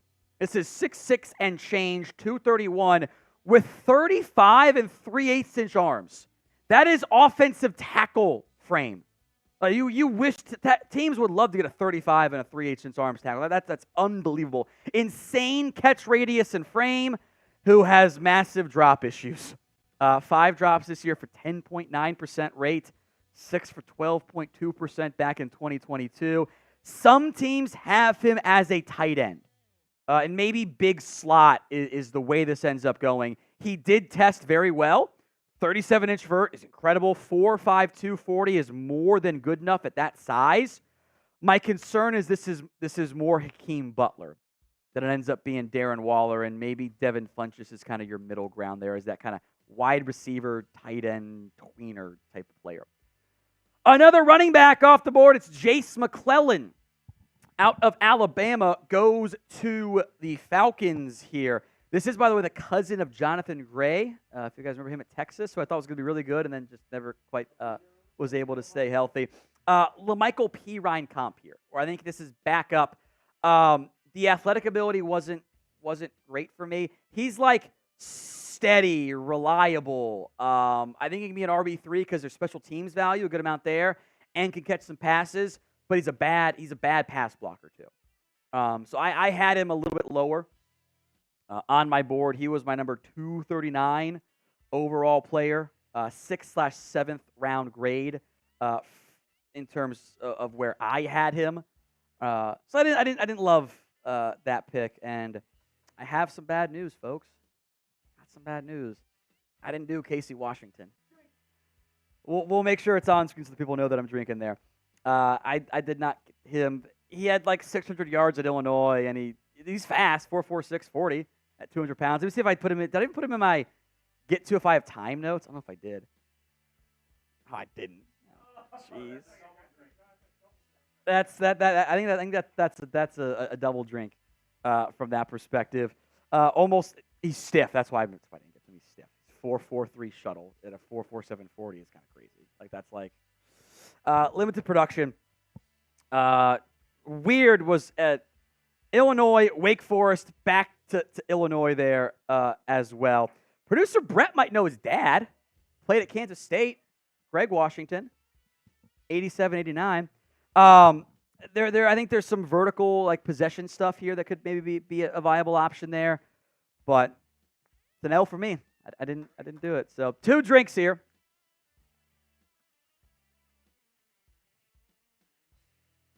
There we go. We could do something funny, by the way. We could give Sperry a fake cup and put all the yellow jelly beans in there. Now it's collusion. All right, shout out your favorite team in the comment section, and we will discuss the first one that we see. He did the 1,000 like, right, for the Bean Boozled? He did that one already? Because we're close on Cowboys, too. We're about 50 away. So like that video. I don't know where we're at on Steelers, but it's a massacre in the Super Chat battle. So that's all I care about there. Oh, my God. I think we are, Sam.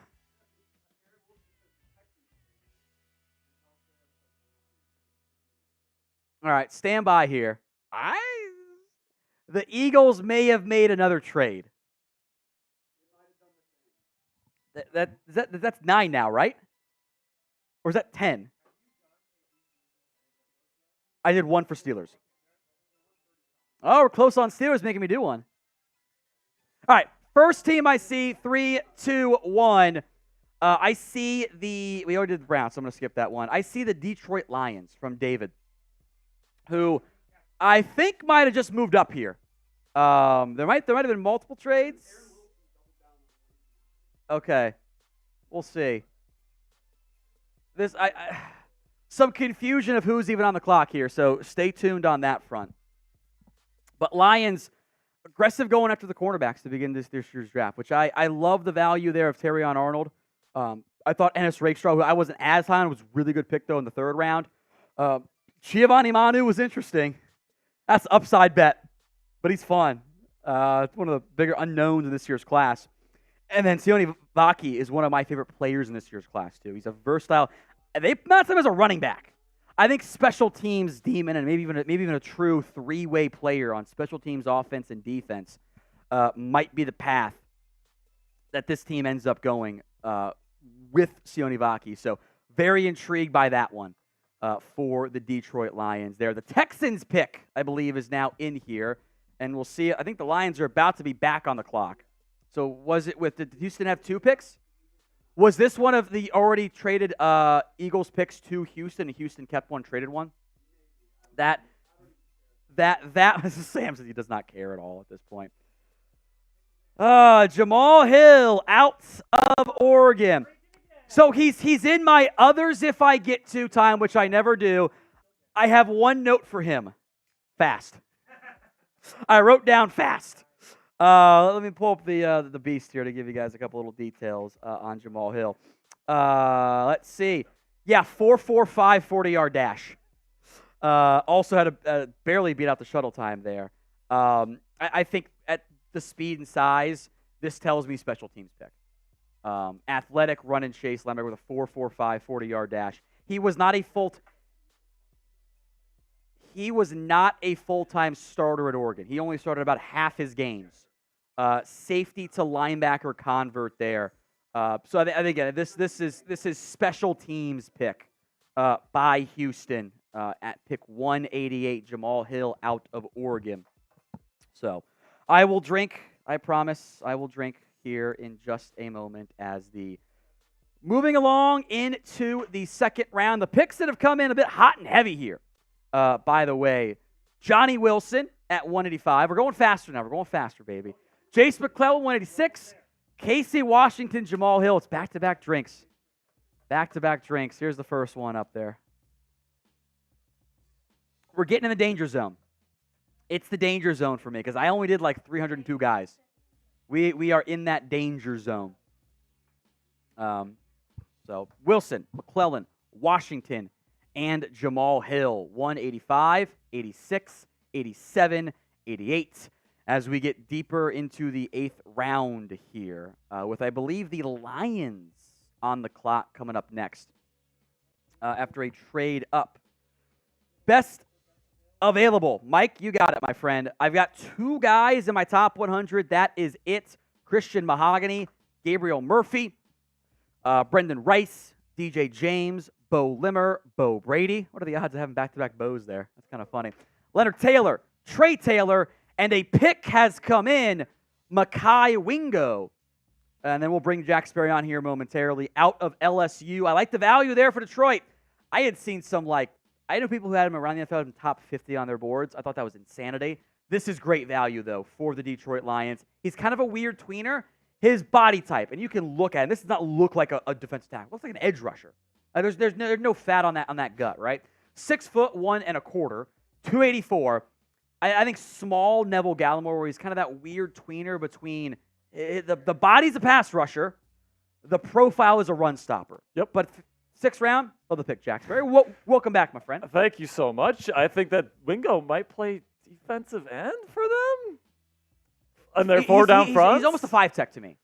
He's that weird tweener. That's where I have him too. But dude, does Aaron Glenn run a 3-4? I mean, it's all 4 down fronts essentially with all the nickel that people play. But he's so undersized. I had a round 4 grade on him. I like the player. It's just the size does scare you a little bit. But he plays with great tenacity. And if you're getting him in round 6, that is an absolute steal here, folks. I really like this. 4.5 sacks last year, 5 tackles for loss. Did I miss Malik Washington getting picked? Dolphins. No way. Oh, my gosh. What a pick by the Dolphins, man. They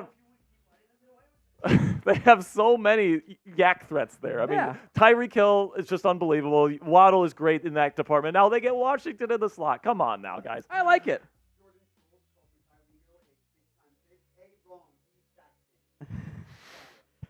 Okay, first off, fat shaming is fine. I invented fatties only as a campaign push. It's not a big deal.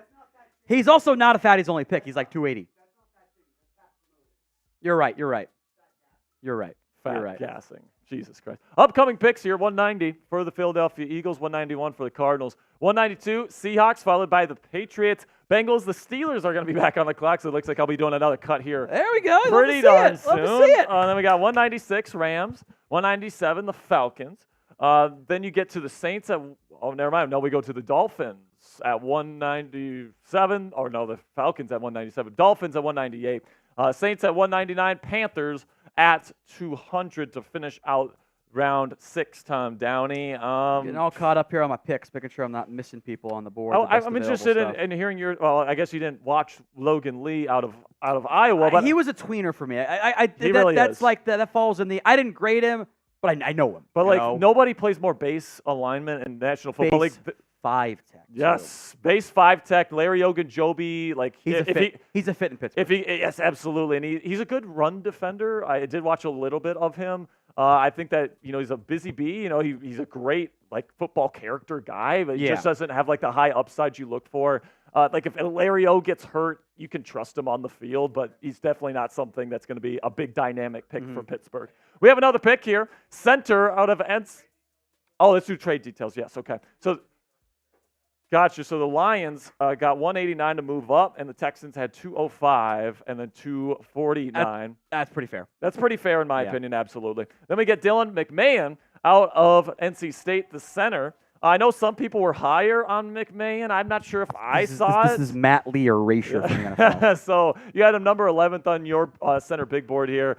Tell me about him a little bit. I got a comp for you. Okay. Drew Dahlman.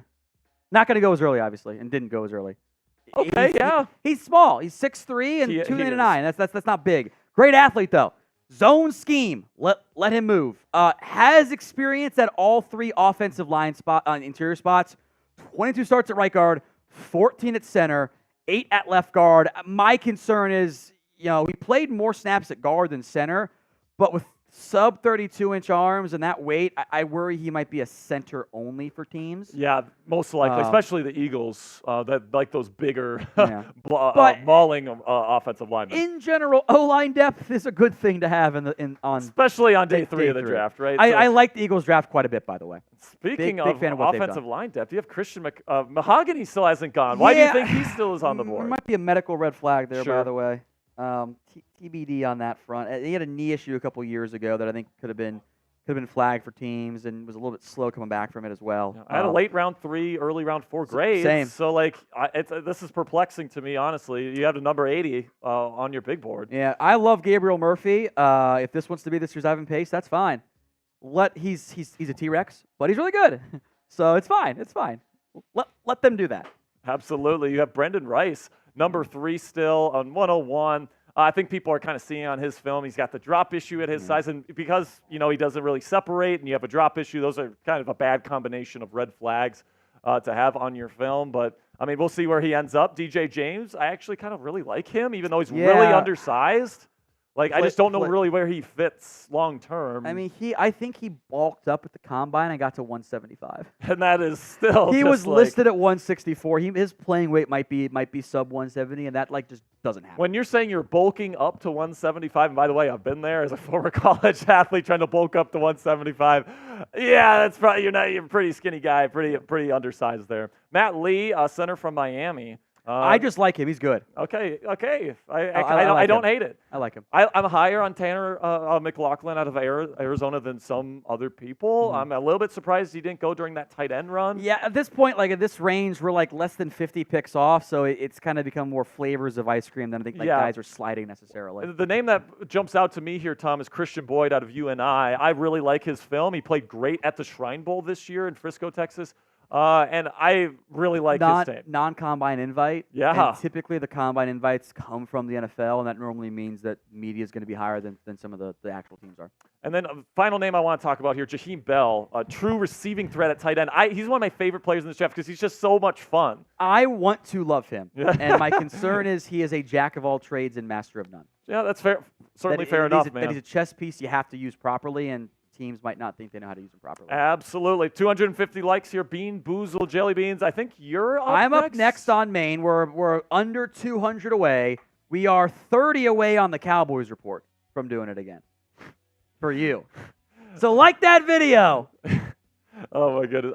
I've had 2 bad ones today, and they both come from I've had one bad from that one and one bad from this one, but it was a toothpaste one, so it wasn't that bad. $5 Super Chat, we'll talk about your team, what they've done, what they might do in free agency even after the draft here. I know the Steelers have some needs in post-draft free agency they need to address. Raffle, $10 Super Chat, rookie jersey, so $10. You could really, if you just have $10 to spend on something, maybe get a jersey. I think that's more than worth the risk there. Really do appreciate all of your guys' support. $100 drinking bonanza there for Tom. He's $100 beer bongs. He's getting close to the danger zone here, as he said himself here just a couple minutes ago. So if you want him to start drinking, $100 super chats. All right. So a couple super chats here. Is this one from Cowboys? Yeah. Okay, so I'll let you take it here. What will be the role for the Dallas quarterback pick? Eric Scott's replacement, potentially be a Bland-type gem. I hope so. It's a Bland-type gem. I think there is some inside-outside flex. Maybe Carson's outside and Scott's inside. That's Eric Scott, their 6th-round pick last year. My guess would be this will end up being more of a added depth. I would play him on the outside first, but we'll see what Dallas ends up doing there. We have a new pick here for the Arizona Cardinals at 191st overall. Tejon Palmer, wide receiver out of UAB. I got to drink. Then there's no Tom Downey ranking there. He's a good athlete. He's a really good athlete. 4.45 at 210 is really good. To be fair here, Tom, I didn't watch him either. So, Well, he also turns 24 in a couple days. He didn't play football in 2018, and then enrolled at Snow Utah College. And then ends up going to UMB and had some success. I see he ran a 4.45, which isn't terrible, but at 210, it's good. Yeah, at 210, that's actually really good. You do have a good point there. We do have DJ James going off the board here to Seattle, and I kind of like this pick where it's like press bail into the cover 3 stuff. Well, I guess that's not what they run anymore, but Mike McDonald. I think he uses these DBs in very creative ways. And I'm interested to see how he uses an undersized DB and DJ James. This is my best available corner. He was at 119 on my board. He might be a nickel in the NFL. He's not the biggest guy in it, but he played well against LSU. He was not scared of those guys at LSU. No, I love him as a player. He's just so undersized. It's hard to really envision him going up against receivers that are like 40 pounds heavier than him and sticking with him. Did have 2 interceptions last year, though, so not bad production from DJ James. And I think his film is actually really clean in both man and zone. And Seattle does like to mix things up. So I like this pick a lot in round 6 for DJ James. And then here it comes, Mr. Tom Downey. Joe Milton, quarterback out of Tennessee. He's going to be backing up Drake May, I guess. Get rid of learn tight end, buddy. This might actually be a tight end pick. I'm not even joking. They have Jacoby Brissett, Bailey Zappi, Drake May. I think there's I know this is being announced as a quarterback. I would not be surprised if he plays tight end for them. Or at least they give him a shot in camp to try shot it, at quarterback. You know? He's going to be a practice squatter, I think, to begin. Get ready to learn tight end, buddy. But he is. Look, let's spend some more time on this. He's a cousin of Anquan Bolden, by the way. I didn't know that. Yeah.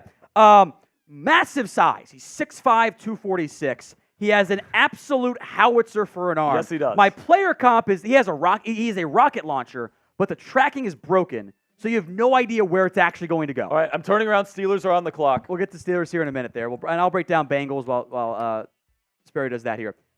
The accuracy, the processing, and the decision-making is just simply not there. The player comp is as easy as day. This is Tyree Jackson or Logan Thomas. Arm strength, mobility. He has all of the traits. It's that he has been in college for 6 years. He's 24 years old. It's never going to happen as a quarterback. It's just not going to happen. Tight end, I'm very intrigued by here. Very intrigued by. There are a few wow throws per game. That ball can go over their hills. He can throw it a country mile, quite truly. Or throw it over them mountains. But he's also going to be like, just miss throws. And also he's supposed to be throwing it 20 yards and it goes 40 yards. Like the consistency is not there. He will end up being a tight end in the NFL. And I like him as a tight end draft pick, by the way. I do. Speaking of tight end draft picks, Tanner McLaughlin out of Arizona. Aha. Another one for you there, producer Jack, or at least your dad right there. He's an intriguing player for me in this year's class. Developmental throwback tight end who spent, compared to the modern day college tight ends, 77% in line is insanity. That doesn't happen anymore. I mean, Brock Bowers was less than 50% right there. 4 years at Southern Utah, walked on to Arizona and became good, which was kind of crazy. He's Canadian born, by the way. He's a Canadian, 25 years old. He is a sleeper for me. I just wish he wasn't old. There's plenty of basketball background as well. Flashes some after the catch ability. The route running, the finer points all need some progress from that perspective. So Bengals take Tanner McLaughlin at 194. The Steelers pick is in. So producer Jack Sperry, take it away. Can I turn? Yeah, you're good. Okay. Ryan Watts, safety out of Texas. Okay, well, this is interesting here. I listed him as a day 3 pick, so this is about right for him. And they like to go with those 3 safety packages, Tom. They like to mix things up. What is he at? So he's at, it looks like 208 pounds. So they like to use Terrell Edmonds back in the day, back in that hybrid linebacker role. This might be what he is going to be doing here in Pittsburgh. It's an interesting pick here. You have him ranked 21st overall on your safety rankings, 242nd. So this might be a little bit of a reach. This might be the only reach that the Steelers have actually had in this entire draft class, at least in my opinion. I actually like the Logan Lee pick a little bit. This one might be a little bit of a reach here, but obviously somebody in the Steelers scouting department liked this guy enough to advocate for him to go in round 6. So it's going to be definitely interesting to see how the Steelers utilize him in the secondary. They could use safety depth, so I don't hate it. Yeah, a couple quick thoughts here for me. 34-inch arms, massive length. He has no idea what to do with it. To an extent, he kind of becomes wacky, waveable, inflatable tube man arm. He got these long arms, and he got burned a lot in coverages this year for Texas. Yeah. Fantastic athlete, 4'5", 340, and great short shuttle at the 40.5-inch vert right there. He was an outside cornerback at Texas. It's where some people might end up viewing him there, by the way. I think a move to safety would benefit him because it lets him keep the ball in front of him. Yeah. And when the ball's behind him, he just like there's one clip. I'll send it to you later. It's like he's in great coverage. He's right there, and the ball just like goes like right over his shoulder, like right in front of him, and he couldn't find the ball. Yeah. The testing is he's a great athlete. There's press man upside at corner. He just can't find the football. Yeah, I'm interested to see what the Steelers' plan is for him here. They obviously play a lot of press there in Pittsburgh. Special teams. Could be special teams specialist as well. Obviously they needed to get a defensive back at some point in this draft, I thought. I thought it would probably be a corner. And obviously in day 6, if you would have taken a corner, probably not a day 1 starter for you. I think they're going to address the other starting role in free agency. So pretty interesting pick here. Pretty developmental player, though. Stay 3. You can't have a bad 6th-round pick. Can't have that What's 6 that? round pick. Going to go off in 10 minutes? Okay, cool.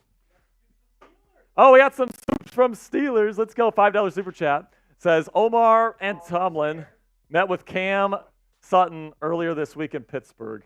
Honestly, it wouldn't shock me if they signed him this offseason because they didn't get a starting corner in the draft this year. So they still desperately need one. Cam Sutton has played in the system before as a slot cornerback. He's played pretty well in it. But obviously, he's got some pretty big issues right now. I'll need another one, by the way. So he's definitely not number one on my list, Tom, of guys I want to go get. Yeah. But yeah, whoa! A $100 super chat from Pitt Kid. Tom Downey's getting upset over here. He's getting scared. He's shaking in his boots. Don't call it a comeback. The score now 48-10. I'm at 757. Let me check here. I am at 202.94. Okay, so not bad. Disappointed in the. Exactly right. Exactly. Yeah. 3. Doncic. Mavs down by 18. So Pitt Kid 2 says, to go. Disappointed in the Steelers super chat support. What safeties are available at this point? That could be a steal. Go Steelers. Well, obviously the Steelers feel like Ryan Watts, who is an athletic we guy. put him at safety. He might be a corner too, though. Yeah, so it's going to be interesting to see what their plan is for him. Long arms, so that's going to kind of lend itself to like press jam, which is what the Steelers love to do with Joey Porter Jr. Got the traits for So if they want to bully people, obviously they took Corey Trice Jr., who's in kind of a similar mold. They might be taking him as a cornerback to try to develop him and try to see if Corey Trice, Ryan Watts, or Darius Rush develop into a starter for you long term. If I'd have to give it a grade right now, I'll probably give it a B-, C+ on day 3. It's fine. I won't go below a C and a 6th or 7th round pick. Yeah, exactly. Pitt Kid 32 also sent it a 10. Says, "Oh hell yeah, let's go Ryan Watts the third." I kind of like this pick, guys. I'd probably give it a B for a round 6 developmental guy that has some nice traits that you can work with if you're Mike Tomlin, the head coach. Now, the Los Angeles Rams are on the clock here, folks. What's that, Jack? Sorry. Stand by. Stand by. Okay. There we go. Oh, we're close. We are actually close. Okay, so we're just over 100 subscribers away from our goal today of 375. Oh. Well, we better get there. Apparently we. All right. If and when we get to 375, new hire Reed will do a beer bong and a Bean Boozled. You can pick which cup it's from. So you can pick the. All right, I'll pick a good one for you. All right. So we're just about. Oh, you guys! Yeah, who just clicked unsubscribe? All right, somebody doesn't want to see something in bio. Maybe something in bio. Just clicked unsubscribe. All right, so we're trying to get to 375,000 subscribers here. Let's just get to 900. All right, 4 away here. Let's get 4. If we do that, how about I'll take. I don't want to do a Bean Boozled, but Sam's gonna do a Bean Boozled. 2 away. Come on, we're 2, we're 1. Come on, producer Sam. Hey! Hey, got a double whammy. Something in bio. The Cowboys Bean Boozled as well. Oh, great. You can pick which cup it's from, Sam. If you believe it's a conspiracy theory or not. Oh, it's coming up. Jack will do one for 375, I think you meant, right? Yeah.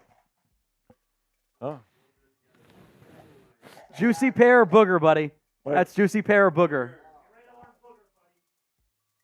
You see that shit over there. What? You see him look and put it back in. I saw that. Look, I'm not looking. I saw that I'm not shit. looking. I'm Take your hand out and start over. There you go. Don't look this time. I saw that. All right. Oh, no. Is it one of the yellow ones? It's a bad. Booger. Oh. Jack was right here. He learned booger, buddy. Is that booger or juicy pear? What's flavor? I think that's booger or juicy pear. No, it's not. It's not green. It's like yeah. It's like. I think it's barf. I think that's no, because barf is. Let's find out. All right. Oh, it's. Yeah. Yeah, suck that conspiracy theory, Sperry. No, you don't get a trash can. Oh. You got to man up. There we go. It was barf, by the way. It was not good. It might be barf, actually. Oh, 92 away. somebody give me something other than water, because this water's not helping. So much for that conspiracy Yeah, theory, so by the much. way. I told you you're going to get into trouble later on, man.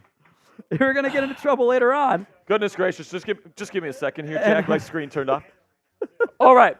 Now, right after I do that, let's talk about our sponsor today at Mando Whole Body Deodorant. Big shout out to Mando for sponsoring today's edition of NFL Daily. Get $5 off a starter pack today when you use code CHAT at shopmando.com. Ditch the soap and step up to the plate with Mando Whole Body Deodorant today. Developed by a doctor, this game-changing formula is safe for your entire body and knocks out odor like a champ. Mando is made with mandelic acid, which picks off odor at the source, keeping you fresh for up to 72 hours. Mando is available in solid sticks, invisible cream, body wash, cleaning bars, and even deodorant wipes for on-the-go use. So no matter how you want to deodorize yourself, Mando has got you covered. Don't let foul balls ruin your game. Switch to Mando and keep your body odor in fair territory by taking advantage of their special offer for new customers of $5 off their best-selling starter pack when you go to shopmando.com and use code CHAT. Mando's starter pack is perfect for new customers because it comes with a solid stick of deodorant,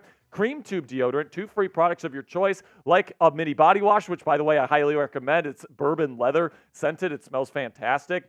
Or the deodorant wipes, which have rave reviews as well. Plus free shipping. Luckily, I have a discount code that will help you get hooked on my favorite smelling whole body deodorant on the market. New customers get $5 off a starter pack with our exclusive code that equates to over 40% off your starter pack. Use code CHAT at shopmando.com. I've got a little bit of a sample here of the bourbon leather body wash here that I use every single day. I have a bottle of my own at home. It makes me smelling fresh every single day. And I love Mando whole body deodorant products. You can go to shopmando.com and use code CHAT for $5 off their awesome starter pack today. Okay. 6th round as we continue along here in this year's NFL draft. Jack Sperry will step off to go do that latest Steelers draft pick cut. So Steelers Talk fans, stay tuned. He will return in the not-too-distant future as we simulcast here on Chat Sports, Steelers Talk, and the Cowboys Report as well. Let's go to the Rams. Pick 196, Tyler Davis, the defensive tackle out of Clemson. I do like this pick. I have Davis as a 5th/6th round grade, 180 overall on my board. We're here at pick number 196. Very experienced football player. I get Jay Tufele vibes, where he's kind of built more like a 3 technique, but he's played some one thing, and he's a run stopper. Now, he's not going to be an elite pass rusher. The production's not there in that category at all. They had a half sack this past year for Clemson. A lot of injury history, red flags here as well. He had a really good year in 2019, and they never quite matched that from a production standpoint there. The 5-flat shuttle was really, really bad, by the way. But day 3, like the pick there quite a bit, as I owe yet another drink here. Maybe it's pronounced Loge. Out of Georgia, who had 17 tackles this year, is picked by the Falcons. They go with another local-ish kid. So I owe a drink. Fresh can here. He's going to be a nose guard probably. 2-gapper. I didn't see the traits or production, so I got to pick and choose there. So first, bottoms up. Second pick. Guess who owes another drink, folks? I told you this, outside the top, or around the top 200, this is where things get a little bit dicey for me. I don't even think I put either of those guys in my get to if more time. I didn't put either of these guys in that category, that's actually double drinks. That's double drinks I owe there. McMorris out of Cal, transferred from San Diego State. I get a little worried about the not doing the 40-yard dash and doing other stuff there. It was a bunch of missed tackles on his film, but 4 interceptions a couple years ago in 2021, has had just 2 since then. But safety depth is a key thing for Miami, so it's fine. Day 2. 3 drinks.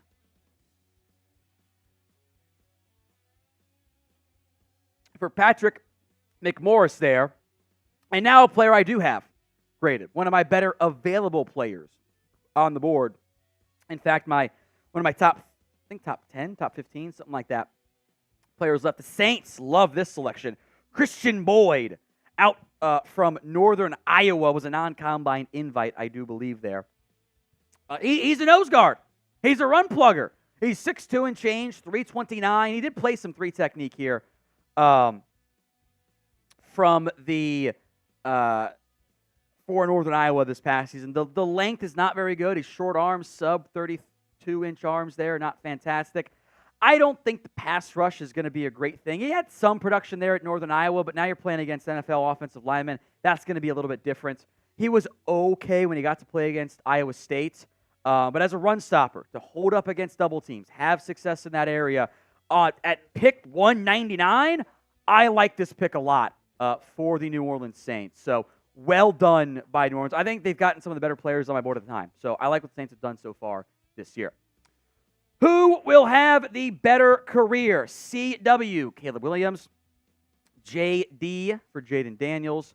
DM for Drake May. And JJ for JJ McCarthy. You're going with JJ McCarthy, right, Jack? Yeah.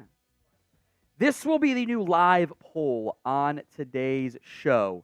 So if you haven't already, well, I guess it's going to come in a moment. Go vote for the first time here on today's show. As we are getting closer to the end of the 6th round here, we've got Panthers, Colts, Packers, Vikings, Bills, Texans. I guess we actually have a lot more 6th-round picks now that I think about it. How many more do we have, Sam? We are in the middle of the 6th round, at best. It's 4 o'clock. It feels like noon to me. I don't even know what time it is, baby. Feels great. So get those votes in. CW for Caleb Williams, JD for Jaden Daniels, DM for Drake May, JJ for JJ McCarthy. I see JDs from Logan, Matthew Lynch. I see CWs from Gaming Wizard, Skip Mode Crane Gain, Richard Iacocco. I see, well, I think he's a Bears fan, so that actually does make sense. JJ from Sebastian Krause. Let's see. Mike Dibble's got JJ McCarthy. That's why you like him so much. There you go. Jalen's got JD. Charles Flores got DM. Wes has CW as well. The picks coming up here on today's NFL drafts, or in today's NFL draft, I should say. Panthers. Oh, we really do it +2 and +3 now. I think it's funny, though. It's fine. It's fine. It's fine. Panthers, Colts, Packers, Vikings back on the clock. It feels like the first time in a long time. I'm gonna double check that. When was the last Vikings pick today? I think they had one in the 4th. They had one in the 6th. They had Walter Rouse, which I was off air for. That makes sense. 203 for Minnesota. Bills at pick 204. Houston at 205. Browns at 206. Seattle at 207. The Raiders at 208. Then we're in the comp pick category. Rams, Lions, Chiefs at 209, 210, and 211. Jacksonville at pick 212. The Rams at pick 213. The Bengals at 214. The 49ers at 215. And then we got a bunch of my top players still on the board. 2 guys in my top 100, and maybe there's medical concerns for both of those guys, or the occasional character concern pops up that we just don't know about. Christian Mahogany, the guard out of Boston College. Gabriel Murphy, he's got T-Rex arms, but he's a really good football player. Brenden Rice out of USC. Bo Limmer, Bo Brady. Leonard Taylor, I think there's some fit question marks, to put it that way, to not be too mean to the kid. And 2 of my preferred players, Trey Taylor and Matt Lee, are both guys that I'm relatively higher on, including consensus, and of course what the NFL sees so far. Carolina, pick 200, it's in. Jaden Cremedy out of Mississippi State. 6th round pick for me. His nickname, by the way, is Big Baby, because his godfather told him he was being a big baby at basketball practice one day, and it stuck. That's just pretty funny. Mostly 3 technique for Mississippi State. Limited production over the course of his career. 3.5 TFLs, 2 sacks. But good athletic testing. I think he's a rotational defensive lineman in the NFL. He's actually a very mature kid. He's 24 before he's actually already married, by the way. So I think this is a guy that coaches meet with him and they would have liked what they would have seen from that perspective. So Jaden Grimidi out of Mississippi State. Happened again. This one I feel bad about. If I did 305 players this year. This would have been player 310. Micah Abraham. He's small, but he has ball skills. I wonder if this is a developmental nickel corner. I know who he is. It's just I just didn't grade him. He would have been a UDFA grade for me. Ball skills. It's important to have. Gotta have good ball skills. I love what the Colts have at corner in general. On the inside, that's why Kenny Moore's best known corner in the NFL, as far as I'm concerned. Micah Abraham, a little smaller guy, but he's got the production that I typically like. I ran into some issues of like figuring out, okay, who's going to be my next player so that my wife does not leave me. The 4.43 40 was really good. He's just tiny. He's under 5'10", 185. He has 10 interceptions the past 2 years. He would have been a really coveted, I think, UDFA if he had not been drafted. So I think as a Kenny Moore growth piece behind him, I'm very intrigued by that selection. The goal on today's show is 375,000 subscribers here on Chat Sports. So if you haven't already, hit that sub button. What's up, Jack? 950? Jack says if we get to 950 right now, he will do a Bean Boozled. You can pick which cup you want to go from. No, I would shoot a pick. It makes you feel worse if you get it wrong. It's funnier that way. 950. So 40 more subs here. I know that at least 40 of you guys watching live right now. What's up, Jack? I think it is in sub-only mode. I think it's been in sub-only mode the entire time. We'll put it in sub-only mode so you can't comment beyond that. How about that? Thanks to whoever subbed. Type me if you are subbed, by the way, and we'll give you guys some shout-outs here as well as we await some more picks here. I don't really know what NFL Network's doing. They've got a bunch of dogs on air, so that's really interesting as they, I'm sure, skip over a bunch of picks. Come on. You want me to do a Bean Boozle? Let's go. Sub it up. We got to get to our goal. I want to go home and go to sleep.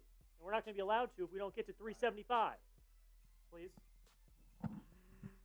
Shout out to here, Mike Dibble, Smushed Face Dog, Fernando Martin, Caleb Farnsworth, Elite Productions, Michael, Fernando, Ethan, Elites, Elio, Smushed, Mike, James, Yote Fan, Hot Rod, Wintrick McAllister, Ello, Jim D. The Guardian caps will now be used in the NFL. Optional to be used in the NFL. Are you shitting me?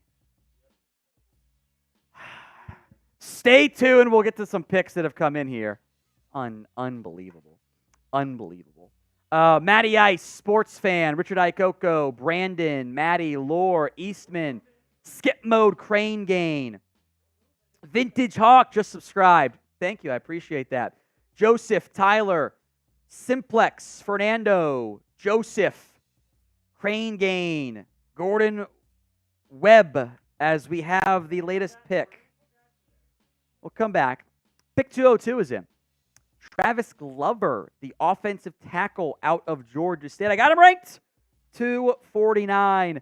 The athletic ability I don't love. The foot quickness concerns. He's a big boy, though. He's 6'6", 317, 34 3/4 inch arms. I think he's among the better, in my notes, among the better non-combine invites this year. Guess that happened. Has started left tackle, left guard, and right tackle. Heavy zone run blocking scheme background for Georgia State. I think that does fit what Green Bay typically likes to do. I had a 7th round grade on him. He was number 249, so we're in the right ballpark for him. Did show some good things as a pass blocker more than a run blocker, again, there per PFF. So I like that pick for Green Bay. I will never be mad about taking day 3 flyers on the offensive line. You know, good things tend to happen when you're trying to take picks on the offensive line. Bad things tend to happen when you draft people who aren't actually people. Will Reichard, the pick out. I know producer Kris is a Bama fan. Minnesota did take my number 1 kicker.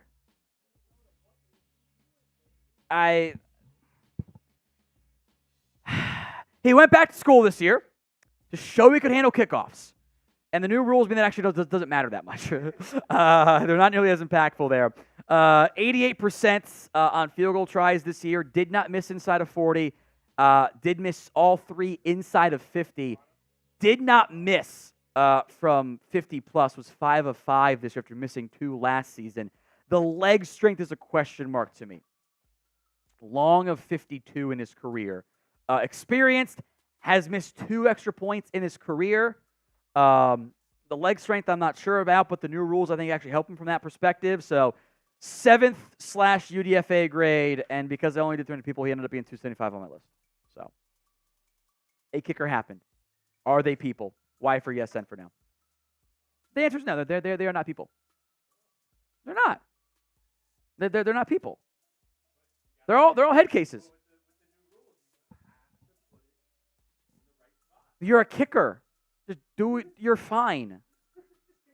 Just kick the damn ball. They have literally one job, and most of them are bad at it. David Bueller?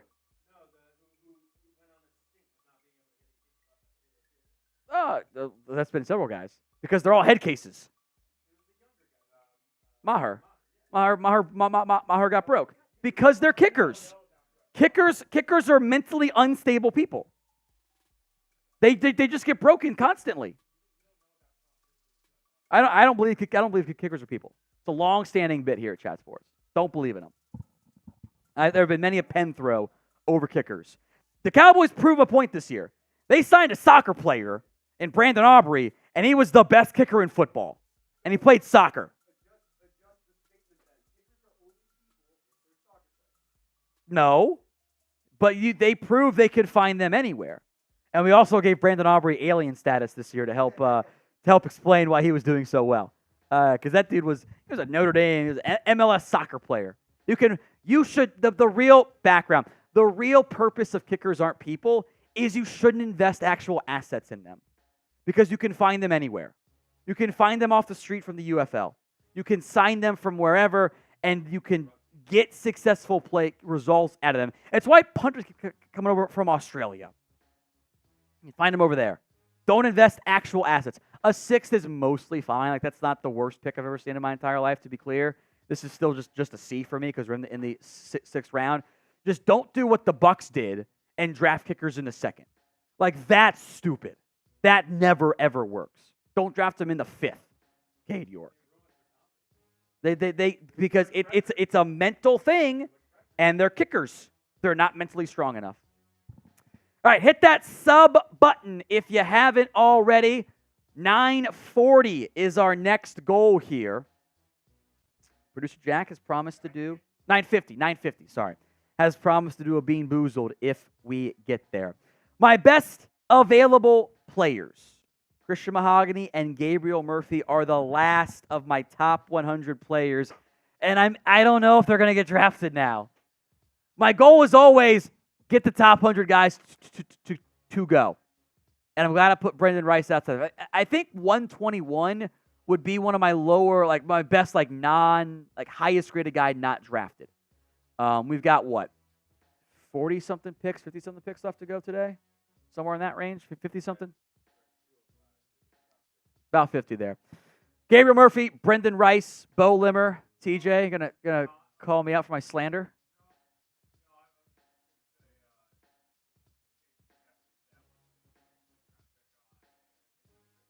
Yeah, straight to jail. Better than a 5th, I guess, but per kicker, that's fine. Bo Brady, Leonard Taylor, Trey Taylor, Matt Lee. I'm higher on 7 and 8. I'm a little surprised Brady didn't get drafted, but I guess I was too high on him. Thought I'd be lower than him. All right, Bill's pick is in at number 204. One of my better available offensive linemen, Tylen Grable out of Central Florida, had him at 234 overall. So we are very much in the range I kind of figured, at least I had him, going in this year's class. He was a very rare quarterback to tight end to offensive tackle transition. Yeah, those don't happen very often. Maybe not surprisingly, he's a good athlete. Began his career at Jacksonville State as a walk-on, has worked his way up. For how limited he has played actually on the offensive line, I'm fairly impressed. This might be a practice squad guy in year one, but the overall growth certainly is something that I am very much intrigued by for the Buffalo Bills. So I do like that pick pretty solidly here for the Bills. Houston, round 6, 205. My number 207 player. So again, we're right in the sweet spot there. Jawhar Jordan out of Louisville, who started over Isaac Arundo. By the way, Isaac Arundo was a backup, or at least part-time player alongside, to both Jawhar Jordan and Braelon Allen, and went before both of them because teams value athletic ability there. I will say, I do my notes in advance, so it's fun when these things come to fruition. I think he would fit well in a Shanahan zone running scheme. Guess what Houston runs? It's the Shanahan zone offense. So I think that's a really good fit there. I got Myles Gaskin and Andre Ellington comps down there. Zone runner is what he's great at. 6.2 yards per carry. He's an average athlete, but a good feel for running, again, especially in that zone. He is 25 years old before the season ends up happening here.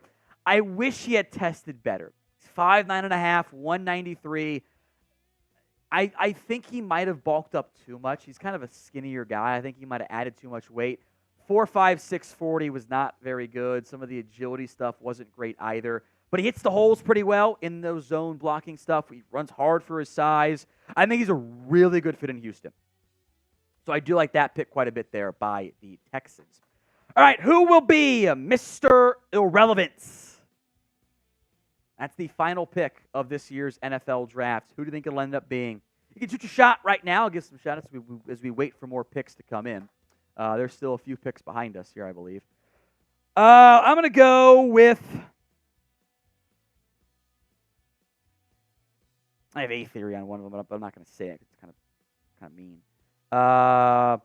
Michigan man, Josh Wallace, to tie the mark. Official prediction. They got to get going. It's going to come down. I had a bunch of fringe draftable grades on those guys to get there. I had a bunch of fringe grades, so it's getting a little bit dicey for those guys at the time here. So get those predictions in. I see Frank Gore Jr., Nathaniel Watson, a long snapper. I refuse to drink for a long snapper. Because they're long snappers. Long snappers are mentioned twice, maybe 3 times over the course of an NFL season when they make the 53-man roster and or are cut and then brought back later, and when the year ends. People. The gunners are the gunners are more important for me. Brenden Rice, Sam Hartman, Dalen Holker, that's a good name there too. Cam Little. By the way, we can get to this question later. If you declare early as a kicker, are you less of a person or more of a person? Because that's what he did. Cam Little declared early. He had eligibility left, and he's like, I'm going to go pro early. That was wild to me, man. All right, 250 likes every time we get there. It is a Bean Boozled. We are 150-ish away from the Chat Sports YouTube channel, or from getting there on Chat Sports, and about 200 away on the Cowboys report stream. Don't know where we're at on Steelers there, by the way, but I'm sure we're getting closer for me doing one. $5, we'll discuss your team. $10 raffle entry for the rookie jersey of your choice. Steelers is 10 away from me doing one. All right. $100, it's a beer bong. It's a beer bong if we get there. From Wes, so we're not going to worry about the position. DT, linebacker, wide receiver. I think you picked 3 pretty good ones there. At this point, I'm kind of just like, they're not going to go back. The value's not even that great, whatever. It is what it is. Toaster's going in the tub. Nicholas, any wide receiver, DT, or linebacker that interests you? Gabriel Murphy, Brenden Rice at this point. Gabe Hall interests me. Fabian Lovett. Some guys I like. Foxtrot Gaming. Going to be running back by committee unless we trade for someone like Pierce. Rico and Zeke will be RB 1 and 2. It's the worst running back room in football. And Rico's better, by the way. Alan Williams is Branden Rice on person. Aubrey got alien status. You can throw the alien emojis there in the comment section. Thank you, Alan. Appreciate that one, by the way. Jawar Jordan was the most recent pick here by the Houston Texans out of Louisville. A few more we will now get to. Nathaniel Watson out of Mississippi State. If you are looking for that kind of like, modern day, rangy, athletic linebacker who can cover tight ends and do all this stuff and make big impact plays and be that coverage linebacker, this is not him. This is a thumper. This is a throwback linebacker who can blitz, who can stop the run, whose athletic ability is not particularly great. Throwback linebacker who stops the run at his best moving downhill. The straight line speed is fine. It's kind of everything else. It's not particularly great. He shed about 12 pounds from his listed weight to 233. I think you would be better off having him play heavier and letting him be just that throwback thumper.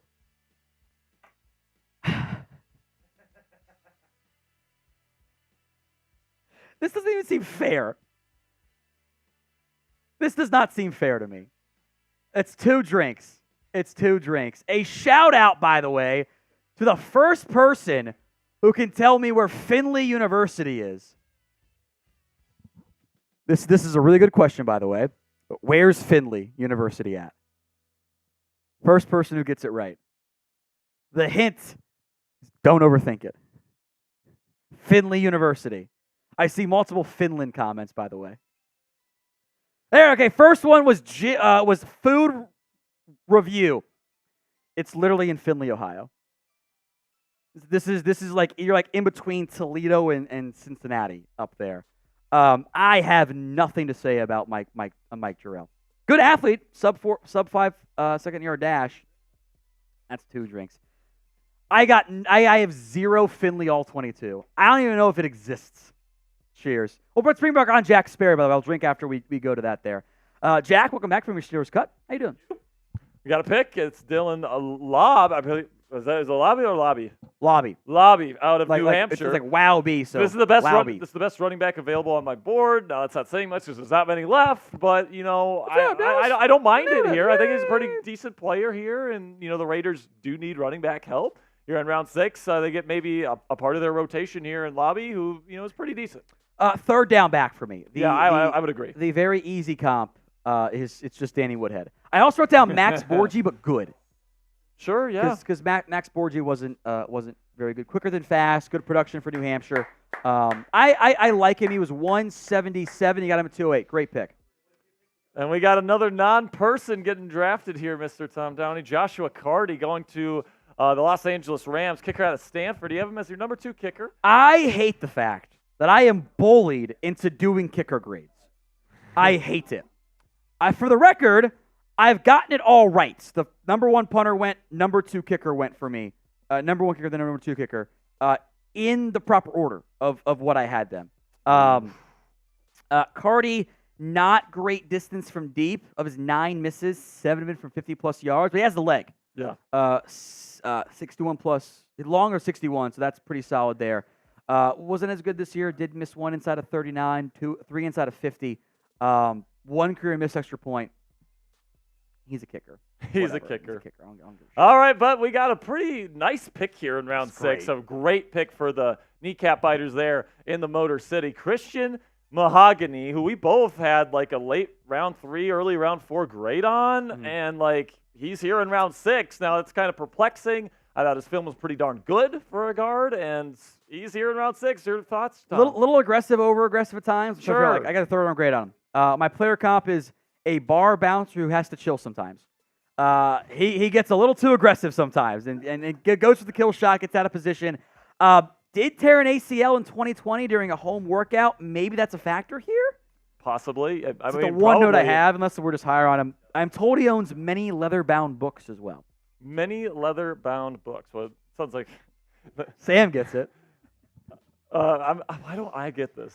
Am I being dumb? His house smells of rich mahogany. Oh, I see. Okay, that's actually a good one there, Tom. It took me a little while, but that's a good one right there. Number 6 offensive guard going on here in round 6. Great pick. And then also here at the Kansas City Chiefs, the Super Bowl champions, take Kamal. Is it Haddon or Hayden? I'm pretty sure it's Haddon. I'm pretty sure it's Haddon. Yeah, out of Tennessee. I wish we had Matthew Peterson here to kind of give us a little rundown of Mr. Haddon, but I'm sure you can suffice here. Tough one for me. Talent-wise, he was awesome at corner this year. He was targeted 33 times, allowed just 12 completions. He broke up 11 passes total. 90.4 Pro Football Focus. He was awesome in coverage this year. The problem is he didn't test very well, which is red flag number one. He has never played a full college football season. He missed 6 games, 4 games with a hamstring, 6 games with a right shoulder that needed surgery, has like 0 special team snaps basically, which has made him a tricky valuation. If you get the healthy version, I'm quite intrigued. Yeah, me too. He's got 31-inch arms, which is not great length, despite what some people might tell you there. Injury history and the special team stuff is concerning, but the man coverage and the coverage stuff overall was really good. 1 catch of 15-plus yards this year. Yeah, I mean, he's a talented guy, man. It's the medical stuff that dropped him to this range. I mean, it's a lottery ticket. I mean, he's got good production, so, they're kind of hoping that he can transition that to the National Football League. Type of guy you gamble on in this range. 100%. Today's show is made possible by Game Time. Game Time takes all the guesswork out of buying tickets to your next big event, sports, concert, comedy, theater, whatever. Game Time's got you guys covered. See the view from your seat before you buy. That way you know exactly what to spend. Kind of treat it like a live photo, by the way, on your screen. Move it left, move it right, up, down, whatever. You'll get a great view of where you're actually going to sit, so the memes of the guy getting stuck behind the wall doesn't end up happening to you there. You can get $20 off your first purchase. Go to gametime.co and use code CHATSPORTS. That's $20 off at gametime.co with promo code CHATSPORTS, Chat Sports, for $20 off. Game Time has been a huge sponsor here at Chat Sports for our main coverage, the Cowboys Report simulcast and the Steelers Talk simulcast as well, the entirety of today's show. There's even a Cowboys-specific super chat just for you, Jack. We'll get to here in a little bit. Appreciate Game Time sponsorship here of the Cowboys Report and everything else, helping us keep those lights on as well. So thank you, my friends. Thank you. Round 6 is still underway. Your favorite team. Give them a shout out, and let's Sperry pick one here in a little bit. There. All right, I will pick a team here in about 30 seconds. Jaguars on the clock here at 2:30. That's on the clock's off. Oh, it's on. Oh, on the clock's off. Gotcha. It means a pick just came in. We'll get to it here in a minute. I know the pick, and you're not going to like it, Tom. It's another frickin' kicker. Okay, so I'm going to pick a team here. I got Nicholas in there. Got Dibble in there. Atlanta Gaming, Hayden, Kevin K, Savage, Jace, Lil Fonzie, Jessica, Richard, Mark, Arik, Jace, Jesse, and I'm going to pick Denver Broncos here for Sam Brown. Of course, they take Bo Nix in round 1, but other than that pick, which I think was a big reach on Nix, I mean, we'll see how he develops in the league with Sean Payton, but the rest of their draft, I kind of like Tom Downey. I think they've made some good moves. Good draft overall for the Jags, or for the Rams, sorry. Good draft. For the Broncos. Sorry, I saw Rams up there. Oh. My bad. Yeah, outside of Bo Nix, great class. And they also got John Franklin Myers, who's going to be like a pretty much every down starter for them. And little surprise bonus for them. Yeah, all it costs you is a 6th-round pick. So honestly, like in an offseason that's been kind of disappointing or very disappointing for Broncos fans, depending on where you stand on the Russell Wilson thing. I'm paying him $37 million, by the way, next year to play against you while your quarterback situation looks the way it does. I thought in this draft, I think they've actually done everything that they've wanted to do. So I guess success here for the Denver Broncos in the 2024 NFL Draft. Shout out your favorite team here again, Tom. It is your turn, my friend. Hey guys, a couple seconds here. Get to the Jags pick, then the Rams after that, then Bengals, Niners, Cowboys coming up too. So we'll do the turn around and let me be surprised and react to it and do it as a short for you guys on YouTube there. First one I see is the Dolphins from Jace. I love what they've done on day 3. Yeah, I mean, I'm a huge fan of it. The early round stuff, I was a little iffy on, but then in day 3, I mean, the Jaylen Wright pick was awesome. Love him. Malik Washington, where they got him, awesome. I mean, I just love the picks. You love Muhammad Kamara, too. You're a big fan of yeah, and I was a big fan of Kamara as well. So I really like what Miami's done on day 3. I think they might be the winners of day 3 out of all the teams. They're up there for me. Philly, I think, has had a good day as well. I mean, there's some other teams that have had good days, Denver being one of them, who we just talked about. But Miami is adding a lot of, I think, day 1 impacts and potential long-term impacts here. So I really like what Miami's been able to do here in day 3. And Tom Downey in shambles. Cam Little out of Arkansas going 212 to the Jaguars. Your thoughts, Mr. Downey? He entered the NFL draft early as a kicker. Well, in that picture, he looks like he's a 5th grader. I don't know if that makes him more of a person or less of a person for enrolling in the NFL draft early as a kicker. He got drafted, so I guess it worked out for him. He is who he is. 83.3%, 81%, 83.3% of his career is 3 years as a kicker. So he is. He'll go 20 of 24 most years, 20 of 25, 21 of 25. That's who he is as a kicker.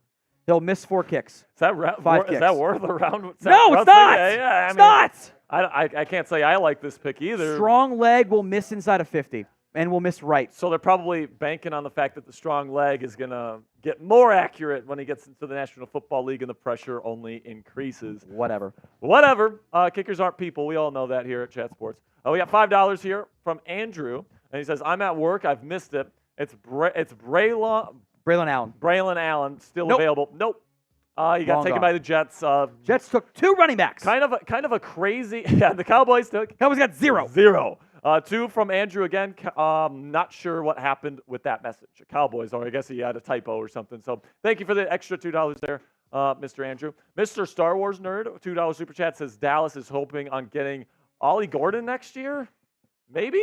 You're planning for a year ahead. You're just being silly there. Ollie Gordon was great for Oklahoma State. Everybody knows Who that knows McCarthy, where he's going to go? Yeah. I mean, everyone knows McCarthy's on the hot seat this year. Great for Oklahoma State. All right, we got $10 super chat here from Raymond. Says this is for Jack because Tom is too close to the Cowboys. How do you feel about our picks so far? So I didn't love the linebacker out of Notre Dame. You disliked him more than I did. Yeah, I didn't even have a draftable grade on him. I put in my notes he's gonna have to fight for a roster spot, and he's taken in round 3. So I don't love him personally, but other than that, I love the Cooper Beebe pick. I think Tyler Guyton, if he's going to have success, it's going to be in Dallas because they develop offensive line talent so well there. And then I really like the Kalen Carson pick as well. I'm a big fan of Kalen. He's one of my guys in this class, and I think eventually, he's going to be somebody that if somebody gets hurt this year, he's going to be a solid backup. Maybe develops into a starter moving forward in the long run if something develops. $10 super chat here from Raymond again. Nothing personal. Still love you, Tom. We love you, Tom. Everybody loves Tom here at Chat Sports. Steelers are coming back, Tom. I can see touchdown Steelers. The score with 3 minutes to go. It's 35-7. Oh my goodness. Not 7. Okay, it's not 7. We have like 17 42 to 15. Second extra point is no good. Second touchdown of the day from Jason Van Chak. Says, go Steelers. Love you, Sperry. Awesome show. Thanks for the great draft analysis and all the off-season content. You're my favorite YouTube show for Steelers. Thank you, Jason. That's really kind words there. Do my best if I get out of bed every single day, man. Really do appreciate your support for the channel. All right, so now we're really trying to get to our goal here, guys, and we're knocking on the door. We got over 1,000 people watching right now, and I guarantee not everybody is subscribed to the channel. And if we get to 950, Jack Lotteray, our producer, is doing a Bean Boozled. Come on. 15 away from 950, and our producer, Jack Lotteray, is going to be doing a Bean Boozled jelly bean. These things, we probably eaten 9, 10 of these things throughout the 3 days of the draft on. They're not good when you get a bad one, but Jack Lotteray has not had one yet. So make sure you click that subscribe button if you haven't already. Yeah, gotta go. Let's get it going, guys. Let's get that subscriber number up at 950. Go. Come on in. And by the way, in that box, in that box, Jack looks normal. Okay, now come over here, Jack. Now come stand next to me. Come on. Yeah. Oh, my son, Jack Lotteray. By the way, Jack, while I have you, do you know which team has the most draft picks in the draft this year so far? It is the Texas Longhorns, not the Michigan Wolverines. Pretty funny.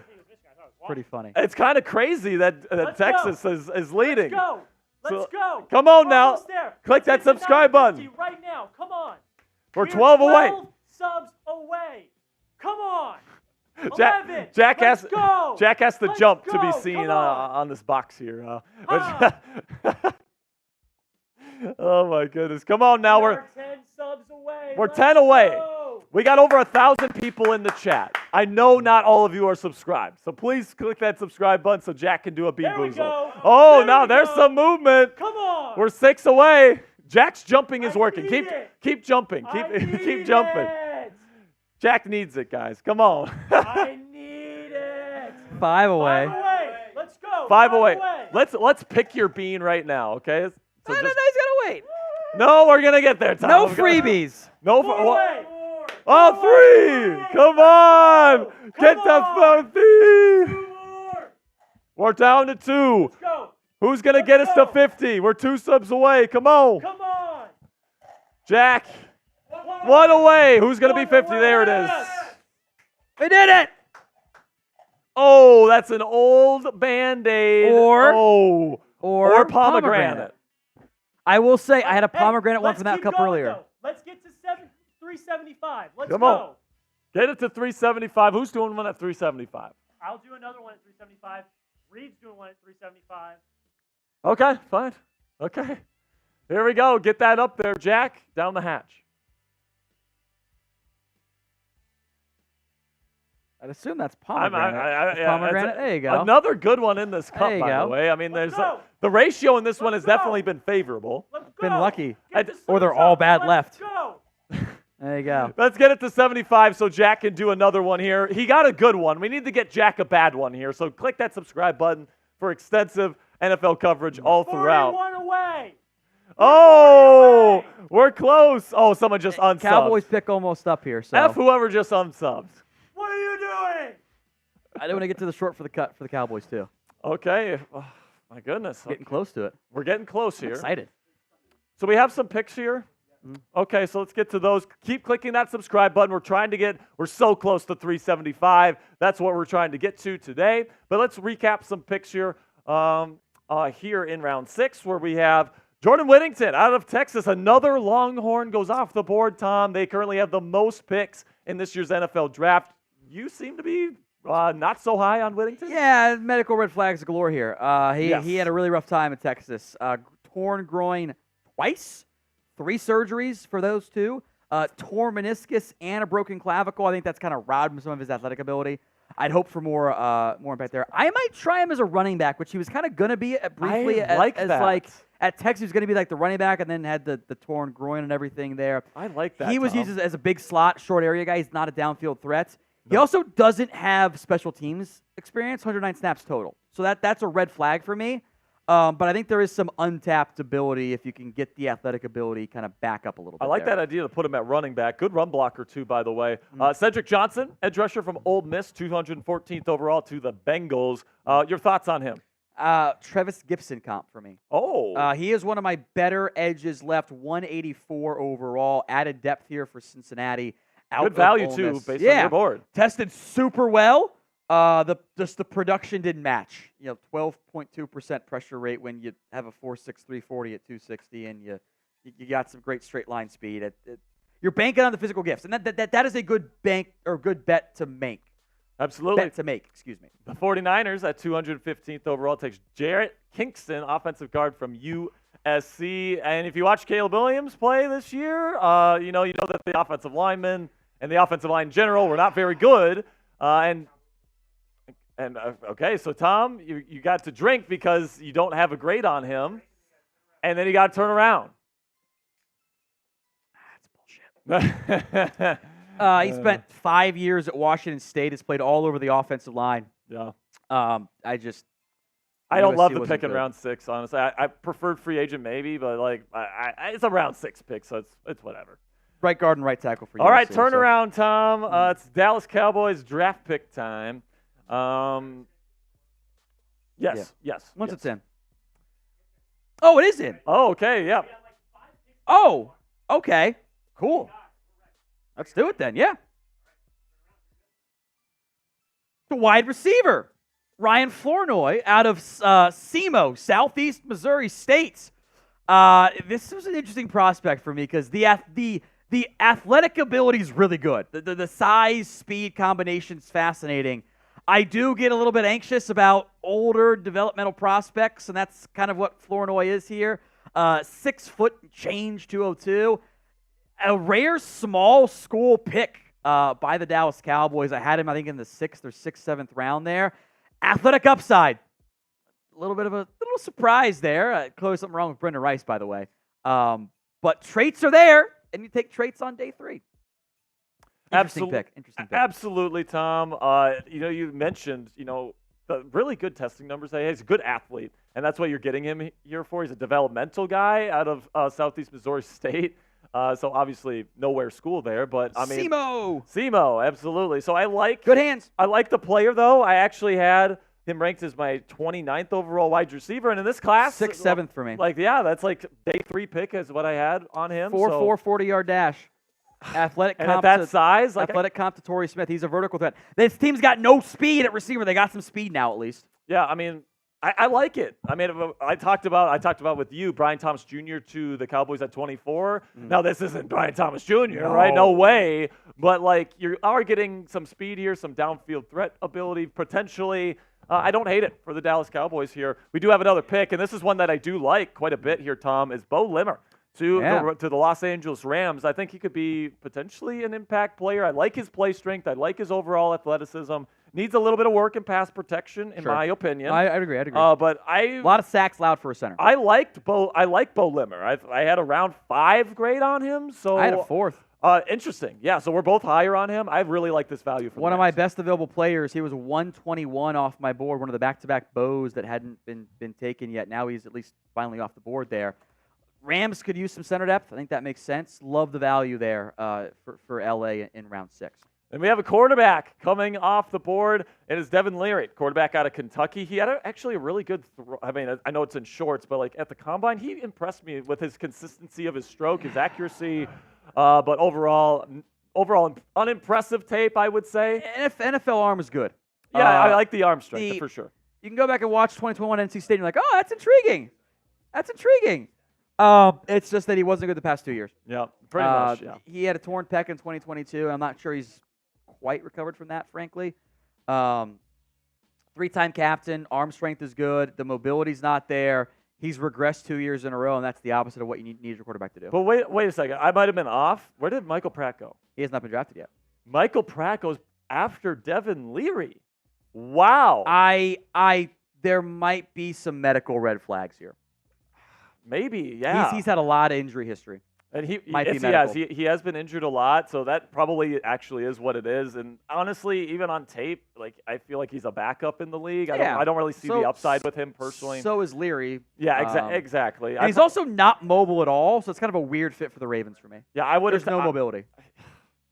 Yeah, I don't understand this. I'm not even sure if he makes the team, honestly. He'll have to fight for a spot. With the way the rules have changed, you could still draft someone, put him on the practice squad as QB3. I think you'll see a lot of teams doing that this year. That is a perfectly fair point there. So who has been the biggest loser in the NFL draft so far? Now, I don't want to piss anybody off, so I'm not going to say who I think just yet. Tom, do you have anybody, or do you think we should just go to the super chats here, or to the shout-outs?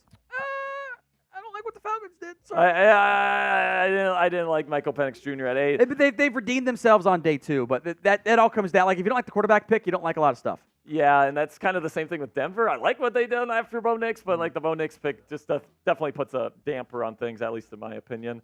Lots of people are saying Falcons.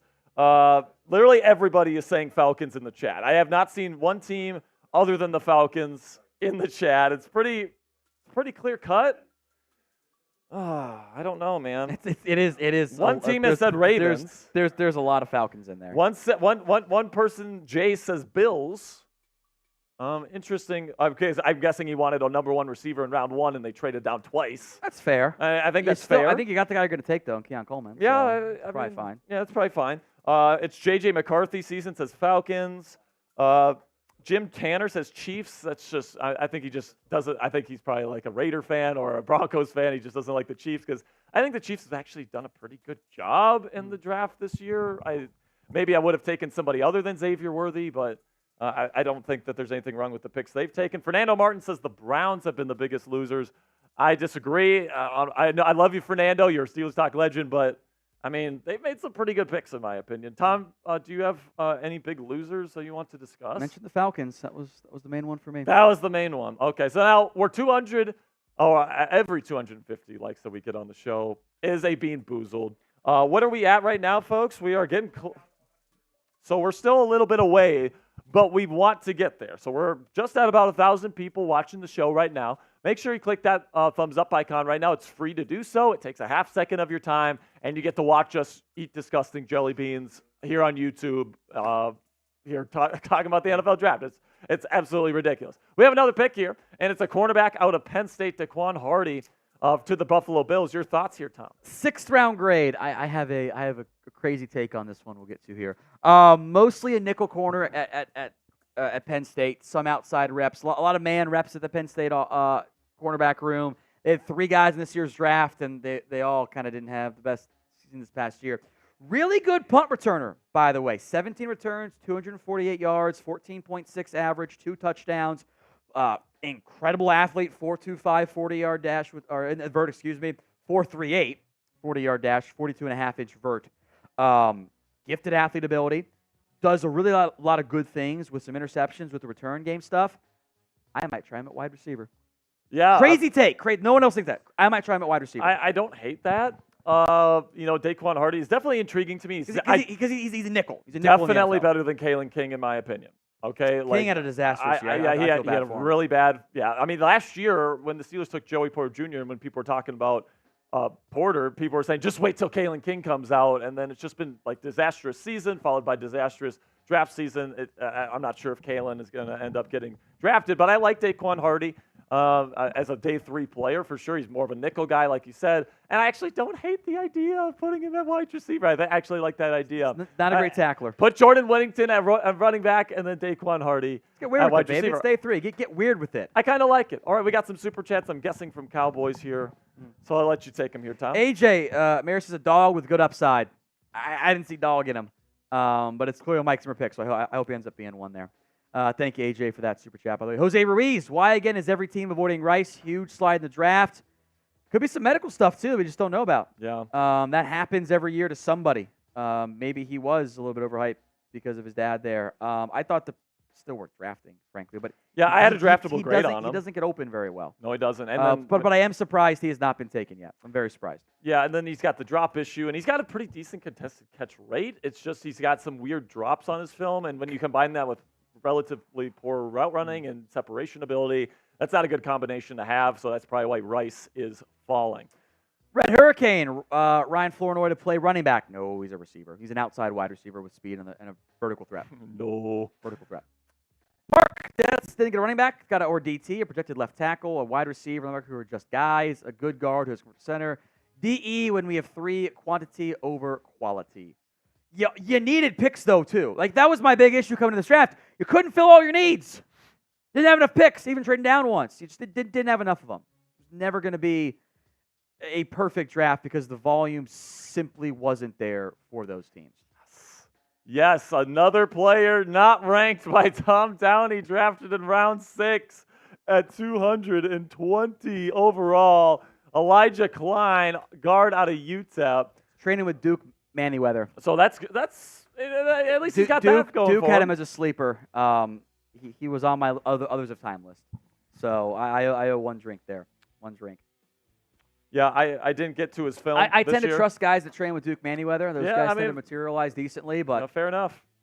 He's damn good, man. He was on my list. So let's break down round 6 here. It started with Walter. Is it Rouse? That's Rouse. I think it's Rouse. Offensive tackle from the Sooners. Logan Lee went to the Steelers at number 178. This one's going to be so Satoa. I don't know. Satoa. It's in the guide. I'm sorry. Lamea. Laumea. You got the last name right. Got the Lamea. Lamea was right. Offensive guard from Utah going to Seattle. it's Marcellus Dial. Dial, it's cornerback from South way it Carolina, looks. going to the Patriots. Kamani Vidal from Troy, running back. I like him a little bit. I like that pick for the Chargers too, by the way. We got Jaquan Jackson, a wide receiver I'm higher on, going to the Tennessee Titans. I like that pick in round 6. Darius Muasau.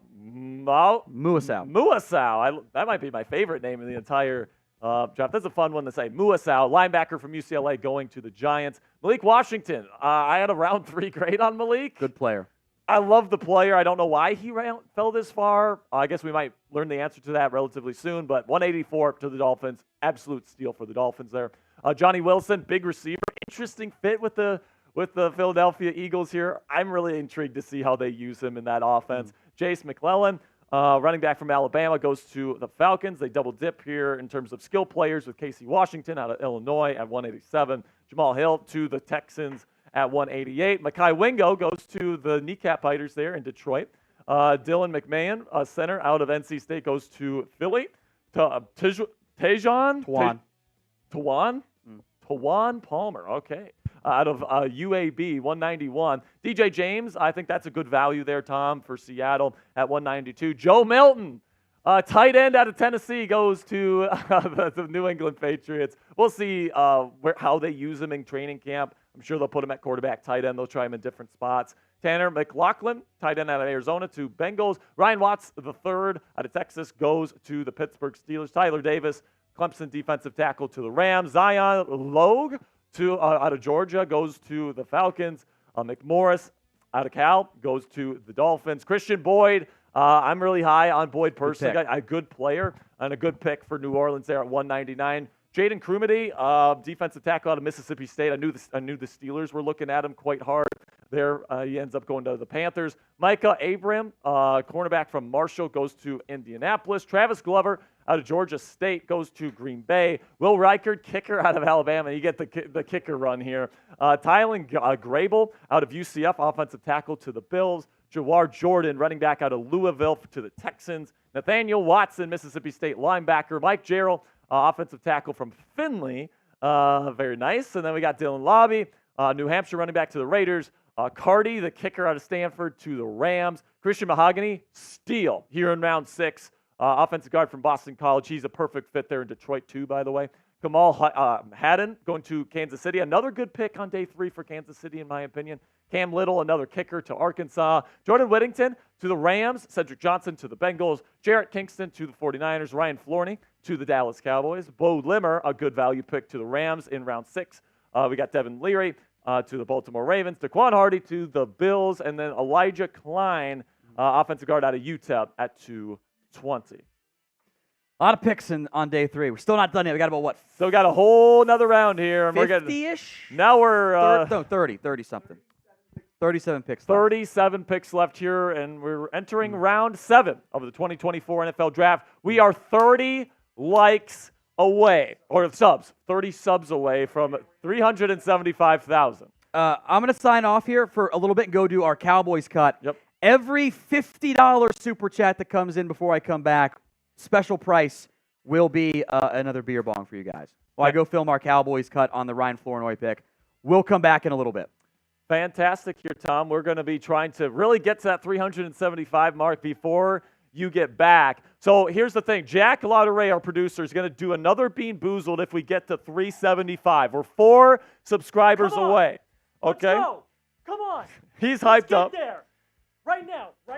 We're doing it right now. Let's go. As you can see, Jack Lauderay is pretty pumped up here. We're 4 subs away. Let's go. We got over 1,000 people watching. I know not all of you are subscribed. Do it right now. Click that subscribe button. Let's go. Hey, give us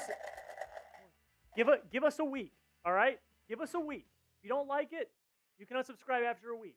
But I guarantee you're going to like the content. So subscribe. Let's go. Let's get there. The only guarantee I'm making is that you wish you would have subscribed sooner, all right? Come on. He's excited for the Bean Boozled. We're 4 away. Let's go. Click that subscribe button if you haven't already. Oh, we're close. 2 away. 2 away. Come on. Let's get there. We got to get to 375. I know. We're 2 away. No, 375,000. I know, but we need to get to 975. That's what you said. No. I said the next one. That's what you said last time, though. No. Yes, we made it. You're doing it. Here we go. That's not what I said. He's doing. Let's go. No, we're gonna get there right now. We're gonna get. Look at the number. Let's go. Reed, come up here. Come up here, Reed, for the 75. Come on. Let's go. Keep it rolling. We're 20 away. 20 away. I'm not gonna stop running until we get there. I'm running in place till we get there. Run. Let's go. Make Jack stop running. Let's go. Make Jack stop running. No. Let's go. Come on. You can't look. Oh. I think that's liver and onions or coffee or something like that. Okay, I don't have the sheet in front of me, so bottoms up here, kid. We're getting close, by the way. Where are we? 84? Oh, it's bad, isn't it? Or is it coffee? Do you know? It's supposed to be liver and onions, which would be. It's probably liver. I don't know what liver. Ooh. Oh, that's bad. Oh, there it is. It's kicking in. Let's go. Come on. Come on. 15 away. Jack wants another one. 14 away. Let's go. I'm getting tired. Help me. He's not stopping until we get there. I'm not stopping until we get there. We are staying on here, and I am not stopping. Let's go. Pick up your knees, It's Jack. Day 3. It's day 3. This is it. The final countdown. We're in the home stretch. We're Come on, 11 Jack. away. We're 11 away. Oh, we're Let's 10. go. We're 10 Let's go. away. 9. Come on. I'm not stopping till we get there. And I'm getting really tired. Pick up your knees, Jack. Come We're on. 8 away. Please. We're 8 away. He's I'm getting. begging you now. Come on. No. Oh no! No. Something in I will bio find just you. unsubscribed. I will find you. Something in bio just screwed Jack Lotteray. Come on now. I'm not stopping. Jack's not I'm stopping not. until we get there, folks. Oh no! Oh my People are God. subscribing. What's What is going on? happening? I think the running is counteracting our chase here. I'm not going to stop. All right, here we go. All right, we go. we're 10 away, folks. There we go. Come on. Come on. 91. 8. Come on. Come on. We got the momentum. go. No. No. No. No. Oh, Jack. I'll do a beer bong when we hit it too. All right. They're doing beer bongs Beer here. bong race. Beer bong race. Beer bong race if we hit it. We're 10 away. Come on. Let's get to 375. Jack's not stopping until we get there, guys. He's not stopping. He's taking off the sweatshirt. Oh, my gosh. Oh, Jack, are you a man of your word? I'm going. All right. Come on, Jack. How long is this going to take? We got 10 more subscribers to go. 9 now. We got some momentum. There we go. 8. We're 8 away. 7. Come 6. Yes. Come on. Click that subscribe button. 5. Yes. We got 900 people watching. Come on. I know not all of you guys are subbed. Get it going right now. Subscribe to the channel. We're No. Jack's not stopping. Guys, come on. We still got picks we got to get to. Oh no, we still got picks we got to get to, folks. Come on. If you want football content here, you got to click that subscribe We're not going button. to another pick until we get there.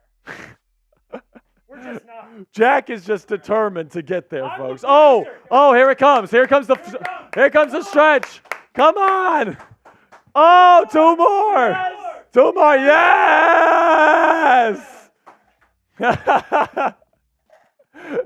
Oh my gosh, Jack is dead. Jack is so dead. Take your pricer. Blue. Oh no, now he gets a good flavor. Come on now. All right, I'm going to go get the beer bong ready. All right, the beer bong race is coming up here. We're going to get to a bunch of picks here in a second. But we're also got a beer bong race coming up between Jack Lotteray and our new guy, Reed. Oh, my goodness, man. Okay, keep clicking that subscribe button, by the way. We're going to get a run on picks here. Do you want me to do this right now, a couple picks? All right, so we're going to go Travis Clayton here out of England. Oh, man. The international player gets taken round 7 here by the Buffalo Bills. And it's another drink for Tom Downey, by the way, when he eventually gets back. Okay, now the Washington Commanders have their pick. Okay, are we going to the next one here? So the Commanders are going with an interesting prospect here. that I like. Javonte Jean-Baptiste, edge rusher out of Notre Dame, 245th overall on Downey's big board, 24th overall edge. He's got the tools, man. He's a toolsy player, and that is the theme for the Washington Commanders today, man. It really is. They're getting Tracy players. They did it at linebacker today. They did it at safety. They did it at edge rusher now with Notre Dame's Javonte Jean-Baptiste, which I really like the pick here for the Washington Commanders. They needed help at edge. They're looking for future starters. This is somebody with a physical profile, in my opinion, to be a potential starter someday in the National Football League, and potentially, if he does well in camp, maybe even a rotational piece for them in 2024. So we got a Murbanga race coming up here. My voice is really starting to die out here. All right, so Reed needs a couple seconds here. For the record, I saw some of you in the chat saying, "Oh, I was unsubscribing." F you. I see. Jack sees you. He's not going to do anything about it, but he sees you. Oh, my goodness. So, Command. We like a good laugh. And we got the 375, baby. We got to our goal for today's stream. Now it's time for the Murbanga race. Who's going to win it? Reed or Jack? Type R for Reed or J for Jack. All right. Jack's on his tippy toes, by the way. Reed's a little bit taller here. He's a respectable height here. All right, time for a race. 3, 2, 1, go. Don't get it on my computer. I swear to God. Oh, and it is Reed, the Eagles fan, taking home the dub on Chat Sports NFL Daily here. Let's ride here, folks. You guys paid for it with your subscribers. I really do appreciate you guys supporting the channel. It really does mean a lot to us here at Chat Sports. Now, back to our regularly scheduled programming. I love this pick for the Las Vegas Raiders, and I like a lot of the picks that the Raiders have actually made this year. Trey Taylor out of Air Force, he is a playmaker, man. At strong safety, you can maybe even put him in the slot a little bit. He's 206 pounds, so he'd be a huge slot, but he destroys screens. He's a good run defender. I'm really starting to lose my voice here, boys. Oh, my goodness. But we're almost there. Trey Taylor out of Air Force. I think this is a potential steal for the Raiders as a rotational safety right away. And he's a playmaker, man. I think he's going to be a special teamer as well. Then we got Dejon Anthony, a safety out of Ole Miss at 224. 190th overall on Downey's big board. So this is actually a steal for him. I had a I had a day 3 grade on him as well. So, this is about where I expected him to go. A decent player will provide defensive back depth for the Cincinnati Bengals. And, oh my goodness, Brenden Rice is going to finally come off the board here to the Los Angeles Chargers. And he stays there in Southern California to play for Jim Harbaugh with the Los Angeles Chargers. Justin Herbert has a new big red zone threat there in LA. So he's probably going to be maybe a rotational guy in the red zone right away. It'll be interesting to see how they use Brenden Rice in year 1 there in LA. You look at his numbers last year. The average was 17.6 yards per catch. But that's pretty easy. I'm not going to say easy, but, it's easier when you have Caleb Williams throwing him the football. 12 touchdowns total for Brenden Rice last year, 791 yards receiving on 45 catches. I think the reason why he fell today, everybody, is because he's not the best route runner. He's not going to create a lot of separation, and he has some really weird drops on film. And that's a really bad combination to have because he's going to be relied upon as a hands receiver, as a possession-type guy, and as a red zone threat. And if you have a bad history of drops as that type of player, you're probably going to go late day 3, which is where Brenden Rice ends up going. So here's Downey's best available players here. One left in the top 100, and Downey admits himself that he's higher on Gabriel Murphy, who's got T-Rex arms, as he likes to say. Super short arms. It's going to limit his upside in the National Football League for sure. You got Bo Brady out of Maryland, 130th overall. That'd be a great value right here out of Maryland. Leonard Taylor III, really good tools, but the tape's just not very good. He kind of reminds me a little bit of Mason Smith, who went way earlier today to the Jacksonville Jaguars. So I'm kind of surprised that Smith went as early as he did, and Taylor is falling as far as he is. Matt Lee out of Miami, a center, is 149th on Downey's big board. Eric Watts is 155th. Gabe Hall, the defensive tackle out of Baylor, could be a nice value pick here in round 7 at 157. And then we got Michael Pratt, the quarterback, at 158 overall out of Tulane, still not taken. And then the receiving tight end, Jaheim Bell, undersized, but I could certainly see him being a value for somebody here in round 7. Now let's have a word from our sponsor here at Mando. You can go shopmando.com and use code CHAT for $5 off their awesome starter pack today. Ditch the soap and step up to the plate with Mando whole body deodorant developed by a doctor. This game-changing formula is safe for your entire body and knocks out odor like a champ. Mando is made with a mandelic acid, which picks off odor at the source, keeping you fresh for up to 72 hours. Mando is available in solid sticks, invisible cream, body wash, cleaning bars, and deodorant wipes for on-the-go use. Don't let foul balls ruin your game. Switch to Mando and keep your body odor in fair territory by taking advantage of their special offer for new customers of $5 off their best-selling starter pack when you go to shopmando.com and use code CHAT. Guys, I have a little sample here of their bourbon leather body wash, which can be included in your starter pack today. It's absolutely fantastic. I have a whole bottle. I actually bought a whole bottle for myself because I like it that much for my own showering needs back at my apartment here in Dallas, Texas. So Mando starter pack is perfect for new customers because it comes with a solid stick of deodorant, cream tube deodorant, and 2 free products, including, it could be yours today, this bourbon leather body wash, which smells absolutely fantastic. And I also recommend their deodorant wipes as well for on-the-go use. Plus, you get free shipping, so there's no reason not to take advantage of this deal right now. Luckily, I have a discount code to help you get hooked on my favorite smelling whole body deodorant on the market today. New customers get $5 off a starter pack when you use our exclusive code CHAT at shopmando.com. That's shopmando.com. A big thank you to Mando Whole Body Deodorant for sponsoring today's live edition of NFL Daily. Got some super chats rolling in here. Logan says, how do we feel about Drake Stoops? Ooh, I want to hear your thoughts on this, Sam. Obviously, OU alum, bias here. Drake Stoops, friend of the program, former walk-on, great intangibles.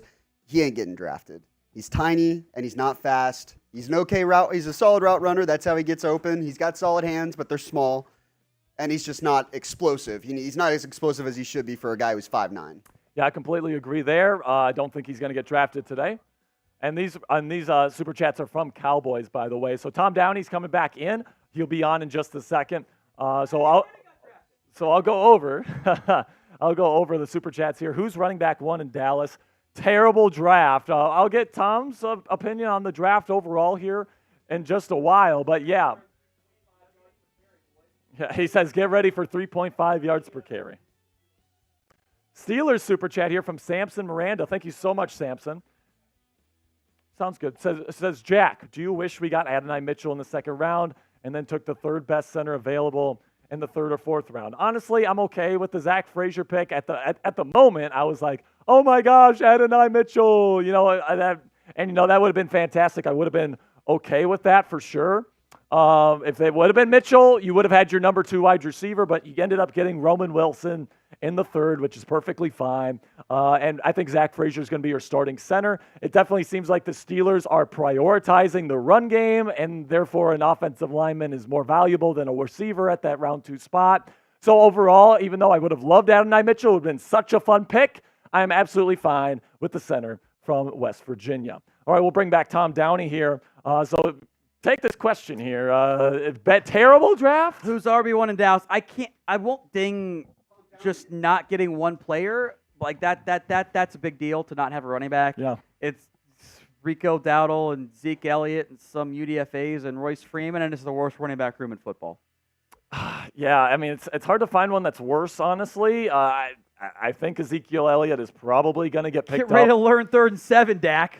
He actually kind of already knows that pretty well, but Deuce Vaughn, is he going to be the number 1 running back? just unleash Deuce. Like it's just unleashed I'm Deuce? going to shit post so hard about Deuce Vaughn again this offseason. So never mind. This is a Cowboys one. Mark Tonganui would have picked, given guys available. The center's a steal, and I love.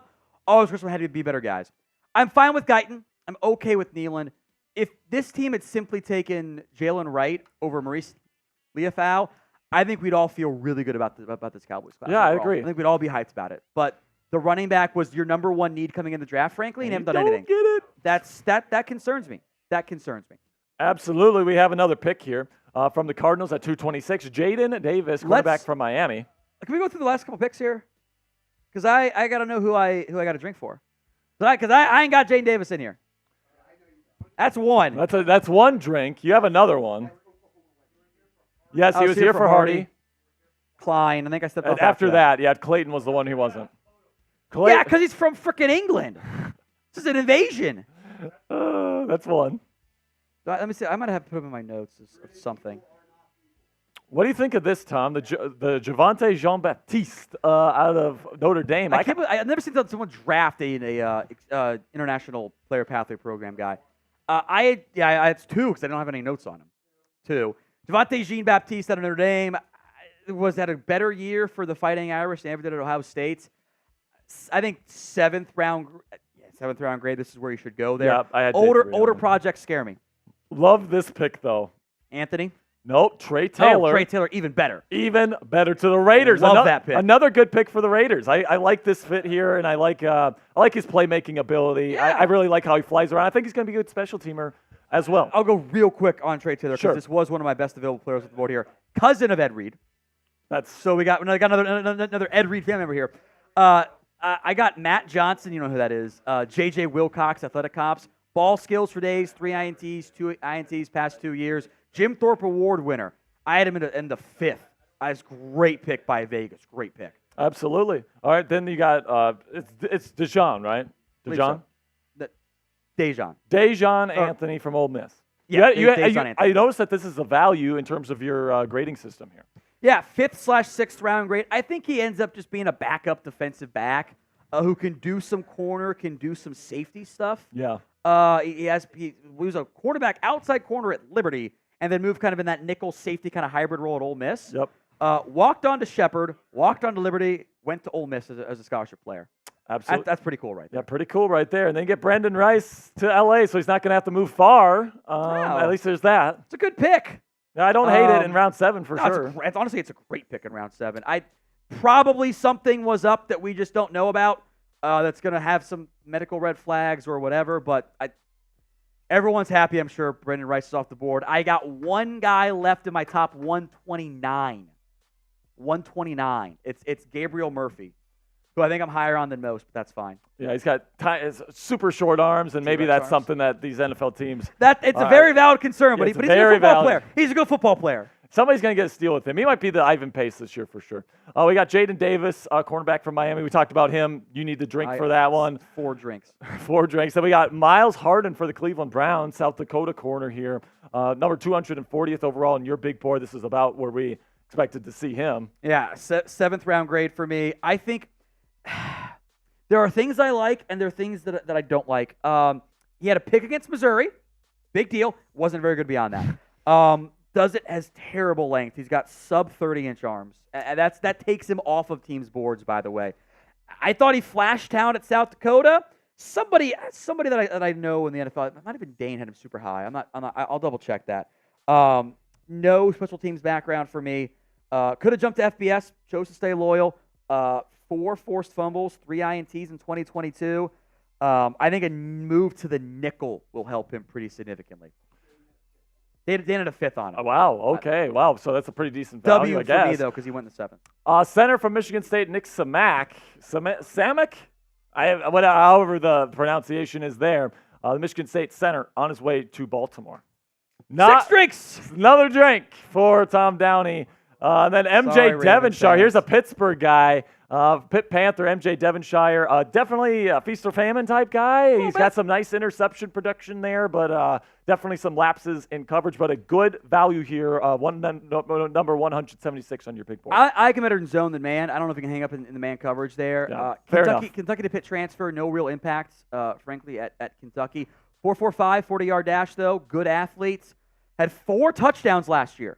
Yeah. 3 interceptions and a punt return. Yep. So he's by got the to way. provide some special teams upside there as a. 25 games at Pitt, 25 PBUs, 7 INTs. I like that pick a lot. Love what Vegas has done in round 7. Yeah. Some really Day good 3, value here and for these guys. Honestly, Really I good love the value. Jackson Powers Johnson pick. I love the Brock Yeah. Bowers pick. Yeah. They've made some very fun, interesting picks here, and I think Mitchell Renz in the Raiders report. They're going to have some fun players to cover in doubt. the years to come here from this draft class. They've been terrible in the draft in the past. I think they're going to have a little bit of a better hit rate here. Go here. Is it 6 or 8 drinks that I owe? 6. I believe it's 6. All right. I believe it's 6. Just taking sip after sip here. Another pick coming in. So while Tom's chugging those sips here, another pick is coming in. Woo! And it looks like it's the Minnesota Vikings at pick 230, and they're taking Michael Juergens, center from Wake Forest. Is that correct? Why are they taking all the bad centers? I don't know. Matt Lee is here and available for you guys. Yeah, I mean, I couldn't tell you, but I mean, does Matt Lee have any injury history past kind of sort of stuff? I think I just like Maybe him it's more bad. than people. I think It's definitely possible. I got this is Another drink, by the way. 2 drinks. When we have a great database to pull all the information, Dane Berger does a great job at his beast. Dane had him as the 19th ranked center. Yeah, I'm not a big fan of this. I don't think Vikings fans. I honestly can't grade it. I don't know who he is. I'm not even sure if he makes the final roster. If I'm being honest with you, I didn't watch his film. If I'm being honest, he's so far down my list. He's a good athlete. Would be my guess. I mean, probably Garrett Bradbury's not the best center in the world there in Minnesota. So maybe 3 or 4. I'm just going to finish the beer. Yeah, I guess we'll see on that one here. So New England is picking right now. Their pick is in. We'll get to that here in just a second. But who's going to be Mr. Irrelevant? Could it be Michael Pratt? And if he goes the final pick, there's going to be so many people that are going to say he's the next Brock Purdy. Because if there's a quarterback that goes Mr. Irrelevant, I mean, if there's ever a quarterback that goes Mr. Irrelevant from now to the end of history, it's going to be, oh my gosh, he's the next Brock Purdy, and it's probably just not going to happen. Brock Purdy's the outlier, so it makes it fun.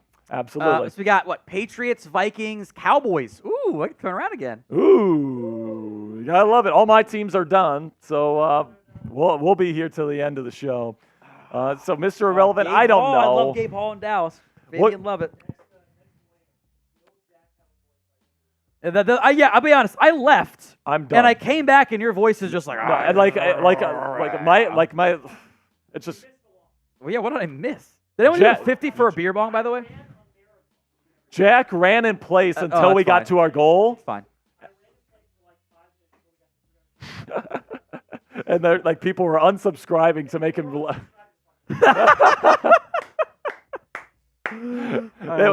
was pretty funny. But, hey, we're 40 likes away on Cowboys for making Jack do another Bean Boozled, by the way. What are we on? Who's next? I'm next. You're next? But we need about 70 still. By the way, we're 5 likes away on Steelers. Oh, from that one? This one or that one? This one's the good cup today. This one's definitely the good cup. Oh, I got the ability. By the way, on Steelers, we are actually we got there. Tom, Bean Boozled time, 516 on Steelers. Which one did you get? Oh, Old Bandage. Or Pomegranate. Oh, Bandage. Oh. Oh, it's so bad. It's Old Bandage. That was an immediate reaction too. Oh, that one's terrible. Describe it. Can you describe it for us? Tastes like Bigfoot's dick. Yeah, it's not good whatsoever. All right. Cowboys fans, click that thumbs up icon. Maine fans, click that thumbs up icon too. Make Tom eat another Old Bandage jelly bean. That'd be fantastic. Woo. Ooh, I don't hate this. Oh, here, wait. Tom. Joe Milton's going to be a quarterback for New England. Jaheim Bell tight end out of Florida State, undersized tight end here, receiving type guy, is going to the New England Patriots to presumably help Drake May. Yeah, he is a 5th-round grade. I really want to love him. He is a fun chess piece, and there are very real concerns for me at the same time. I worry he's too much of a chess piece. You know, he got to use him in the right way. He did. I don't know what the right way is because he played running back, he played fullback, he played tight end. He did some good stuff after the catch. He makes people miss in space. The hands are mostly okay. He's a very gifted athlete. He didn't break a lot of tackles, though, as a runner, so he's not going to be a running back. He's not a very good blocker at tight end. He wasn't used downfield as a tight end. He's just a weird jack of all trades, master of none. Massive slot wide receiver. Big slot. I don't hate that. I don't know. After watching him, I'm a Florida State alum. After watching him last year, what I would say, reliable. All right. So Rookie quarterback, reliable. I mean, yeah. I think that's a pretty. Our new guy reads an FSU fan calls him a reliable check down. I think that's very accurate. I think that's true. Yeah. How valuable is that for me? Round Why 7 the pick. fifth? Why the fifth? You know, I guess we'll see. I'd kind of like to see them try him at big slot just because he's so big and it'd be fun to see him there. Decent route runner too. So interesting pick here from New England. All right, so Tom, we got your best available here. Gabriel Murphy's your only top 95 player, top 100. He's definitely going to be your Ivan Pace this year, I think, man. I don't see him getting. That's fine. picked. I know ball. I was right about Ivan Pace. And like last year. somebody's going to get a great player here, wherever he ends up going. Brady, is it Brady or it is Brady, I believe. Bo Brady. Bo Brady from Maryland, number 130 overall. So, geez, man, that'd be a great value here. Leonard Taylor. I'm surprised of the length between Mason Smith and Leonard Taylor here because very similar profiles between those two, and Taylor just hasn't been picked. Matt Lee. There's some personality stuff. Let's call it that. Sure. Okay, then we got Matt Lee at 149, the Miami center. Oh, we got a pick from the No, you're okay. We got the Minnesota Vikings taking Levi Drake Rodriguez, defensive tackle from 2 drinks from Tamu Commerce, and another player that Tom Downey has not. Texas A&M graded. Commerce in here. I love it. Goodness gracious, man! I mean, this is. I'm just going to mention This is a round 7 pick if I have ever seen one in my life. A guy with 3 names from a no-name college going to Kevin O'Connell on the Minnesota Vikings here. I don't have any notes on him, Tom.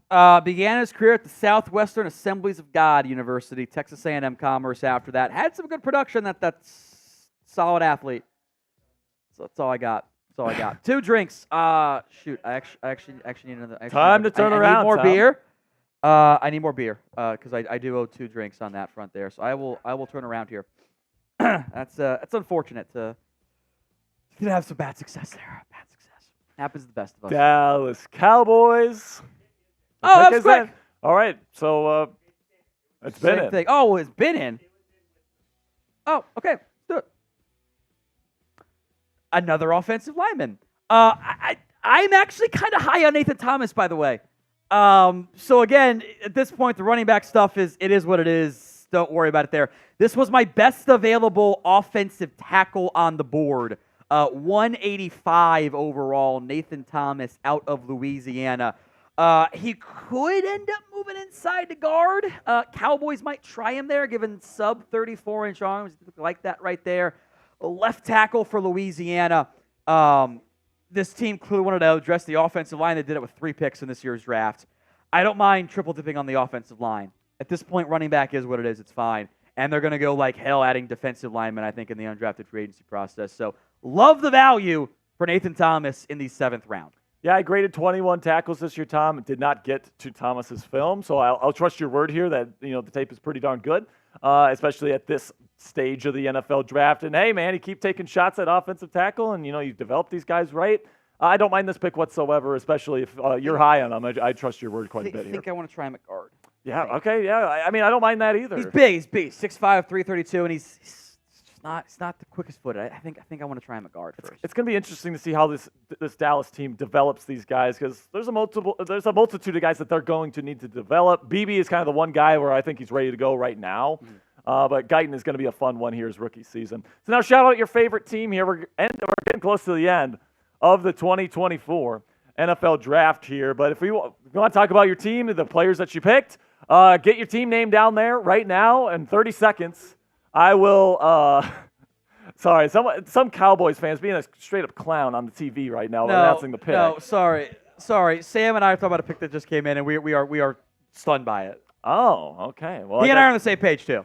And he's Oklahoma fans. Teaser alert. Oh, okay. Teaser alert. Okay, so we got the Broncos coming up here, and the Colts, by the way. But I'll Okay, cool. So we're going to do this. So I'll pick a team here. I see the New Orleans Saints. I like some of the things New Orleans has done. I owe 2 drinks, by the way, so go ahead and talk about Saints. I love Christian Boyd. I love that pick for them. Some interior help. Spencer Rattler in round 5, I think is a good, about where you take a Spencer Rattler in the NFL draft here. Who else have they taken here? Obviously, they took Cooley McKinstry. You didn't mention that one earlier. Yes. I actually really like what the Saints have done this year. They're a little bit light on the draft capital side, but I know they got Fuanga in night 1. Who else did they get? Bub Means, Jaylen Ford, Christian Boyd, Spencer Rattler. Those were all great value picks for me. I like that. I like every single one of those picks in terms of the value that you're getting for them. You picked Rattler at the right time.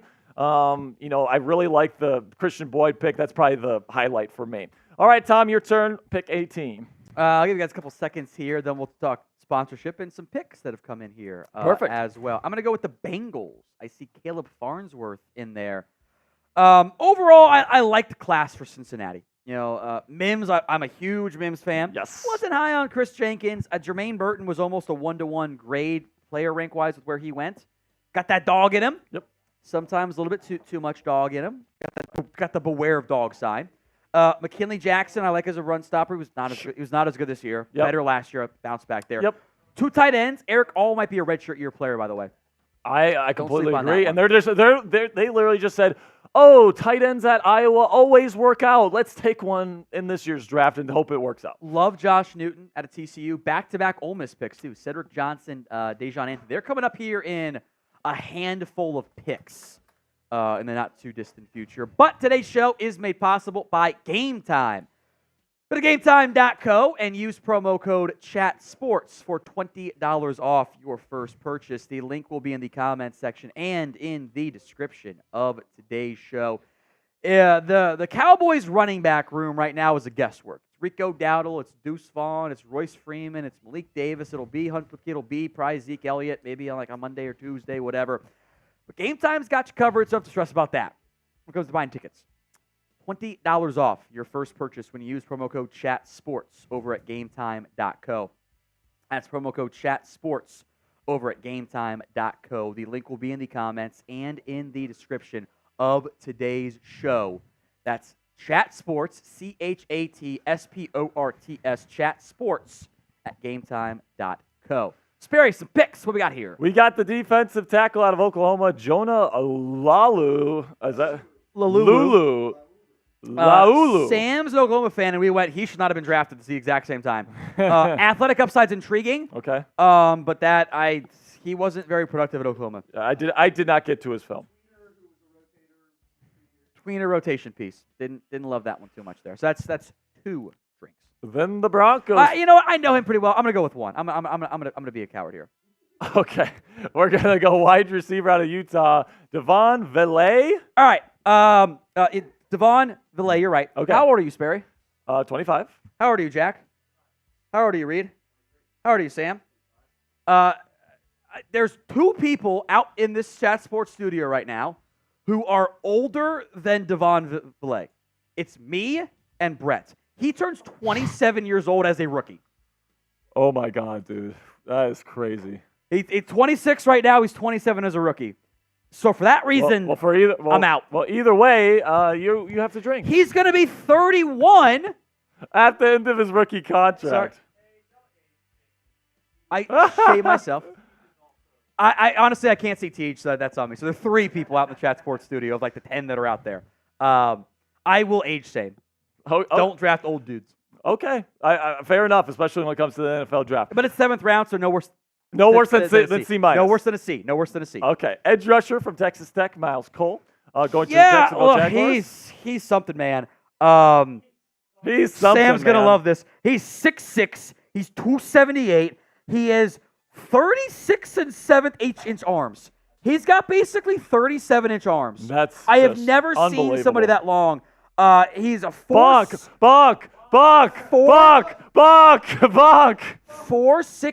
40-yard dash. Wow. 35-inch vert. The man is unbelievably athletic. He has 5 career sacks. That is. I genuinely don't understand how. Some player comps here. You went to the Madden create a player, and you cheated, and you turned down the attributes to get him cheap. They're just not there. Sean Oakman. Looks like Tarzan, plays like Jane. Goodness gracious. There it is, Sam. 7th round grade. Yeah, the man's got this guy has extendo arms, and he's a freak athlete. Yeah, draft him in the 7th round and see if he can do anything good for you. Oh, by the way, your guy here, Matt Lee I out of love Miami. this pick. I love this pick. This is my dude. You- I think Matt Lee is the most underrated interior offensive lineman in this year's class. Top 150 player for me this year. Great athletic ability. Un-Bengals-like pick. Typically like bigger guys. Give him a year. Hot take, 7th rounder, so it'll probably look dumb. I think in a year he can be a starting center for you. I think he's an undervalued sleeper. Power strength aren't great, but the athletic ability, and he allowed 4 pressures all year as a pass protector. No drop-off jumping from UCF to the Miami Hurricanes. He probably played under 300, but I love this pick. Yeah, maybe you can get some beers with him in Cincinnati here coming up. Yeah, because he knows the behind-the-scenes stuff. At 238 here, Solomon Byrd, edge rusher from USC. That USC defense was not good last year, Tom Downey, and 4 drinks. Another 2 drinks added to the total here. Or wait, 5 drinks. 5 drinks. 5 drinks for Mr. Tom Downey, still in the chamber coming up here. Yeah, here's my issue. You can't be 251 and run a 5-second 40-yard dash. Yeah, that's I'm out. That's unacceptable. Sorry, I'm out. The length is interesting though. 33 5-inch arms. Got long arms. Yeah, I didn't get to his film at all either. I mean, I watched a lot of that USC defense watching Javon Bullard, not Javon Bullard, Cade and Bullock. But goodness gracious, man, that defense really does. I believe in Bullock. You believe in Bullock. I do as well. All right, now let's get to subscribe here. Subscribe to the channel. I really do appreciate you get the shots. I owe 4 drinks here. Yeah, he owes 5. He owes 5, so I'll give some shout-outs here. We have the Saints on the clock. We'll get to their pick here in just a second. Shout-out to Alin, Jessica, Alvin, Jim D. Oh, it's grape. I hate grape. Titan Maximum. At this point, that's about all we got. It's not your fault. It's fine. Mark Franklin, Jim. It's supposed to be a punishment. Where's Target? B Moose Gaming. Eric. Arik. We got Alvin in there. Michael. Spam me down in the chat if you've clicked the thumbs up icon and click the subscribe button. I really do appreciate all of you guys' support. Casey says, yo. Why Big Jordan is here. Alvin, man, I can smell the grape from here. Grape. It's not a good grape either. Great grape's a medicine flavor, man. I hate it. It really is. Okay, so do we have a pick in? Yes, we do. Okay, so we got the New Orleans Saints, 239th overall. Josiah Aziram out of Eastern Kentucky. Nice. That's a offensive tackle. That's like the one that I actually nailed on the first try today. Moved to Ohio from Nigeria at age 13. Was a defensive tackle turned offensive tackle 2 years ago. Frankly, the level of play he has done for playing 2 years on the offense is kind of crazy to me. And that makes him really intriguing as a draft and stash project for me in the 7th round. 7th round grade for me, 266 overall. He could probably get him to the practice squad. Checking again in 2 years. Another interesting pick from New Orleans. Allow him to double his time playing offensive lineman, and we'll see where he's at. He played really well for Eastern Kentucky. Absolutely. I was impressed. Absolutely. Look at his grades from last year, 84.7 overall. The pass blocking, 80.1. Then the run blocking, 84.3. Now, obviously, at Eastern Kentucky, you're not playing the highest level of competition. The NFL is going to be a lot different. But, yeah, for somebody that's so new to the position, I completely agree with you. This is a nice stash and draft here in round 7. All right, we got Michael Barrett Jr. Finally, a Michigan Wolverine comes off the board. It has not been a great day if you are a Michigan Wolverine fan, if you're expecting to break the record today. Yeah, it's probably not going to happen here, I think, folks. But this is pretty much exactly where you had him overall on your big board, so kudos to you there, Do Tom. I know ball? People are talking. That actually kind of gets to the point where there are other guys that have above them, so maybe I don't know as much ball, but it's fine. I think this is a special teams pick. 634 special team snaps over the course of his collegiate career. Shorter linebacker, lots of experience. The big issue for me is the eye candy gets him like every time. Like, ooh, misdirection, ooh, motion. Like, he's falling for it. I think you saw that kind of against Alabama and Washington. Teams that are not afraid to use motion had some issues there. Good tackler. Never had a flag on defense. It's nice. Fundamentally sound, right? He'll play through some traffic. He's short, under 6 foot, but he's thick, 232. Solid-ish arm length.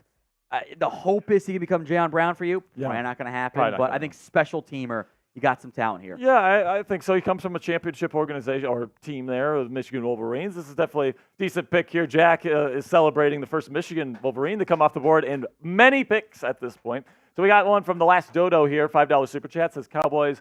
Or never mind. Just so I can. This is a Tom one. So. Oh, you can read it off. It's fine. Okay, so just so I can set my expectations correctly. Over under on sacks allowed by Guyton. So you know what's funny is he didn't allow a sack this year at Oklahoma. Now this comes down to the film over the straight numbers there. 5.5. That assumes he starts. Your quarterback's pretty good about avoiding pressure from the outside. Yeah. Go watch Terrence Steele. Yeah. Terrence Steele didn't allow many sacks this year. He got beat a lot. Your quarterback's smart. Sacks are 50%, if not higher, quarterback stat. Yeah, you can definitely make that argument for sure.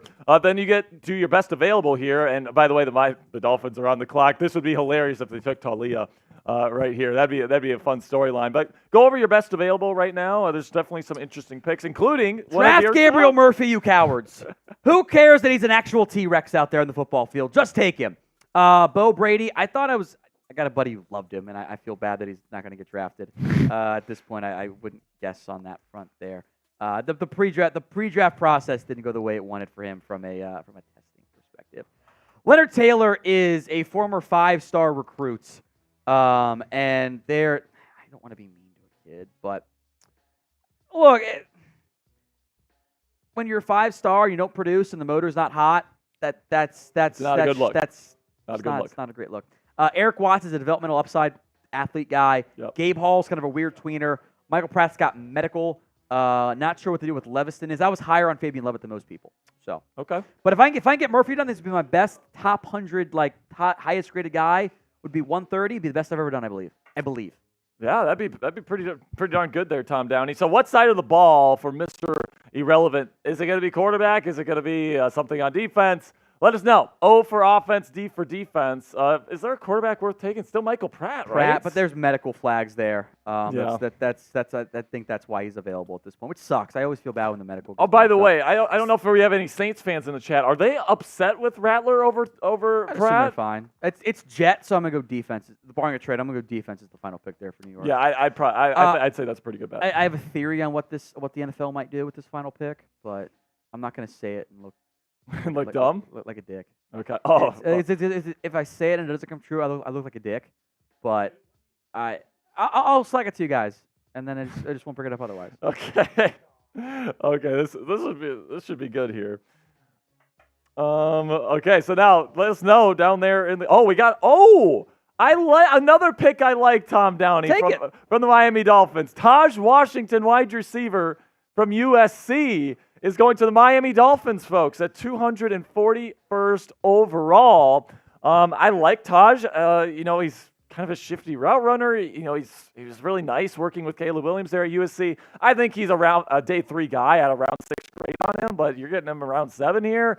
And I like him. He does a great job of coming back to the football in scramble drills. Yes, really good scramble drill guy. It's not a thing for Miami, but he does that really well. Exactly. I'm not sure if I love the fit here, but I like the player. A lot of special teams experience, too. Yes, so that's probably going to be his role here, I would guess. Maybe Malik Washington probably plays fight for one of those last wide receiver spots. Yeah, probably one of those last spots on the roster, plus special teams help. I like this in the 7th round. I liked him more than Brenden Rice, so the fact that he's going after here I think is a pretty darn good value. Then we get to pick number 242, James Williams.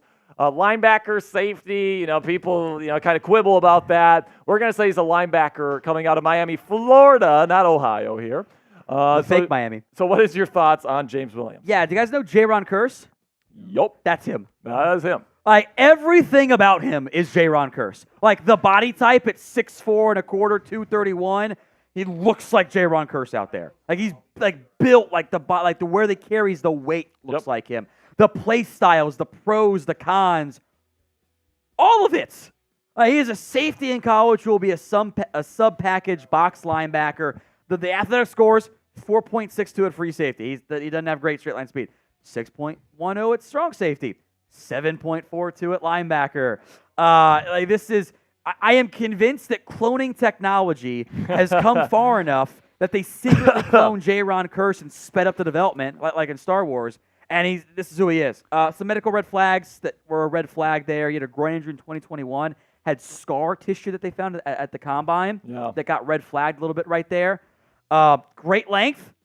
Tight in coverage. Maybe he can be a tight end stopper for you. That's the upside right there. This is Jaron Curse 2.0, man. Yeah, I absolutely agree with that. I think that, probably developmental a little bit, but probably tight end eraser there at linebacker, hybrid safety. It's a good value pick as far as I'm concerned. Absolutely. Then we have the Browns coming up here at 243. The Cowboys will be back on the clock at 244. I'll turn around for Tom the will have Cowboys one more turnaround here. Packers at 245, then followed by the Buccaneers. Texans, Chiefs, Texans again. So the Texans will be on the board quite a bit here to finish off today's show. We got the Ravens, the 49ers, the Titans, the Chargers, the Rams, when we're finishing up with comp picks here.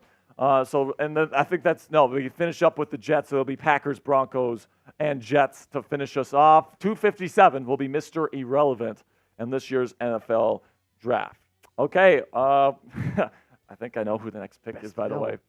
Okay, so now here's your best available here, Tom Downey. Did you do a Bean Boozle for the 150 likes on Cowboys, by the way? Or 1,500 likes on Cowboys? Oh, did we get there? Yeah, we got there. Okay, I'll do one Sweet. Eventually here. We're about 50 away from doing one on Maine as well, which I think is also you. So like the video, folks. God. Like the video. Not good. Okay, man. So coming up here is going to be Mr. Irrelevant. So let us know down there in the comments section. What side of the ball is going to be Mr. Irrelevant? Is it going to be offense or defense? Tom and I think it's going to be defense because it's the New York Jets, and they could use some depth on the defensive side of the ball.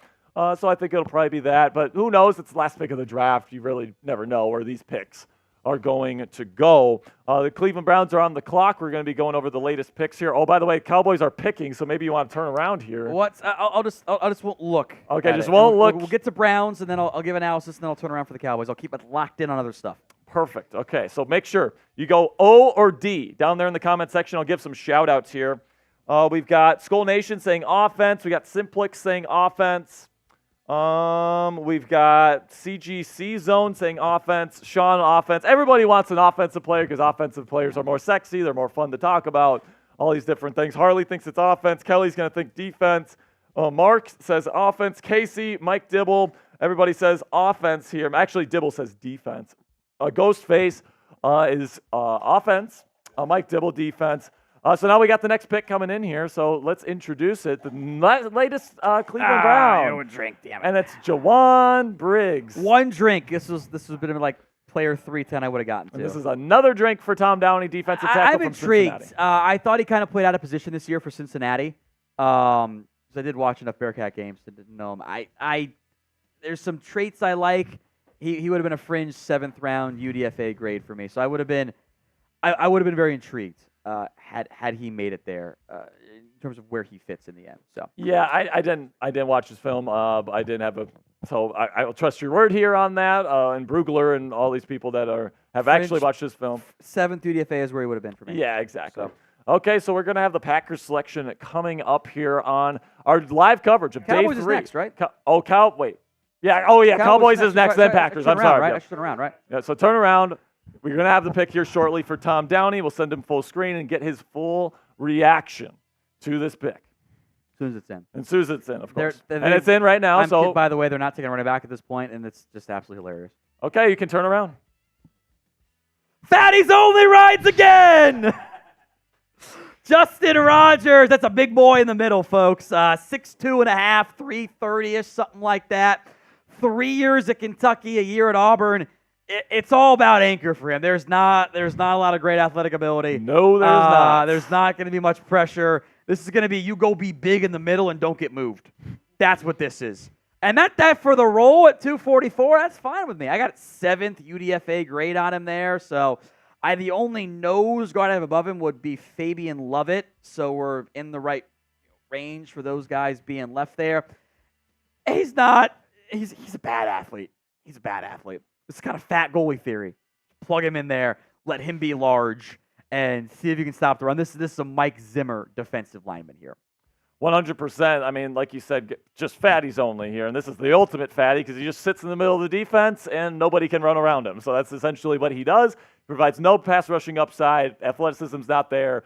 But you have him ranked 270th on your big board. Mozzie Smith is kind of your nose tackle right now. So backup option here. Yeah, you have to play him. You put your first round pick on. Yeah, exactly. So he doesn't get moved much in the run game, and he doesn't move much in the passing game. Sure. Louis Nix testing. Remember him? Yes. Louis Nix. Okay, so we got a quarterback coming off the board here. Michael Pratt. Nice. Finally comes off the board. He's going to be continuing to wear green in the NFL here with the Green Bay Packers as a backup quarterback for Jordan Love, and I actually love this fit with the quarterback out of Tulane. I like this more than the Sean Clifford pick last year, even though Sean Clifford Yes, went to my high school. 100%. Sean Clifford's my boy. stinks. That's the same high school. I didn't like that pick at all. Pratt, I think, fell because of athletic or medical concerns.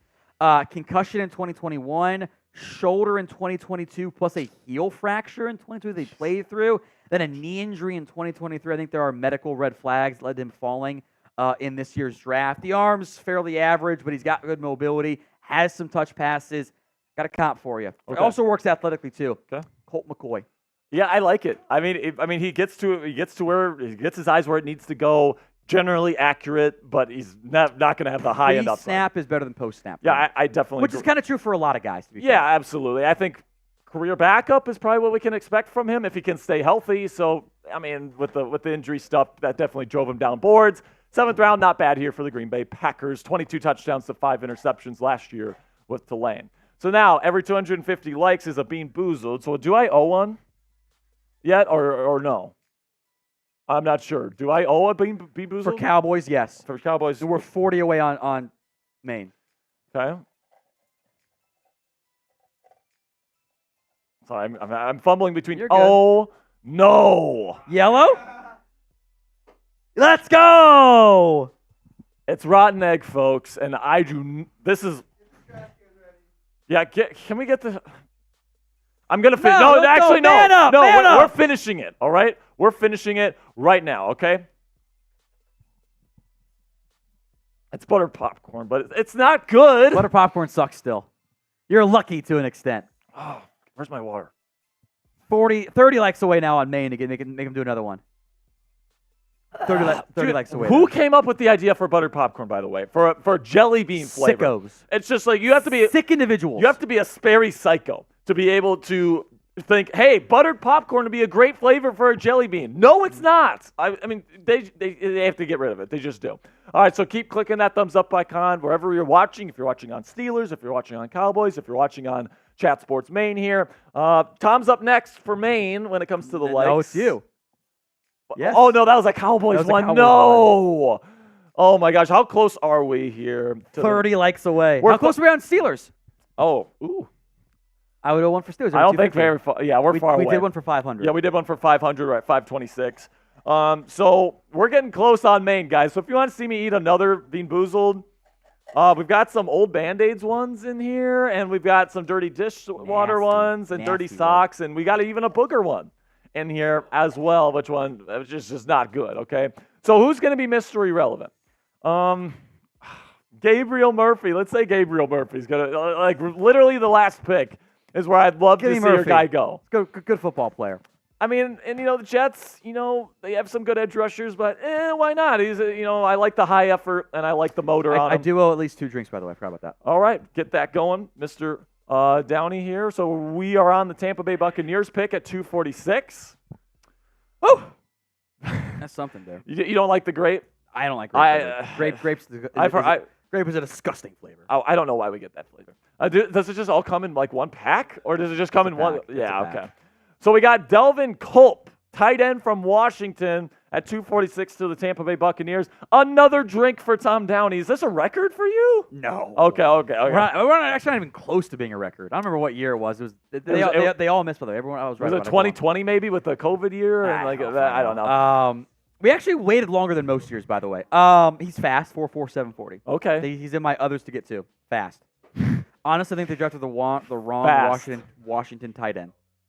Okay, so I liked Westover more. So that's the pick here for Tampa Bay at 246. And Mr. Grapes is disgusting. Mr. Irrelevant is going to be coming up here soon on the ticker on NFL Network. They've got the limit on there now. So, we can see the finish line. We can see the horizon here. Make sure you send in a $10 super chat, and this is kind of your last shot here over the next 10 minutes or so to send in a $10 super chat to enter the raffle today for the rookie jersey of your favorite team. Okay, so and on Cowboys, because Cowboys is going to run away with the super chat battle today, you guys are going to have double the chance to win a jersey. Okay, so if you're watching this on Cowboys, send in another 10 here. And if you're on Maine, it's a landslide. And also if you're on Steelers, you can still send in 10s and you still have a chance to win today's raffle. Anything you want to add there, Tom?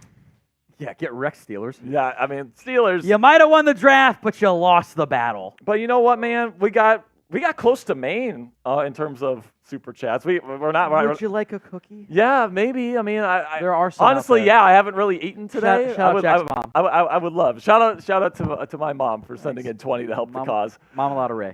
Marcus Arnold with a $10 super chat says 2 offensive line starters and 6 backups. Dumbest draft since we drafted Taco Charlton. Tom, thoughts? I think last year's draft was worse. Who did they take last year? Well, it was Mozzie Smith, the backup tight end. And Overshow would have been really good. No, I get the linebacker concern. I like the Kalen Carson pick. He had 4 picks in the top 175. You're going to get 4 stars if you're lucky. Nealon will play for you. I'm not as low on that one as others. Okay, I like that. Okay, so now we got Marcus Harris Wasn't that high on him. going to Houston at 247. You haven't ranked 210th on your big board, so a little bit of a value here for Houston. Justin Rogers is the big guy, and Marcus Harris is the skinny guy. Okay. 3-tech pass rusher, but he plays like an undersized run stopper. The sack rate to pressure ratio is wildly out of whack. He had 7 sacks this year on 24 pressures. Oh, my God. That's unsustainable. It really is. He had 2 sacks last year on 15 pressures, so the pressure rate is not particularly great there. 6th round grade for me, though. I like that pick a decent amount there for Houston here in the 7th round. So we got a guy from Holy Cross, and it's not Jalen Coker, the wide receiver. It's C.J. Hansen, the offensive guard. I thought we would have seen Coker come off the board at this point. He's big. He's a decent route runner, and he's got some nice tools. Yeah, I only got to Hansen because I had to get to Jalen Coker. Yeah. One of those you get lucky sometimes, folks. Right guard, not much else. He's a great athlete. This is a 5-second flat 40-yard dash. Wow. 33.5-inch that vert. weight? Awesome agility. Yeah, this is a great athlete. My note literally says athletic ability alone might get him drafted. Bada bing, bada boom. There you go. Boom, 248. Okay, we got Ladarius Henderson here, offensive guard, Michigan. So they're climbing up the ranks here. What is this now, 11? It's a double whammy for you, Jack.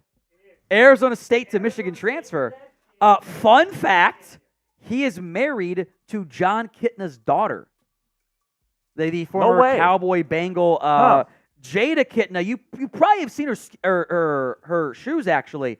Jada from the block on Instagram. Yeah. Does a bunch of custom cleats for a bunch of Cowboys players, Dak and CeeDee and Mike and shoes. And she's made some for Reese Witherspoon. She might be making more than her husband does, which is always awesome there. 35-inch arms, elite length. I think good athletic ability. Just inconsistent player. Sure. Good. Right guard, right tackle, left guard, has played all over the offensive line. Love the pick here in the 7th round for Houston. So do we have official word how many Michigan players have been taken? I think it's 11. It's either that or 12. 11. It's 11 right now. Oh, it's going to be tight. I don't think they're going to get there. Look how many picks are left. They have to get like 4 more Michigan players. I just don't see 4 players from one school going in the final 7 picks here. So I'm going to say no. The Chargers do have a pick. That one's going to be a Michigan one, player. Though. It's going to be Jalen Harrell. It's going to be Jalen Harrell. Seattle have any picks left? Any Dolphins picks left? I don't think so, right? But even then, those three Yeah, teams sucks. wouldn't be enough to even get you to a tie. So this is a pretty easy end for no for me.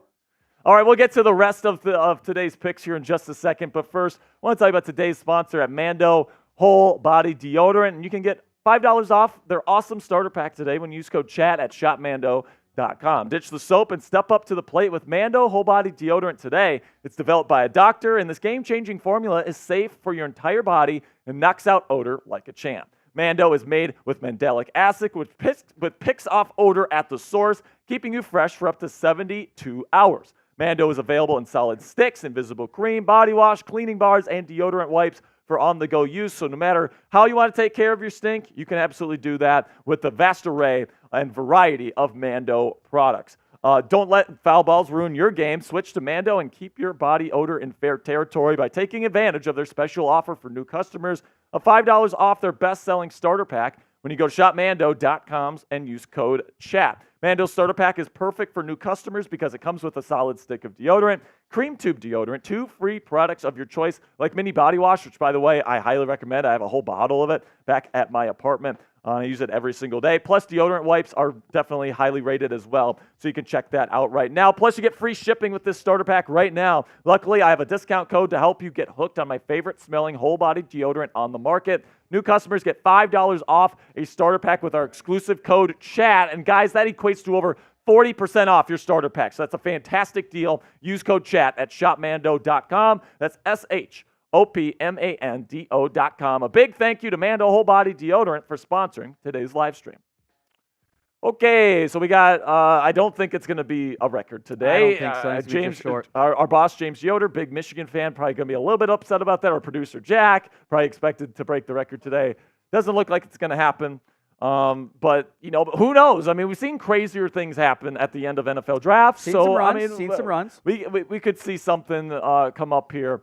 But right now, Baltimore is on the clock at 2:50. So let's see if John Harbaugh takes one of Jim Harbaugh's former players with the Michigan Wolverines. We're gonna have that pick for you guys here in just a second. Type Y for yes or N for no on the Michigan question here. It looks like a lot of people typing N for no, but Ollie B Next Level says yes. He expects this this run to go on here. Tom Downey. I'm not too convinced personally. Harley says no. Baruto says no. Sean says no. James says no. Wayne says no. I think at this point in the draft, I think you can probably kiss the record goodbye. And here's the pick for John Harbaugh, and it's not a Michigan Wolverine.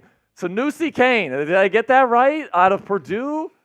I mean, not I don't not know. ranked. He's not on my list. I don't know what to tell you. I mean, I don't know. I haven't watched this guy's film, so I have no idea what to tell you here with this one, Tom Downey. It's a pick at the end of round 7. It's clearly a guy that they feel like they 7th round. You can't do worse than a B. It's clearly a guy they thought they couldn't get as a preferred free agent. They want to make sure that they got him. At this point, it is preferred free agency. For It's it's honestly cheaper than most preferred free agency picks. Yeah, so 100%.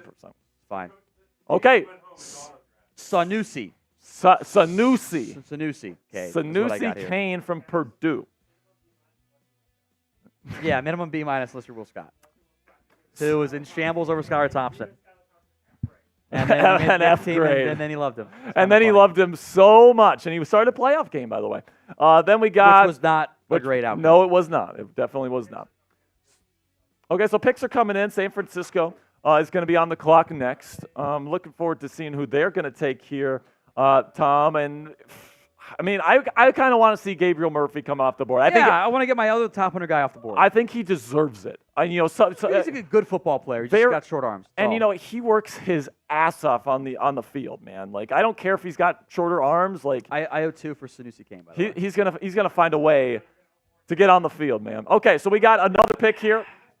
San Francisco, 251. Tatum Bethune or Bethune? I don't know. Bethune. They took the wrong Florida State linebacker. Kalen DeLoach is better. I got to say, man, I got to say. Florida State fan agrees with me. If your last name rhymes with buffoon, I mean, come on now. This sounds like a Mr. Irrelevant pick to me personally. Bethune out of Florida State, not ranked. That's another drink for Mr. Tom Downey here at the end of round 7.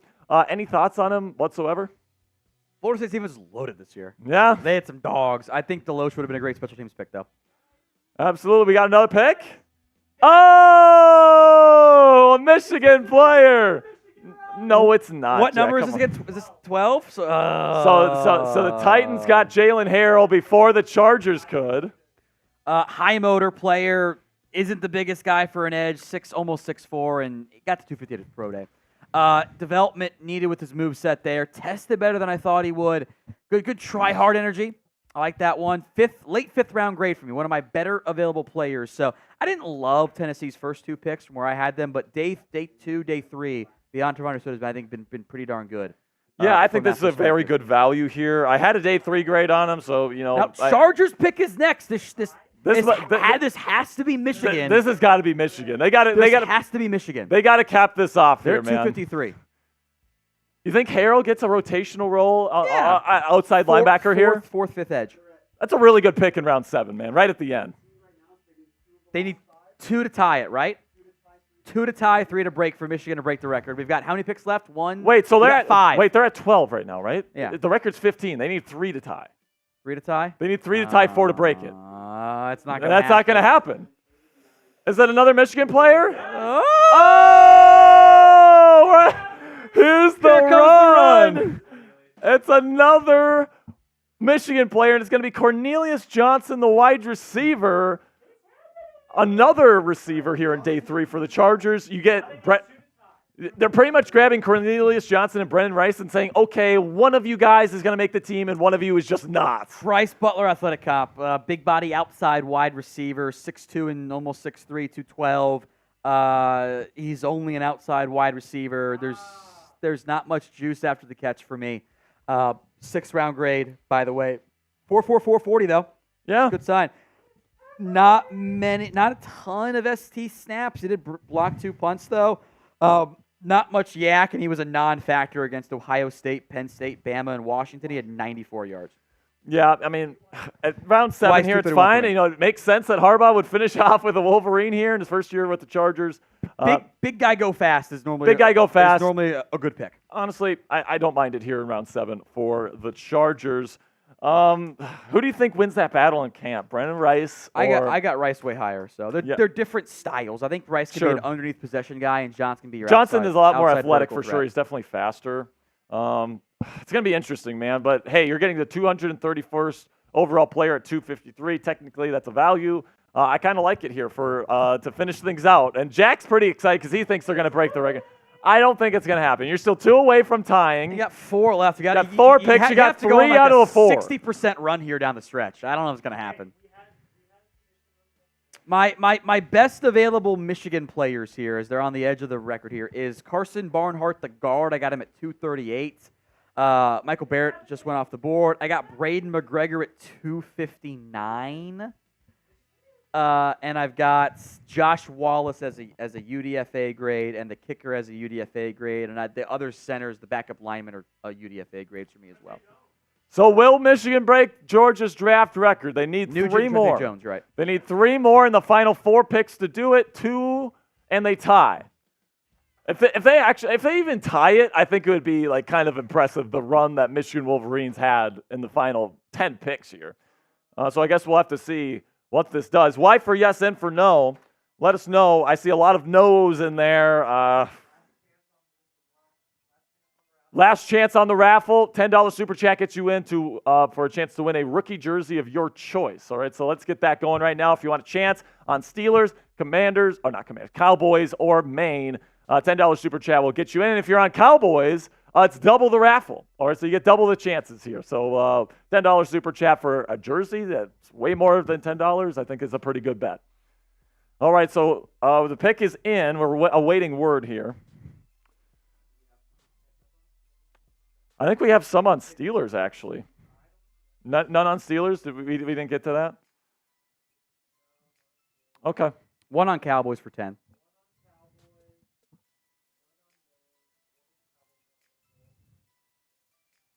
All right, so Tom, I'll let you take it here.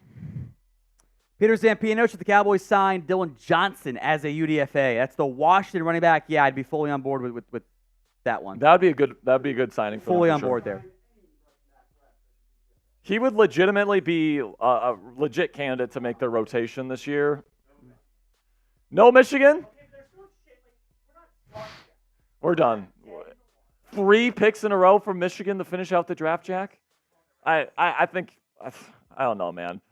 So we do have the pick. We'll show it here in just a second when we get the graphics ready for you guys. 254th overall for the Los Angeles Rams, right after the Chargers pick there at 253. Of course, that pick was Cornelius Johnson, wide receiver out of Michigan. KT Leviston, offensive guard from Kansas State. Nice. So, Brett Scott, let's go. Kansas State Wildcat guard. You got to love it, my friend. I like that pick. The Kansas State boys were kind of going to have to do some switch stuff, I think, in terms of the value there.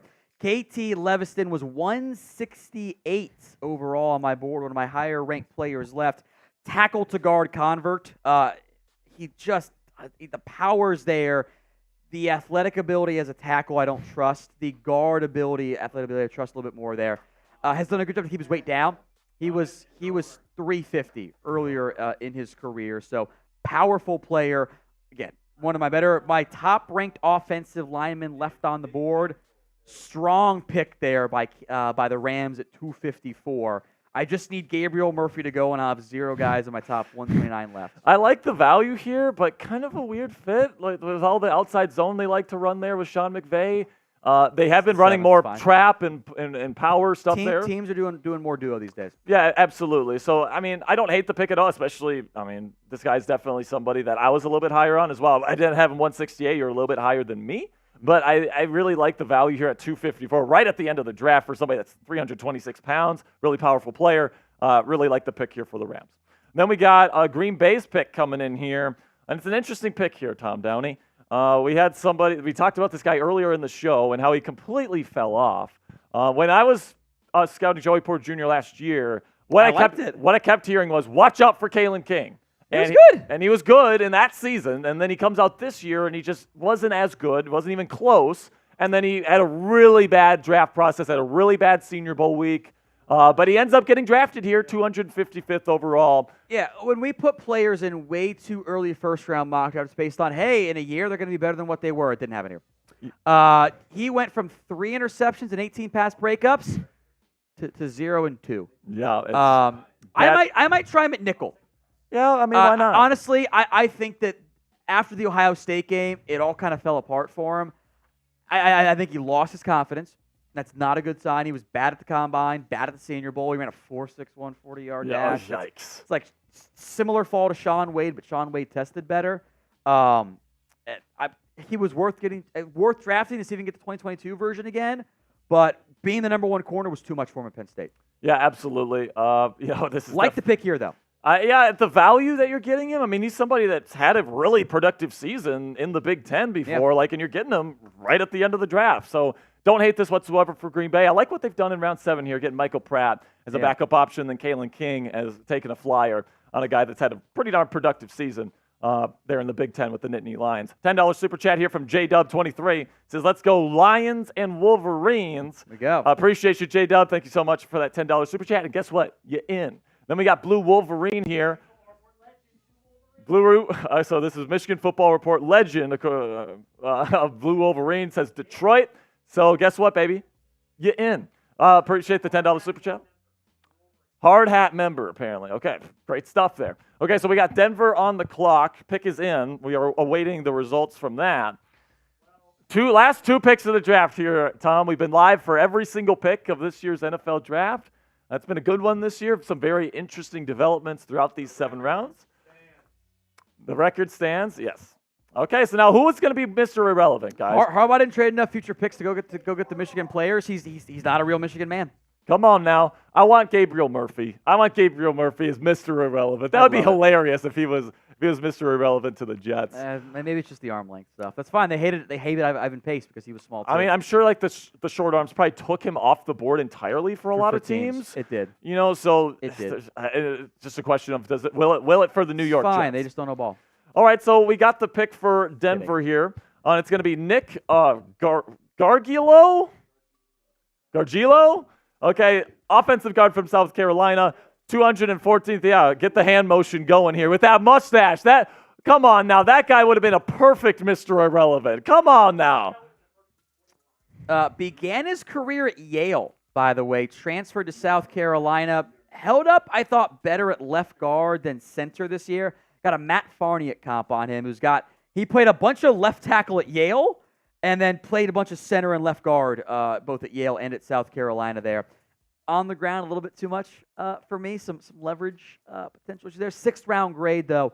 I believe this takes almost all of my center grades off, or my interior O-line grades off the board. He was 214, 6th round pick for me there. Very good. Okay. So now pick is in. Mr. Irrelevant is in. Who's it going to be here, Tom? They always do their ridiculous drama. Is there anybody that actually has a guess? Eric Watts. Prediction. Let's see. And you'll start to get a bunch of UDFA picks or signings, by the way, coming in here soon. Click too. the subscriber button here if you want to join us for all of our big events here at Chat Sports. Every single pick, every single NFL draft. Some people are soft, don't go day 3 when it comes to their draft coverage, Tom Downey. Not us, baby.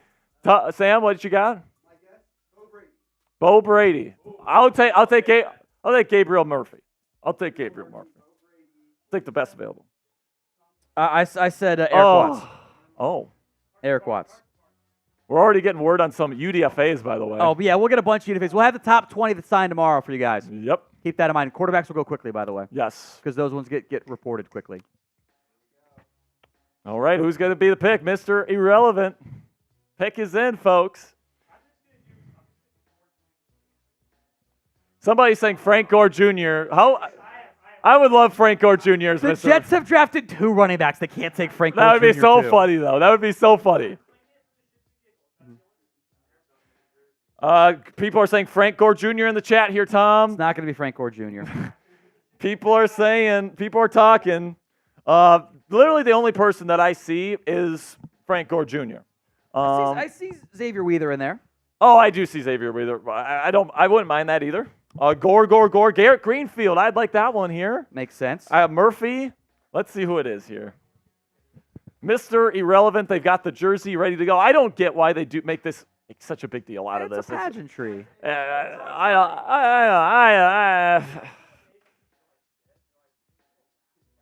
mean, they literally do this to like incentivize people to wait till the very end here, which I get. I mean, the NFL's a business, all right.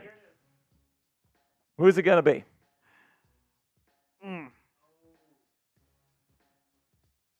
It's not going to be Frank Gore Jr., I promise. Jaylen Key out of Alabama. Oh, okay.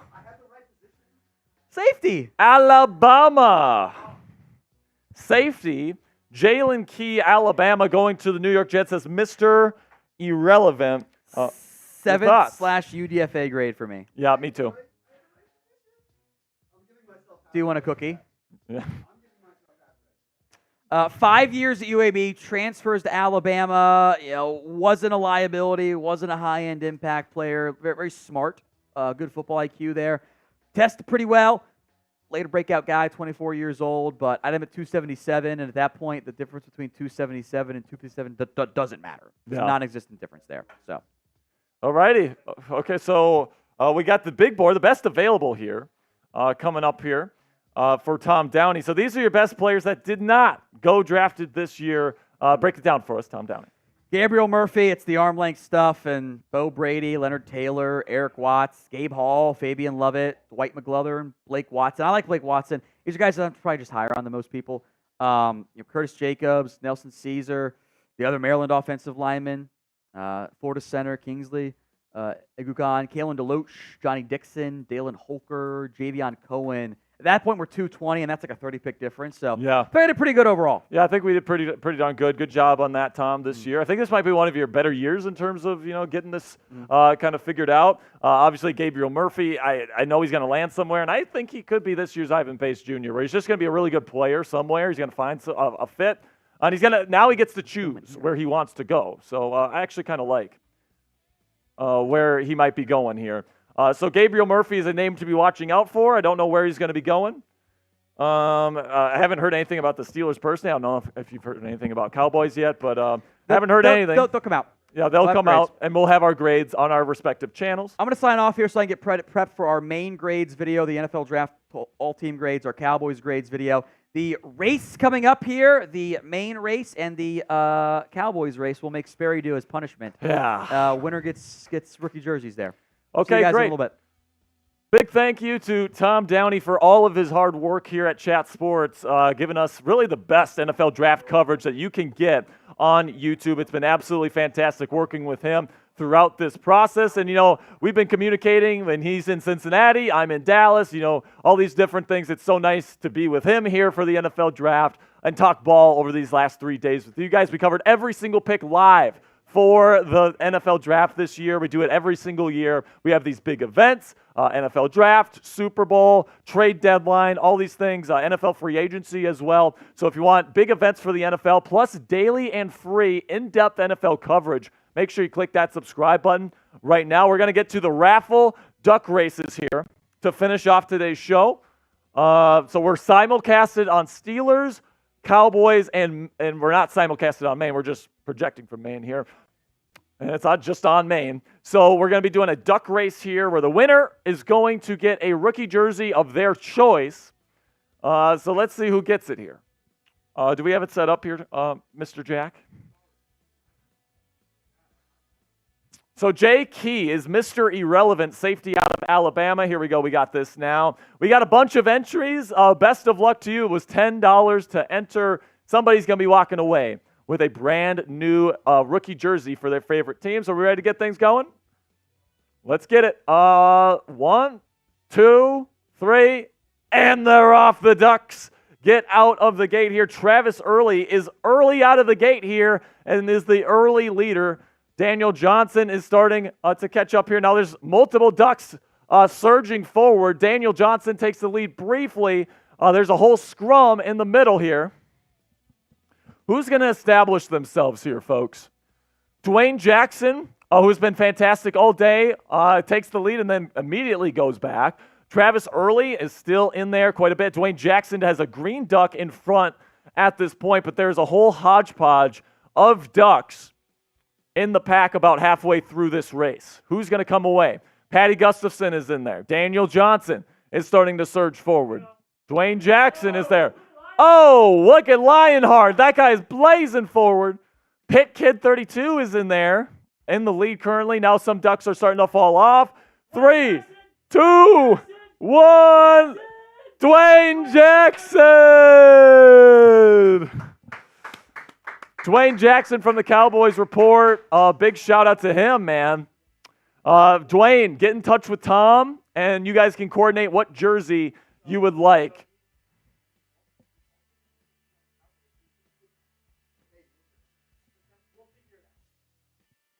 Okay, so on Cowboys, so do you just take Dwayne's name out of there with the rest of the Steelers' names as well? Okay, so we got one more duck race for the members of the Cowboys Report. So we don't have the list, so we're not going to do one for Cowboys.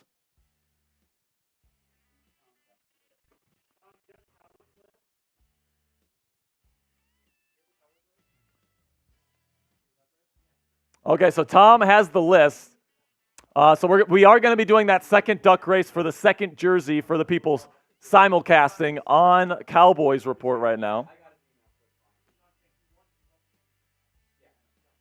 So we're going to get that second duck race going for you guys, and then we're going to do, we're pretty much going to sign off here. It's been absolutely fantastic. Make sure you click that subscribe button. We're going to be having extensive UDFA coverage on all of our team channels. We're going to be doing the top 20 UDFA signings right here on this channel as well. Tom Downey will be the one breaking that one all down with you guys. So make sure you click that subscribe button if you haven't already. Not only for these big events here like the NFL Draft and the Super Bowl and all these different things that we do here on the channel, but also daily NFL coverage. So if you love the NFL, you want in-depth coverage every single day on all 32 NFL clubs, make sure you click that subscribe button right now and join the Chat Sports family today. All right, man, so we're going to get this second duck race going in just a second. Once we get the names figured out and kind of whittled down. So we got it here. Do we want to go minute again, or do we want to go go a minute? Okay. Well, we do 30 on Steelers because it's not as long. But we'll do a minute here for the Cowboys report. Just can't. I mean, obviously, we're broke as well. So let's go with this race here for the Cowboys report, people. If you didn't win, Dwayne Jackson is going to be getting the rookie jersey of his choice. Now let's see who gets the second jersey right now. 3, 2, 1, and the Ducks are off here with a minute left to go. I'm interested to see what they do here. The Bears are bringing in multiple UDFA quarterbacks, Tom. Already Sam Hartman and Austin Reed. QB3 competition in Chicago, man.